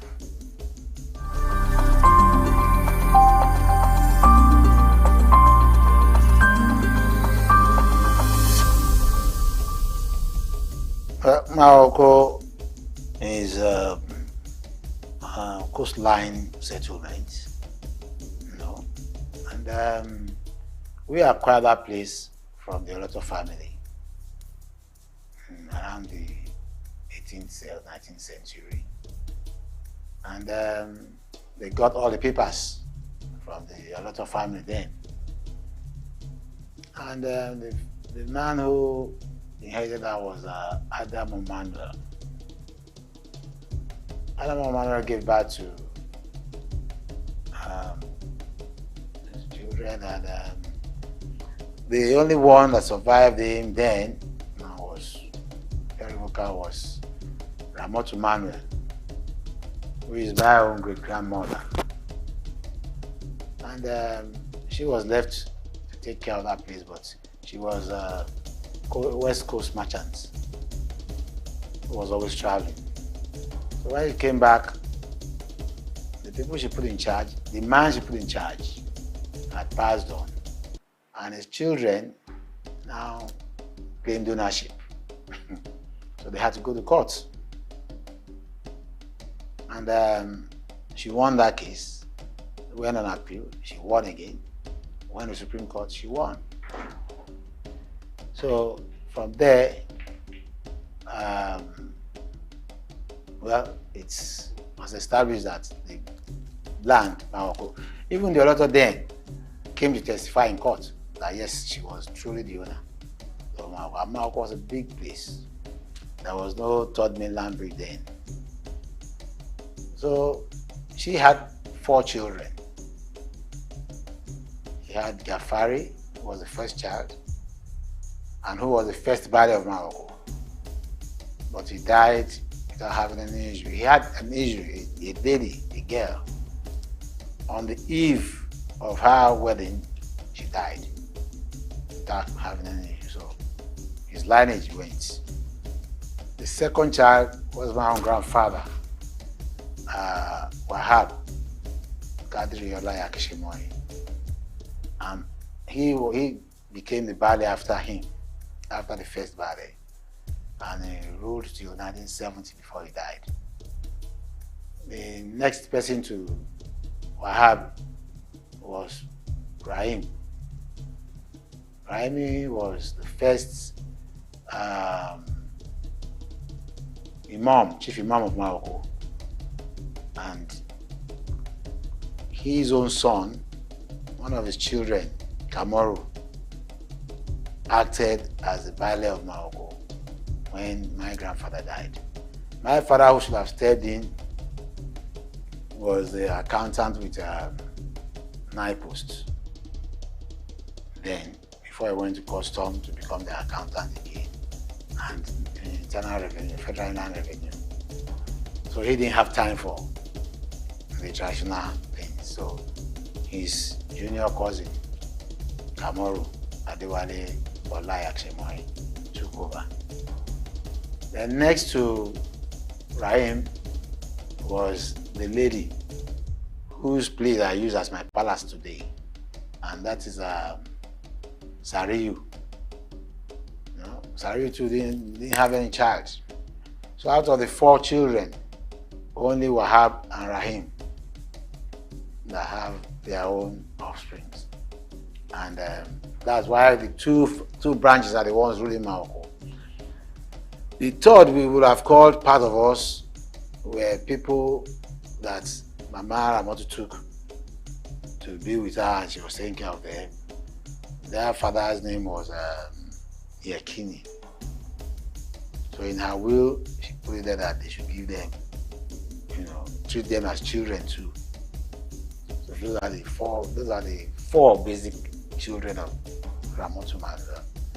And Morocco, it was Ramotu who welcomed or who employed the Egun people to be fishing for her. And I have papers where they were even pleading that it should be given a space to use. The sudden death of Onyeka Onwenu touched many Nigerians across the country and beyond, mainly due to her multifaceted status, which facilitated her easy identification with people across diverse interests. While many people remember her as a music artist, some recollect that she was a renowned broadcaster. Yet, some others knew her as a journalist of high repute. In truth, Onyeka Onwenu was more than these identities. She was a singer, songwriter, broadcaster, entertainer, culture ambassador, politician, rights activist, artist, and social influencer. Her influence on generations of artists and fans was immeasurable. She was a trailblazer, a mentor, and a role model. In today's news talk, I shall be celebrating the life of a woman, the elegant stallion, Onyeka Onwenu, who had contributed to the development of music, the arts, and entertainment generally in Africa. I am Bayo Olaoye. The legacy of Onyeka Onwenu will continue to inspire and shape the music world for years to come. She was one of Africa's brightest global stars, a shining star, a true legend, and a shaper of Nigeria's cultural identity. 40 years ago, Onyeka Onwenu launched herself into national consciousness with the documentary Nigeria, A Squandering of Riches. That documentary brought her more popularity, evoking enthusiasms from Nigerians who were tired of the looting of the Commonwealth by politicians. Onyeka Onwenu graduated from Wellesley College in Massachusetts in the United States of America with degrees in international relations and communications. She also had a master's degree in media studies from the New School of Social research in New York. Before getting into music, Onyeka Onwenu worked as a journalist with the Nigerian Television Authority, NTA, where she was known for her investigative reporting, particularly on social topics. While at the NTA, she authored the globally famous BBC NTA documentary on corruption, Nigeria, A Squandering of Riches, in 1984. Her multifaceted career spanned over 4 decades, during which she demonstrated remarkable flexibility. She has been in the forefront of the struggle for a just, rewarding, and enriching copyright system and stood firmly on her principles. Her music was a testament to her innovative spirit and her ability to bring people together through her music. Onyeka Onwenu's success in music and pop culture paved the way for her entry into Nollywood when Nollywood exploded in the 1990s. Her iconic nickname, Elegant Stallion, was born out of entertainment journalism and became a brand she proudly identified with until her death. Reputed for her unique combination of traditional African music and contemporary pop, Onyeka Onwenu's music blended genres such as highlife, reggae, and pop, often addressing social and political issues. Some of her most popular songs include One Love, Iyogogo, and Ekwe, all classics in the Nigerian music scene. Her love for ballads and songs about women's rights was a soothing balm during Nigeria's rocky 1980s and 1990s. Her hit song, You and I, was repurposed for the 1999 movie Conspiracy, which she also starred in, and is widely regarded as one of the most iconic soundtrack of Nollywood. In 1989, she recorded the popular duet Choices, which centers on consent on birth control with Juju Maestro King Sunny Ade. In My Father's Daughter, her 2021 memoir, Onyeka Onwenu revealed that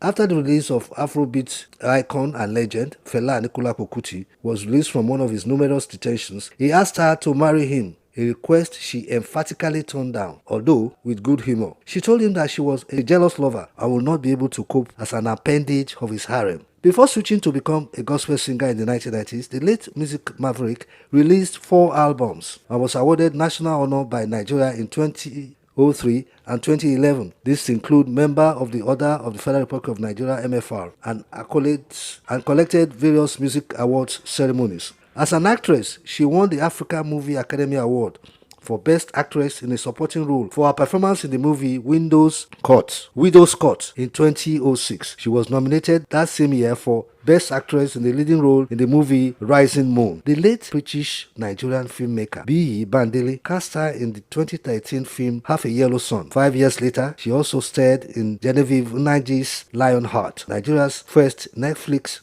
original, alongside Nkem Owo, her co-star in Conspiracy. As a politician, Onyeka Onwenu contested twice for the council chairman of our local government, the Ato local government area of Imo State, under the platform of the People's Democratic Party, and lost on both attempts, but was appointed chairperson of the Imo State Council for Arts and Culture by Governor Ike Idiohake. On September 16, 2013, President Goodluck Ebele Jonathan appointed her as the Executive Director, Chief Executive Officer of the National Center for Women Development in Abuja.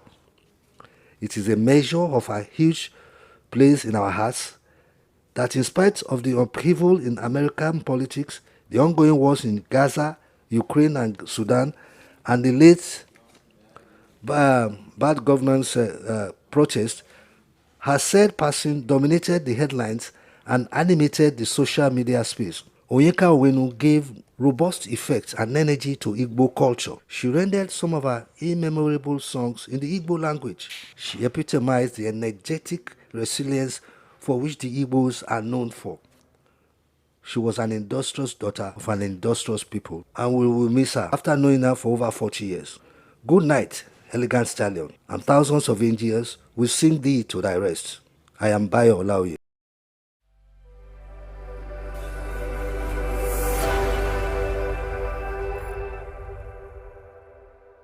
As Nigerians tackle the federal government over bad governance, as witnessed during the End Bad Governance nationwide protest, they neglect, fail, or refuse to equally address the same issues at the state level. This oversight hampers efforts to enhance transparency and improve accountability mechanisms at all levels of government in Nigeria. The truth is that most state governments lack transparency and accountability in governance. This has been particularly evident in the recent disbursement of 5.34 trillion naira to state governments from the Federation Account Allocation Committee, having been told that the money was not a grant from the federal government but a World Bank loan meant to aid COVID-19 recovery. In today's news talk, I will be analyzing the need for good governance at the state level in Nigeria. It is annoying that despite the increasing revenue profiles of state governments, they continue to abdicate their responsibilities, hiding under the failures of the federal government. This challenge has become endemic,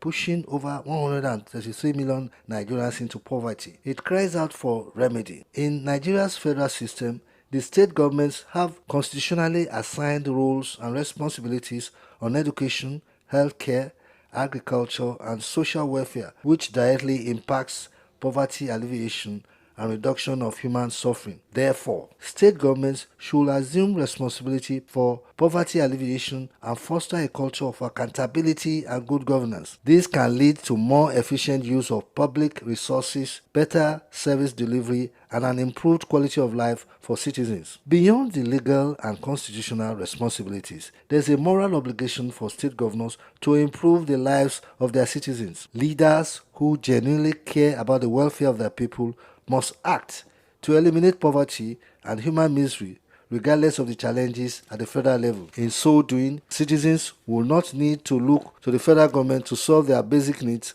or clamor for a change. Unfortunately, state governments, which control substantial resources including allocations from the federal government and the internal generated revenue, frequently mismanage these resources. Corruption, embezzlement, and inefficiency often result in funds being diverted from essential services to personal or political gains. Most state governors in Nigeria also lack transparency in the utilization of allocations from the FAAC. For example, before the Supreme Court judgment upholding the autonomy of the third tier of government, local government allocations from the federal account were routed through state governors, many of whom misused and misappropriated the allocations to the detriment of their local governments. Even when the federal government intervenes directly and disburses funds through the states, the funds are often hoarded, diverted for private use, or disbursed to political party leaders, as Nigerians witnessed during the COVID-19 crisis. Neglect by states to provide adequate social services leaves the poor without access to basic needs, perpetuating the cycle of poverty. In some cases, facilities exist, but they are poorly funded or staffed, making them ineffective. Rural areas where a significant portion of the population lives are often neglected, leading to a lack of infrastructure such as roads, electricity, and clean water, and making it difficult for rural communities to thrive. Without these basic amenities, economic opportunities are scarce, and poverty remains entrenched, leaving many people in rural areas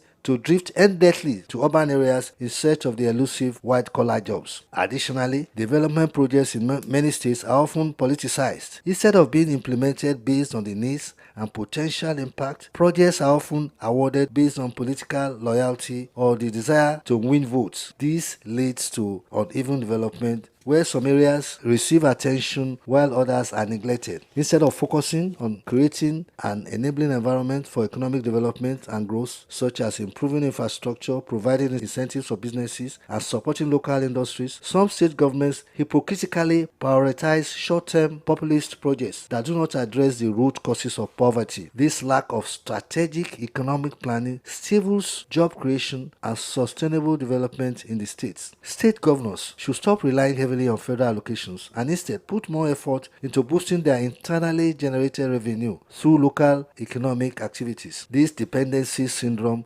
stifles initiative and the ability to independently source funds for finance projects in the states. State governors should be reminded that they are closer to the people and better understand the unique challenges and needs of their populations. Consequently, they are in a better position to design and implement targeted policies and programs that can effectively address poverty and human suffering. In the critical months ahead, state governments should implement caring, transparent, responsible, and incorruptible policies that could reduce poverty and make lives better for the people. Given the scandalous increase in poverty and human misery in most urban and rural areas of Nigeria, state governments have the responsibility not to provide the citizens of the state of the chance to live fully decent human lives and to push forward the frontiers of human civilization for the benefit of mankind. Eliminating poverty and satisfying basic human needs remain goals that challenge state governors in Nigeria. The people on their part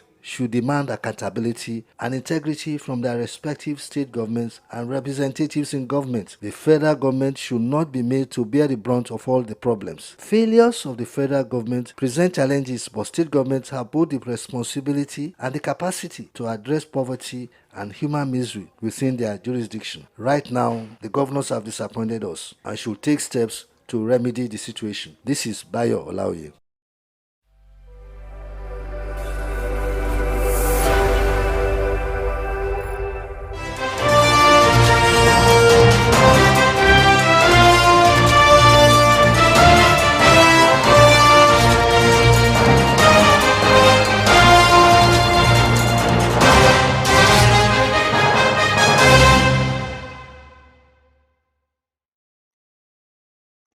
Hello and welcome to the news on the hour on SOUQ News Television. I am David Chiedu. First, let's take a look at the major headlines.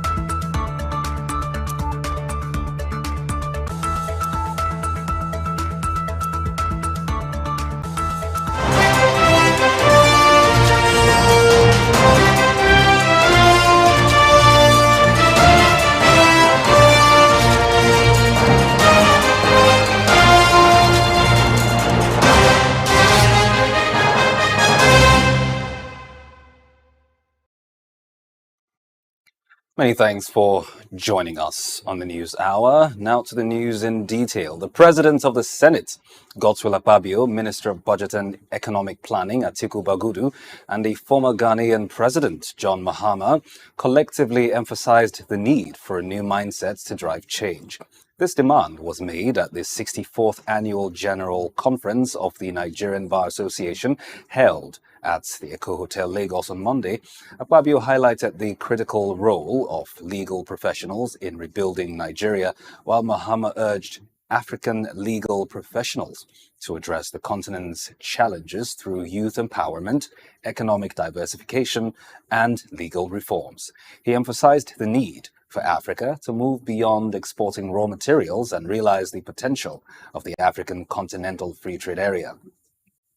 Bagudu called on African nations to view the continent as an opportunity, urging collective action to harness its vast resources. He stressed the need for African countries to work together, generate resources, and confront realities to achieve sustainable development, aligning his vision with Nigeria's broader national goals. And the Asset Management Corporation of Nigeria, AMCON, has unveiled plans to recover nearly 5 trillion naira in outstanding debts by employing international asset tracers to locate hidden assets offshore, including those disguised under Special Purpose Vehicles, SPVs. Managing Director and CEO Benga Alade announced the initiative during a media briefing in Lagos, revealing that AMCON has already recovered 100 billion naira within 5 months under the new leadership.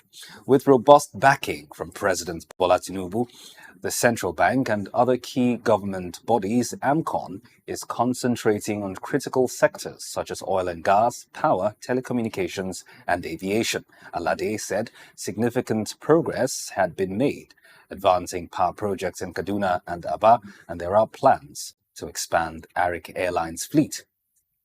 He revealed that a major stakeholders conference will be organized to address non-performing loans and further stabilize the economy. By focusing on these sectors, AMCON aims to boost production, generate foreign exchange, and create jobs, ultimately enhancing Nigeria's economic landscape.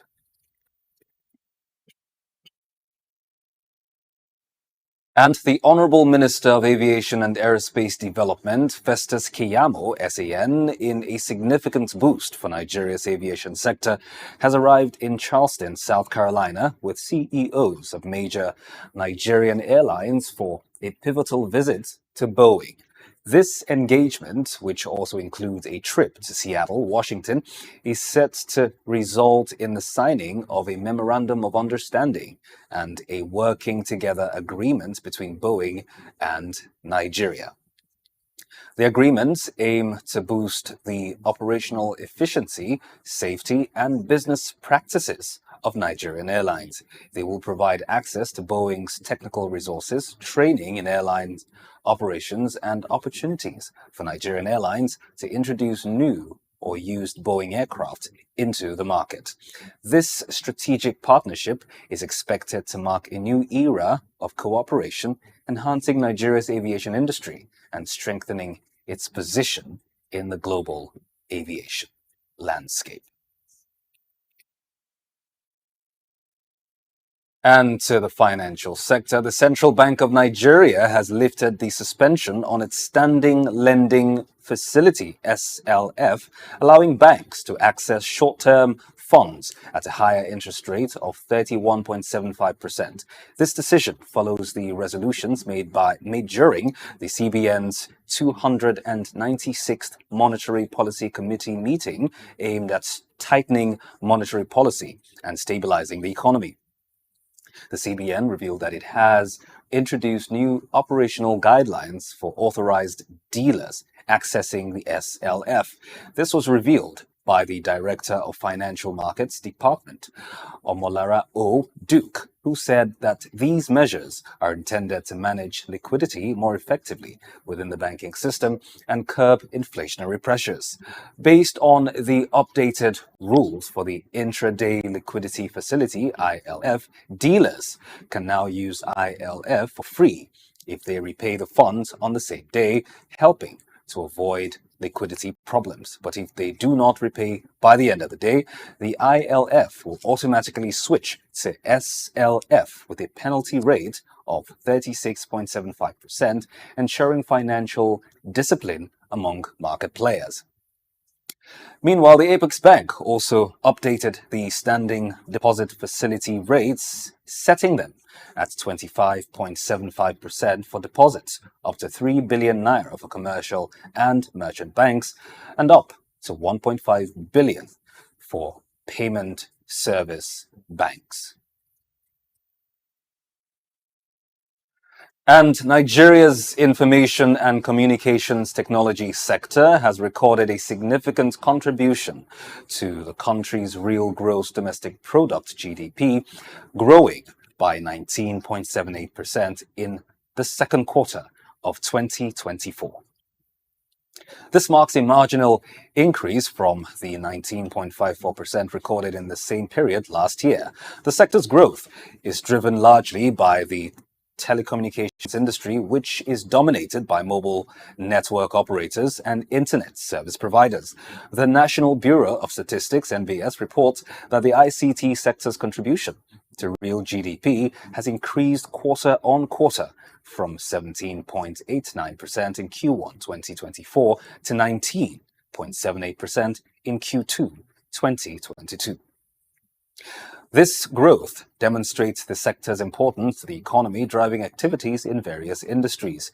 The telecom industry's impact on the economy is substantial, with mobile network operators and ISPs enabling businesses and individuals to communicate and access information.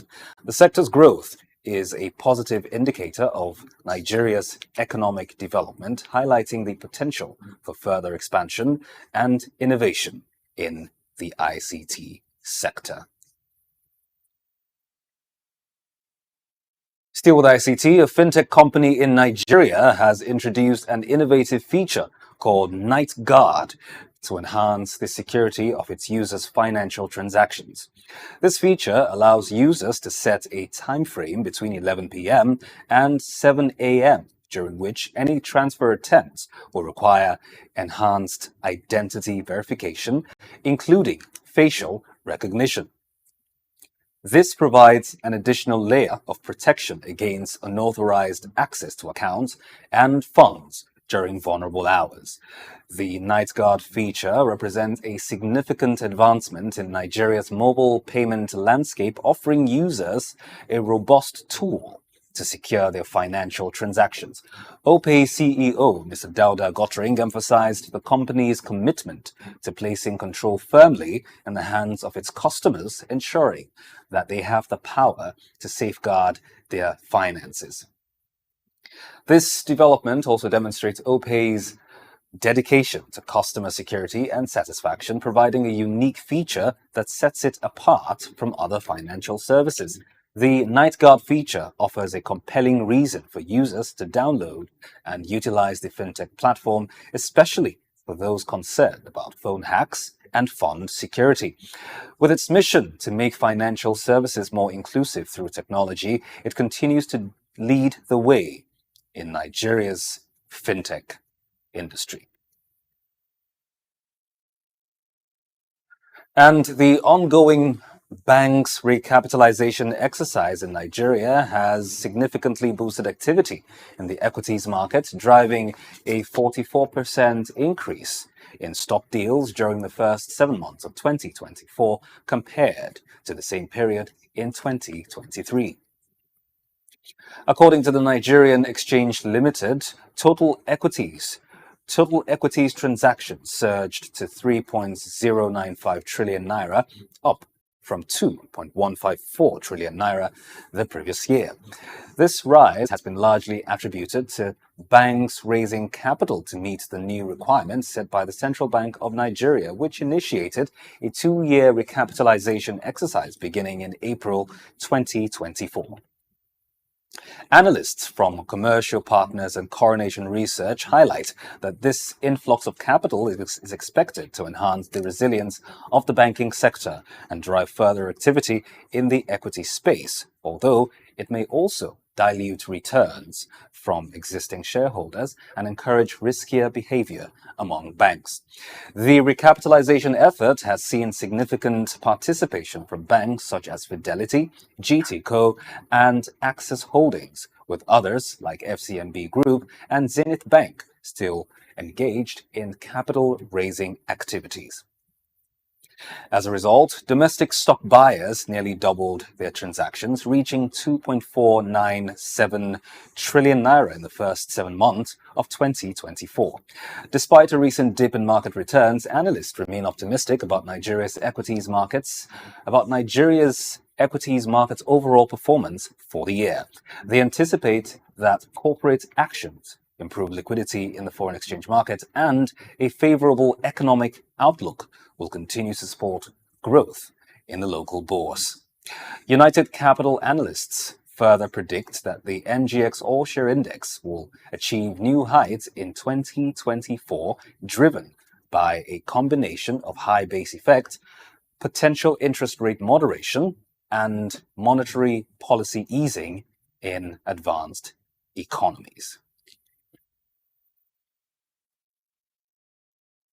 Away from that, British High Commissioner to Nigeria, Richard Montgomery, has expressed a desire for a strategic partnership with Abia State, focusing on trade, energy, transportation, technology, and manufacturing.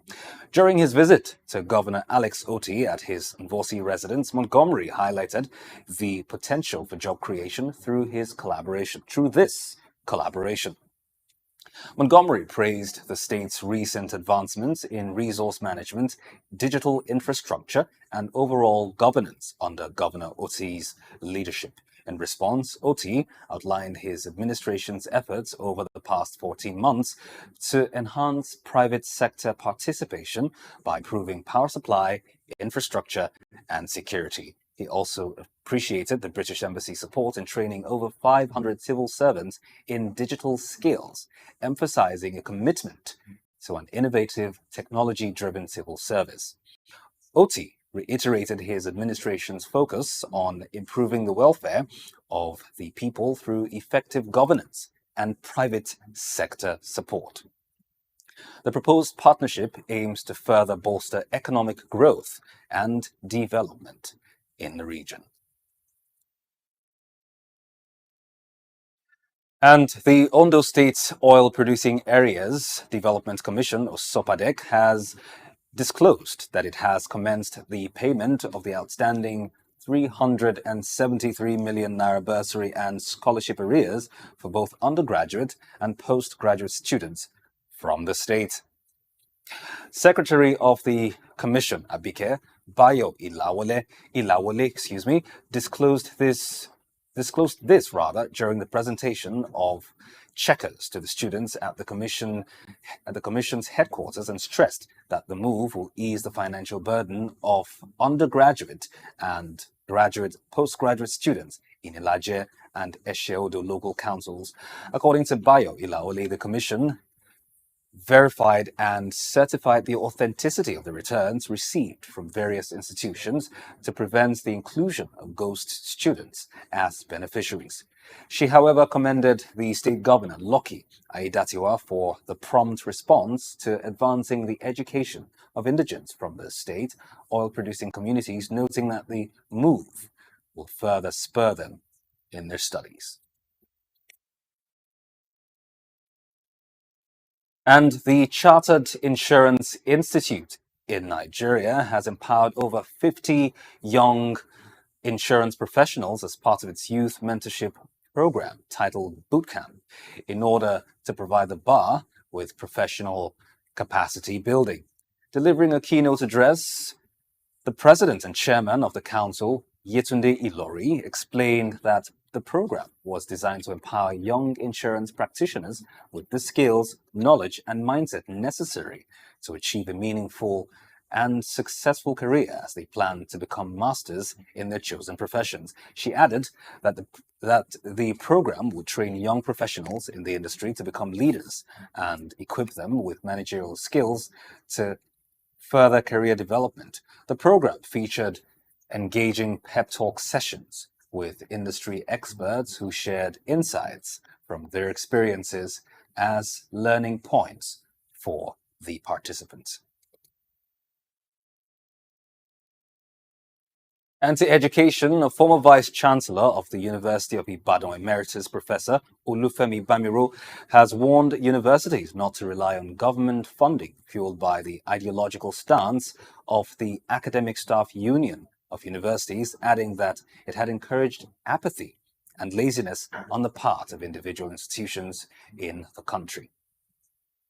Speaking at an event in Ibadan, the Oyo State capital, Professor Bamiro talked about realistic and alternative funding models and resource management for Nigerian universities. Our correspondent, Bayo Olaoye, has the report. Emeritus Professor Olufemi Bamiro noted that there was a high level of unsustainable dependence of universities on government for funding, which must be tackled through exploration of other services, funding from key stakeholders.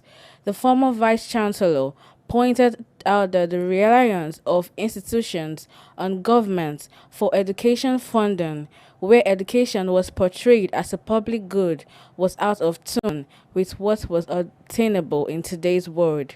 According to him, too much dependence on government encouraged apathy, laziness on the part of the universities, which resulted in their lukewarm attitude towards exploring other sources of funding. Bamiro pointed out that the funding system was socially inequitable due to the absence or near total absence of tuition whose payment had been largely politicized with the non-tuition policy of government. He advocated the resuscitation of the scrapped National Education Bank to support indigent students, in addition to the operation of scholarships, student loan schemes, and bursaries. Bamiro pointed out that present situation called for needs-based budgets for consideration of government and management of finances of the university in an optimal manner. He also said that the funding mechanism by the government required the operation of a performance-driven system with well-articulated key performance indicators as basis of fund allocation. Acting Executive Secretary of the National Universities Commission, Chris Mayaki, said that there was an urgent need to enthrone a legacy of good governance, values, and principles. He called on the governing councils of Nigerian universities to demonstrate good leadership and stewardship towards the growth of their institutions. Joy Chuma, SOUQ News. Still with education, to combat the brain drain in the country's education sector, Rector of Delta State Polytechnic, Otefe Ogara, Professor Emmanuel Ufofu Biri, has canvassed competitive incentives to retain local lecturers. According to the professor, offering attractive packages to lecturers and increased funding of the sector would not only encourage Nigerian lecturers to stay back, but also reduce emigration. Speaking at a press conference, Professor Ufofu Biri identified poor funding and remunerations as one of the factors encouraging brain drain in Nigeria. While acknowledging that the menace was a universal trend, the professor emphasized that it became a concern when a country's most skilled individuals were enticed to leave for better prospects elsewhere. He pointed out that immigration, locally known as Japa, as it is called, is a global thing, but that it also has become dangerous when your best hands began to go elsewhere when you could not satisfy them.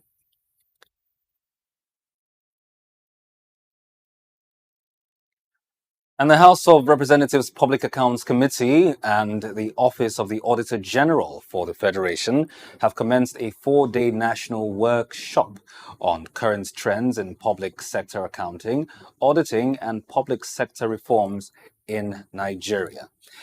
The workshop, facilitated by the Africa Development Studies Center, ADSC, began on Monday, August 26, 2024, and will conclude on Thursday, August 29.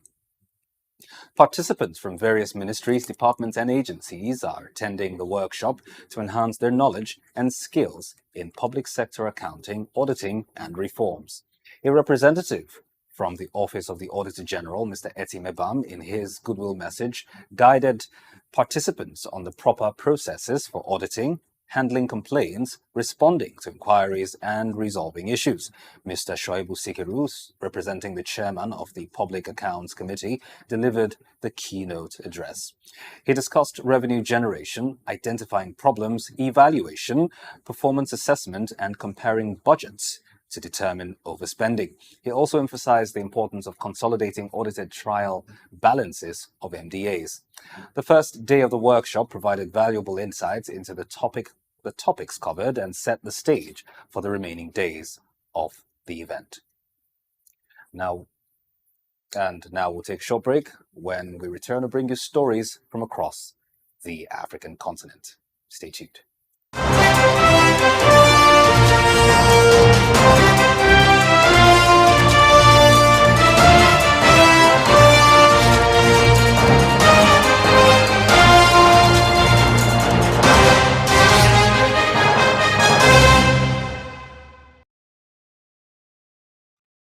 Welcome back. Now to the African continent. The South African rand has stabilized in early trading, maintaining its value against the dollar ahead of key economic data releases later this week. Investors are eagerly awaiting July's producer inflation data, money supply, budget, and trade data balance, which will provide valuable insights into the health of South Africa's economy. The rand's resilience is notable, with the currency pair encountering strong support around the 17.70 mark. This suggests that the market is poised for another leg of rand appreciation, pending a catalyst. Meanwhile, the Johannesburg Stock Exchange's top 40 index has opened with a modest 0.2% gain, indicating a positive start to the day. The focus on economic data and global drivers presents opportunities for the rand to appreciate further. As the market awaits the catalyst for the next move, the rand's stability demonstrates the underlying strength of South Africa's economy. And elsewhere, Kenya has inaugurated a pivotal three-day consultative meeting focused on developing a unified African position on climate change, peace, and security. The session, which commenced on August 27, 2024 at the Windsor Golf Hotel and Country Club in Kiambu County, is led by Environment Cabinet Secretary Aden Duale. He represents President William Ruto and is joined by Climate Envoy Ali Mohammed and Kenya's permanent representative to the United Nations Environment Programme, Ambassador Gertrude Ngote. The consultation aims to identify and address challenges in policy, technical capacity, and funding that hinder effective climate and security responses in Africa. Notable participants include Alhaji Sarjo Ba, Director for Conflict Management at the African Union Commission, and Parfait Onanga Anyanga, Special Representative of the United Nations Secretary General and Head of the United Nations Office to the African Union. This meeting underscores Kenya's commitment to fostering regional collaboration and advancing comprehensive strategies for climate resilience and peace.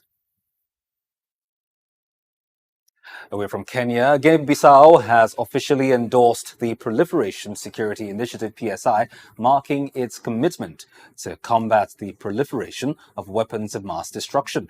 The endorsement conveyed to Morocco follows Guinea-Bissau's participation in the PSI African Political Meeting and Outreach event held from January 31 to February 2, 2024 in Marrakesh, Morocco.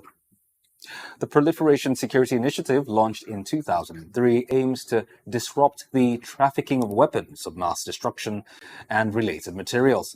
Guinea-Bissau's endorsement brings the total number of African endorsers to 14, and it's part of the broader effort to enhance regional security through international cooperation.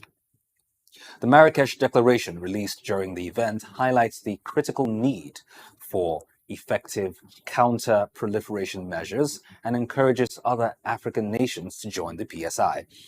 The United States welcomes Guinea-Bissau's participation and looks forward to collaborative efforts to uphold the PSI's goals. And oil prices have experienced a significant surge over the past 3 days, but traders are now taking profits as prices approach a key technical area near $77.60 a barrel. The disruption in Libyan oil production due to a political dispute has led to a supply outage of light sweet crude, which is in high demand for its ease of refinement into gasoline and kerosene. Despite this, the U.S. Federal Reserve to implement substantial interest rate cuts, which could impact oil prices. Strong incoming U.S. data may also influence the Fed's decision, potentially easing or even canceling future rate cuts if the economy overheats. Goldman Sachs and Morgan Stanley have revised their Brent oil forecast downward to $77 per barrel by 2025, citing OPEC's likely reversal of voluntary supply cuts. The American Petroleum Institute will release its weekly crude oil stock numbers, with analysts expecting a drawdown of 3 million barrels. The technical outlook suggests that oil prices may be limited by resistances near $79, but a break above $67.65 could trigger further gains. Support levels are seen at $71.17 and $71 as well as $68. Overall, the oil market is experiencing a complex interplay of factors, with prices responding to geopolitical events, technical indicators, and economic forecast. We'll take another short break and we shift our attention to stories making the rounds in the Middle East. Join us. In the heart of sub-Saharan Africa, where commerce meets progress, welcome to SOUQ News, your source for business, economy, and development insight that drive nations forward. From the vibrant streets of Lagos, Africa's fastest economic hub, SOUQ News takes you on a journey of discovery, analyzing and reporting the facts that lay the foundation for growth and development. We don't just report the news, we create it. SOUQ News is more than a channel. It is a catalyst for change, spotlighting the stories that shape economies, inspire entrepreneurs, and fuel progress. Covering business, finance, technology, energy, and many more, SOUQ News provides a daily deep dive into the stories that matter, interviews with industry titans, and analysis that empowers your understanding of economic landscape. Join us daily as we dissect, discuss, and deliver the most relevant and factual news on business and the economy. SOUQ News is your trusted guide, empowering you with the knowledge to make informed decisions.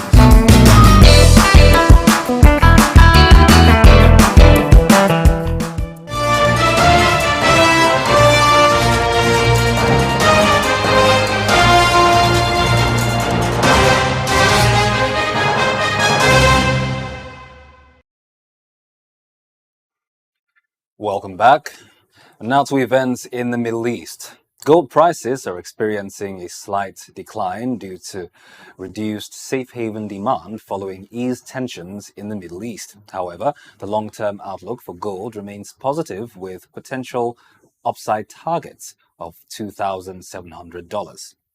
The Federal Reserve's expected interest rate cuts and strong employment figures may impact gold's performance, but its broad uptrend on medium and long-term time frames supports a bullish outlook.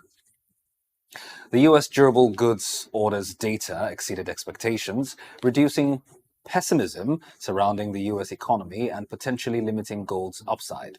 Nevertheless, gold's appeal as a non-interest paying asset may increase if interest rates decline. The probability of a 0.50% interest rate cut in September has decreased, but the Federal Reserve's focus on full employment may impact gold's reserve. Technical analysis, suggests gold remains in a short-term uptrend, with potential targets of $2,550 and $2,700. A break above the $2,531 all-time high would confirm a continuation of the uptrend, while a break below $2,470 would negate the upside target. Overall, gold's fundamentals and technical support a positive outlook with potential for further growth. And most major stock markets in the Gulf experienced a dip in early trading on Tuesday, driven by escalating tensions in the Middle East. Israel issued new evacuation orders in Gaza, intensifying the ongoing conflict with Hamas. The war, with no diplomatic resolution in sight, has contributed to investor uncertainty across the region.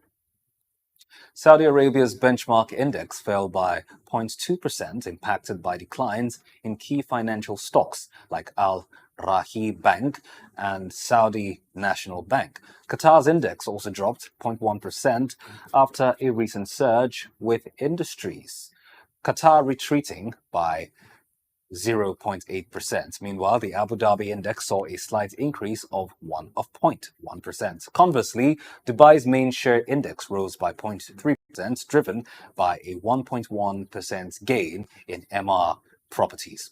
The market movement comes amid expectations of upcoming U.S. interest rate cuts, which are anticipated to influence global financial markets. The Fed is expected to reduce rates by 25 to 50 basis points, depending on upcoming economic data. Still in the Middle East, Abu Dhabi has announced a significant extension to maternity leave for Emirati women working in the private sector, effective from September 1, 2024. The new policy provides 90 days of maternity leave, an increase from the previous 60-day allowance. Emirati mothers employed in private firms will also be eligible for financial support during their maternity leave, contingent on approval from their employers. To qualify for the maternity leave support for women in the private sector program, mothers must apply within 30 days of childbirth, submitting a salary certificate, bank account details, and a no objection certificate from their employer. This initiative is part of the Emirati Family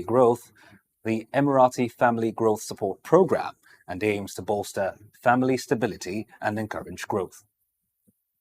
Additionally, new mothers will benefit from home visit services and various financial relief packages, including marriage loans and rental assistance. And Qatar has finalized a 15-year agreement to supply Kuwait with 3 million tons of liquefied natural gas annually starting January 2025. The deal, signed by state-owned Qatar Energy and Kuwait Petroleum Corporation (KPC), marks the second such agreement since 2020, underscoring Kuwait's increasing resilience on imported gas to meet surging power demands, especially during its scorching summers. Kuwait has been striving to boost local gas production, yet recent supply lapses led to scheduled power outages, highlighting the urgency of the agreement.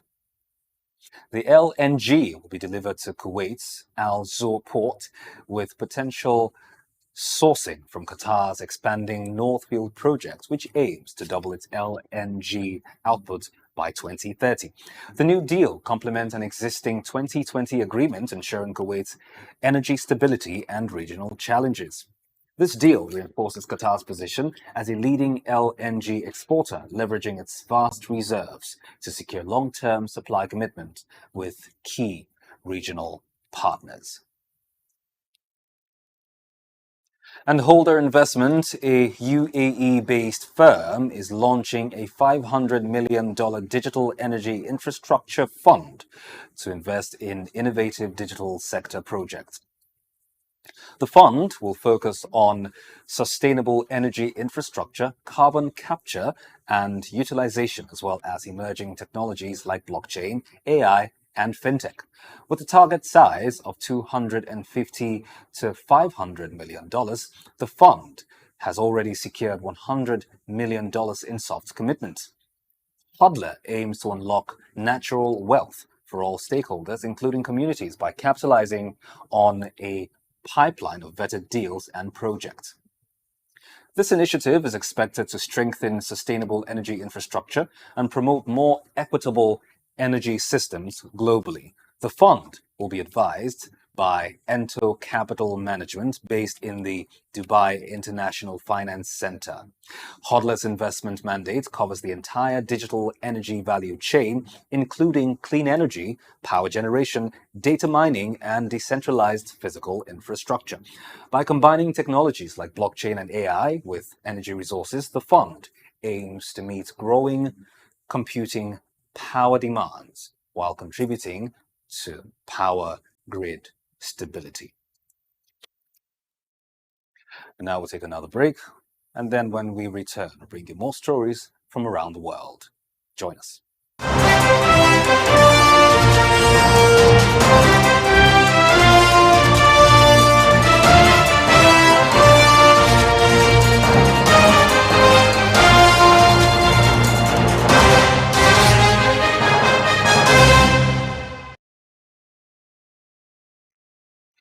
Welcome back. Now let's go to other parts of the world, starting out with Asia. China has pledged $5 million for the expansion and renovation of the China-Uganda Friendship Hospital in Naguru, Kampala. The announcement was made by Chinese Ambassador Zhang Lijong during a meeting with Ugandan media representatives at the Chinese Embassy in Kampala. This investment is part of the Forum on China-Africa cooperation and reflects China's ongoing commitment to supporting Uganda's health sector. The funding will enhance hospital facilities and support the delivery of essential medical services. Ambassador Li Zhong highlighted China's broader health assistance to Uganda, including emergency medical aid during COVID-19 pandemic and ongoing support through medical teams that collaborate with Ugandan doctors. Additionally, China's investments in Uganda extend beyond healthcare, contributing to infrastructure projects like the Kampala-Entebbe Expressway and fostering job creation through various industrial parks. The two countries have also increased trade, with Uganda's exports to China rising significantly. Li Zhong emphasized China's support for Uganda's economic and social development under the SOUQ framework. And now to the Maple Land. Canada is set to impose a 100% tariff on all Chinese-made electric vehicles, including Teslas, effective October 1, 2024. This decision aligns with recent measures by the US and the European Union aimed at addressing perceived overcapacity and unfair trade practices by China. The Canadian government also announced a 25% tariff on imported Chinese steel and aluminum. Prime Minister Justin Trudeau stated that the tariffs are a response to China's state-directed overproduction, which has led to significant imports of Chinese EVs, notably increasing by 460% in 2023. The move is expected to impact Canadian imports and could influence Tesla's logistics, potentially shifting some production from China to the USA. China's Commerce Ministry criticized the tariffs as trade protectionism, arguing that they could disrupt global supply chains.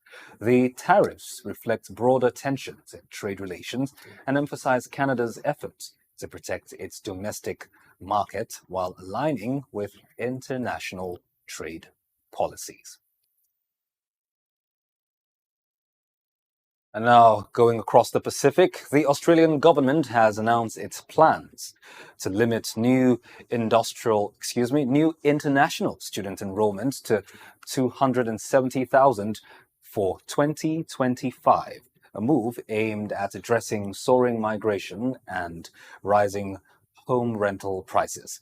The cap includes 145,000 spots for universities and 95,000 for vocational courses.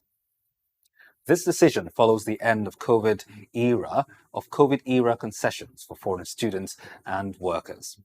Education Minister Jason Clare announced the cap as part of broader measures to manage migration and also to ease housing pressure. The University of Melbourne and other institutions have expressed concerns about the potential negative impact on the higher education sector. The cap is expected to affect Australia's fourth largest export, international education, valued at $36.4 Australian in the 2022-2023 financial year. Moody's Ratings predicts a modest impact on universities, suggesting that while growth may be constrained, it will not drastically alter the operating environment. The move comes as net immigration reached a record high of 548,800, driven by students from India, China, and the Philippines. And to more news from around the world, stocks posted minimal movement as investors exercised caution ahead of key events later in the week, including NVIDIA's core's earnings and US inflation data. US equity futures remained steady, while Europe's STOXX 600 index edged up 0.2%, buoyed by gains in mining stocks. Trading volumes were subdued in Europe, with activity on most benchmarks at about half of the average level from the past 30 days. Amid concerns over a slowdown in China and disappointing results from major companies, investors are closely watching for signs of improvement in the economic landscape. Key events in the upcoming week include US Conference Board consumer confidence, Nvidia earnings, Eurozone consumer confidence, US GDP, initial jobless claims, and more. Market movement showed mixed results in stocks, currencies, bonds, and commodities, reflecting a cautious sentiment prevailing among investors. And still in the USA, the U.S. Commerce Department announced plans to award Hewlett-Packard $50 million to modernize and expand its facility in Corvallis, Oregon. This funding aims to enhance semiconductor technologies crucial for life sciences, instrumentation, and artificial intelligence applications.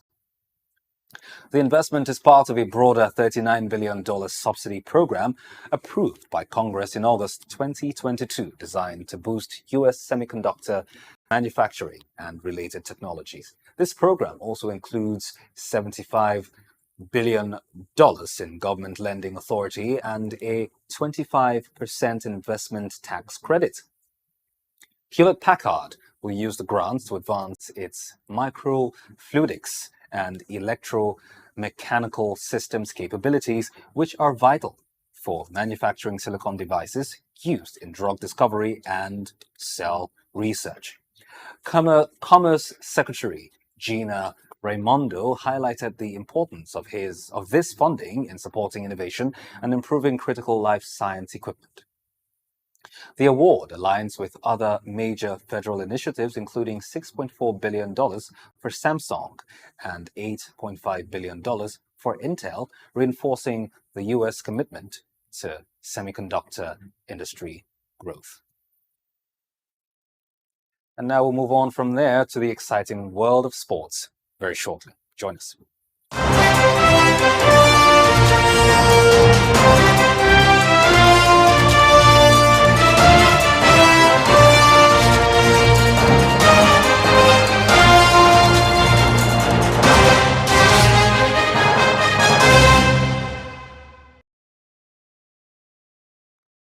Welcome back. Now to sports. The Nigerian Football Federation, NFF, has made a significant appointment, naming Bruno Labbadia as the new head coach of the Super Eagles. This marks a new chapter for the team, and the NFF is confident that Labbadia's expertise will propel the team to success. Labbadia, a seasoned German tactician, brings a wealth of experience to the role. His appointment is a testament to the NFF's commitment to excellence and its dedication to finding the right leader to guide the Super Eagles. NFF's General Secretary, Dr. Mohamed Sanusi, expressed enthusiasm for the appointment, stating that the Executive Committee has approved Labbadia's selection. The appointment takes effect immediately, and the team can now look forward to a new era of growth and development under Labbadia's guidance. This development signals a positive direction for Nigerian football, and fans can eagerly anticipate the team's progress under Labbadia's leadership. And that's the news this afternoon on the News Hour on SOUQ News Television. Many thanks for joining us. Do stay tuned for more engaging and insightful programming on SOUQ News Television. I am David Cheed. Good afternoon.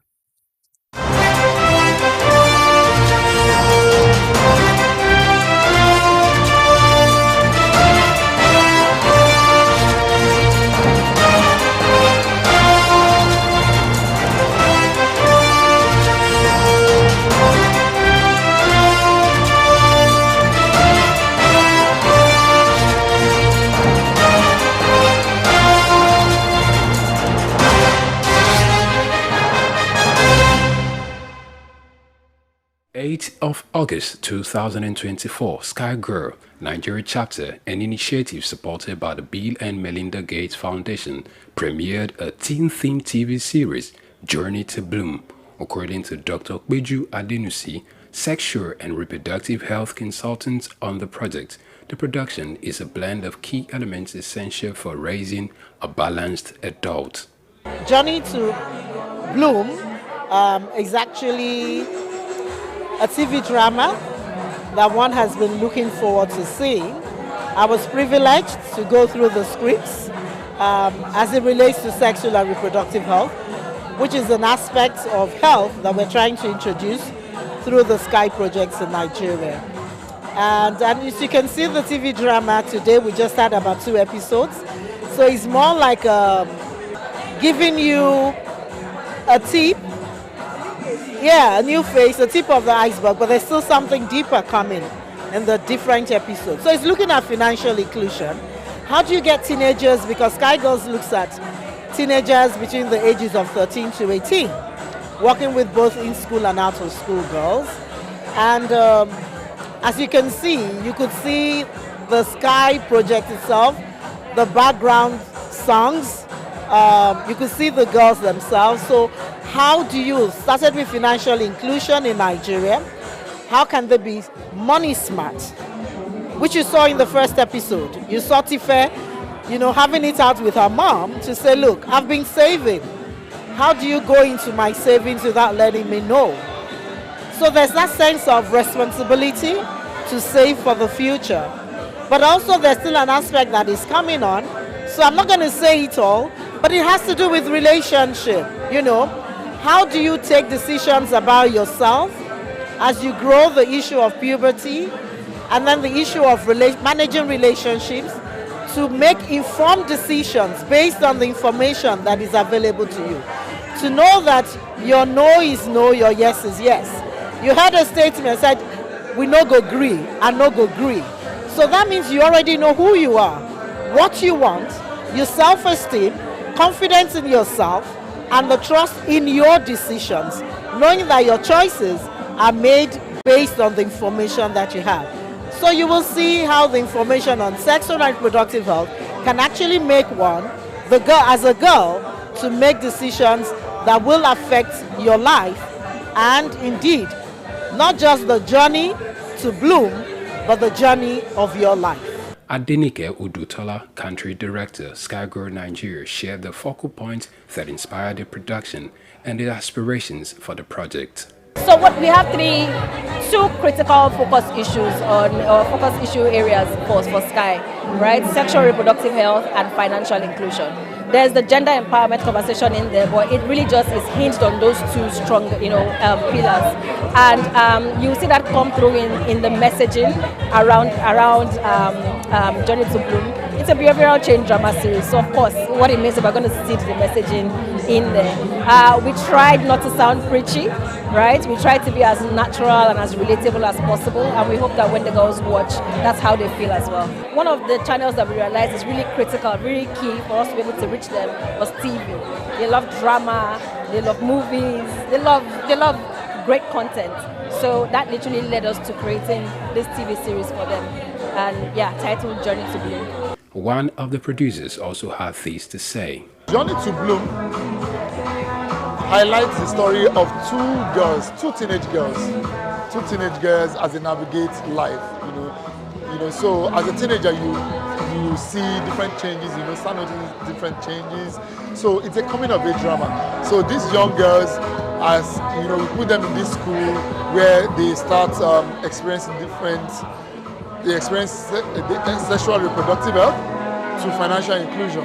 It's an amazing movie, and you should definitely see it. Oh, watch out for amazing performances, watch out for new talents, and of course watch out for a reverting storyline and education, of course, because it's an educative one. The TV series, titled Journey to Bloom, plans to address common issues faced by teen girls such as peer pressure, financial struggles, and the journey to self-discovery. The series aims to be both educational and entertaining, providing relatable scenarios and practical solutions to real-life challenges. SOUQ is a community of teen girls who are all about being true to themselves and what they believe in. The community helps girls connect, find a community, and discover themselves through social media. SOUQ is a movement funded and supported by the Belinda Gates Foundation in conjunction with international media agencies from around the continent. Juvi Ufiene, SOUQ News.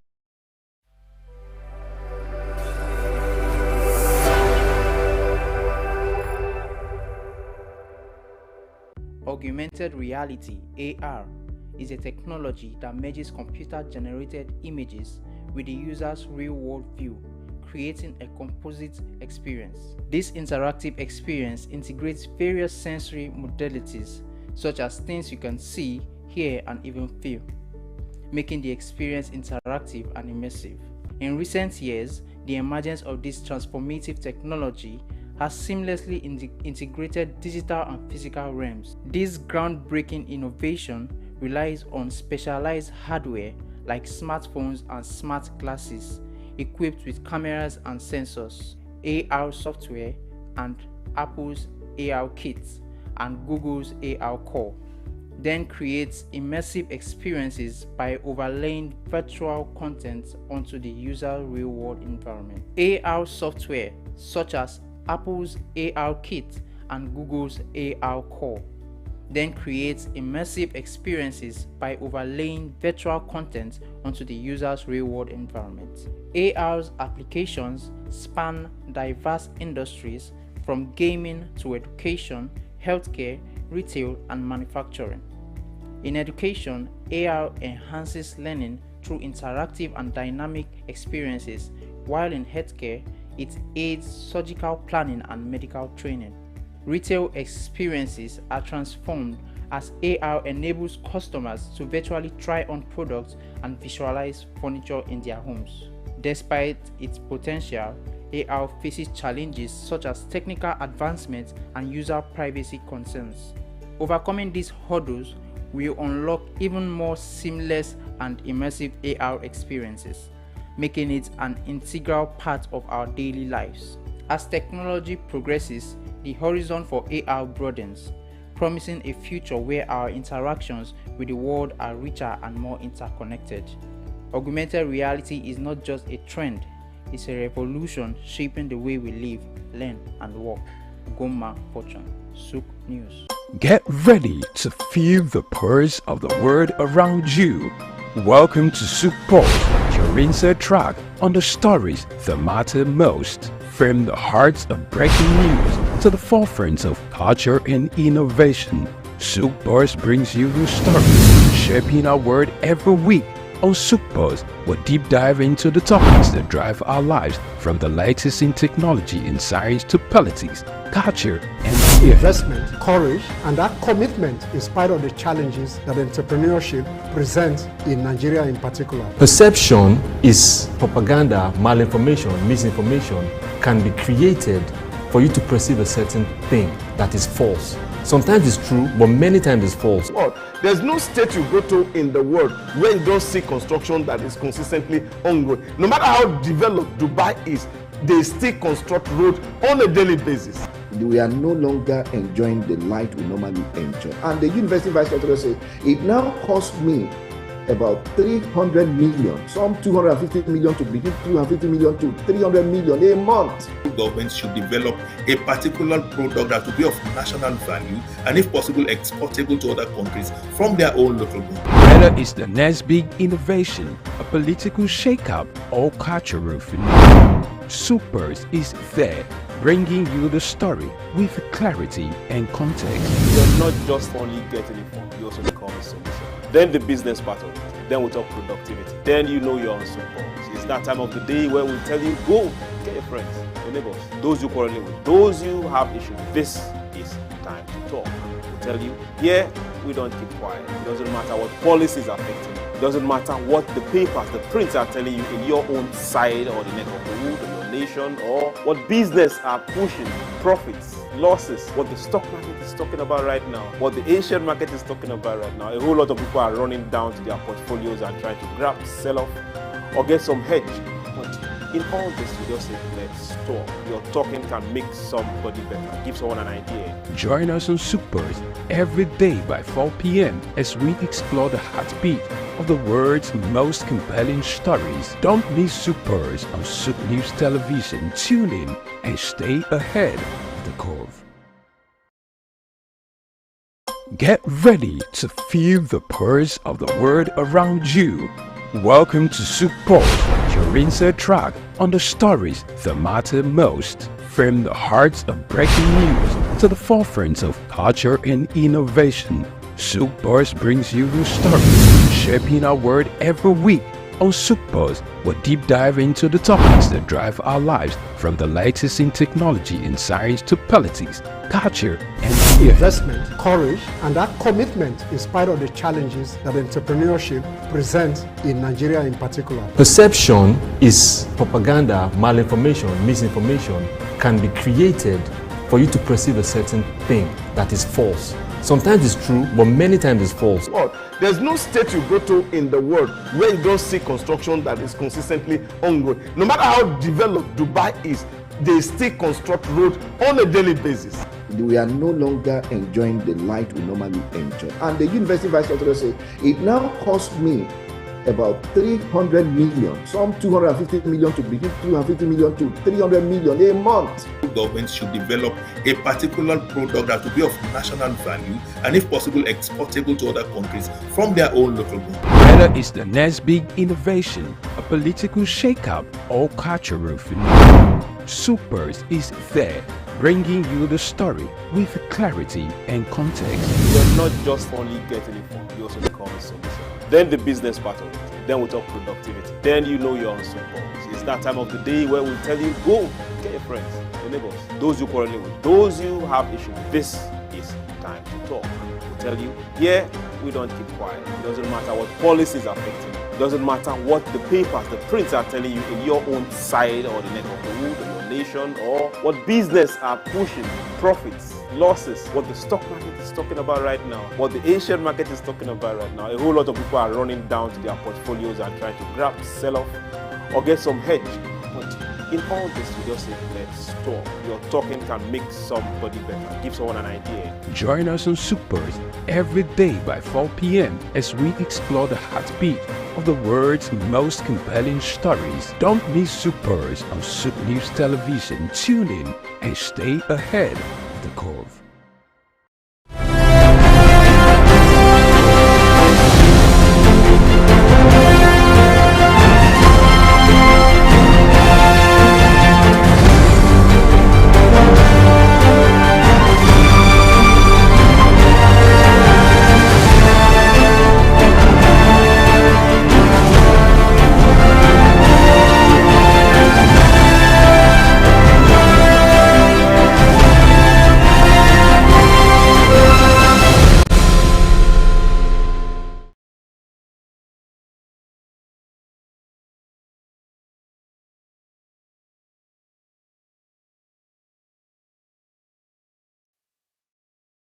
This is all about positivities. It's the station where you get to and will tell you the talks. So it doesn't matter where you're coming from, what has gotten to you, the negativities that have come all day, could even be through the week. When you come here on SOUQ News, you see programming that will make you think positively and you have a solution. Whether you like it or not, we'll communicate. Now, for SOUQ Pulse, you should know us by now. We don't keep quiet. We never stop talking. And we tell you the same thing. Keep talking. So it doesn't matter what the economy is saying in your country. It doesn't matter what your neighbors are trading. It doesn't matter what policies are affecting you from within, from without. It doesn't matter what loans are holding you down, whether you're paying or not paying. It doesn't matter what the GDP is. It doesn't matter what businesses. We talk about it.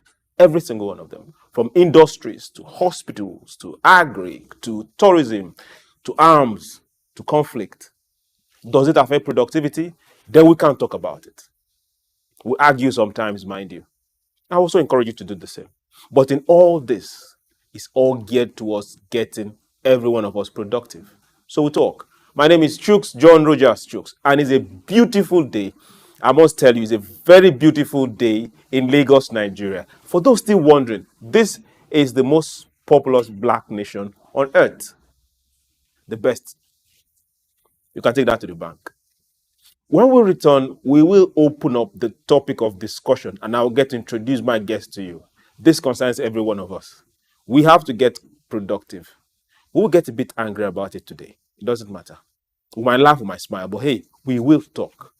Don't go anywhere. SOUQ Pulse will be right back.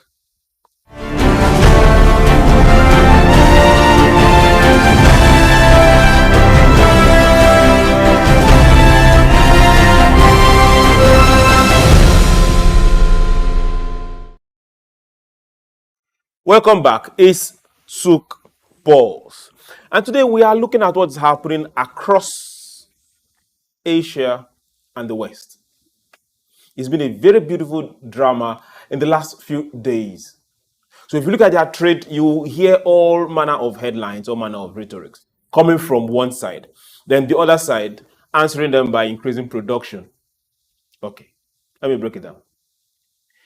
2 days ago, Canada, for one, slammed 100% tariff on EV vehicles coming from China. Now, before that, the US have done the same. Between these two, EU have also done the same. Everybody is raising tariff. Now, it's not just on EV vehicles. There are some other products coming from Asia too. And this particular tariff war has been going on. Everybody protecting their own. Now, we on this side of the divide, we are asking ourselves, okay, what exactly is playing out here? And that is what we want to talk about today. The tariff war. Can Africa play? Someone will say, what are we producing? Good. What are we exporting? Good. What are we importing? Good. Now you get to understand it. Why are there tariffs in the first place? Okay, generate revenue for your country, good and fine.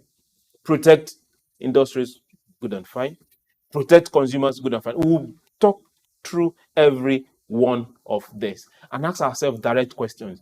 What exactly is stopping us from getting all these sectors that tariff get to play active in Africa? And there's no other person to do justice to this than our own Leonard. Is a leader in the house. And he's also a commentator, not just within here, outside Africa and within Africa, and a teacher of teachers. Your Excellencies, distinguished ladies and gentlemen, please join me as I welcome to SOUQ Pulse again, Mr. Sam Oluwoje. Sir, you're welcome to SOUQ Pulse. Good evening, Chooks. My pleasure to be here, as always. You're welcome. Again. Now, for those wondering, the good evening is good evening in Nigeria. Now, we are heading straight. Now, tariff, just like I said, it could be to generate revenue, but whatever it is that money, if you try to call it money, duty paid for importing or exporting goods. It depends on where you decide to drop it. Now, a lot of countries use it to generate revenue. Beautiful. I'm going to read out some statistics for two major countries as it concerns us in this particular discussion. Now, one way government deals with helping local industries is to make sure that what they are importing, if it's within their borders, don't drown their own. And that's what you see playing out within Asia and the West. Also, they are also going beyond that, which Mr. Sam will give us a light in. He was not just giving us the light, he's going to completely throw it open because we will ask those particular questions. Let's start this way, right from the basics. Is tariff the best means of promoting and protecting domestic industries? Thank you very much indeed. First and foremost, we must put the concept of protectionism in international trade as a major element that countries or nations use to protect their local industry in order to protect some manufacturing that take place in the country. So you need to protect your domestic trade. Therefore, tariff is one of the mechanisms you use in protecting international trade. One of the mechanisms? Yeah, one of the mechanisms. Is it a major one? To a very large extent, depending on the trade strategy that the country or the nation want to use at a particular point in time. So maybe as we progress the conversation, we'll be able to speak to some element of the mechanism or measures you use in protecting industries, particularly local industries, so that you don't get into the realm of what the economists call a dumping nation, where people bring sometimes substandard products and put them into a particular country, and it destroy the local manufacturing industry, as it were. So it's just one of the mechanisms. If you expand the conversation in terms of principles and policies of trade, not just even international trade, then tariff is one of the mechanisms you use for protecting industries. One of the mechanisms, protecting industries. Okay, let's hold on to these two premises. Now let's bring it a bit local, because everything we're talking about tariff, we're looking at Africa and asking ourselves, okay, Africa, how exactly are we playing? To what extent can tariff exert political leverage when it comes to country against country? Take an example. During Buhari's regime, for those wondering, Buhari is the past president before our present president. There was a ban on importation of rice. There was a ban on some borders for some cars to, okay, if you're bringing it, tariff was raised. Now, these were our own direct neighbors: Benin, Niger, Togo, Ghana. To what extent is tariff used as a political leverage? No, I won't say it from the perspective of political economy, which is political leveraging, as you properly put it.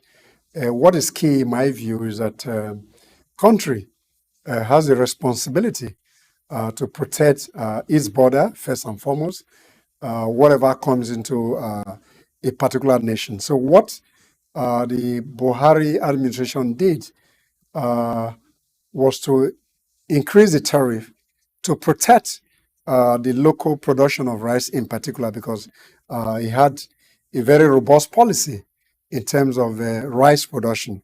So those tariffs were originally meant to protect that particular sector, if you like, in a way. If I like, or if he likes. What I mean, if you like, I'm using it in terms of the phrase, appropriate phrase. Okay. When you say if you like, that means there are other ways to put it. So I'm saying that that tariff that was imposed, even from the neighboring country, even taking cognizance of the ECOWAS Treaty and Protocol, which was in effect at that particular point in time. What I mean, yes, came. no, there are some elements even within that protocol. Okay. Maybe as we progress, we can speak to specific things.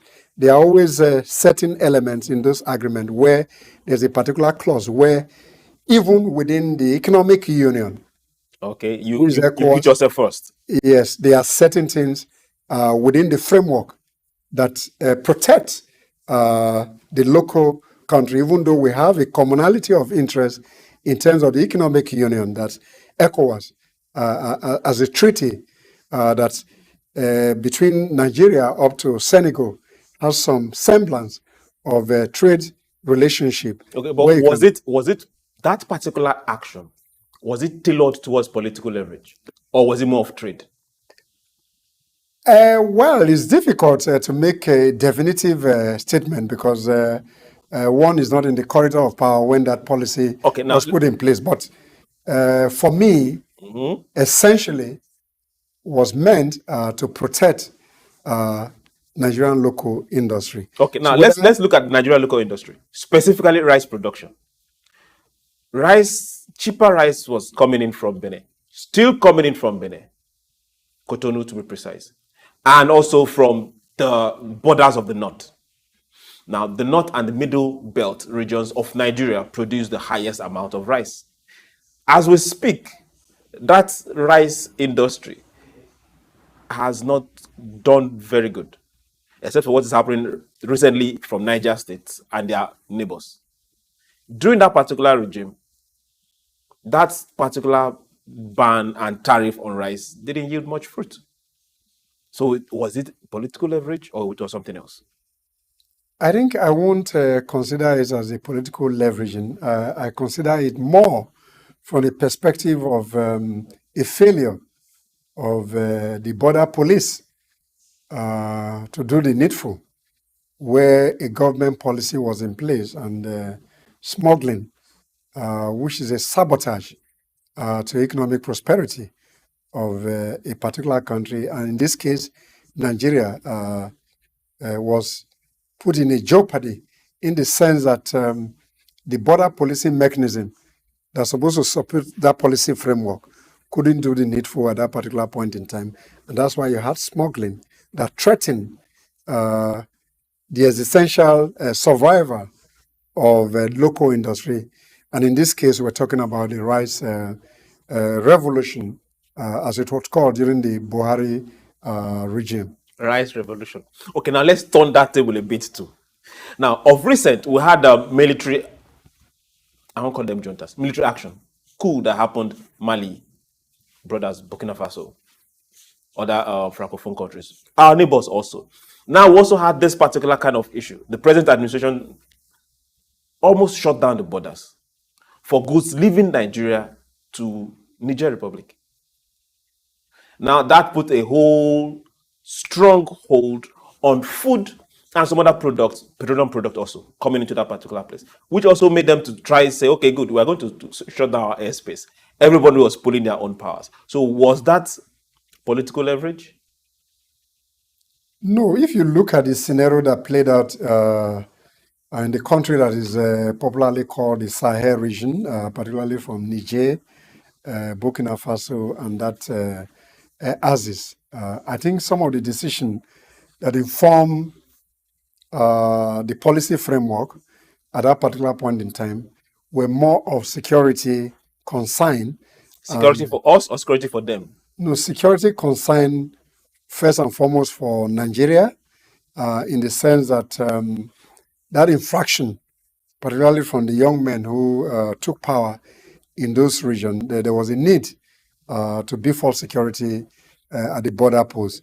So within that understanding, it was essentially done to protect the interests of Nigeria. It was done to protect the interest of Nigeria, you say.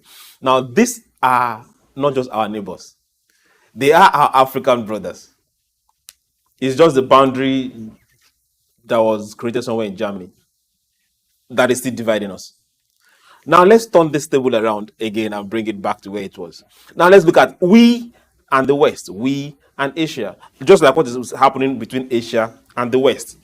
Now, is tariff a good policy when it comes to leveraging, or is it selfish when it comes to putting countries first?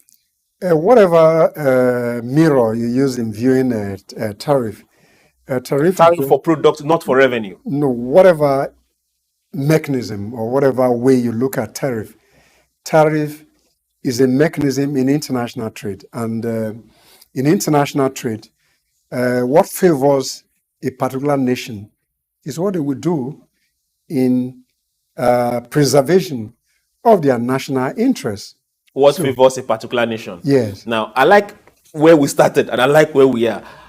Let's now ask ourselves, African leaders, are they thinking in light of every single enlightenment you've dropped on this table when we started this particular program?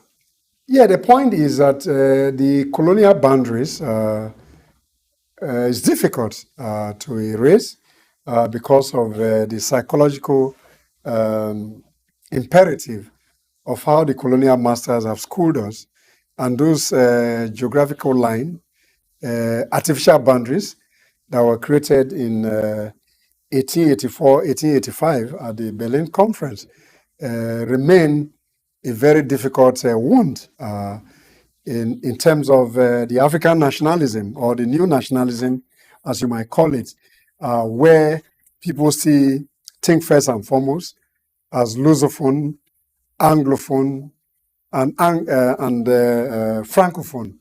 So these lines have continued to be a difficult line, particularly in the areas of trade, in the area of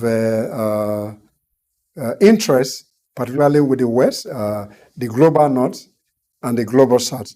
So these challenges will continue to affect the way we trade in Africa. But again, the leadership must find a way to move away from these various colonial configurations that have constantly put African down in the last 60 to 60 something years of political independence. So, but if you look at it from the perspective of global trade, international trade, even continental trade, we have the Continental Free Trade Agreement that was supposed to leapfrog Africa in terms of inter-African trade. But this policy has been in the place almost 5 years.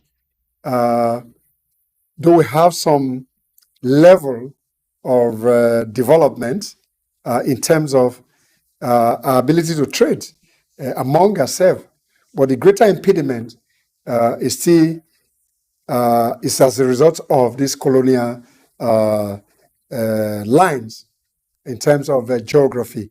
But then African leader must look inward to see how the 54 African countries that make up the AU can rework this mechanism and see how they can trade freely without necessarily putting trade barriers. So tariff is equally considered as a trade barrier sometimes in terms of the control mechanism to protect your industry, which is simply called protectionism, which is a mechanism in international trade. So once those elements there, they continue to be part of the political economy, part of the Western conspiracy that affects Africa. But again, not only Africa, the trade war has moved away even between China and America.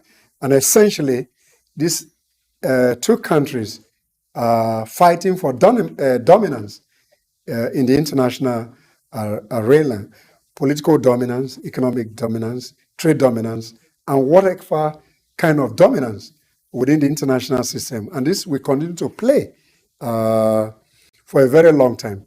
So protectionism, political economy, leadership will continue to be the major overlapping driver when you make decisions, when you talk about tariff, whether you want to protect local industry, and what a kind of trade war that country want to involve themselves in.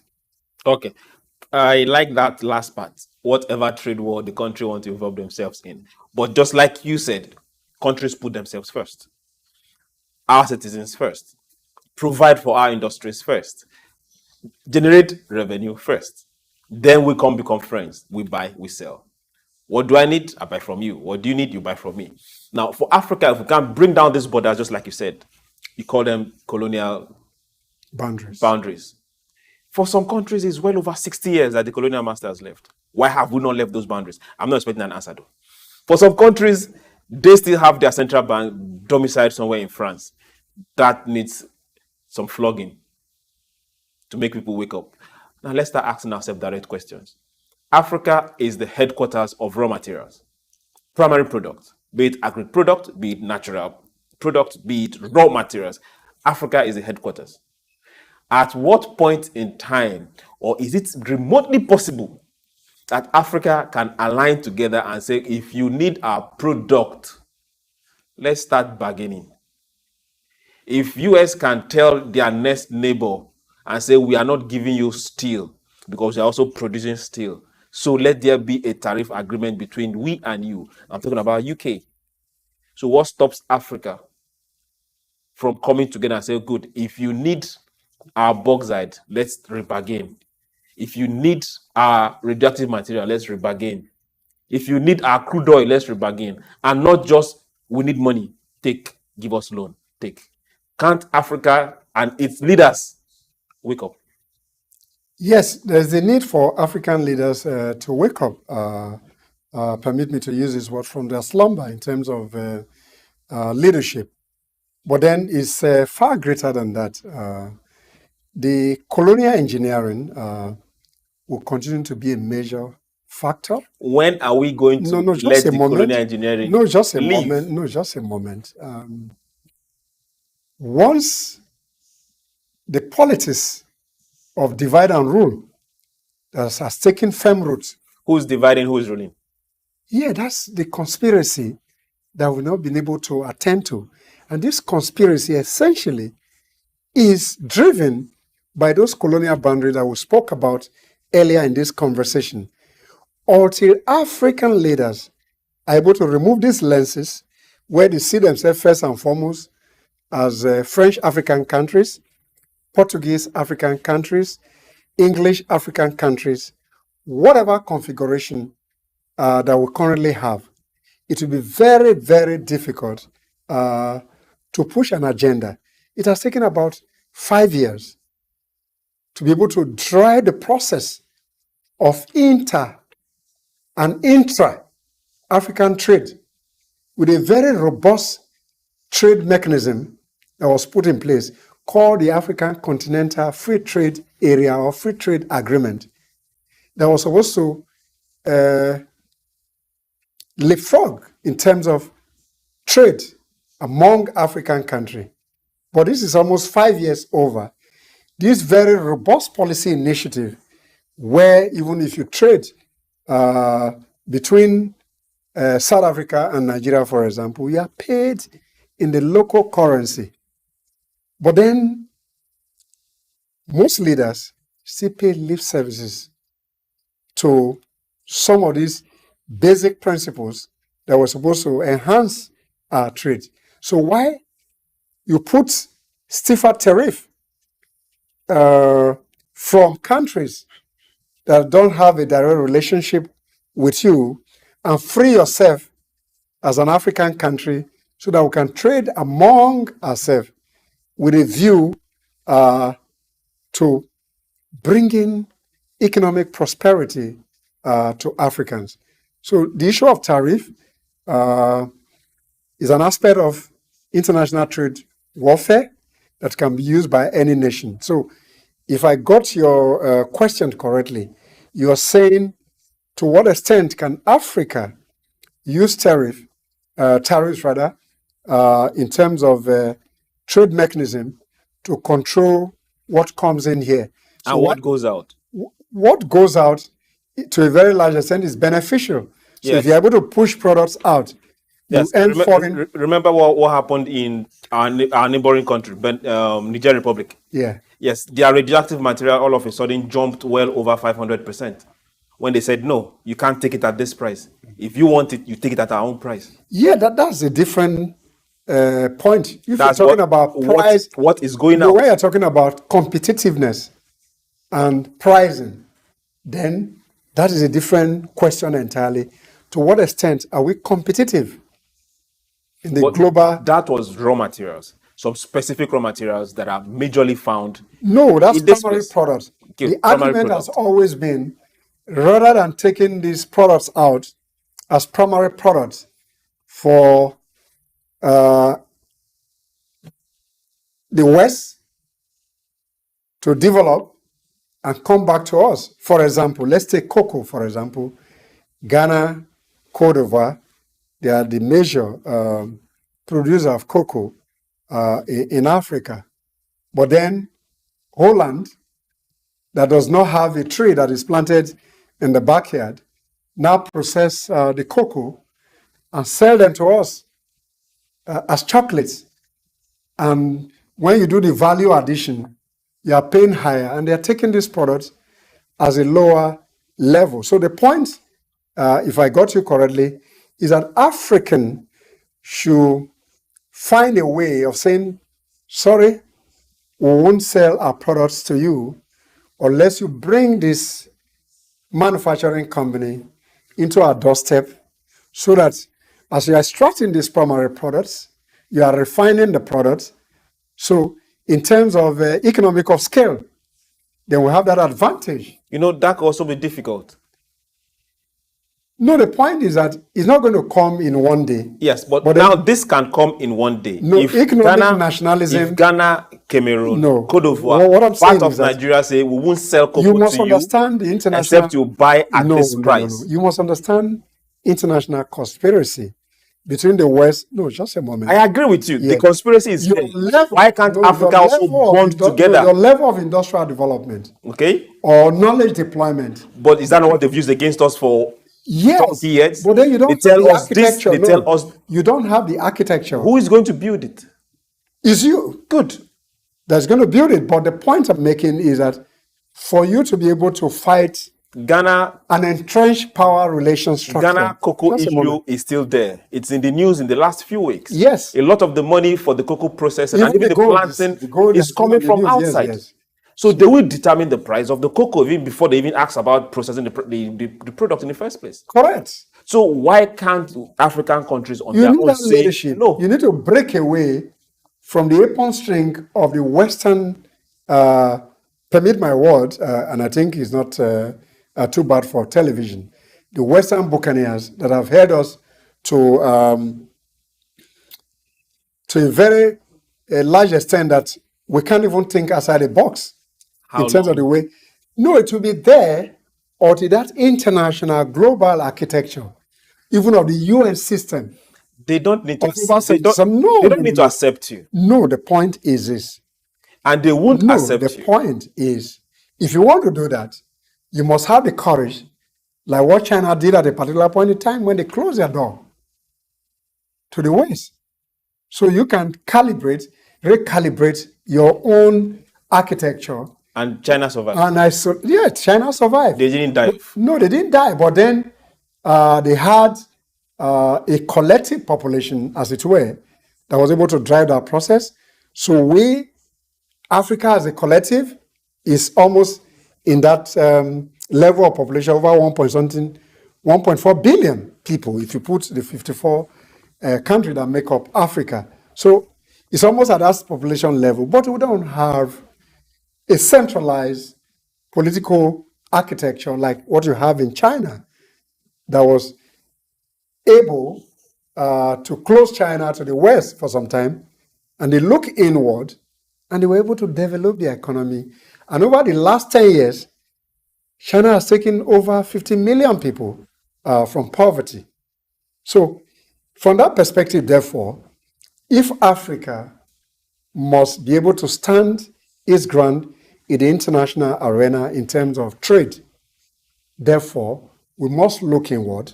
And some of these instruments, like the African Continental Free Trade Agreement that we already have, we must find a way to make it work. Because if we trade among ourselves, this pressure that comes from the West, looking for our primary products, in my view, will be reduced over a period of time. Okay, I agree with you on that. Now, it also might be difficult for Africa to bond as one, but there are also several blocks within Africa. If those blocks can bond as one, we are as good as going. West Africa, East Africa, South Africa. The North is almost good. So that they're collecting a lot of loans right now. If West Africa can bond as one, what will bring them? I bring my goods to the market. No, it's like the price I put on my goods you buy. If you don't want to buy it, no problem. But for us to do that, that means we have to get productive and be able to feed our own people. Yeah, the point is, if you are not self-sufficient as a nation,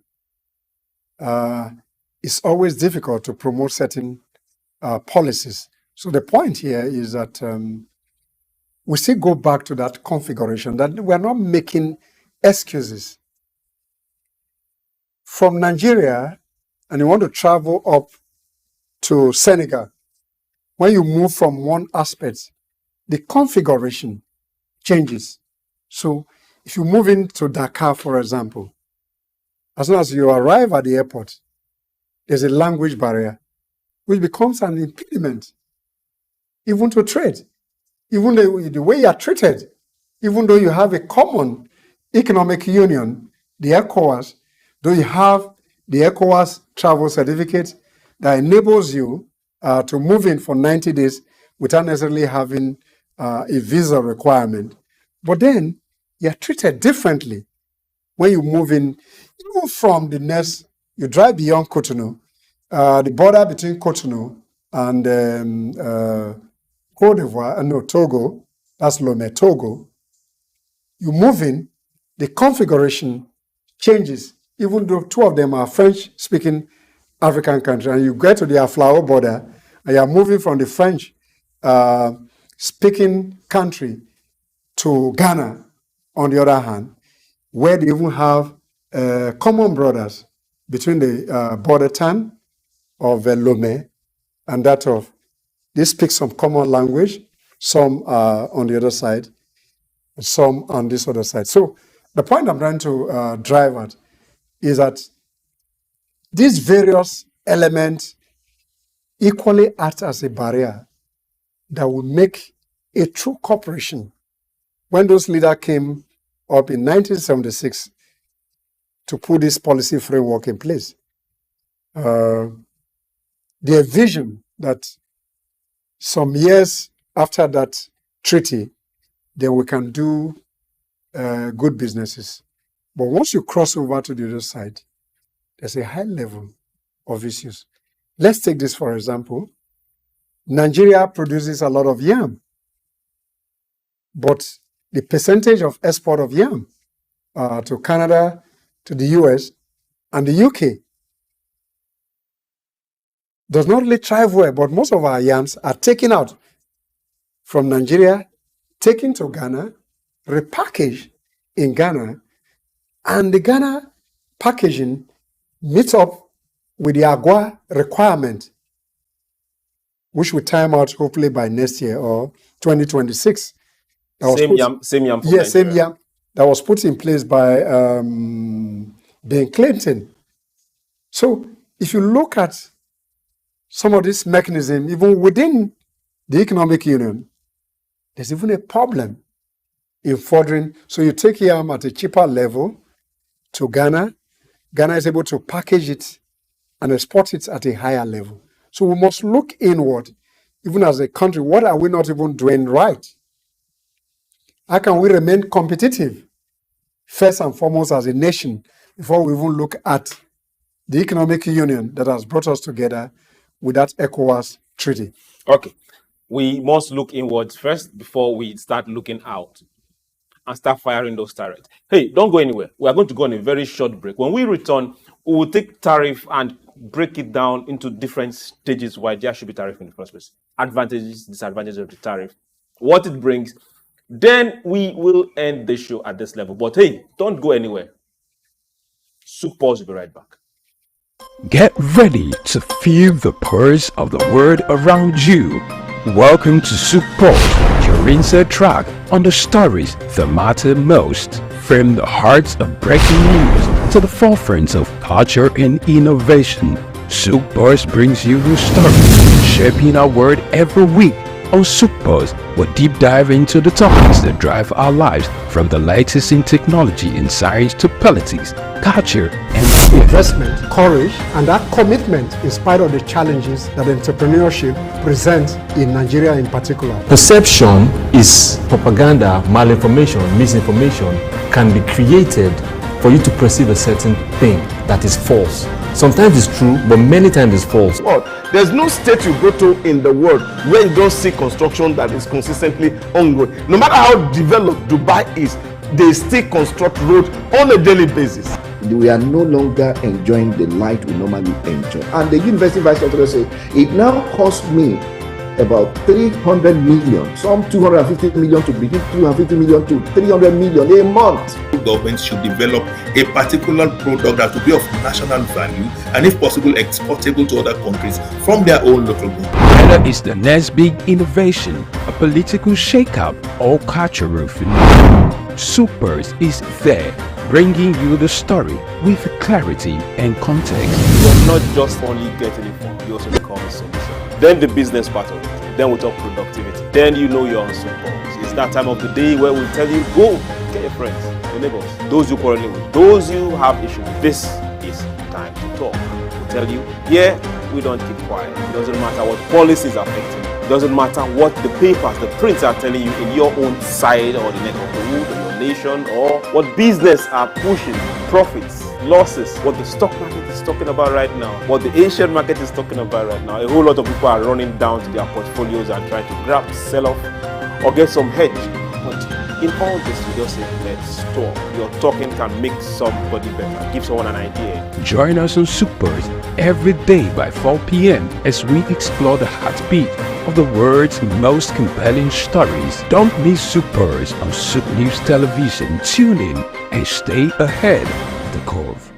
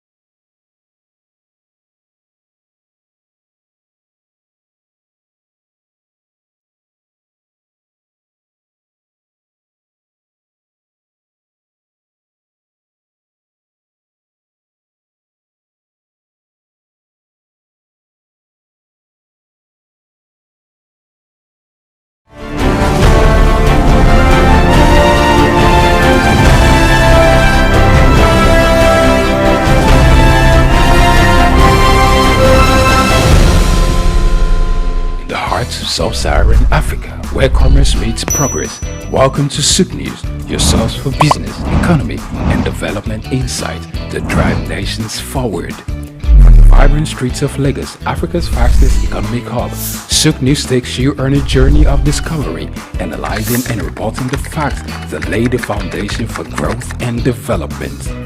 We don't just report the news, we create it. SOUQ News is more than a channel. It is a catalyst for change, spotlighting the stories that shape economies, inspire entrepreneurs, and fuel progress. Covering business, finance, technology, energy, and many more, SOUQ News provides a daily deep dive into the stories that matter, interviews with industry titans, and analysis that empowers your understanding of economic landscape. Join us daily as we dissect, discuss, and deliver the most relevant and factual news on business and the economy. SOUQ News is your trusted guide, empowering you with the knowledge to make informed decisions.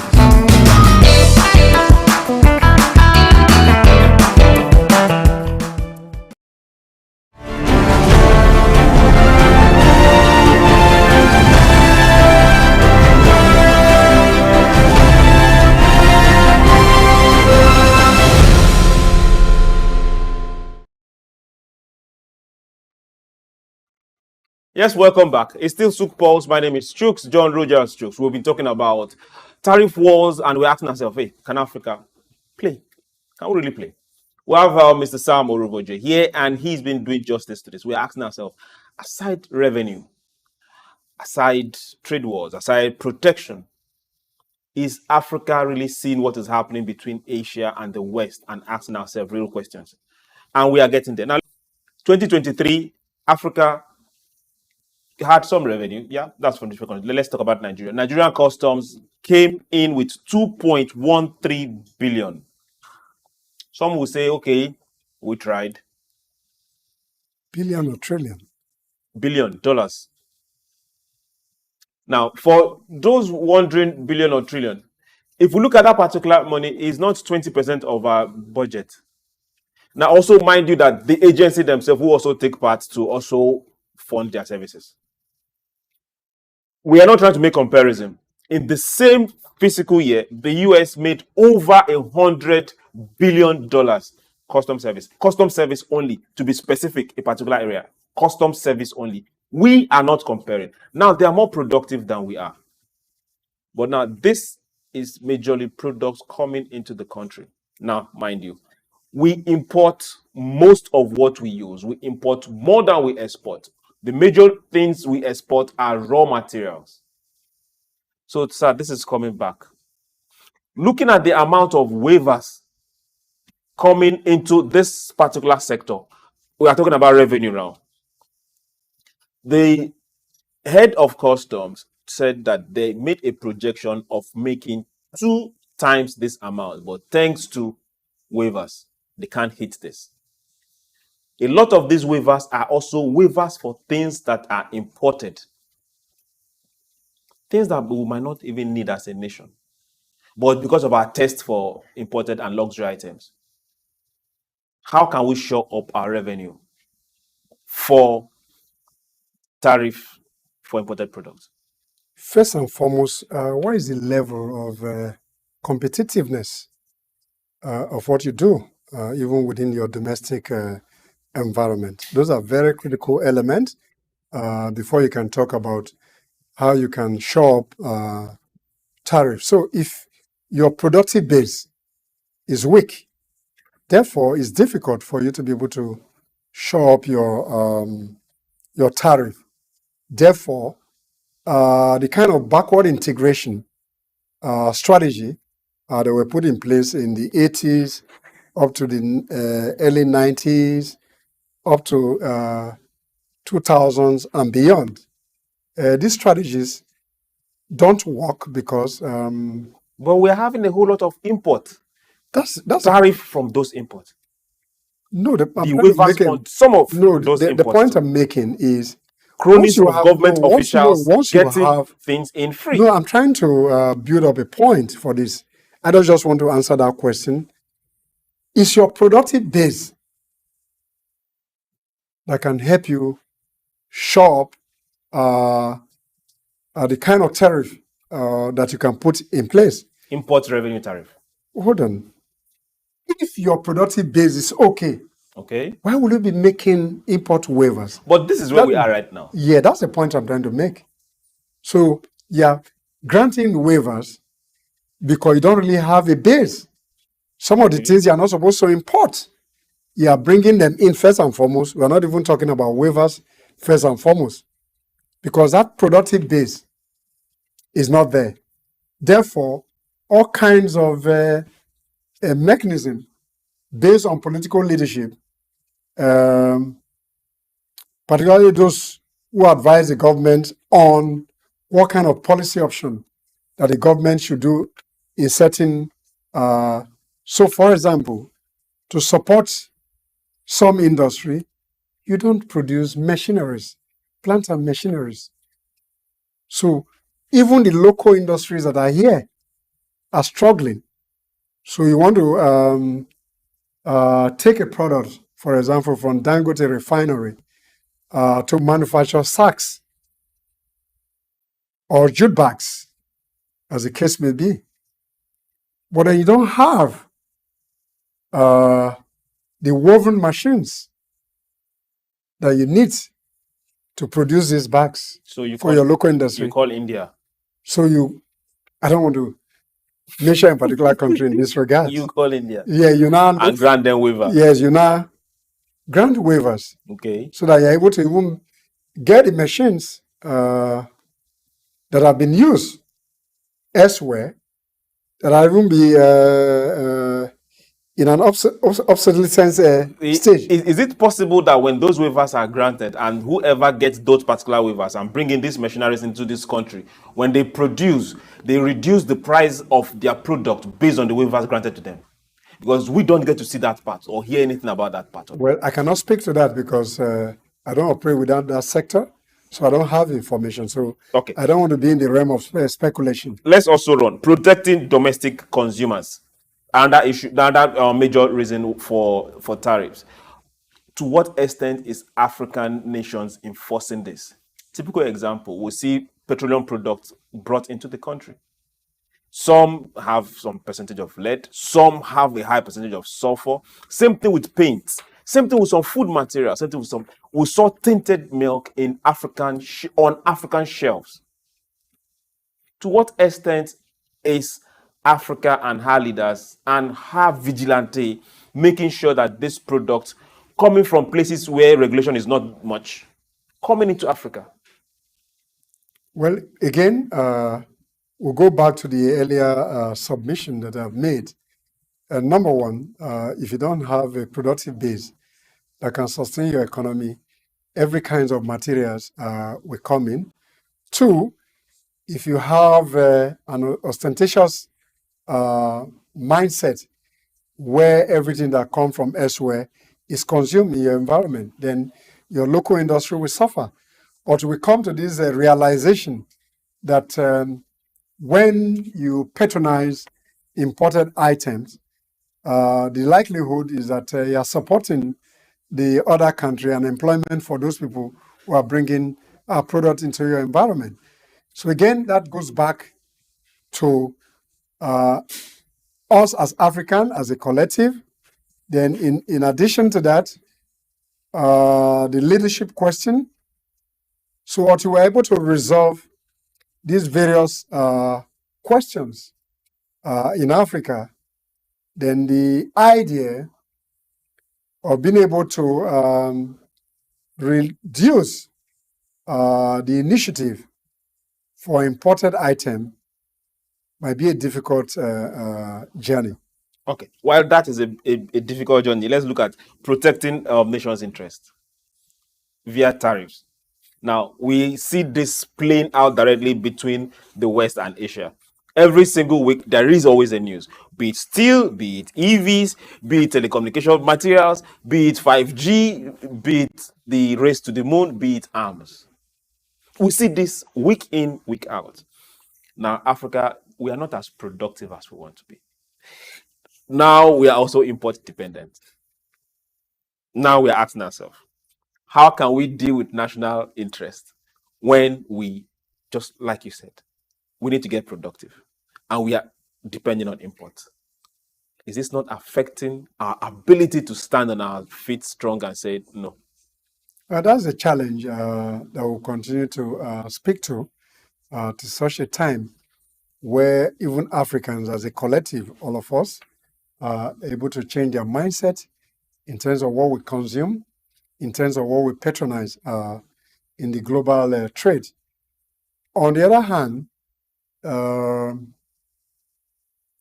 what kind of policy framework do African leaders put in place to serve as a disincentive to dumping goods on our soil? So if we constantly able to re-engineer those processes, then the conversation in the nearest future might change in a way that we'll be able to compete globally.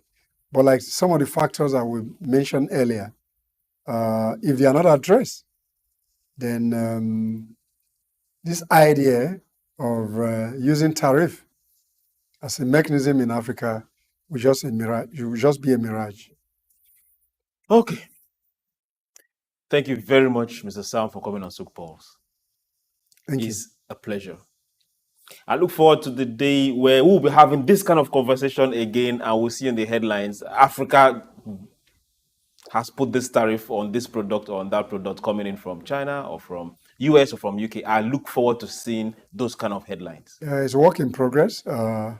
We may be moving slowly as African, and I'm sure once these various policy framework that the African Union has put in place to safeguard African national interests, particularly in terms of trade, once those things are put in place and we have the will, I don't want to use the word political will, to drive those processes, then someday, somehow, we'll get to a level where African can beat his chest that we're competing globally and we're able to place a tariff and determine what comes in and what does not come this way. Thank you very much, Mr. Sam. Now, to everyone that is out there, remember there is no other Africa. It doesn't matter how far you go or how fast you think you're going. It doesn't matter what space you occupy. It doesn't matter whose country you are right now. Africa must rise. And it's me, it's you, it's our responsibility to get that done. It's also our responsibility to keep talking. So it doesn't matter who your leaders are, who you've put up in your glass houses. We must keep talking to them. We must engage them. There's no excuse.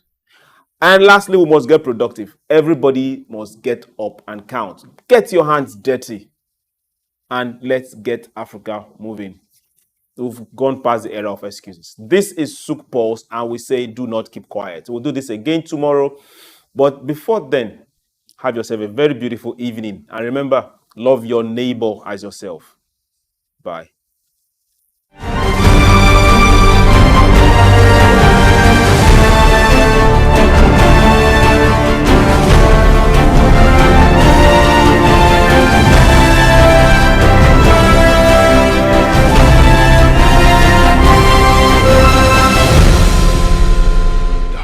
Sub-Saharan Africa, where commerce meets progress.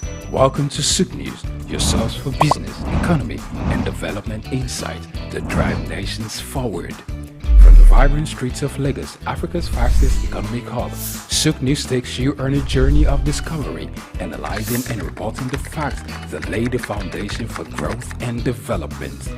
We don't just report the news, we create it. SOUQ News is more than a channel. It is a catalyst for change, spotlighting the stories that shape economies, inspire entrepreneurs, and fuel progress. Covering business, finance, technology, energy, and many more, SOUQ News provides a daily deep dive into the stories that matter, interviews with industry titans, and analysis that empowers your understanding of economic landscape. Join us daily as we dissect, discuss, and deliver the most relevant and factual news on business and the economy.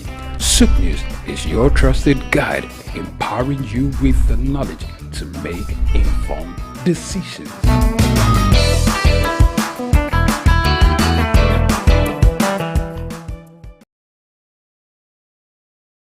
Broad Street, situated in Lagos Island, is steeped in Nigerian history.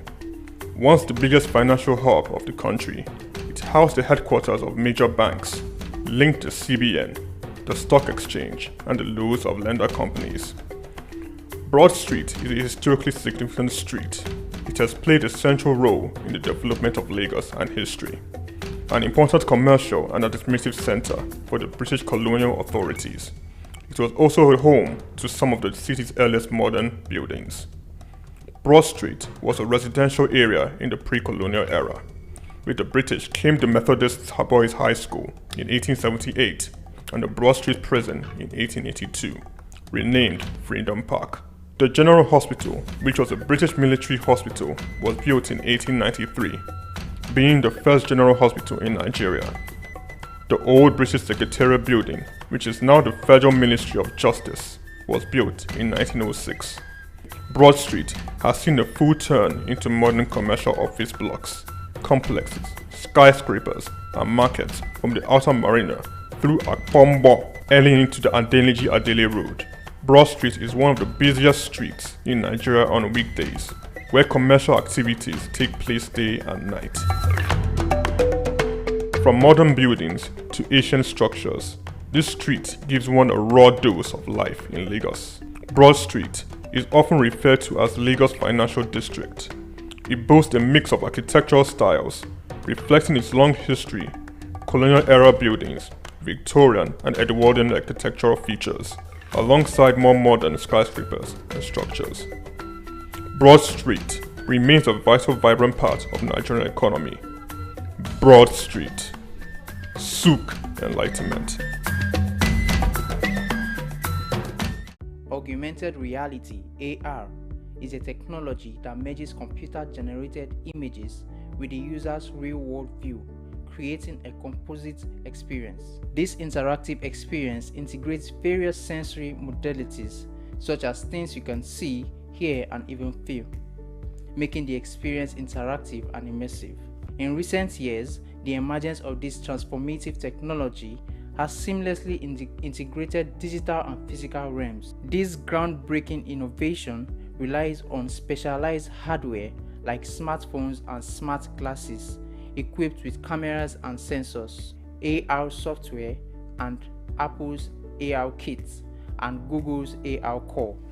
Then creates immersive experiences by overlaying virtual content onto the user's real-world environment. AR software such as Apple's AR Kit and Google's AR Core then creates immersive experiences by overlaying virtual content onto the user's real-world environment. AR's applications span diverse industries from gaming to education, healthcare, retail, and manufacturing. In education, AR enhances learning through interactive and dynamic experiences, while in healthcare, it aids surgical planning and medical training. Retail experiences are transformed as AR enables customers to virtually try on products and visualize furniture in their homes. Despite its potential, AR faces challenges such as technical advancements and user privacy concerns. Overcoming these hurdles will unlock even more seamless and immersive AR experiences, making it an integral part of our daily lives. As technology progresses, the horizon for AR broadens, promising a future where our interactions with the world are richer and more interconnected. Augmented reality is not just a trend, it's a revolution shaping the way we live, learn, and work. Goma Fortune, SOUQ News. Get ready to feel the pulse of the world around you. Welcome